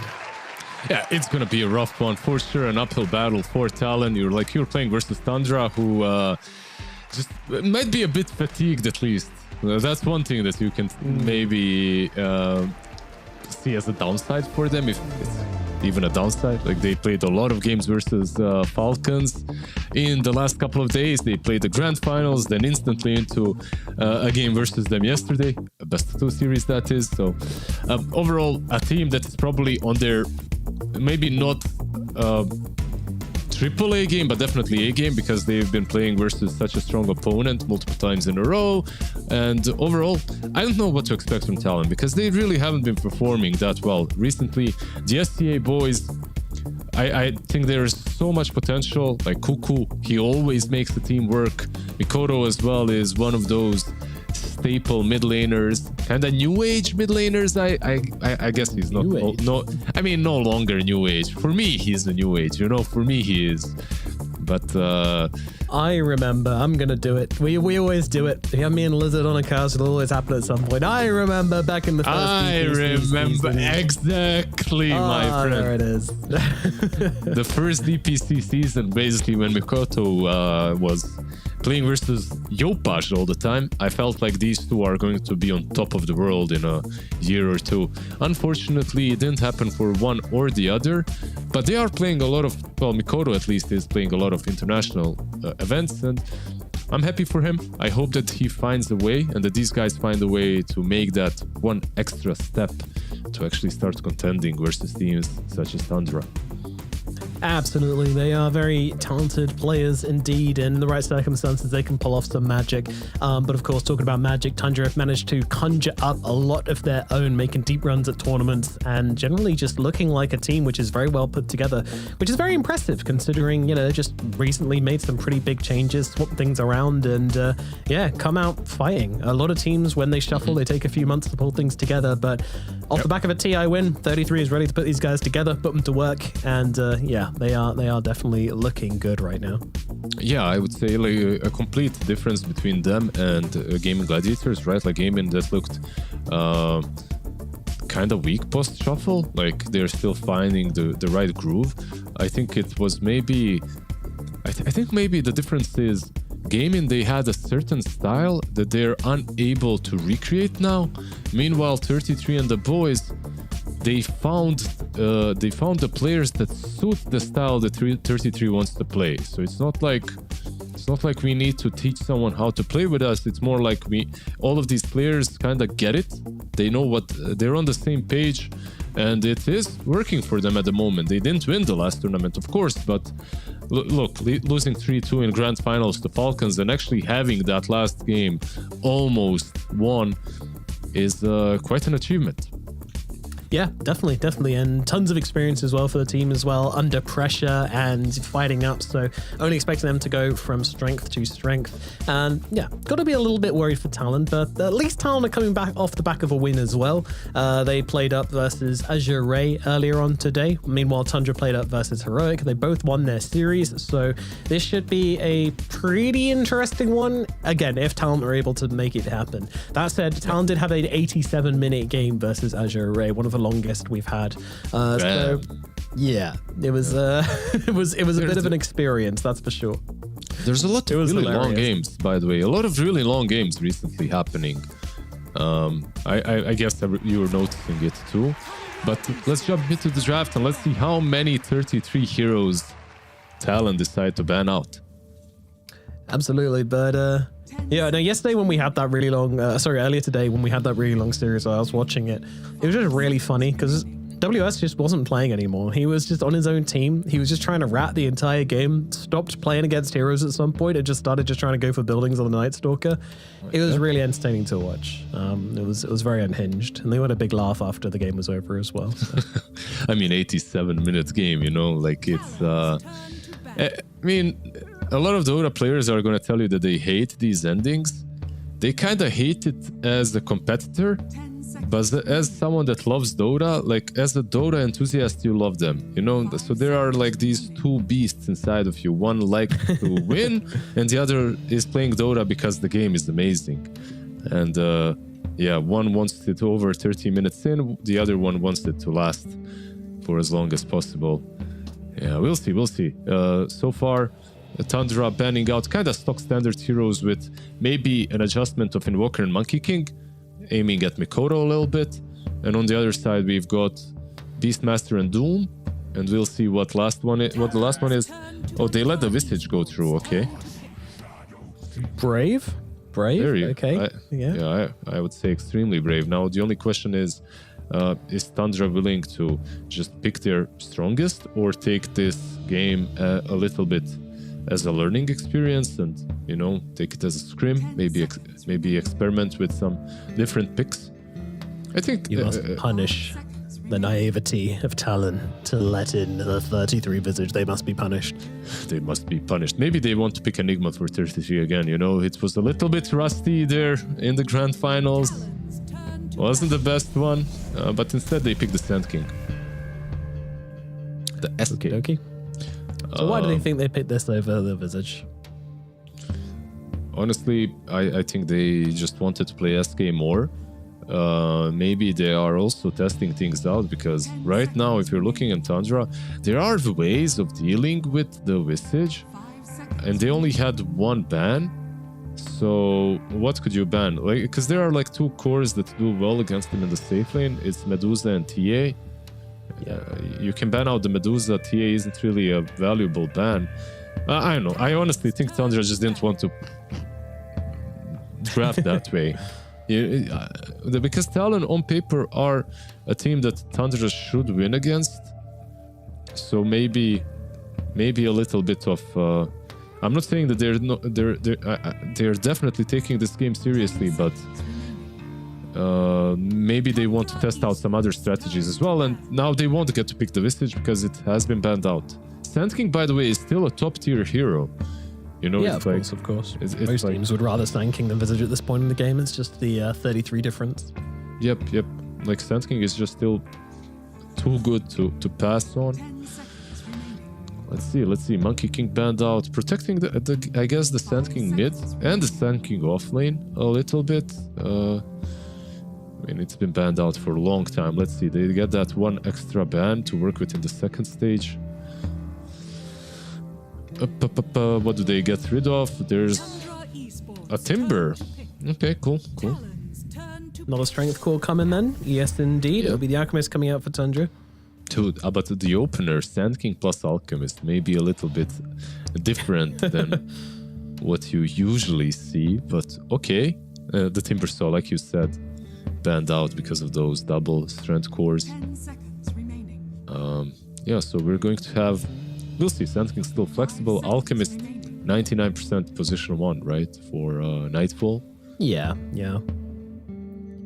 Do you find it slightly surprising to just pick it up like that into the Shadow Demon? Like, not really caring about the one like Purge? Fair enough.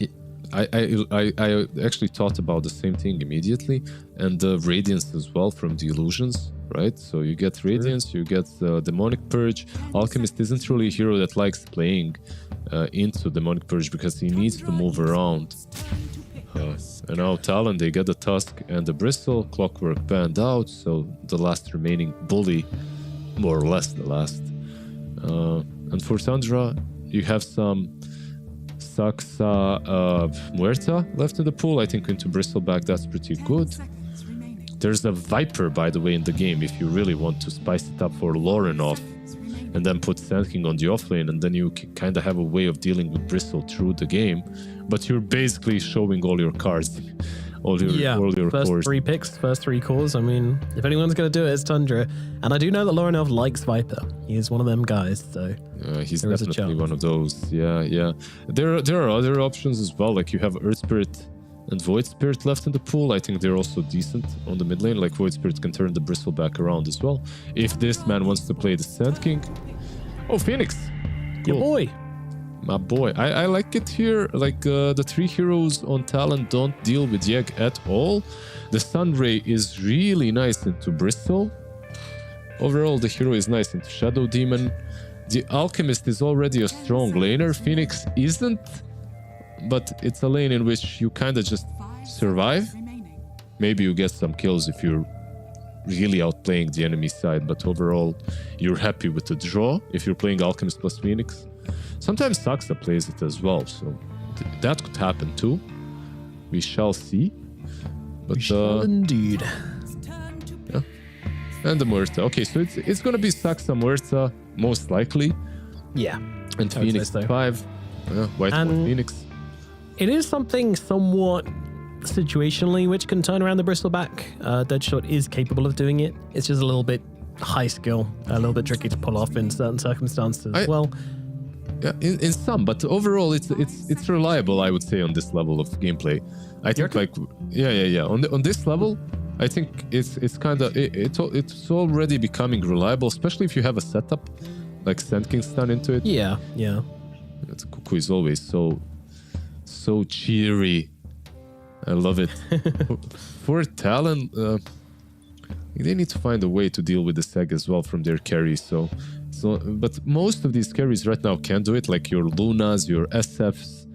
You know, most of them can actually hit the egg with BKB. So any one of those would probably work if your Bristle isn't position 1, which could be the case as well. I think it could be, but I have no problem with Bristle's Shadow Demon being their offlane, or even Bristleback Tusk if you want to lane it that way. I think Bristle's Shadow Demon is maybe better. Is there any world where Sniper mid works here? For Talon? Yeah. I mean, it could on paper. But why Sniper exactly? For the egg or what makes for the egg, for the domination of Sand King and lane if he's mids, which looks likely, so. Yeah. I mean, maybe if they like playing Sniper a lot, but honestly, I'm not the biggest fan of the hero. I think he's really slow if you're playing him mid. When I look at Talon, maybe it could work because they would have this tricore that kind of scales together. But if I look at Talon and their draft, this reminds me of some Falcon-esque lineup.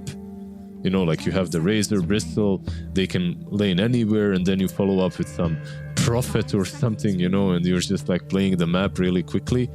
But if you're Talon, I think if these are your side laners, which I suppose they are, just getting a very flashy mid laner would be solid. Yeah. Now you need the Spirit or something. Yeah, just get into the back lines. Like a Puck, sure, why not? Puck is okay. Maybe Puck, a Nerd. by the way, in his last game, set the highest damage dealt by a Puck in a pro game ever. Really? I'm pretty sure. It was 121,000. Which game was it? I wasn't watching it. I didn't see it.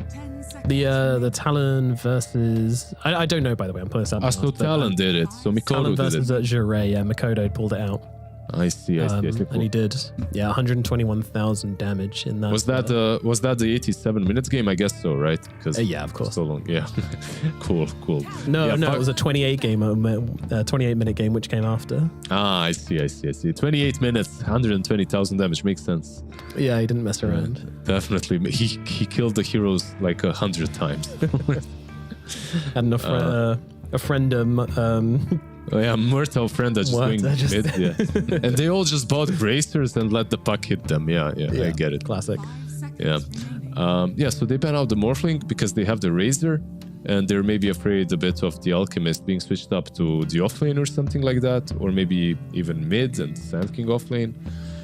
I mean, I don't think like Morphling was a perfect pick for Tundra, not only versus Razor but versus Bristle too, and they don't really have any catch, so it does make sense that they ban it. Yeah, you always got to respect Tundra's ability to flex things around. And the Viper that we talked about a long time ago, good into Razor, good into Bristol. I mean, into Razor it kind of goes both ways, I suppose, but yeah, let's see what they go for. Pango and Puck Band, maybe casual, Earth Spirit or Void Spirit.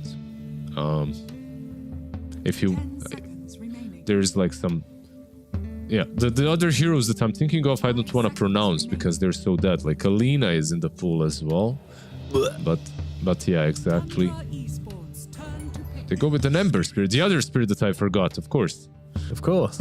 Yeah. This is Fight Fire with Fire. This man has been very popular in the last couple of days. Like he's been in BB Dacha as well. At the beginning, no one was picking it. Then Emo started, and then everyone kind of followed. I think he's strong versus many mid lane matchups, as long as they don't get Huskard or something. But I do believe this should be a 33, maybe last pick, unless it's 33 Sand King. Let's see. Monkey King is banned, so he can't get countered that way. I don't mind the Sand King mid, by the way. I just don't mind the Sand King mid. Oh, it's gone now. I was gonna ask, why is Whitemon in a storeroom? He's like surrounded by weird... There you go. He's got like weird orange box. He's got like 3 PCs just lying around him. He's in timeout. Yeah. Oh, I see. He was kicking off too much in the last series, so they put him in the storeroom.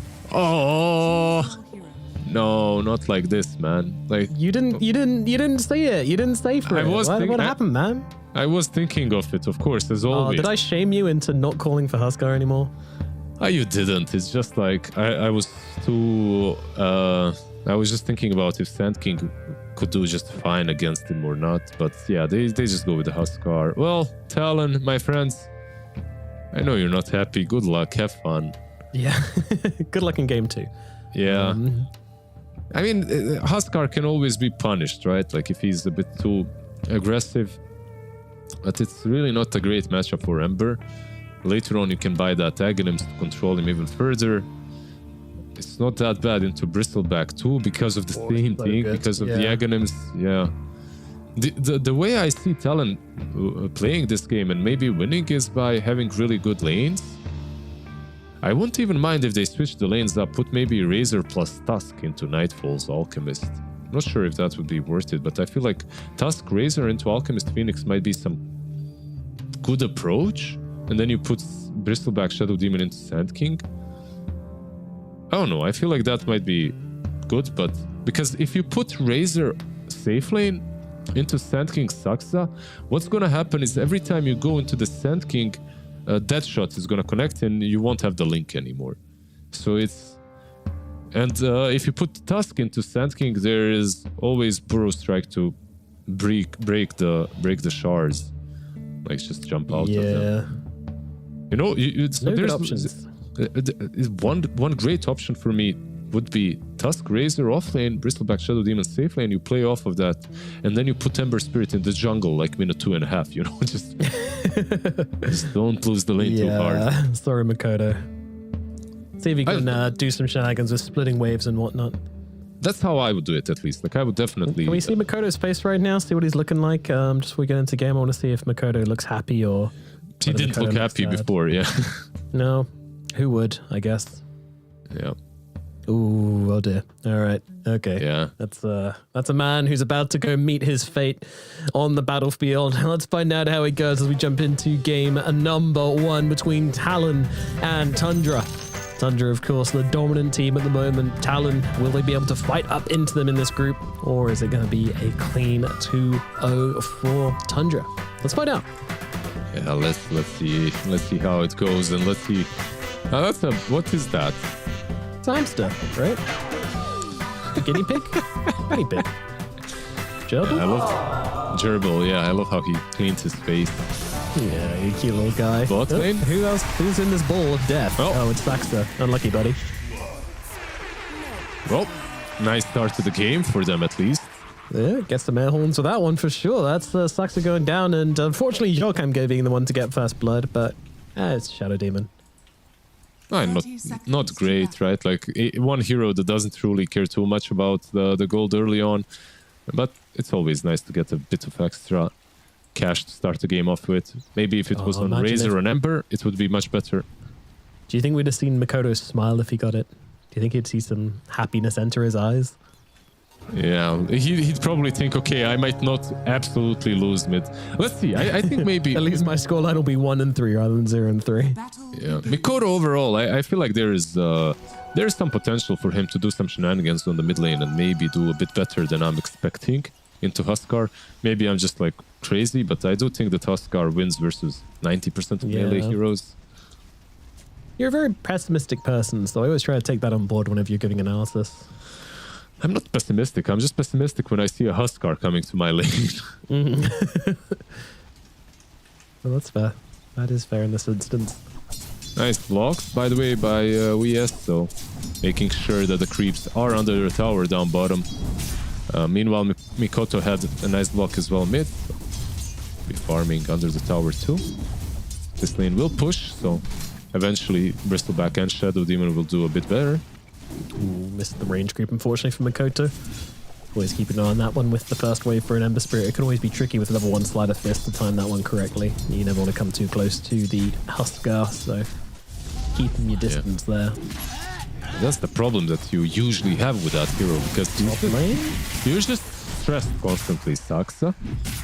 Yeah, they got the blood grenade, they got the damage, but with the Fairy Fire coming through, it's not quite enough to finish the job, so Saxa will live for now. And I love how you in from 33 as well. I love how you hyped that play up with like a 5-second delay, and I was like, wait, what's happening? Are they actually getting him? Like, wait. I've just got the gift of foresight. You know how it goes. Nice. To know he wasn't gonna die. The hindsight man, actually. There's an episode of South Park. Maybe someone remembers. Captain Hindsight. Yeah, Captain Hindsight. That's the one. Still going here up on the top side. 33 is getting pretty low, but the bar strike's going to come down to the both of them and finish off Akashi. And Koku's got nothing left in the tanks, though. Also has to back himself away. That's what I was getting. The readings I was getting from the spirits were just telling me something was going to happen in this lane next. So yeah, you definitely have the far side or the forward side. Too far. That's the problem. Yeah, you see too far into the future. Mid lane. Vorinov's kind of low here. Double strike doesn't quite finish the job, but still very threatening. Ooh, okay. I think did he want to die? I mean, there's no way you want to be the kill because that's how it looked like to me. I don't know. I don't know. He's got the Offender. He's going to come straight back in. Yeah, but he's not bringing anything. There he is. What's up? I'm back. Yeah, I don't know. Well, it was a bit weird, but in any case, so far, mid lane 12, 13 last, it's 9 denies on the Huskar. It's, yeah, it is what it is. Definitely a lane.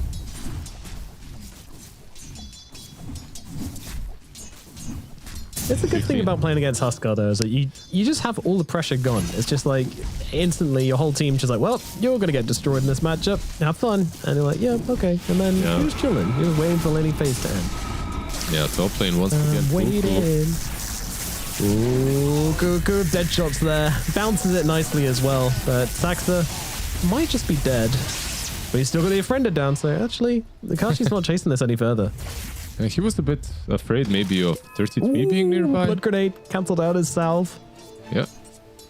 He was worried about 33, but 33 wasn't there. Like, he was still in the dire jungle. Yeah, Brother's got a 17 charge magic wand.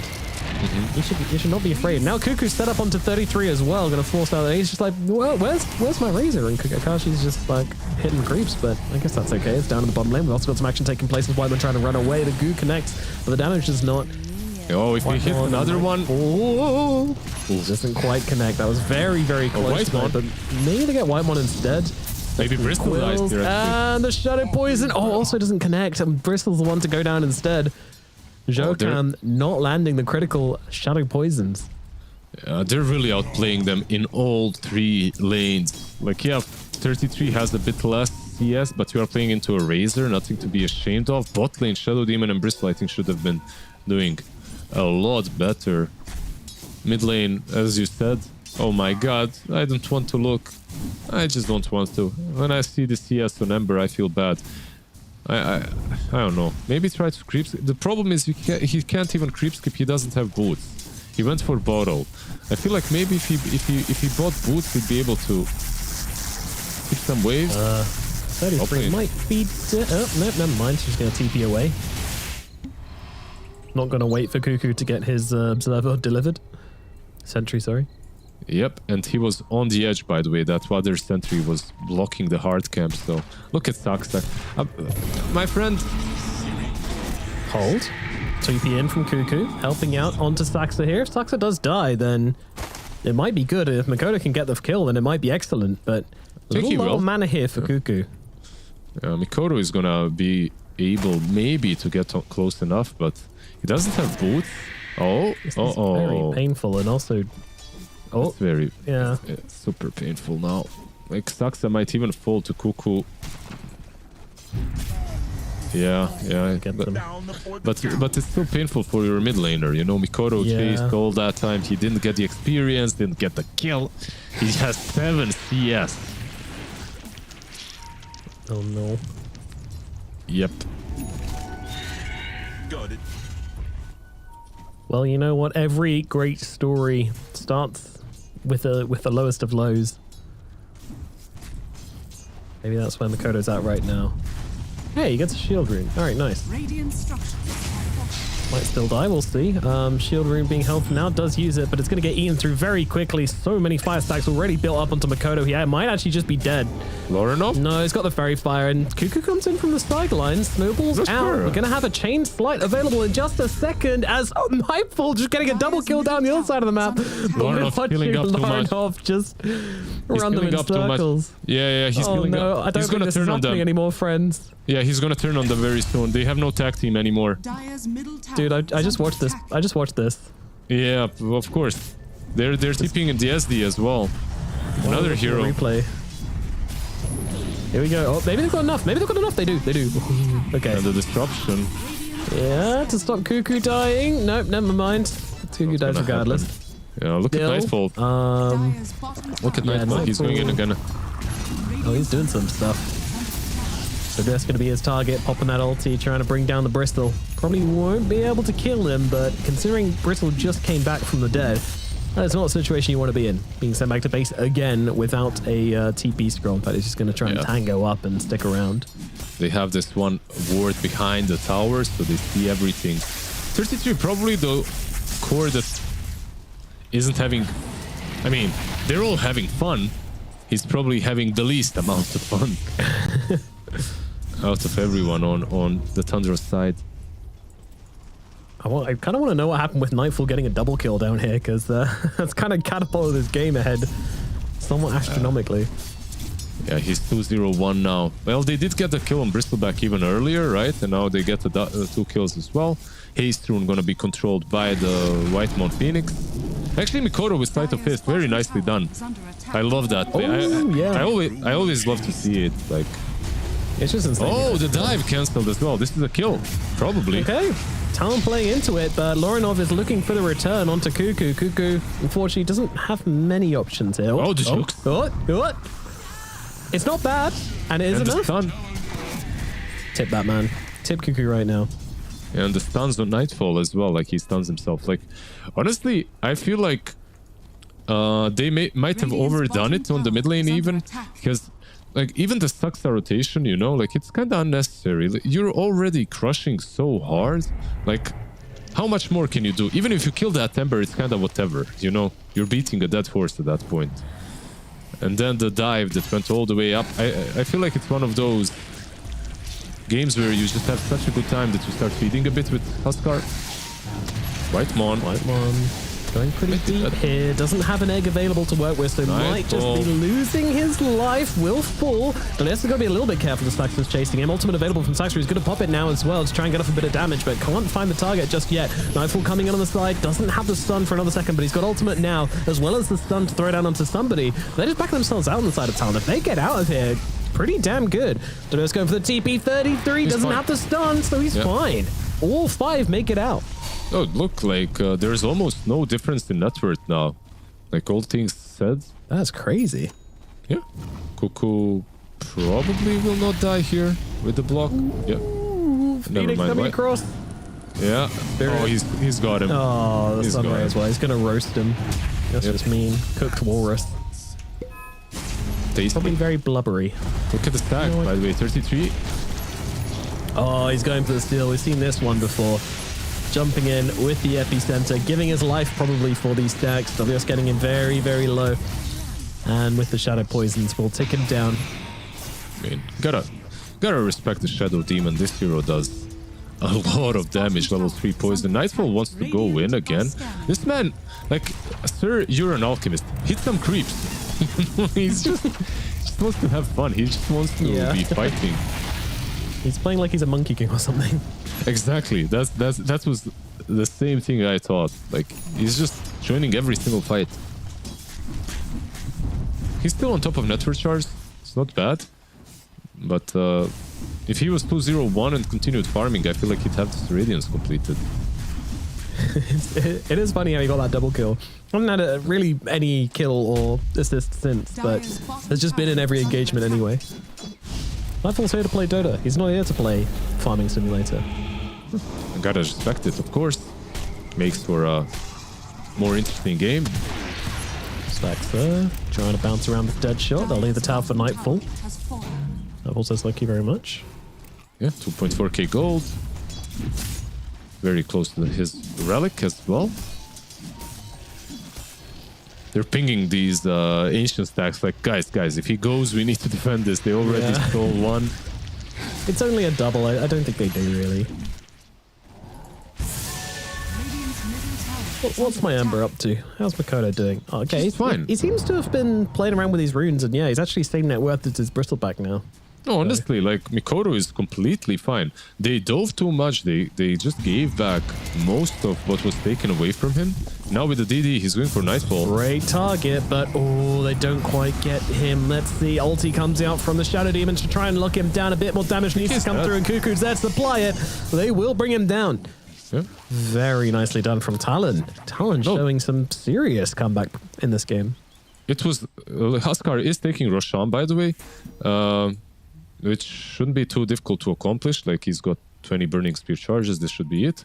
But like, Thundra definitely got hit by that classic Huskar syndrome, in which you kind of overdo it and then you get punished and the network advantage is almost gone. Surprised they did it that way, but yeah, it is what it is. Like, they still have a alchemist and a pretty big Huskar on top of the network charts, at least. What do you expect him to do with this Aegis? Like, how does this change the Huskar's game? I think you just continue maybe taking some small objectives like tier 1s, maybe pressure a tier 2, but it's more of a farming Aegis. It doesn't like translate into a game-winning situation. It's just that it's like a free, right? It's just that it's a free Roshan most of the time. He won't die here, don't worry. Can't get bashed.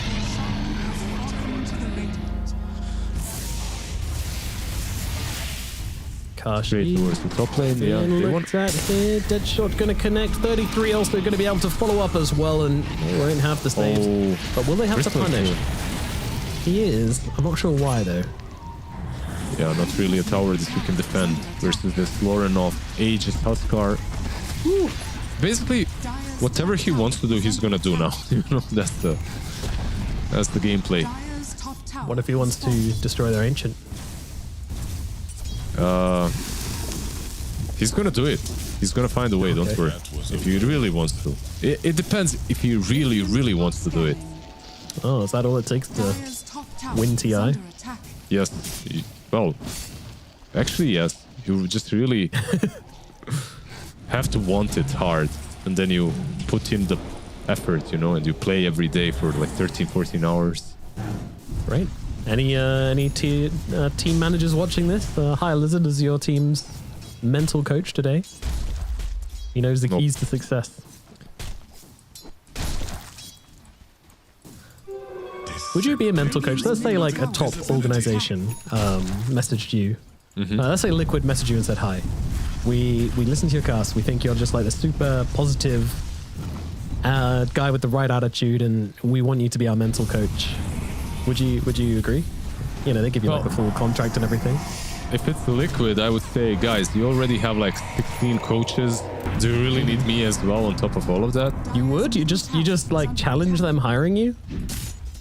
I mean, I'd be more than happy to join the full football team of coaches. There you go. I mean, actually, like, I really like their coaches already, so I'd love to be a part of that. Why not? But I don't think that team is in any hypothetical need of one. So you would give up casting and Talon wanted to go and be a mental coach for a team if the offer was there? Well, giving up the casting, probably not. If I didn't have to give it up, though. Okay. Yeah, no, that's kind of the whole base of the question. But, I'd be on the panel. You can do it, boys. Let's go. You know.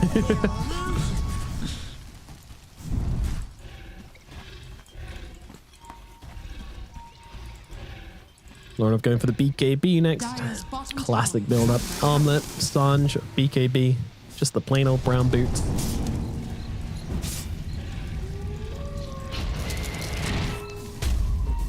.33 meanwhile has his Bloodstone finished up, so he's hit this massive timing as well. Bloodstone Rush pretty common on tanking these days. And Alchemist with the Radiance, just trying to farm up. What's Saksa cooking, by the way? Is he setting up for Akashi here? Because he doesn't have a teammate to do this with. He's just seeing if he can steal some creeps, maybe? He's leeching some experience at least, but Akashi knows, like, he's pinging him out. The scan even connects. Oh, Saksa. Oh, he's fine. Meanwhile, in the triangle, there's a boogie happening. A boogie? A boogie. Jesus. Back in the 80s.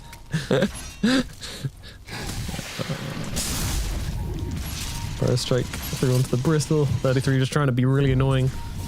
I mean, this is just very efficient, very kind of choking plays from Tundra. Playing up, always being visible. Yeah, they are hunting now. Alchemist is here with the Blink Dagger, by the way. Wants to go in, but not gonna happen. Yeah, they wanted to see if they could bait with Saksa. Saksa already showed once, though. They thought if he showed again, they'd just think it was free, but there's plenty of vision around for Talon at the moment, so they won't be falling for that one so easily. Yeah, keep in mind that Aegis is gone, by the way, in like 50 seconds. So Talon, they definitely did survive through that first Aegis timer, but the smoke up from Tundra, they want to make a play here. They've lost a lot of their map and a lot of gold as well. Aegis was used for something. Yeah, for sure, for sure. Just they didn't completely crush them. 6k network difference. They lost like what, the tier 1 top? Yeah, not too bad. Bristol. Bottom side, Bristol is going to get caught out here. WS a little bit too far forward. Nightfall connects with the Blink Dagger reveal. Finally finding a target to get upon. It's very annoying to play against the calling of Muerta. And of course, it was mostly Nightfall, but the calling and a bit of control from Saksa definitely came in. And the Whitemon doesn't have a dive, but he can just egg here, right? He's gonna egg, I feel like. Oh, no, he's not. Makoto comes in, snipes him with the Sleight of Fist, and now Nightfall trying to close onto Cuckoo. Doesn't quite have the lockdown, but 33's here as well to help out. No Blink Dagger available for another 5 seconds. There's the tail. But it doesn't matter. Yeah. I really thought that he could have egged there, even though egg probably dies. Like, they would have to commit a bit more. Yeah, I thought so as well, but maybe he just wasn't anticipating the damage from the Ember. Yep. I'm not sure. Yeah, I think so too. I think that's a very fair assessment of the situation. Just that one extra hit killed him off. Phoenix doesn't have a lot of armor to work with, so you die quickly to those kind of attacks. Nightfall going for the Manta next. Nice to try and break free from those chains. Speed to get away. As WS turned around, facing forward. There's that dead shot coming into play. That makes it an easy kill for Tundra. Stark's taking a little bit of damage then. Moving on to this, but 33, he's got the epicenter. He's going to be able to just run down Akashi here. There's a disruption coming on through, though, saving the Razor from a lot of the damage, but is it going to matter? The Atos is there, the damage is in, and Akashi is going to fall regardless. Shokam and Cuckoo can do absolutely nothing as that carry gets killed off. Top lane, Mikoto. Does he have a remnant somewhere? He does. He's got more than it.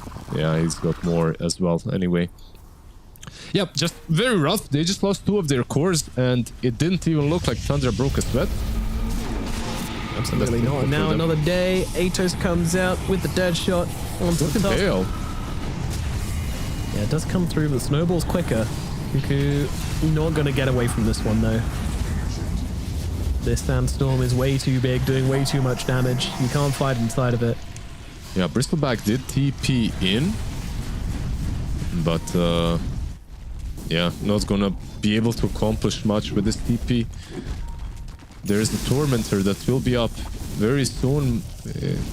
Will Tundra steal it? It doesn't seem like they are going to, at the moment at least. Lorinov has, by the way, a full BKB going for a halberd. What do they wait for if you're Talon? I feel like it's more about the execution. White Mono again.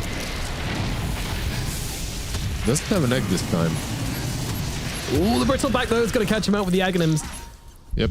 Bristol slaps come through and finish the job onto Whitemon. Yep. Yeah, he didn't have the egg anyway, even if he got on the low ground, like far away from them, and it was only Lorinov that was around, so he can't really commit into 4 heroes. Nice little pick off from Talon, but like on paper, it's probably the lowest net worth hero on the Radiant side. And they're going for the Tormentor and also for the Wisdom Rune. This is something that I noticed from Tundra. They really commit into taking these Stormies early on. Yeah, if they have an advantage, they want to make you feel it, and this is one of the most critical objectives you can take, and now they're just going to hold the area until the Wisdom Rune spawns. Cuckoo's going to go down. Tier 2 tower on the bottom side, likely going to fall as well. They don't have a counter fortify here, so maybe not. This Atos plus calling combo is so damn annoying to play into. The scan from Talon, maybe they thought about stealing the Tormy because Bristol can almost do it alone. He can do it alone, but it's... let's see, it's probably not going to happen. It's daytime, he can't just run there.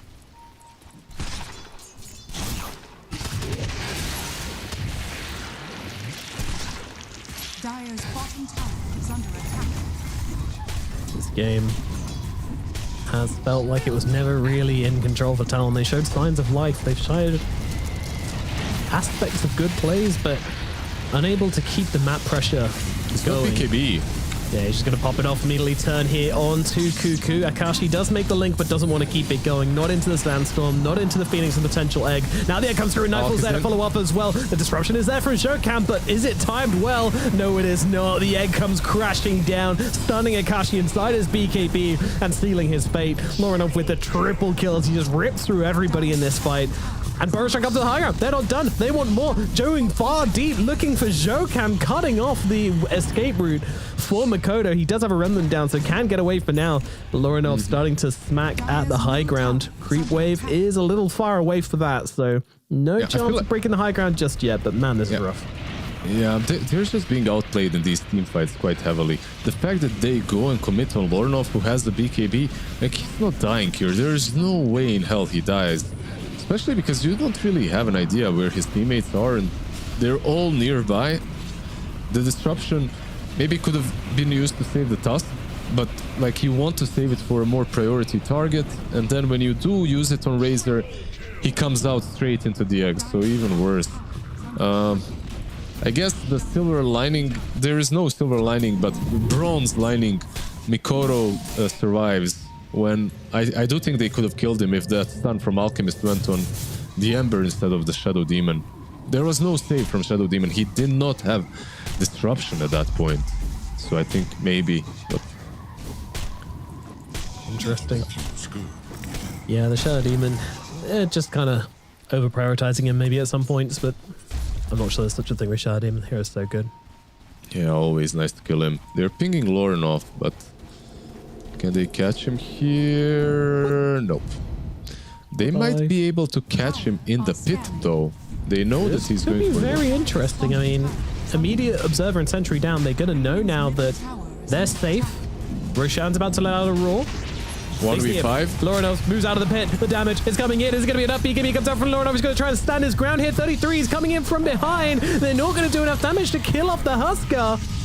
Oh, man. Talon making the right plays, but just not enough in the tank to finish off the Huskar. Now they lose Cuckoo. They'll lose Showcam. WS also going to take a fall to Nightfall. And they'll get back into the pit on Lorinov. Yep. That is crazy.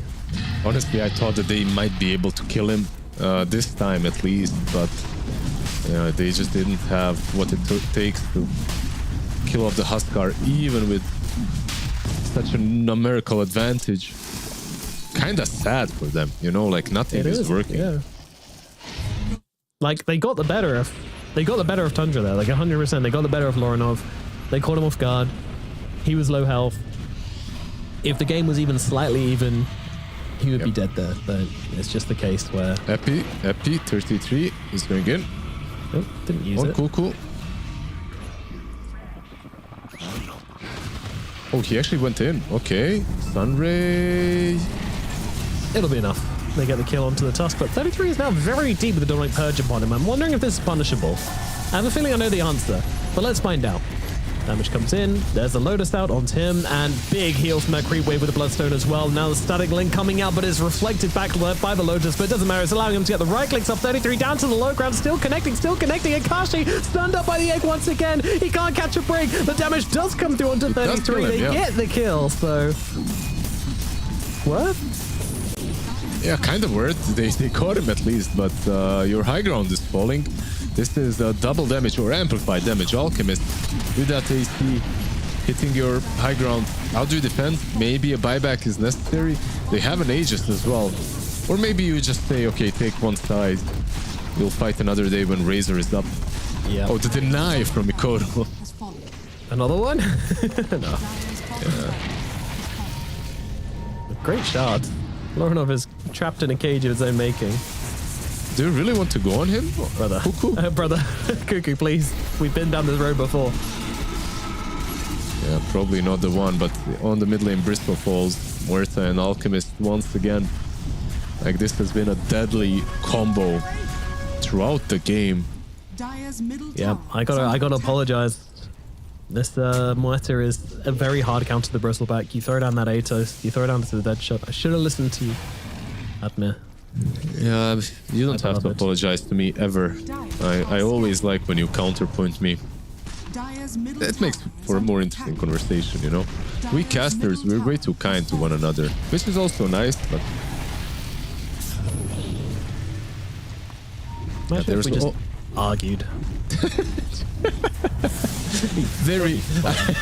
We should plan that for like tomorrow or something, so the people watching then have no clue, but like the two people watching from today who watch tomorrow. Yeah. So tomorrow we only argue. Okay. Cuckoo, who's getting very low, but Lorinov's actually the one who is going to fall. But he's of course got that Aegis, so is able to come back as Akashi taking some heavy hits here from Nightfall. Burrow strike through, only really catches the Bristol back, but the Bristol will fall, and Jokam also going to die just for the sheer amount of damage coming out from the Stanking with the Epicenter and the Sandstorm. With that, should be another lane, if not the game. I wouldn't be surprised to see Talon calling this one right now. This is looking pretty hopeless. Yeah, 30k advantage. They don't really see it, but they must feel it because Huskar is just hitting your tier 3. And the Sand King is diving your fountain at this point, basically. Yeah, far away, and there it is. The GG comes out from Mikoto. That's going to do it. Game number 1, and it was not close. 27 minutes. The Huskar just absolutely turned them inside out. Yeah, it definitely was not a close game. At the same time, it wasn't too clean in the mid game from Tundra. I do believe that Talon did show signs of life for a bit, but then it was like, never mind, false signal. The heart has stopped. Unfortunately for them, the Huskar proved to be too much of an issue, and it's not only the Huskar. Nightfall had too good of a lane, and even though 33 might have been in a hard matchup, like on paper, he still got a lot of farms. So then the team fights as well didn't really go that great for for Talon. Their movements got rebuffed. Unfortunate, but what can you do? You go game number 2, like you take this as a learning experience, and in this next game, you probably think about banning out that Huskar if you do not have the ultimate last pick. It's really hard to find a hero against them. It is, yeah. You kind of got Huskard, and that's also kind of a nice mental thing you have where you can always just say, we got Huskard, it's nothing to do with how he played, there's nothing about it to do, it's just a drafting thing. It happens. Drafter just puts their hands up and say, my bad, go next. Preserve the team mentality for the next game, and hopefully we'll have a nice, exciting game number 2, because this game 1 wasn't really much shown from Talon. They had some moments, the Roche gank was nice, didn't work because they're too far behind. I think just the map play did just need to be a little bit better. They need to be able to get a little bit more out of this map from behind, because Tundra was just able to get way too much with the Alchemist, with the Huskar, just farming up, getting kills, and 33. You got Huskard, basically, right? Like, you got Huskard. Just There's only so many different ways we can say it, eh? Exactly. Game number 2, I feel so many teams, after they get Huskard, they actually go in and they do much, much better. So I hope this is going to be the case from Talon as well, when the games are, and the drafts, a bit more even, and you're not getting cheesed. Indeed. Let's throw it over to a break and get prepared and ready for our next game. We'll see you in a minute.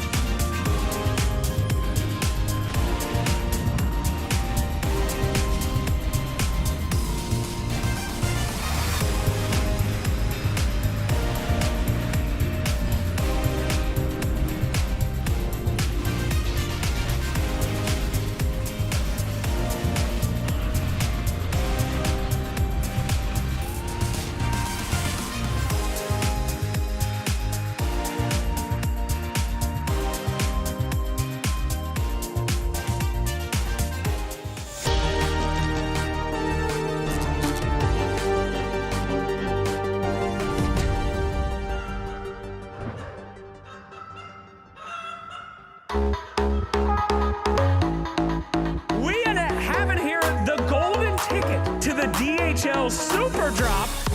I'm gonna get the box over here.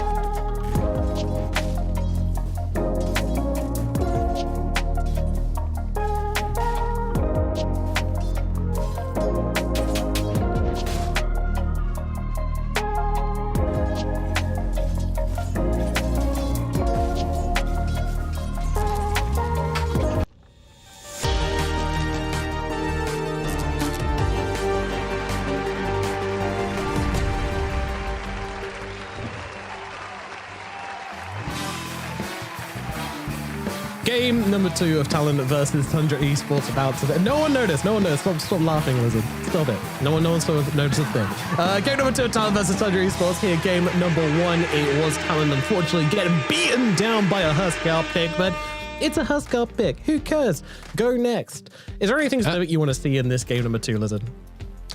Yeah, absolutely. Like you said, go next. Huskar game should always be forgotten, and they should just be a learning experience, right? Like, you know that there's a Huskar picker on the enemy team. You have to ban it out if you don't have that last pick, or if you do have, if you do not ban it out, at least make sure that you have some heroes that are good against it. So basically, that's all you have to think about when it comes to the last game. And the problem is, like, if I'm gonna be completely honest, this all was very political. Talon were outplayed on 3 out of 3 lanes. It wasn't only the mid lane. I would even say that Mikoro actually recovered very nicely from the mid lane, and post-laning stage he had around 500 gold difference between himself and the Huskar. So on paper, realistically, it wasn't about only the Huskar lane, but your team is playing with a lot of stress because your mid lane is losing to a Huskar. So there's, of course, some mental pressure there that might have played a big role in the other lanes as well. The overspill coming into effect, I'm sure. And this time around, Tundra will not hesitate. Yeah, you ban out our Sand King. Well, you're really asking for it now, Talon. Come on, this is unbelievable. Yeah, no mercy, no mercy. I feel like Tundra right now, they're basically figuring out different openers besides the Visage and some Beastmaster, because these heroes are always getting banned into them. And when you get to like some grand final stage like they have, or when you are playing 3 days in a row versus Falcons, Falcons utilize that and they expose them, and they find a way to actually defeat them because of these. How to put it, like 33 is an amazing player, but if you get rid of all of his 5 heroes, you know, then what's left and remaining might not be as strong in certain circumstances. So Tundra have been, at least in game number 1, practicing something a bit different this time around. No joking around, straight for the Visage. Yeah, unsurprisingly, it's so good to watch. I mean, no one plays a better Visage than 33 at the moment. It is just too good. Talon, they will get that Shadow Demon again. I mean, it looked all right in the last game. Got a couple of nice kills in the early game, and, you know, some nice saves here and there. But obviously, in a game like that, you don't really look back and go, you know, what individual hero was the problem. You sort of need to take it all in and try to make cumulative changes across the board. Come up with a new idea. Yep, well, absolutely. Someone just a banger. Yeah, Whitemon. I think it was probably Whitemon, by the way. This guy is really loving it as well.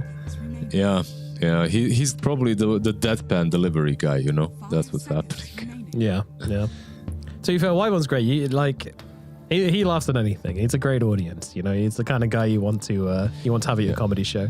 Yeah, you interviewed him a couple of times, right? Like during Valachia as well? Yeah, I got to chat to him quite a bit. Yeah. No, for sure. He's the kind of a player that every team needs, and I feel like even if his skill level was like 5% worse, I think it's still very valuable to have that kind of a player on your side, you know, just for the vibes, man. Sometimes it's all about the vibes. It's all about the vibes. It is, honestly. Yeah. You need some skill as well. I don't think 5 heralds with good vibes are gonna go far, but okay, 5 heralds with good vibes versus 5 heralds with bad divines with bad vibes. Yeah. What do you think? I'm asking you a question. I mean, it depends on how bad those vibes are, because even my mortals are gonna lose to heralds if they have omega bad vibes, because they just feed on purpose. But that's Talon, true. There's no overcoming that. Yeah, Talon, they pick up the Nature Prophet. Like I mentioned this last game, as something that Falcons tend to do and play, and I feel like maybe there's some inspiration that Cuckoo and the boys on Talon are taking away from Falcons in general, because they're drafting and playing very similar heroes, at least in this series so far. Yeah. No, definitely. I mean, everyone is taking inspiration from the top teams. It's always like that. Like you're playing versus, if you're in a tier 1 scene, you're gonna end up taking some heroes and learning them just because someone else is playing them on in the scene that's maybe a bit better than you on paper. Bat Rider, by the way, I do like it. I feel like this is one of the stronger laners currently in the game on support position.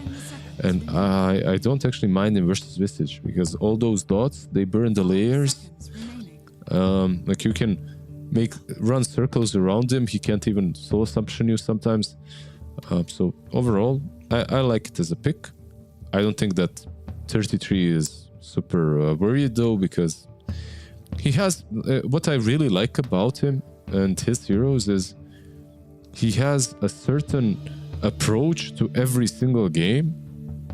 And it's like even the smallest of things. It's not like okay, this game I buy BKB, this game I don't need it, I'll buy whatever pipe.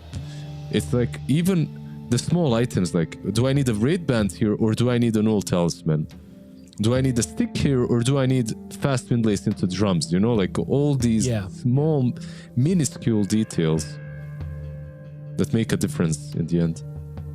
Yeah, you can tell he's just always thinking about what he's doing. There isn't a game where he's just autopiloting. He's like never, ever just falling into the flow, and it's good to see. Morphling, Nyx, going to be the next 2 picks from Tundra. They're revealing a lot here with their next 2 picks. So their carry hero and their position 4. Yeah, Morphling overall into Prophet is nice. Nyx Assassin, this guy's stonks are just going up and up.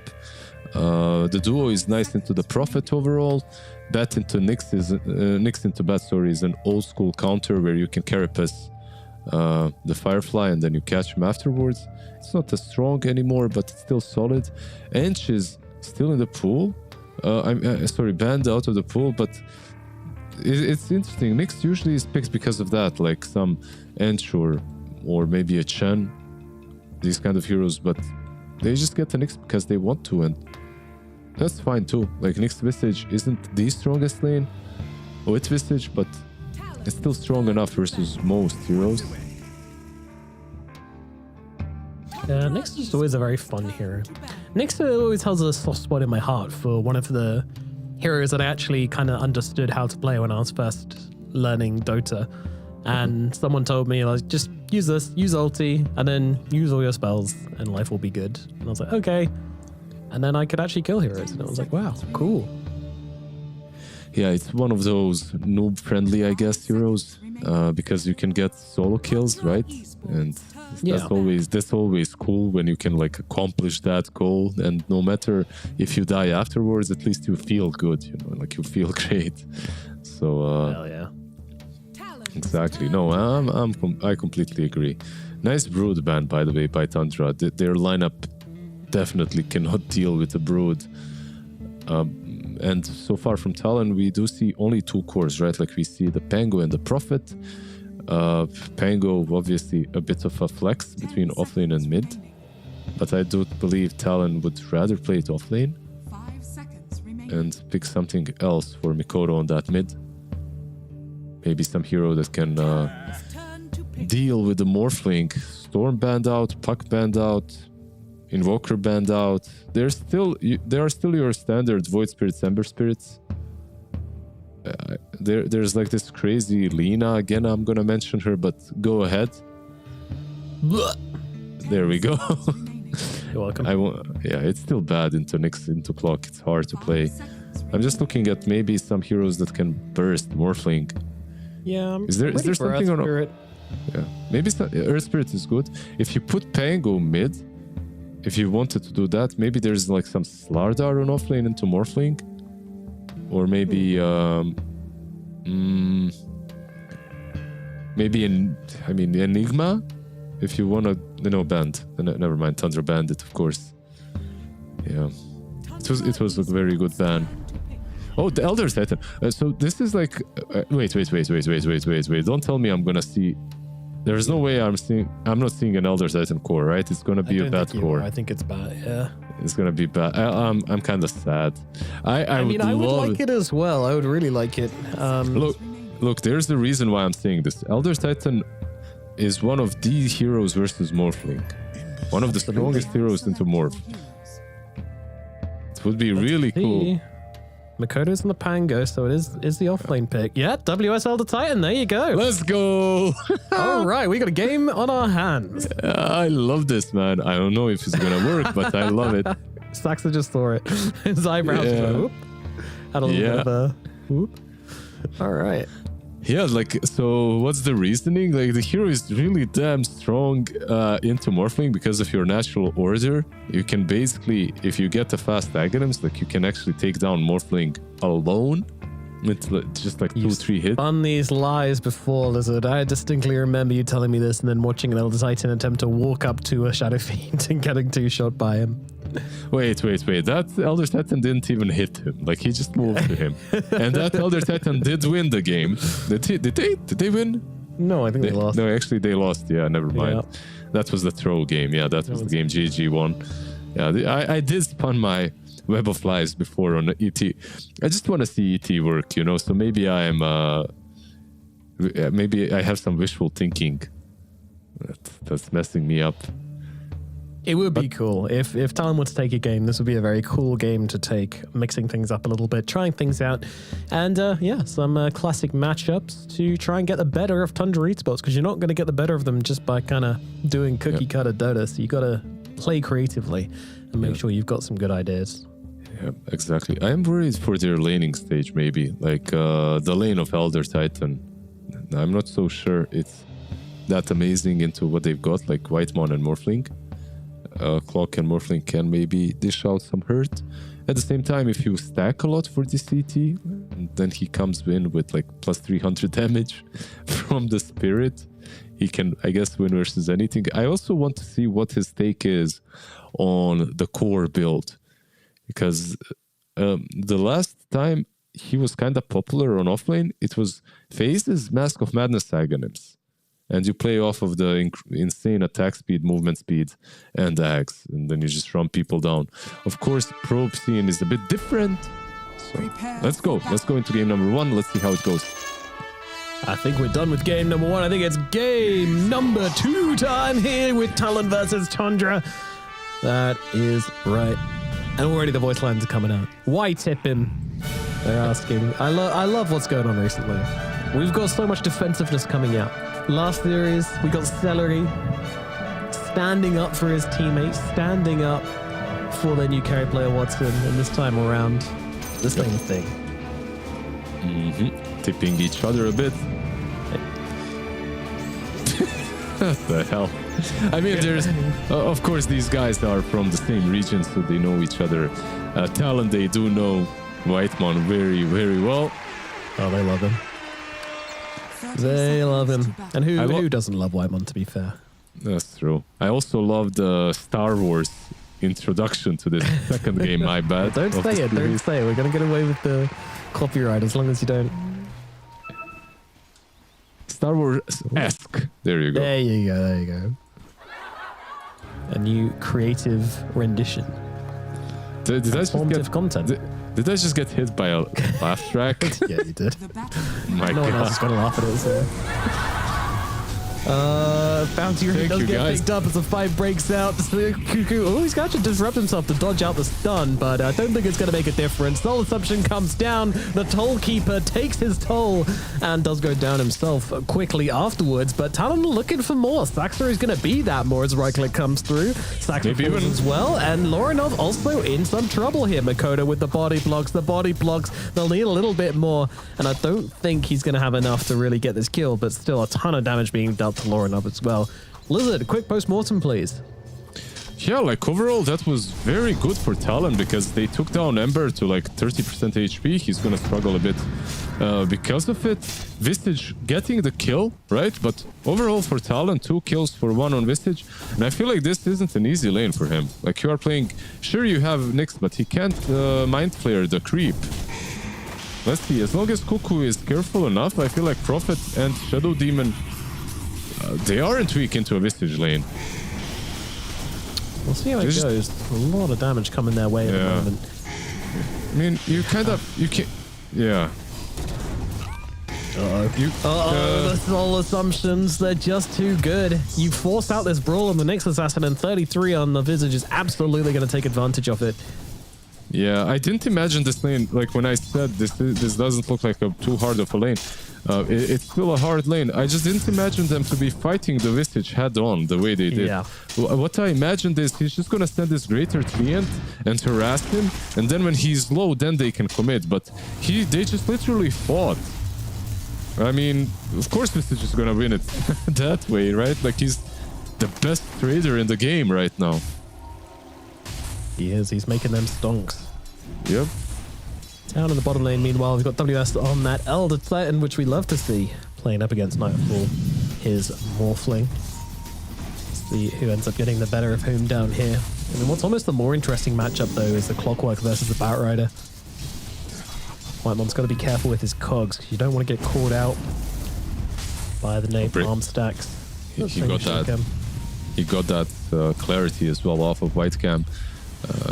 White Cam. I just merged them together. I merged them into a beautiful boy. New player, yeah. Yeah, but in any case, like you said, there's a lot of kill potential from ET and Bad. I feel like the other side is more reactive and more just like counterplay oriented. Meanwhile, ET and Bat from level 3 basically are really dangerous. All soul assumptions up in the top lane. Akashi is loving this. You need to stop hitting the Nyx Assassin. He's also got tons of regen as well, so you're kind of just hitting yourself essentially. Exactly. Like it's the worst. At least if you're hitting Visage, it kind of works a bit better. Hitting the Nyx just feels very, very bad. But I guess you can't. You know, Saxa and 33, they just know how to play this lane.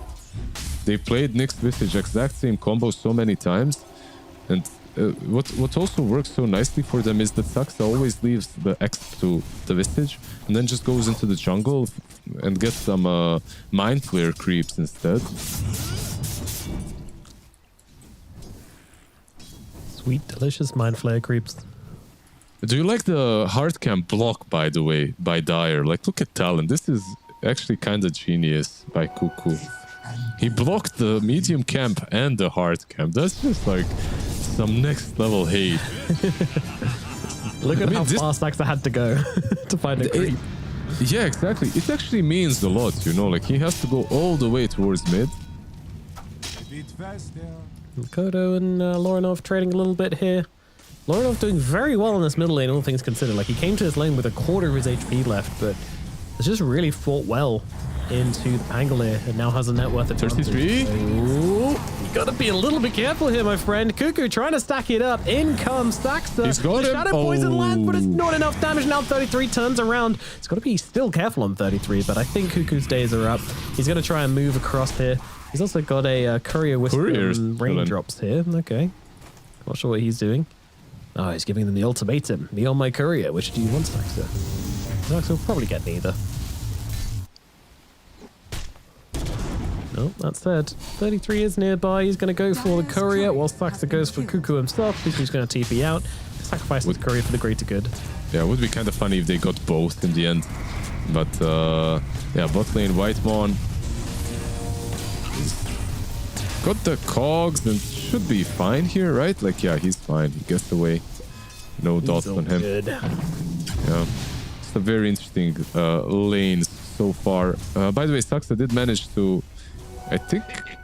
I'm not sure if he managed to board anything before TPing. He did plant that sentry in the Dire jungle, but... I think the Obs was actually expiring. Mid lane? Kodo? TP in from the Visage as well. They really want to try and grab Makoto here, but I'm not sure they've got the lockdown. Chain's not available for Lorinov, so let's see if the Soul Assumption will be enough. It will not. Wand available, Fairy Fire is well used. Makoto stays alive, and the Visage rotation is unsuccessful. Yeah, it's kind of a 33 classic. Like when he realizes that they won't have enough damage, he goes and helps out. I think he's doing that very often. Whitemon securing the bot rune. Will be the region. Oh, the Rolling Thunder. Yeah, he's going for this. Whitemon trying to get up the cliff, but not quite allowed to do so, but does get Makoto stuck on the side, but Whitemon will be dead. Lorinov trying to get a bit of damage back away from Makoto, but doesn't really have the damage himself. Doesn't want to go for some crazy spirit dive on the tower with the Shadow Demon right there, so that's just a freebie. Yeah, not terrible. They do lose the region, but Makoto is very happy with this. Uses Rolling Thunder, gets a kill, goes base. Like overall, keeping up very nicely on that mid lane. What's our boy doing? So it phases straight into Aghanims. Maybe Orb of Corrosion first, actually, on the Elder Titan. I like the Orb of Corrosion idea because it kind of gives you everything on ET. Look at that damage. Oh my god, right one, run! Ooh. Luckily, well, never mind, Akashi's here to finish the job and blocks WS to make sure that he can't get the kill. Very important. Carry players take note. It was a nice play from him. But yeah, you saw the damage from ET. It's just ridiculous at this point. I like the Orb of Corrosion idea. I have to commend it again. Like, just it gives everything to ET. A bit of armor, a bit of move speed reduction, and also attack speed for him. So, very valuable. Kashi? Chased rather ambitiously by Saxa, who's got the TP scroll, just going to use it. Yorkem and Cuckoo not close enough to cancel. They maybe could have, but they're running over to try and save their tower. But 33, I think he's already taken this one. Yep. Denied, nice though. deny from Cuckoo, actually. Yep. That's the battle of the units up here on the top side. Yeah, one thing that needs to be said though, Saxa usually is a bit higher level at this point in the game on his Nyx. Especially in this lane like Nyx and Visage, I've seen him have a much better time. Akashi top. Oh, nice little switch. Like he moved the power threads around to Agi. They're going aggressively now, though. Still something's going to come down, but 33 is gone. They've got more than enough damage to get through him, and actually looking for +1 now, as Saxia is going to be that target, and he doesn't get a chance to get off a spell due to Makoto stunning him. Now Lorinov jumps in, and more heroes throwing themselves into this engagement. I'm not sure this is going to be the play, but let's find out. 33 is here with the birds from beyond the grave to try and help Lorinov to just get at least a kill out of this, but those Shadow Poisons are starting to stack up. He's got to be a little bit careful. He's got a Fairy Fire available, probably going to have to use it here if he wants to live through all of these poisons. Jokam finally gonna fall, and Ember will jump himself back, take that chunk of damage from the Shadow Demon. 3-3 is here. Okay. Yeah, 3-3 is here, but not gonna do anything. Yeah, like overall, I think the talent should be kind of happy with all said and done. Like Bat Rider for Visage, not too bad. Slowing down 3-3, and his farm is definitely imperative.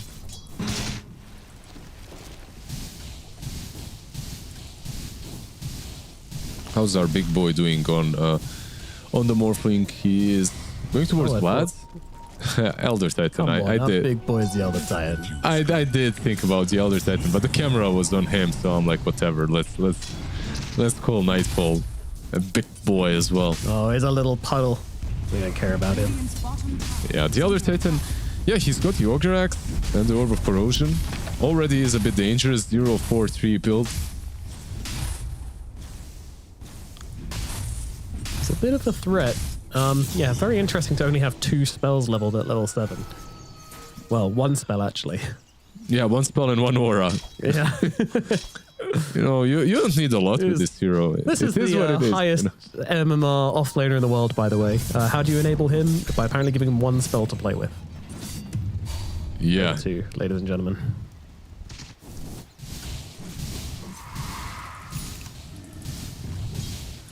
He's trying to beat the old Wraith King, you know? It's almost the same. 1 spell and some auras, and that's it. Skeleton King, my beloved. One day you will be reformed to your former glory. Get rid of these nonsense spells and abilities. And it's good times, you know? When you can only have 1 spell, but you have to work a lot to position yourself properly and play the game a bit better. Oh my god, Nightfall, you took a lot of damage. If there was a spirit at the same time on him there, then I think he just would have died, but... Probably, yeah. Gets out with the tower tonight, runs himself away. Whitemon here is bodyguard as well. Yeah, they are smoking down bot. The amplified damage on the Pango should be more than enough if they can catch Sux. He's not 6 yet, by the way, minute 12. Oh my god. Almost. This Yeah, is unusual. Ooh, the stump doesn't land it. Shouldn't have leveled it. What a useless ability. Yeah, he's got the fuse though. Closing the gap here. Saxter is going to be a slow but certain death for him. Yep. Jokum blocks it. He's not 6, but neither is Cuckoo. So they're kind of on the, basically on the same level, literally, right? So we'll see who's gonna get that 6 first. I feel like it's important for both of them. Hookshot mid.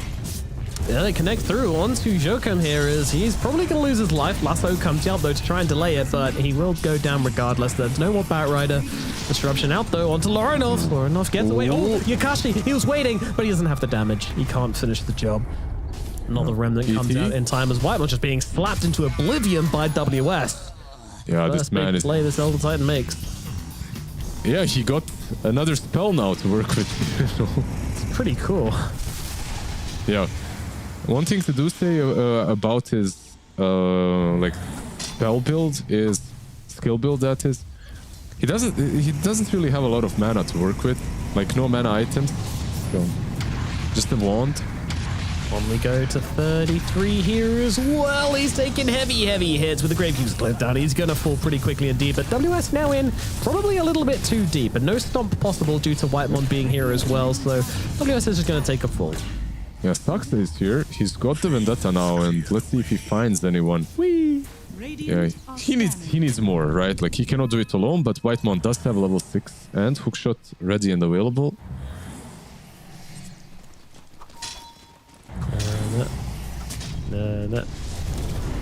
Oh, swing and a miss. Yeah. What can you do? They have birds though. Anyway.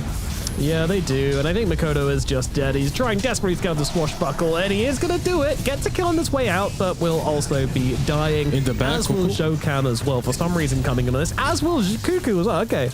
Too many heroes trying to turn up to defend their ancient stacks here. Yep, Tundra are really good when it comes to fighting around these objective timings, because there's also minute 14 Wisdom Rune that they might try and contest now. Let's see. Whitemon does have that hook. Yeah, he's smoking up. He's actually moving trying to towards move. WS is here. WS. He's gonna hit real hard. Oh god. I love that whole time. Usually you just wait until my astral spirit gets here, then you're in real trouble. Yeah. You'll see when my brother comes home. Yeah, like overall, you could see the idea to smoke up and steal the wisdom, but you really have to respect the CT. Bye, Akashi. Yep. I mean, there's a Nick just waiting this whole time, so no chance of survival.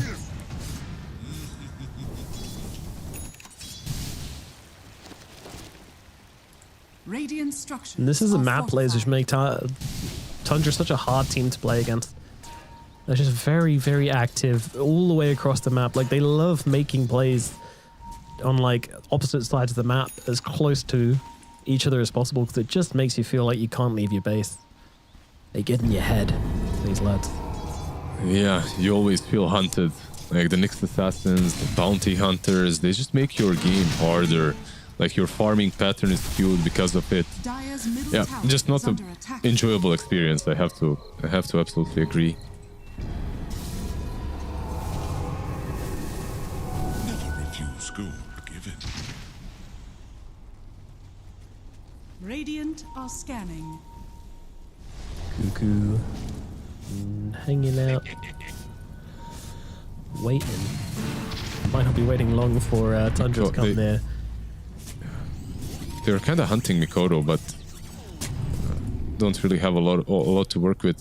33 went for full-on boost of bearing, by the way. That's the first item with Raid Band that he went for. Kind of interesting. But I guess it's also because of Shadow Demon. I guess you can use it against the Purge, right? Yeah, I suppose so. Interesting things coming out here. 33 noticed the Astral Spirit farming, or not farming, but just getting damage from the wave, pinged it out, and now has led his team in to see exactly where this Elder Titan is. But it's read very, very well from WS. In fact, maybe not read because they do have a ward down here, so he's so close to his Aghanim set. So if he dies here, then it would be absolutely miserable. They're gonna find Akashi instead. WS moves in with the Stomp, looking for a trade, and Saxter is gonna be that trade, or maybe not actually. Whitemon comes flying in to help out his friend, and now with the Spike Carapace, oh, never mind. He starts getting off the damage, stunned up for now, but Makoto comes through with the Rolling Thunder to get him down, and now moving on to more. Makoto doing so much work in this fight. I don't think Tundra can hold their ground, and Whitemon agrees. He TPs out. 33 though, getting very, very low indeed. A Swashbuckle will be available in just a second. Not needed as WS takes him down with the Earth Splitter. Aghanim's now complete from WS, but won't be able to close the job gap onto Lorinov.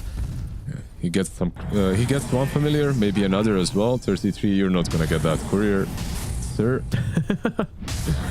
Going for the courier there is just very bad mannered. Yeah, but okay, they get both the familiars and the Visage. Like overall, I feel this Elder Titan was the highest impact hero on his team, even without the Aghanims. And now he's got it. Just looking forward to his plays now. The next power spike for him is definitely level 15, when he gets even more damage from the Astral Spirit hero attack. Like you get plus 25.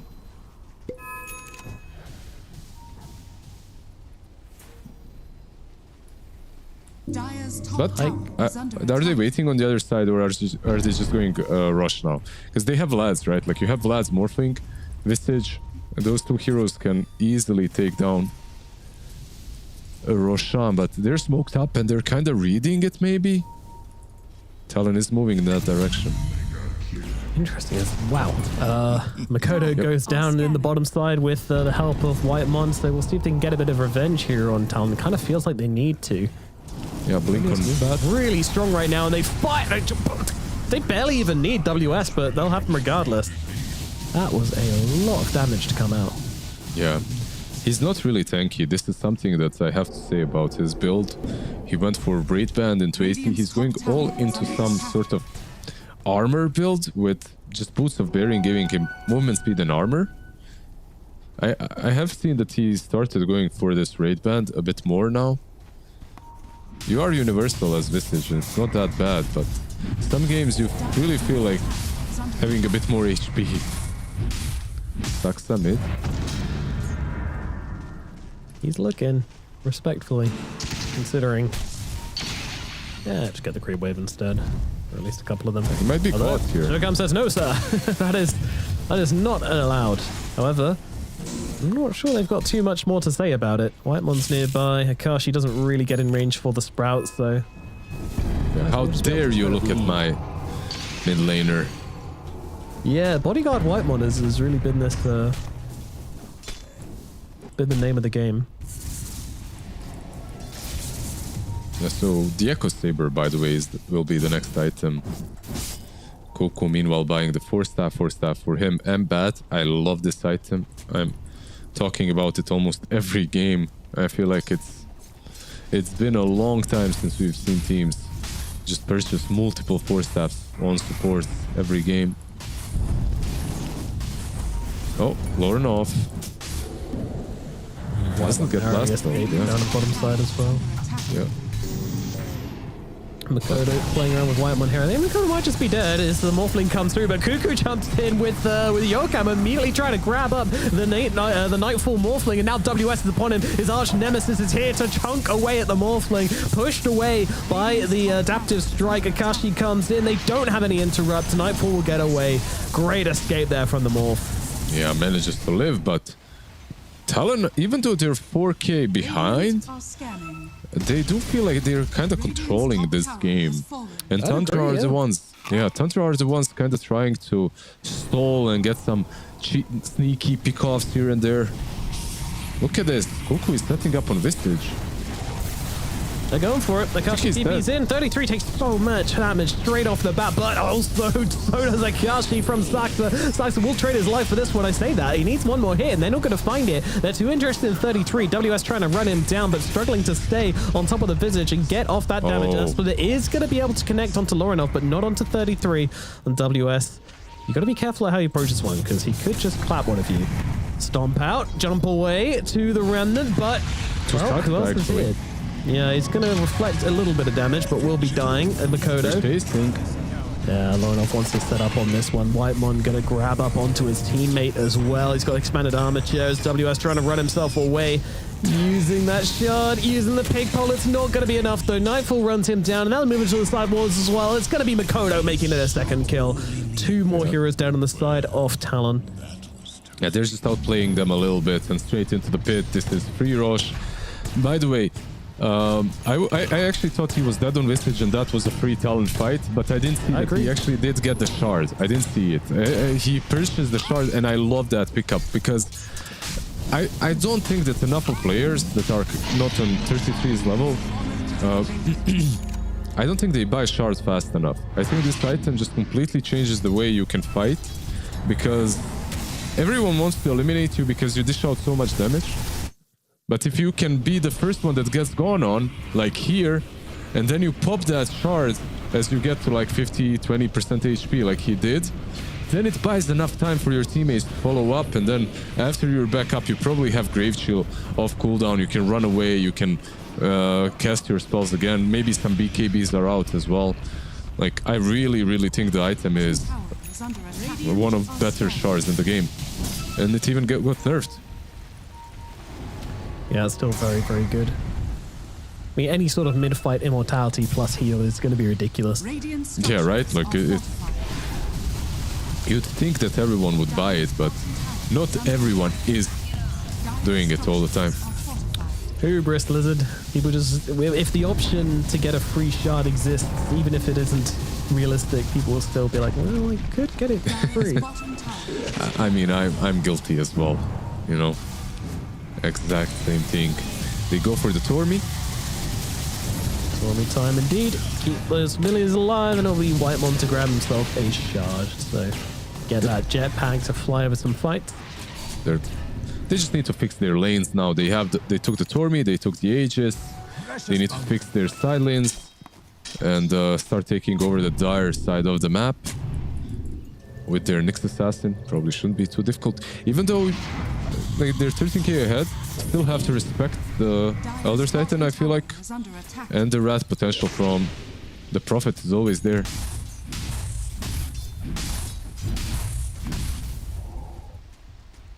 Very interesting game. Interesting that WS considers changing from this Echo Saber to something more defensive, but also just wants to be able to get in and pop this Morphling. Yeah, the Echo Saber just has so much value on ET. Like, you get that one extra hit with all that damage, and like, it's just very good. It's hard to not get it. So just comes scuttling past, catches an ulti from the Cuckoo Shadow Demon. Sometimes you can argue for some sort of, I don't know, like an AC maybe on DT, because it gives you attack speed as well and benefits your team. Okay. Might be just now they'll here. just get on top of WS, and he is just a fragile hero. Cannot get that BKB off quickly enough with the shard, so yeah. Does fall. Yeah, kind of unfortunate, right? Sorry, the Aghanims, yeah. I mean, it's the same. You get the magic resistance, right? From one or the other. Almost the same. I think BKB is 60. Yeah, BKB is 60 and his Aghanims is 50%. No, it's just Rax time. Just with that one kill, Tundra's opened themselves up for a lane of barracks. That is crazy. 17k ahead, and they know where Akashi is. Is there a hook? Oh! So close.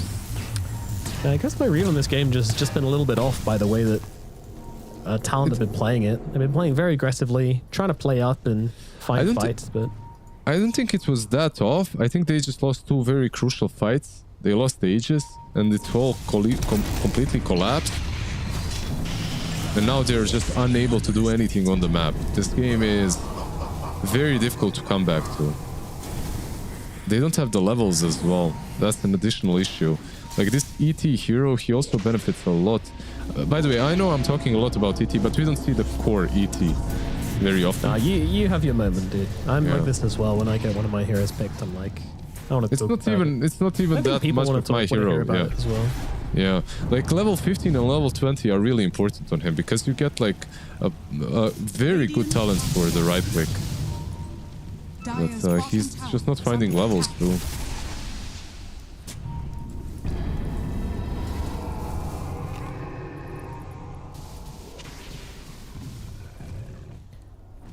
So, 20k gold advantage. It looks like Tundra, at the very least, knocking on the high ground to keep Talon in their base. At the least, at the most, looking to force a barracks here, but... Yeah, Lorenov with a Link and Shiva's really difficult to take down. Vistage as well with that full AC. It's just... It all came together. Oh, bot lane. Butterfly just grabbed by Nightfall as well. Yeah, oh, caught TPing. Akashi, no rest for you, sir. Can he fight them here? As well? The two of them at least? I don't know. Yeah. Seems like it. Well, now 33 comes to ruin their fun. Yeah. You can try at least. They have this... all the teams have started doing this, by the way. They put these very deep wards on their own side of the map, like around the pool area, and just to scout the enemy core ratting, because that's what they usually do. That's where they farm and they cut your wave. But this ward was multi-purpose, as it also exactly saw where Nature's Prophet was TPing from. So Nyx Assassin got that. Saxa got that very nice impale on him.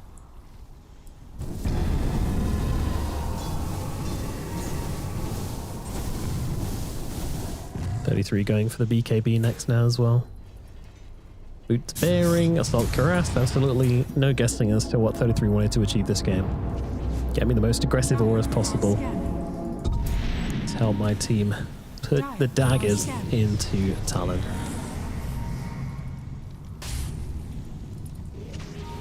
The Wisdom Runes as well.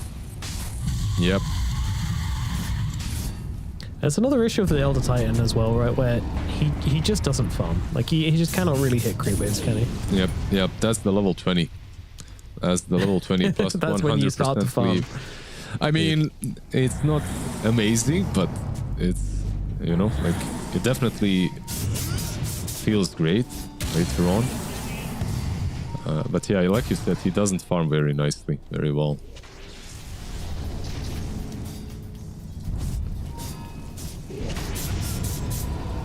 He's kind of close to the Echo Saber. I mean, I don't really have much belief in him until he picks up the Echo, and even then it's a little too late. Morphling's got a Butterfly now.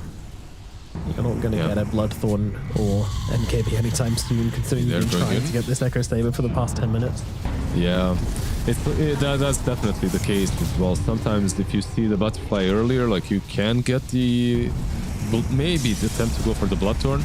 Alright, Lasso out, but the hook shot to interrupt it. It's still a lot of damage onto Nightfall, and his Aegis is gone. He's out. He's out for the count. Okay. Well, that's one way to deal with the Morphling. Just catch him with his pants down. And now Lorenov, he's still trying to fight up with this one, though. Tundra don't really want to completely let go. But WS goes in. I'm not sure he wanted to. He's running out again. Oh, no, he's almost dead. 20 HP, almost caught out by Saxa, but WS will make it home. Makoto might not be so lucky, though. A lot of damage coming out onto him by 33, gets killed off inside his Rolling Thunder. Now if he buys back, he doesn't have that ultimate to work with. Tundra still fighting. They don't care about Nightfall. They don't care that they don't have their carry hero anymore. They're going to keep it going, and a double kill under the Ancient here is Akashi trying to fight up, but it's just not enough. WS is here. What can he do? Maybe a kill onto Saxa. Yeah, okay, I'll bring him down. Actually, it's the Treant which will finish the job there, but... 33 tipping Nightfall, by the way, because in the end he decided to buy back and join them after almost everyone has died on Talon. And I guess for Talon, the ET pick did work out because they did manage to kill the Morphling, but unfortunately no one else. Yeah, there are other issues than only one Elder Titan. He's trying to do his best, but just not able to deliver in this game. It's tricky. It's a hard game. It's just, yeah, they're still in, even though they've been mega. They smoked up. I'm not sure where they can smoke, considering mega creeps are going to. Mega creeps in your base, attacking your tier 4s. Well, yeah. Vision.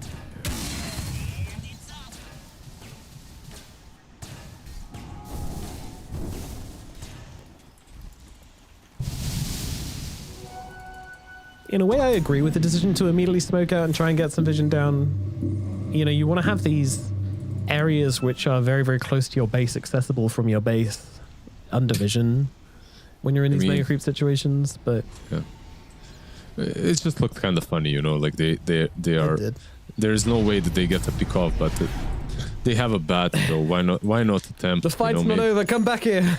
Exactly, like because Morphling did buyback, and look at him. And look at Nightfall, he's just chilling in the pit, waiting for this Roshan to respawn. He does not want to take a fight before he gets that Aegis again. And it will be up. Dude, I love this pickup as well. The craggy coat. What a decision. Yeah. Very smart. Very smart on the Morphling. They are fighting though. Are they? No, they're not. Constant lies. Constant lies. Webhouse, make sure you mute Lizard. Gonna make your T-tours.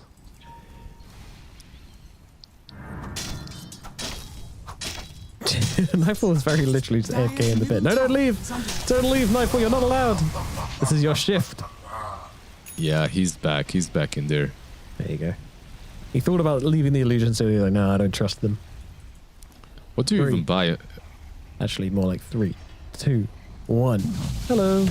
Yeah, get started. Get that big boy down. What do you buy on here? I love that 33 is hugging it like he's about to steal it, you know, snatch it from the Morph. Absolutely. Morph has a blink, by the way, now as well. That's what he went for. He's going for the Swift blink.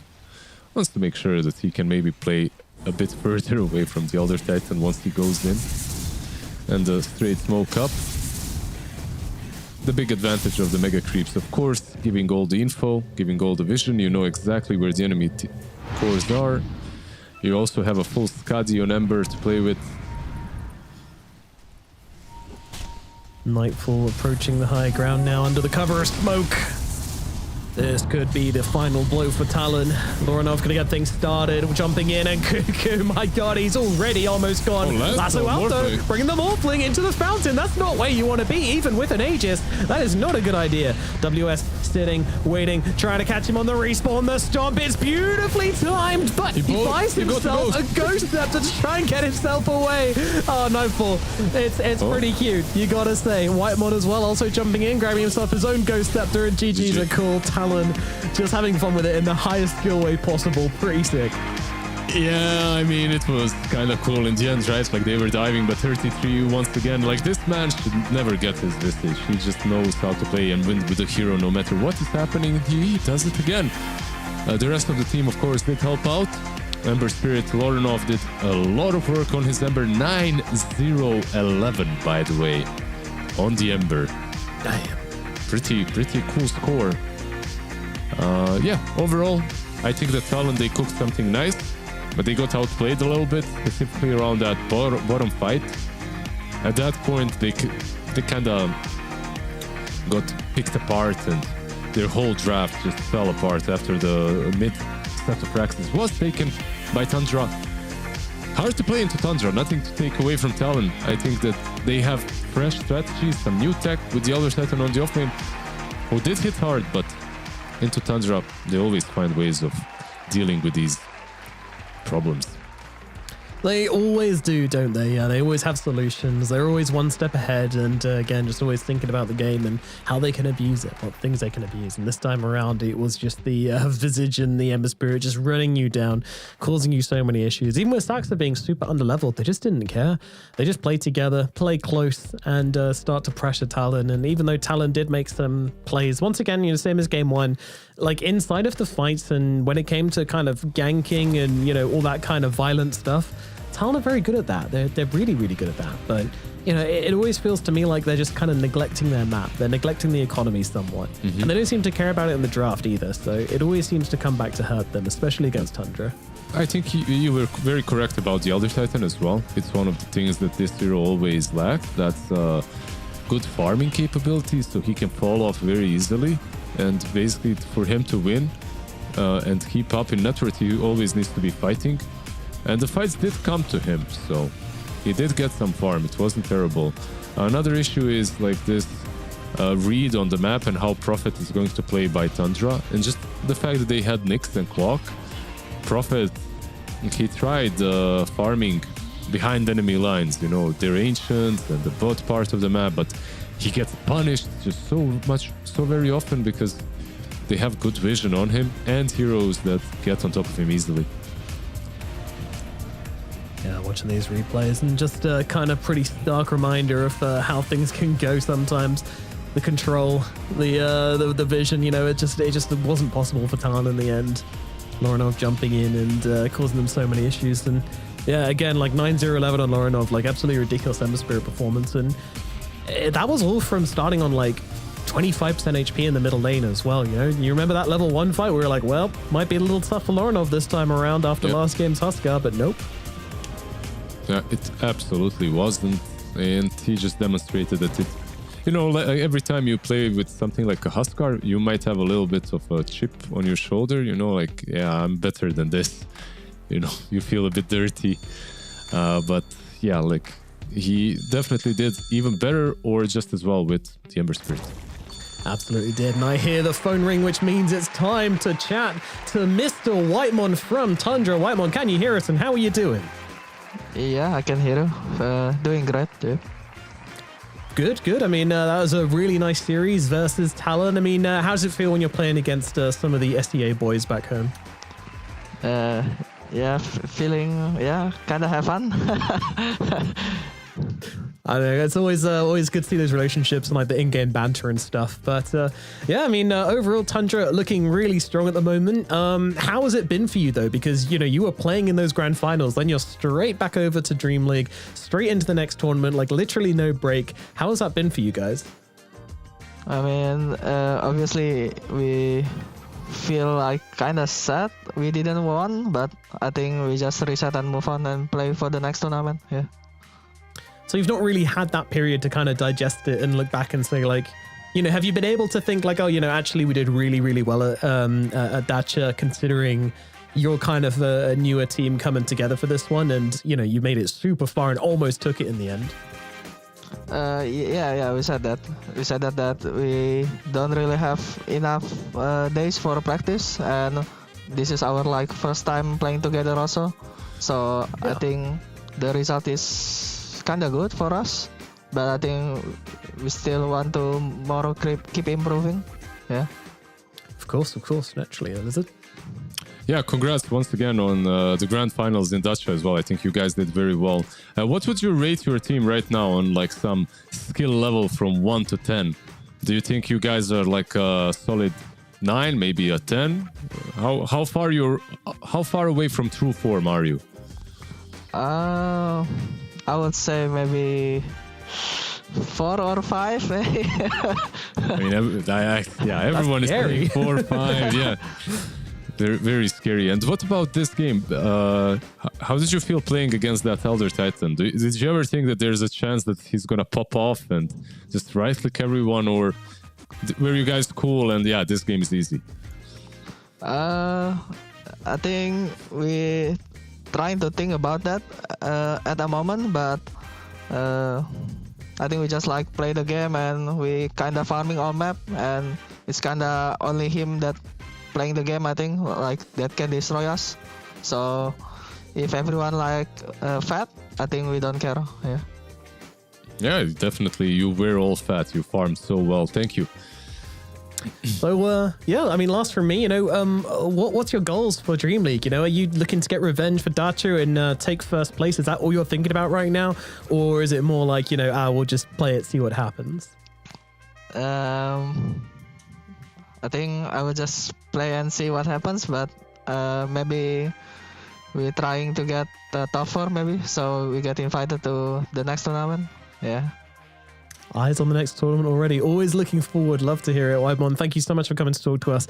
It's getting a little pretty late, so we're going to let you go and rest up for tomorrow's game. But good luck, and yeah, thanks for coming.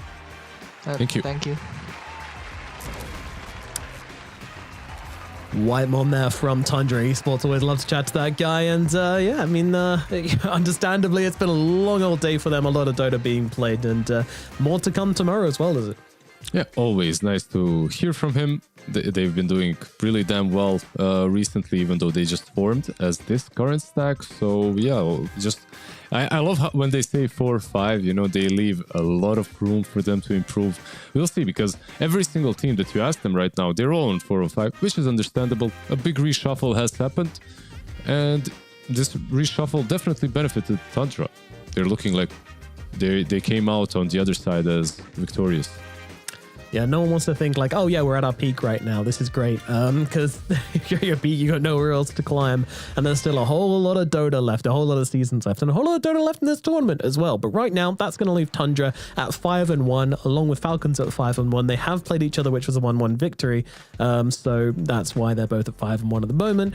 Closely followed by Waska and Tarn at 4-2 at the moment. And surprisingly, Team Spirit down at 3-3, but you know, they were a big shuffler. And unfortunately, down at the bottom there, we got Palanitia down at the very lowest 0-6. Fortnite Man unable to turn up here at DreamLeague just yet. Yeah, Fortnite Man not doing that great at the moment, at least. But what's happening on the other side? We've got like Avilus down bottom and Nouns. I feel like the Group A is... I don't know, like the other one has Team Tundra Esports and Team Falcons. I think like Group B has more of these 100% teams that are going to go through. Meanwhile, Group A might be a little bit closer, so we might see even some tiebreakers there. I'm not sure how it's going to happen, but even when I look at Avilus now, it's like Avilus just won the grand finals in the last tournament versus Parivision, and Parivision is now rank 1 like in this tournament, and Avilus are last. What's going on here? It's crazy when you think about it that way. But yeah, and there was literally 1 day of difference. They went from playing that grand finals winning into this tournament, but of course they still have some games to play, and I'm sure that they can completely switch up the leaderboards. I'm sure they will. Yeah, and Nouns, you know, continuing on with their tricky performances. They have not had a good time after the international, and this tournament seems to be no exception for them. But we'll see if they can redeem themselves nice and late tomorrow, as they're going to be the first series on this stream. It'll be Nouns versus Liquid to start them off. Followed by that, we're going to have Azure versus Palanitia. See if Palanitia can secure their first win against the Chinese deck. Then following that, we've got Paravision, the top team of Group A, versus BetBoom, who have been on a bit of a roll. They took down Liquid earliest, and maybe they can carry that momentum through. Finally, we have Azure versus Team Spirit to end off the day. Two teams which aren't at their best right now. We'll see who comes out on top. Lizard, you know what I'm going to ask you? What's your highlight for tomorrow? Definitely the third series. Like if you're some Western team fan, Nouns versus Liquid is a hype one. But Nouns really aren't in a good form, so I expect a quick series by Liquid. Who knows? Maybe Nouns cooked something up. They've been losing a couple of tournaments in a row, dropping out early, so maybe this is their bouncing back on to winning again. But so far it hasn't been looking great. But BetBoom versus Parivision probably the strongest of the day, because these two teams know each other very well. It's like some CIS and CIS action, and both teams really put a lot of effort into winning lanes. So seeing BB versus Pari play each other, Parivision definitely not the favorites here, but BetBoom, they've been playing better tournaments, they've been playing better teams. Like overall, they are considered the favorites here, but I think it's going to be a close one. I think so as well. Plenty of great matches to come tomorrow. More action coming up at DreamLeague. Guys, thank you so much for joining us today. It's been an absolute pleasure to take you through these games. We'll be back tomorrow for more DreamLeague action, but from today, thank you and good night.